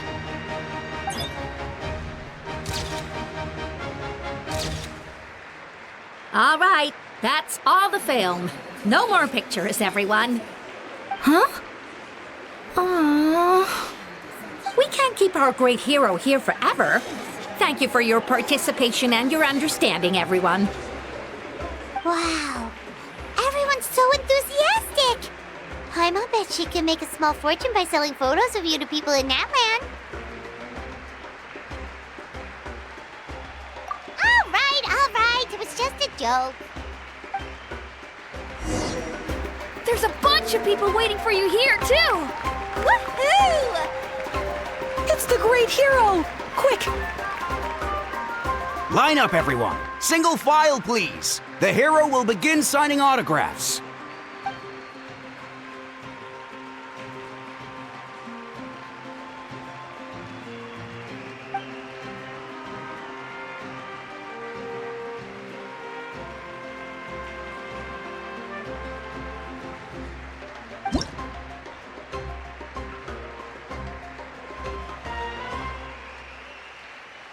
Thank you.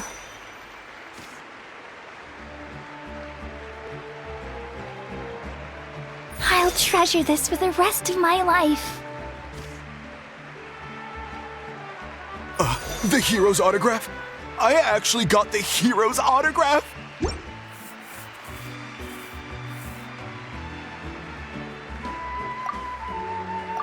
All right, last one. The great hero has a parade to finish. Thank you for taking the time to sign those autographs. We really appreciate it.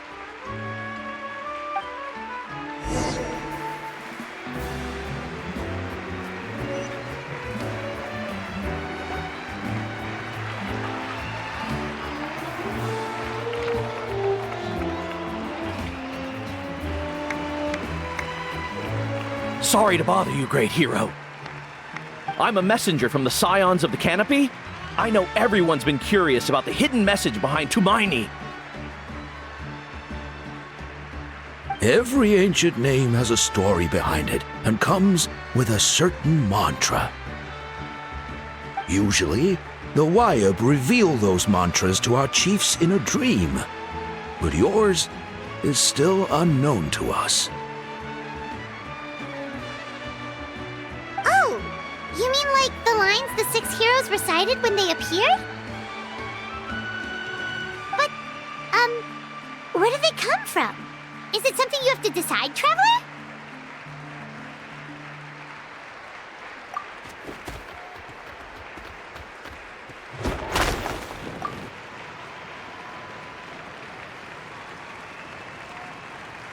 Oh! That was beautiful! I've got it all down! That's the final element of your ancient name, right? That means you've been completely accepted by Natlan's ley lines!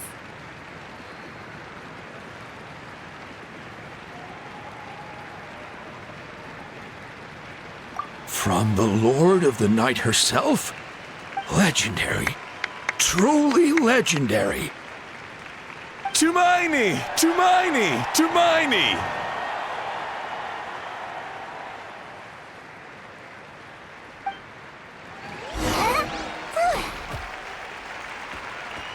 Wow, you're here too! And you brought a bunch of friends!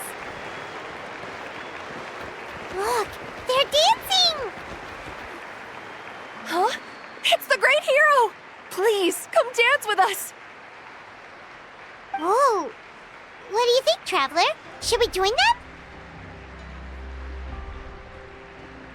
Alright! Paimon's always willing to try something new!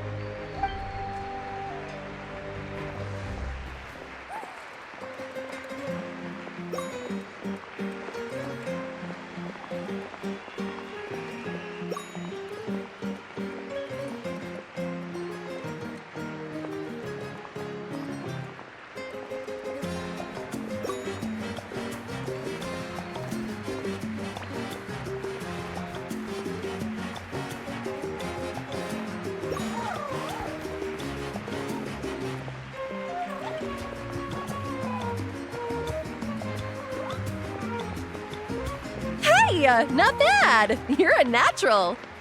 Let's hear it for our hero!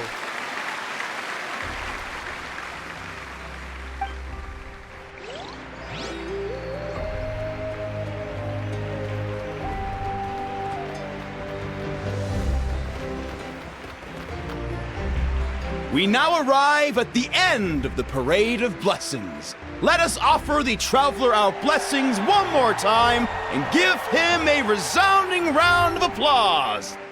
Woohoo! Yeah! All right! Woo!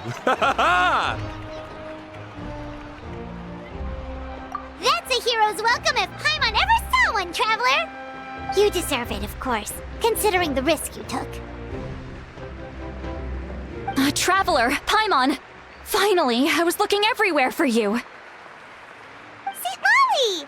Why didn't you come to the parade? Never mind that. I have something important to tell you. Come with me. I went to revisit the revelations in my dreams as soon as you came back from battle. But I couldn't fall asleep just anywhere. I needed somewhere private.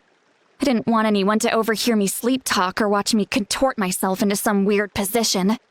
Anyway, that's not the important part. It's about Mawika's death. Her fate hasn't changed at all. What? Didn't you defeat the bad guy behind all this? Does that mean the war isn't over? No. The disaster is over, but my dreams never lie. That's why I came to find you. I need to know what I'm missing. Where is Mawika right now? Did she tell you what she's planning? She said she was going to restore the Night Kingdom. Compared to fighting the Abyss, that should be pretty easy, right?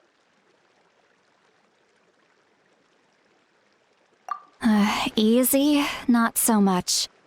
We can't restore the ley lines without the Lord of the Night, and I'm not sure she has enough power to do it on her own. The Lord of the Night is weak right now. She told us that herself, remember? I'll admit, restoring the ley lines is simpler than reconstructing them entirely, but it's still no easy feat. True. If the Lord of the Night could restore the ley lines by herself, all Mawika would need to do is tell her we won. Not even that. The Lord of the Night knows the ley lines better than anyone. I'm sure she knew of your victory before us all. Point being, this matter is far more complicated than the Archon made it out to be. We need to get to the bottom of this. Mawika has accepted her death, remember? For her to let someone else dictate her end, there can only be one possibility. She must think the outcome of her death is worth it. The moment Mawika used the Ruler of Death's power, death was demanded in return. Not necessarily as repayment for her aid, but as a rule. That means Mawika doesn't have to just sacrifice herself to the Ruler of Death. She can still use her death to get something in return. Then let's get going! Where do you think she went? Could it be where we found the source mechanism? The Lord of the Night should now be able to appear anywhere in Natlan. What we need to know is where the Ruler of Death can be summoned. According to the Lord of the Night, the Ruler of Death is one of the Shining Shades, an extremely elusive figure. Even woven scrolls dating back thousands of years have nearly no mentions of her. Right! Xbalanque created the rules of Natlan by borrowing power from the Ruler of Death. That means he's met her before! Wait, do you think Xbalanque could have met the Ruler of Death in Cinder City? The one they call... Natlan? It's very likely. After all, Natlan was built on the site of a previous dragon city. It's known as the first city of the Pyro Archon. All right, then let's head over right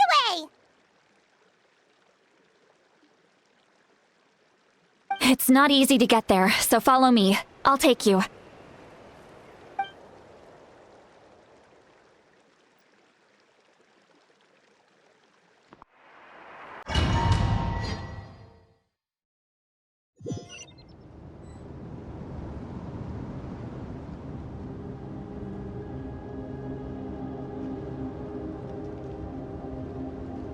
Man, this place really is hard to get to. And, Paimon wasn't the only one who saw that weird thing up there, right? All those eyes inside of it? Talk about creepy. I believe that's how the ruler of death keeps an eye on Tevat. Quick, this way! We're almost there!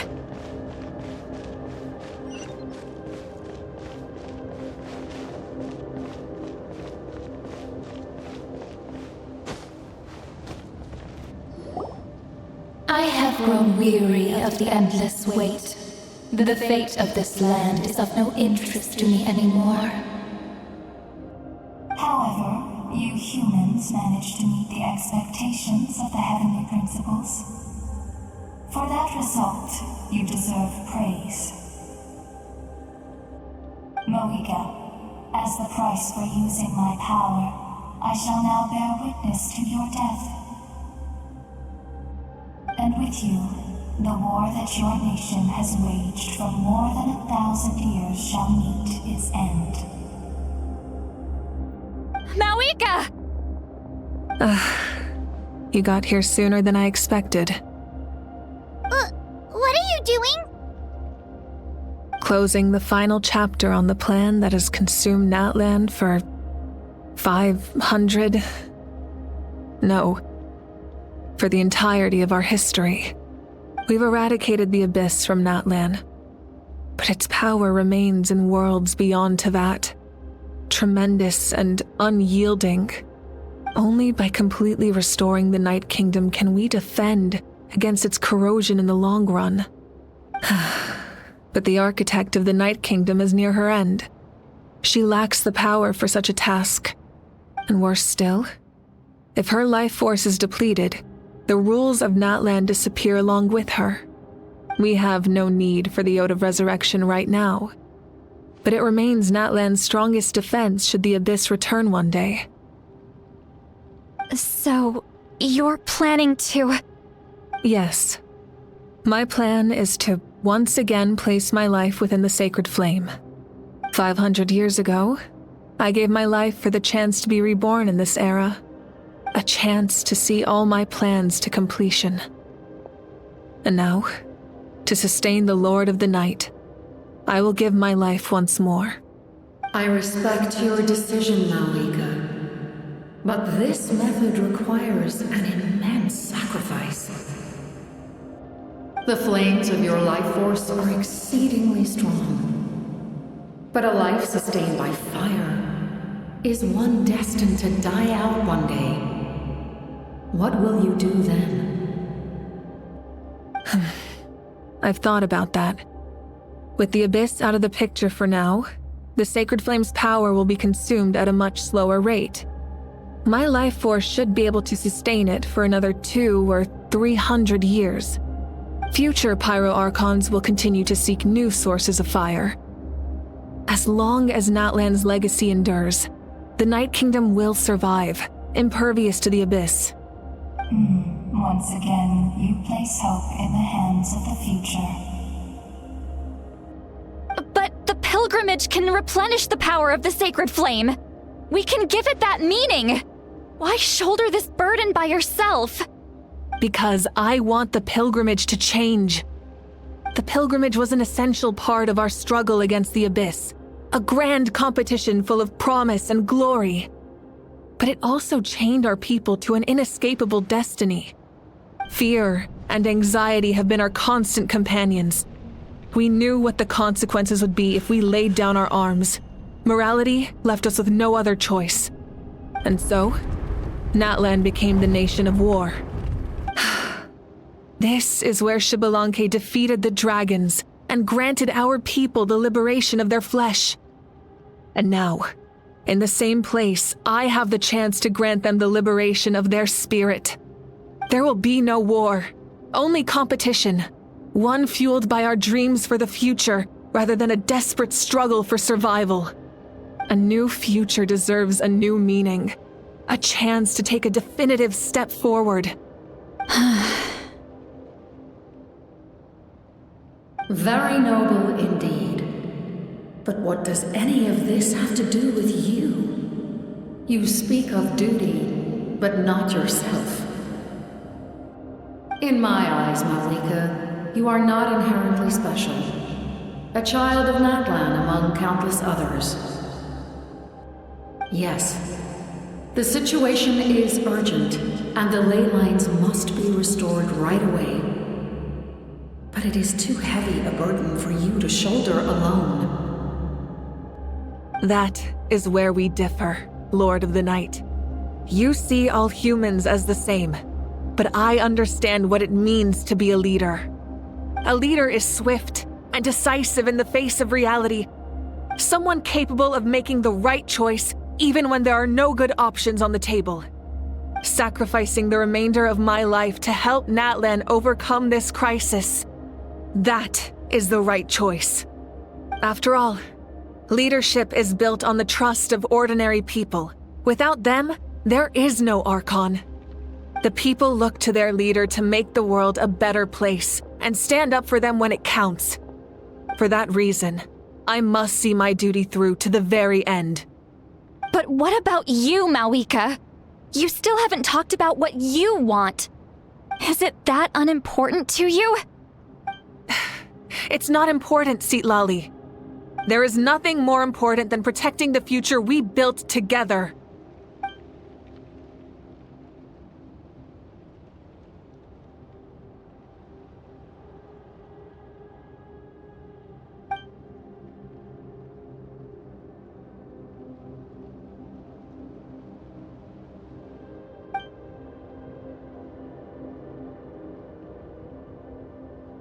I shall accept Malika's sacrifice for the Lord of the Night as her death, and I will bear witness to the very end.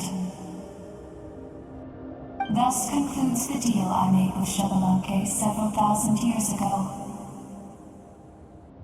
Lord of the Night, you may now begin.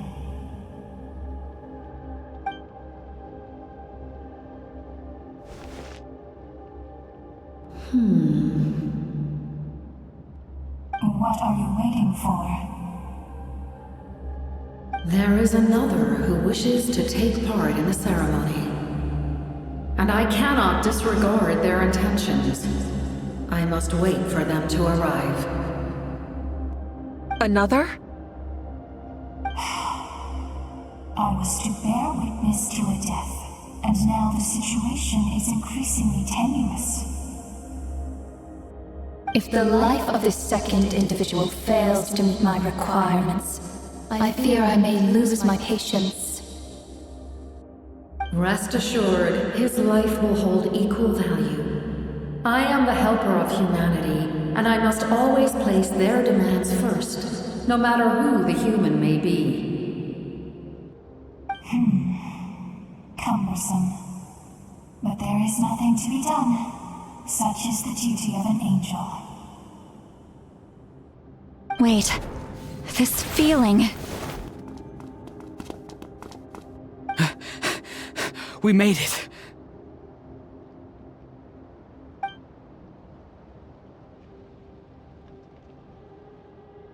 Thank you for showing me the way. The captain? The other individual you mentioned. It was him? Indeed. Like you, he carries many lofty ideals. Malika, I understand how you feel. And if I were an ordinary mortal, I would have no reason to stop you. But like you, I've been waiting for this day for too long, and I can offer a better solution. You created this new future, and you deserve to guide its direction. Your life should not end here. But death is the end I have been trying to reach all along. I have come this far to use my death to open the gates of the ley lines to my people. Your people? That's right. They have been with me for the past 500 years. But how? Carrying that many souls within you? There's no way you could keep your consciousness intact. Besides, you weren't affected by the source mechanism like I was. Do you still remember the voice that you heard? It came from my heart. With the help of technology from Conria, my heart was modified to convert memories and souls from the ley lines into knowledge. As a result, I became extremely sensitive to souls and developed the ability to sense their presence. much like yourself. After encountering countless lost souls during the disaster 500 years ago, I forsook the capacity for knowledge granted by the modification, and used my heart as a vessel instead. The lives of my comrades, as well as many Natlanese, have been stored here ever since.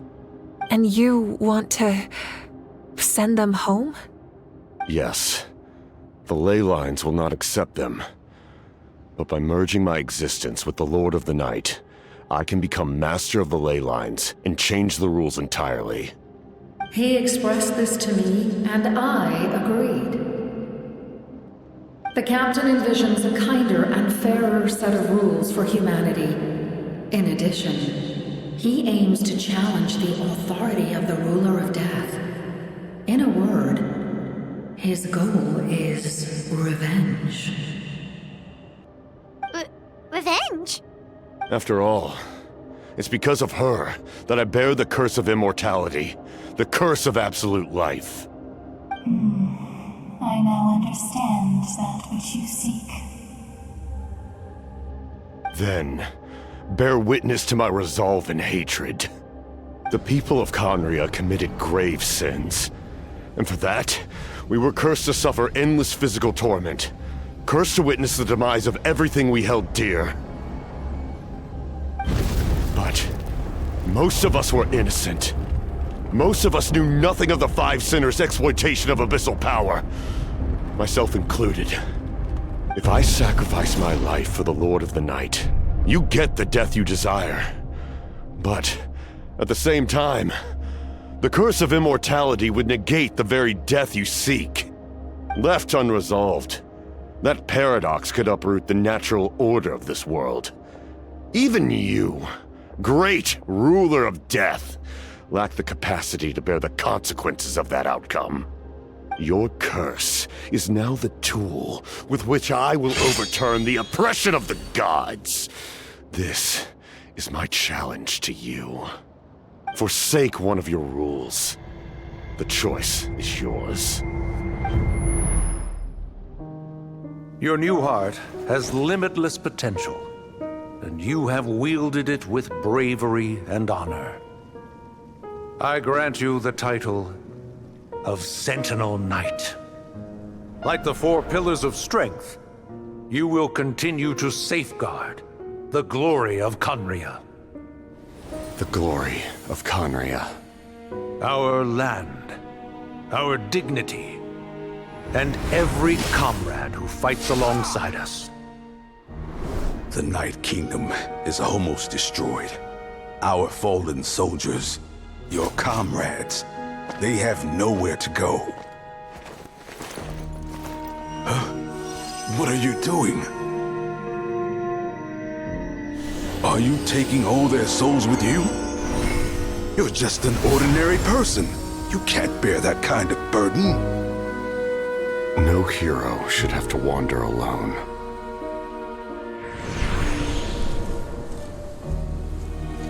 The curse of immortality. Using immortality to fight death. Using my rules against me. Make your choice. Reject your rules. Or allow me to trigger the paradox. The curse of immortality must stand. Use it to fulfill your final wish.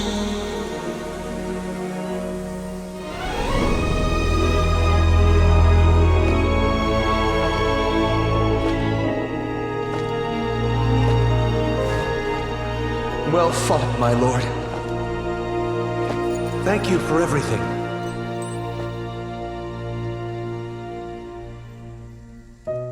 This time, let's go together.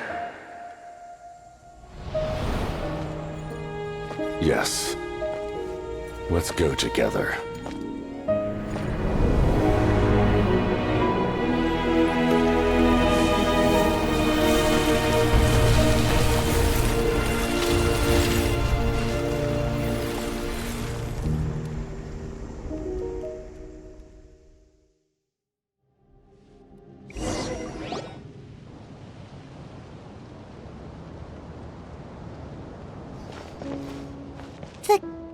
captain, he...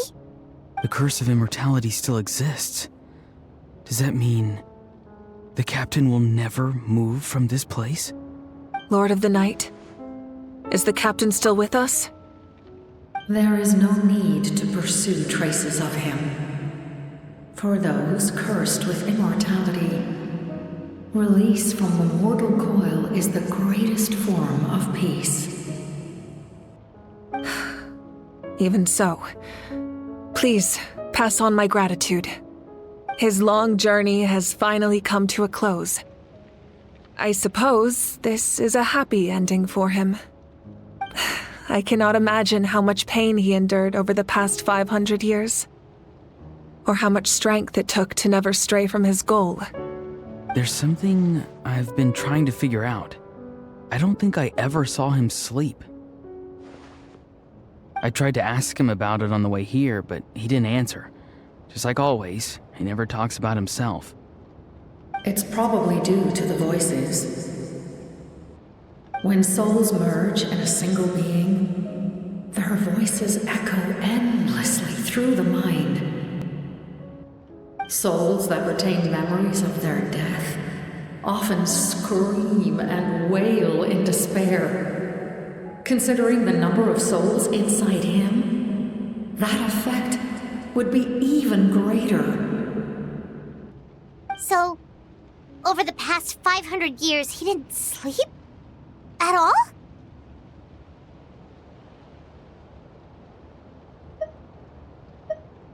Without experiencing the curse of immortality, we will never truly know his agony.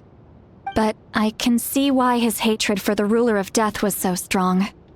In the end, he used that immortality to his advantage, and granted the Lord of the Night eternal life by fusing his existence with hers. Well fought, Captain.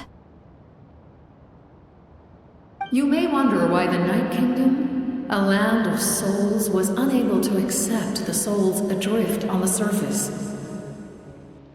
The reason lies in the Heavenly Principle's modifications to the ley lines. The original purpose was to help counter the Abyss, and so their stability was paramount. But at one point in time, Natlan's ley lines were decimated. Even after reconstruction, the rules needed for the Ode of Resurrection made it impossible to reconnect the ley lines to other nations. That unique quality is precisely what drew the captain to Natlan. Did he try the same thing in other nations? Yes, but all those attempts ended in failure. He fought to save Natlan not only to defeat the Abyss, but because this is the only land where the souls within him could find salvation. We met not long ago to talk about that very possibility, and I confirmed the feasibility of his plan. I, too, recognized the need to change the rules of the ley lines. Not only for the souls that wander this land, but for the outlanders that may perish here in the future. In the eyes of the Heavenly Principles, that kind of change is extremely risky, if not impermissible. But, as an angel, I have a duty to serve humanity. Such is my mandate. Thank you for everything. See, Lolly, when I gave you the Pilgrim's Chronicle, I said something rather pessimistic to you. Do you remember? How many years of life are enough?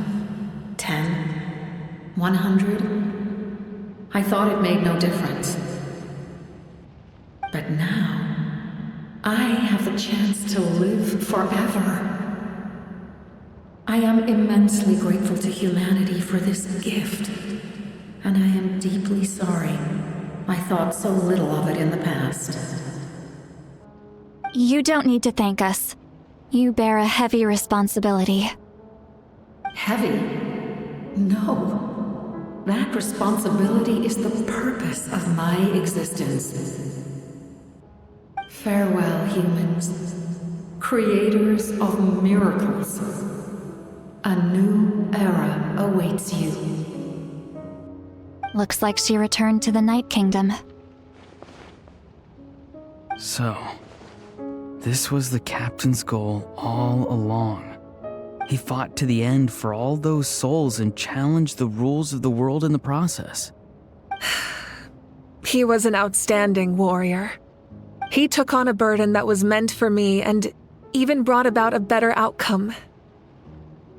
It would seem I lost this duel. He was right. Natlan needs a leader to guide its future. If not a successor, then that responsibility will continue to be mine to bear.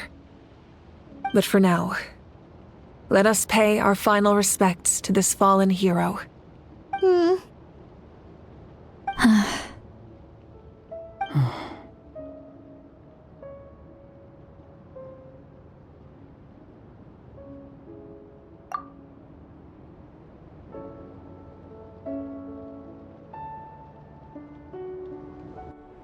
To my sister, Hine.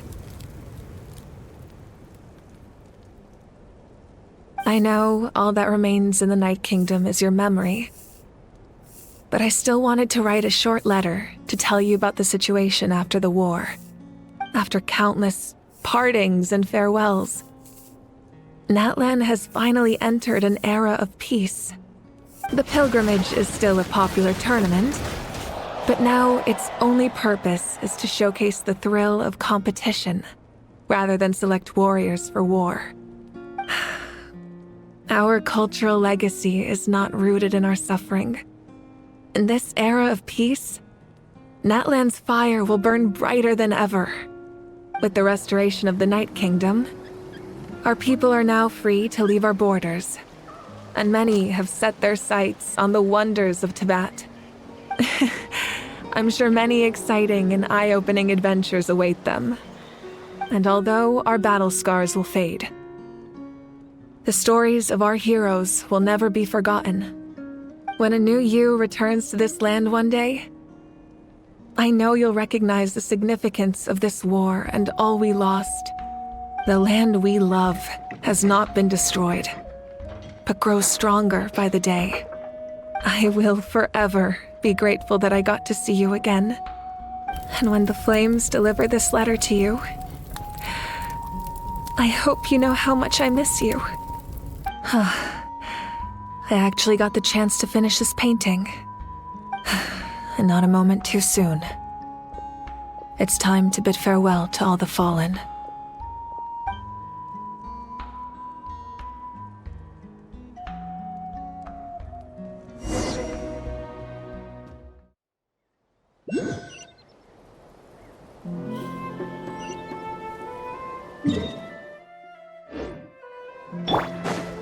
Behold! Hey! Is that part new? Paimon's never seen it before.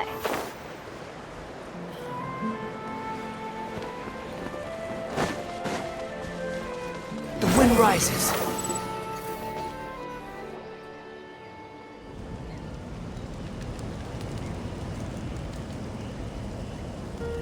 We are gathered here today to bid farewell to all who lost their lives in this war.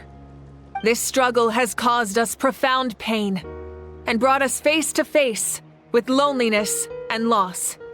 But through it all, our bravery and resolve never wavered, and we never lost sight of victory. Even the tiniest of sparks can unite to become a blazing fire. They lit our way forward and showed us the path to victory. When our homeland is revived and life blooms again, they will return to us with the first rain of spring. It is just as our poem describes. We are the inheritors of memory and legend. Those who grew alongside sun and wind. Those who forged our own destiny and future. That is Natlan's fire, the lifeblood of our nation. The fallen are never truly lost to us. We will be reunited one day. And as we create new legends and write new poems in honor of our beloved homeland, they will always be with us. Their deeds immortalized in our memory. and their names immortalized in stone. This epic will be remembered in the actions of every valiant warrior and brave Saurian, all equally important and indispensable. I would also like to take the time to recognize a Fatui Harbinger, who sacrificed his life for our cause. He was a warrior from Conria, who helped defend our nation 500 years ago, a man who used his own heart as refuge for the souls of the fallen. For the chance to offer them a final resting place, he chose to fight with us once again. In the end, he fulfilled his wish and returned the souls to the ley lines. By turning his curse into a weapon, he defeated his fated foe and protected me in the process. We have had our differences in the past, and I cannot say his character is representative of all in his organization. But on this occasion, we honor him as one of our own. In Natlan, all heroes are worthy of celebration.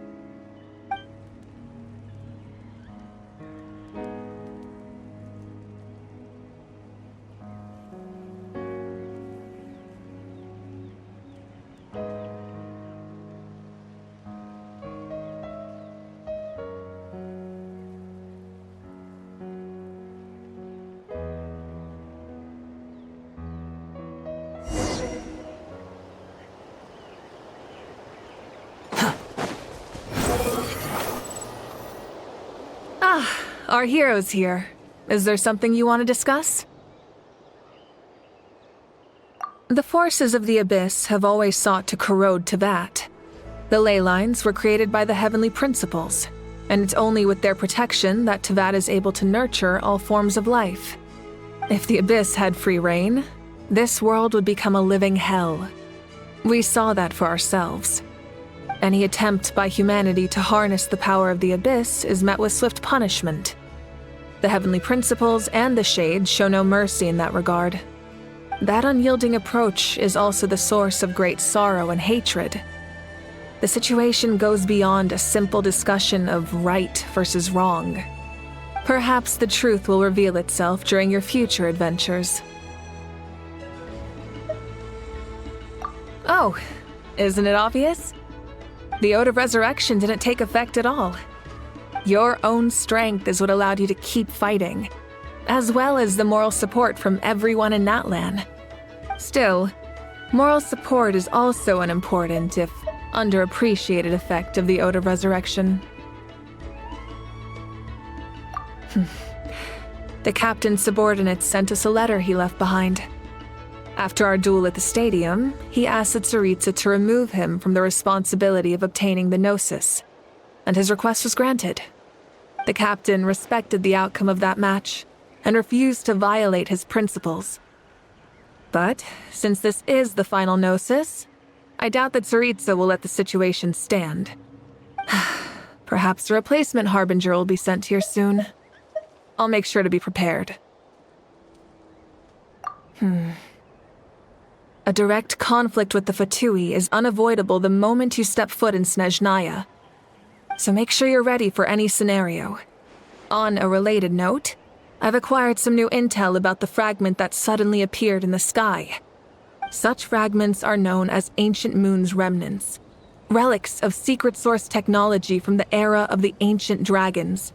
Coincidentally, a small squad of Fatui infiltrated our borders around the same time it appeared. Our investigation revealed them to be the subordinates of the Doctor. Their stronghold is in Nod Krai, a land with a long history not far from Snezhnaya. The people there can use a very special power. It's said that this mysterious power predates even the 7 elements of Teyvat. Ancient Moon's remnants, the Doctor, a mysterious power. The project that connects all 3 must be ambitious indeed.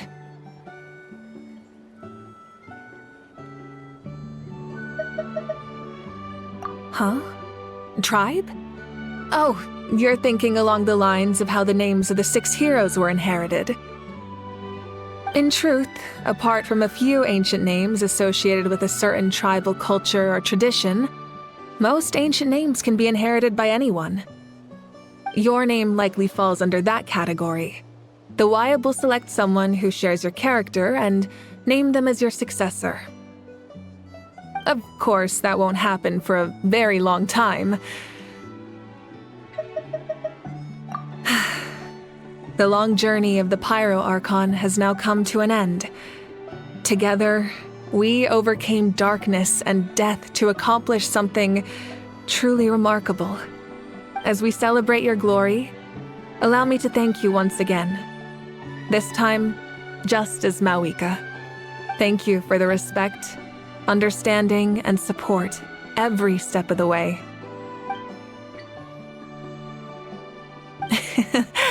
An honor we share. You can keep chatting with your friends nearby. I think I'll stay here for now and watch over them.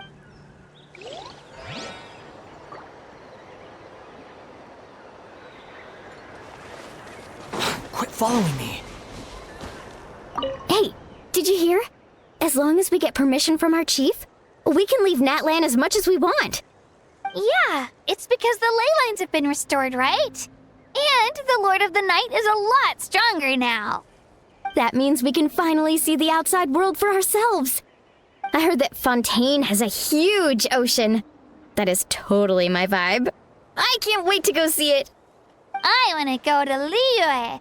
The mountains are supposed to be super tall. Sounds like the makings of a great vacation. Let's start planning. But first, we all promised we would go to the hot springs together. Then we'll be hot springs buddies for life.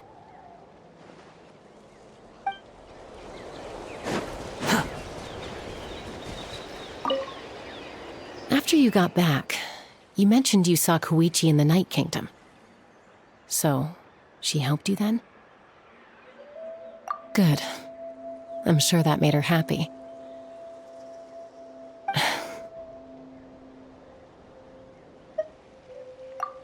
It's all right. I don't think she's going to come see me. She's probably sick of nagging her older sister. Still, thank you for telling me. Natlan has a bright future because of you. And I have a chance to make up for my regrets.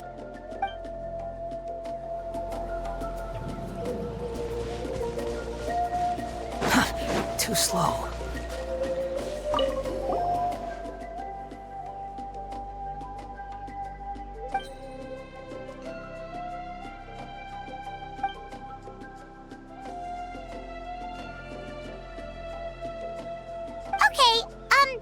So you can help Paimon get stronger, right? If something like this happens again, Paimon wants to fight by the Traveler's side.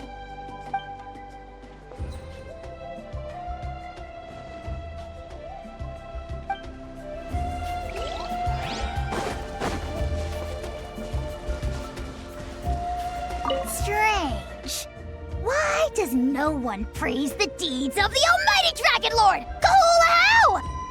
Does no one care about my heroism? A great hero such as myself, forced to remain nameless! Ignorant fools.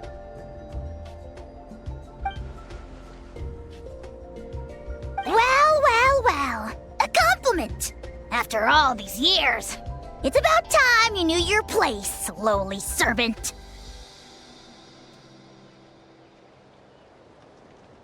Hey! Why are you glaring at me? Oof.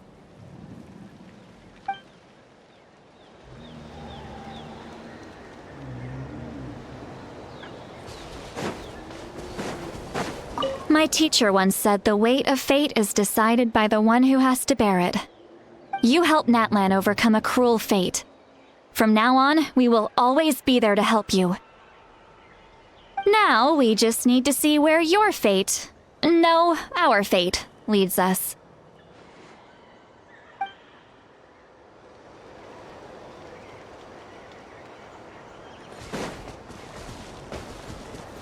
When Guthred's soul possessed my body, all I saw was a dark abyss. The captain carried countless souls within him. It must have taken so much strength to live like that for hundreds of years.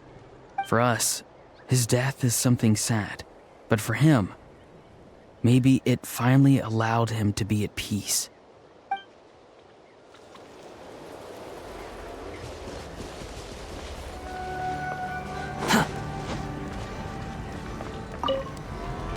The stories of heroes will continue to be passed down from generation to generation. If Natlan faces a crisis again, I'm sure people will look to our story as a source of hope. We've earned our place in history. That's pretty surreal, don't you think?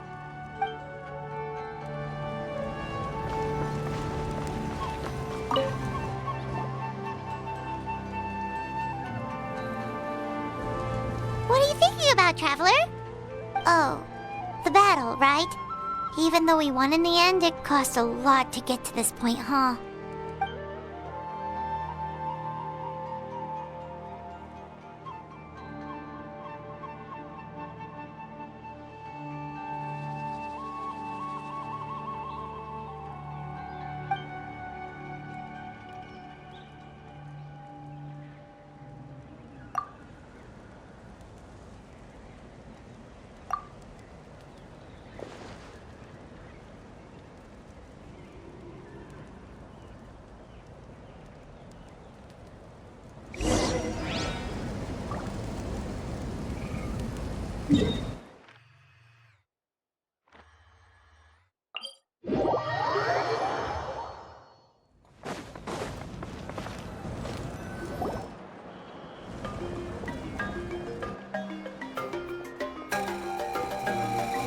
Story! I want to hear a story!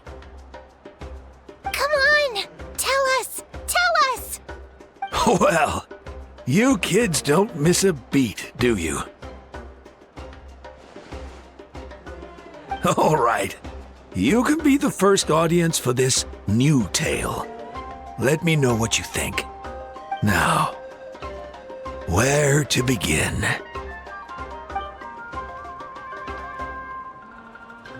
Want to stop and listen to the story? Sounds pretty fun!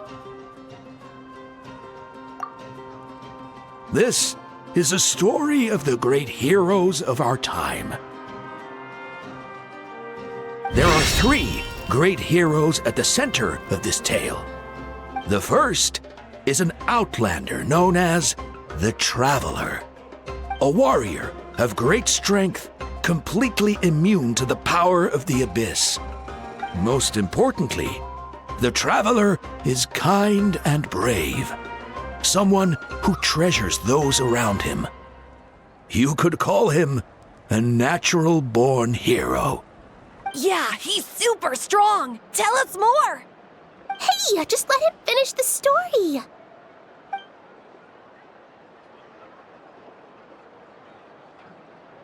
The man telling the story keeps looking this way, Traveler. Paimon thinks he recognizes you. The second hero is also an outlander. Many years ago, he forged a connection with this land and used his body as a vessel for the souls of his fallen comrades. His goal was to give them a home and, with that, a chance to be reborn into this world. The third hero is none other than our current Archon, Mawika. Not only is she a powerful and respected figure, but she also commands the power of the Ode of Resurrection, which can bring people back from the dead. With the support of 6 heroes from 500 years ago, she united Natlan against a dangerous foe. Now, this story truly begins with the arrival of the Traveler in Natlan.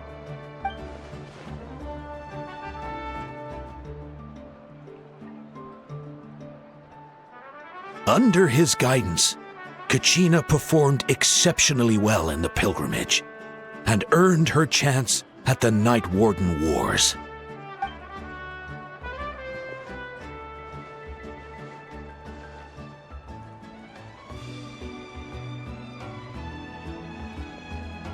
Suddenly, the sky turned dark, the sacred flame went out, and Gasoithoth appeared.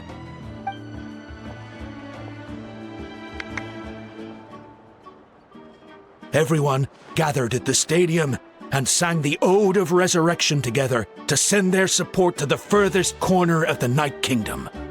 Hermione became known by all and everyone began reciting the words that defined its message. In the beginning, there was darkness. Until someone set themselves aflame. Only then did the universe know light. Anyway, the dust has now settled, and Natlan has entered a new era of peace. The Traveler fought for life. The Captain fought for death. And our Archon, Mawika, created a bridge between them. Wow! Is there more? Please don't let that be the end! Sounds like you like this one. Tell you what, give me some time and I'll write it all out in even greater detail. I loved it! This is the best story ever! Yeah, and Tumaini is the coolest ancient name. I get to be Tumaini today, okay, guys? Hey, it's supposed to be my turn! No, it's my turn! No, it's my turn! I get to be Tumaini today! So, no one wants to be the Pyro Archon anymore? Sounds fun! What do you say, Traveler? Wanna let Paimon be Tumaini for the day? Alrighty then! Let's go, Paimon! A new adventure awaits!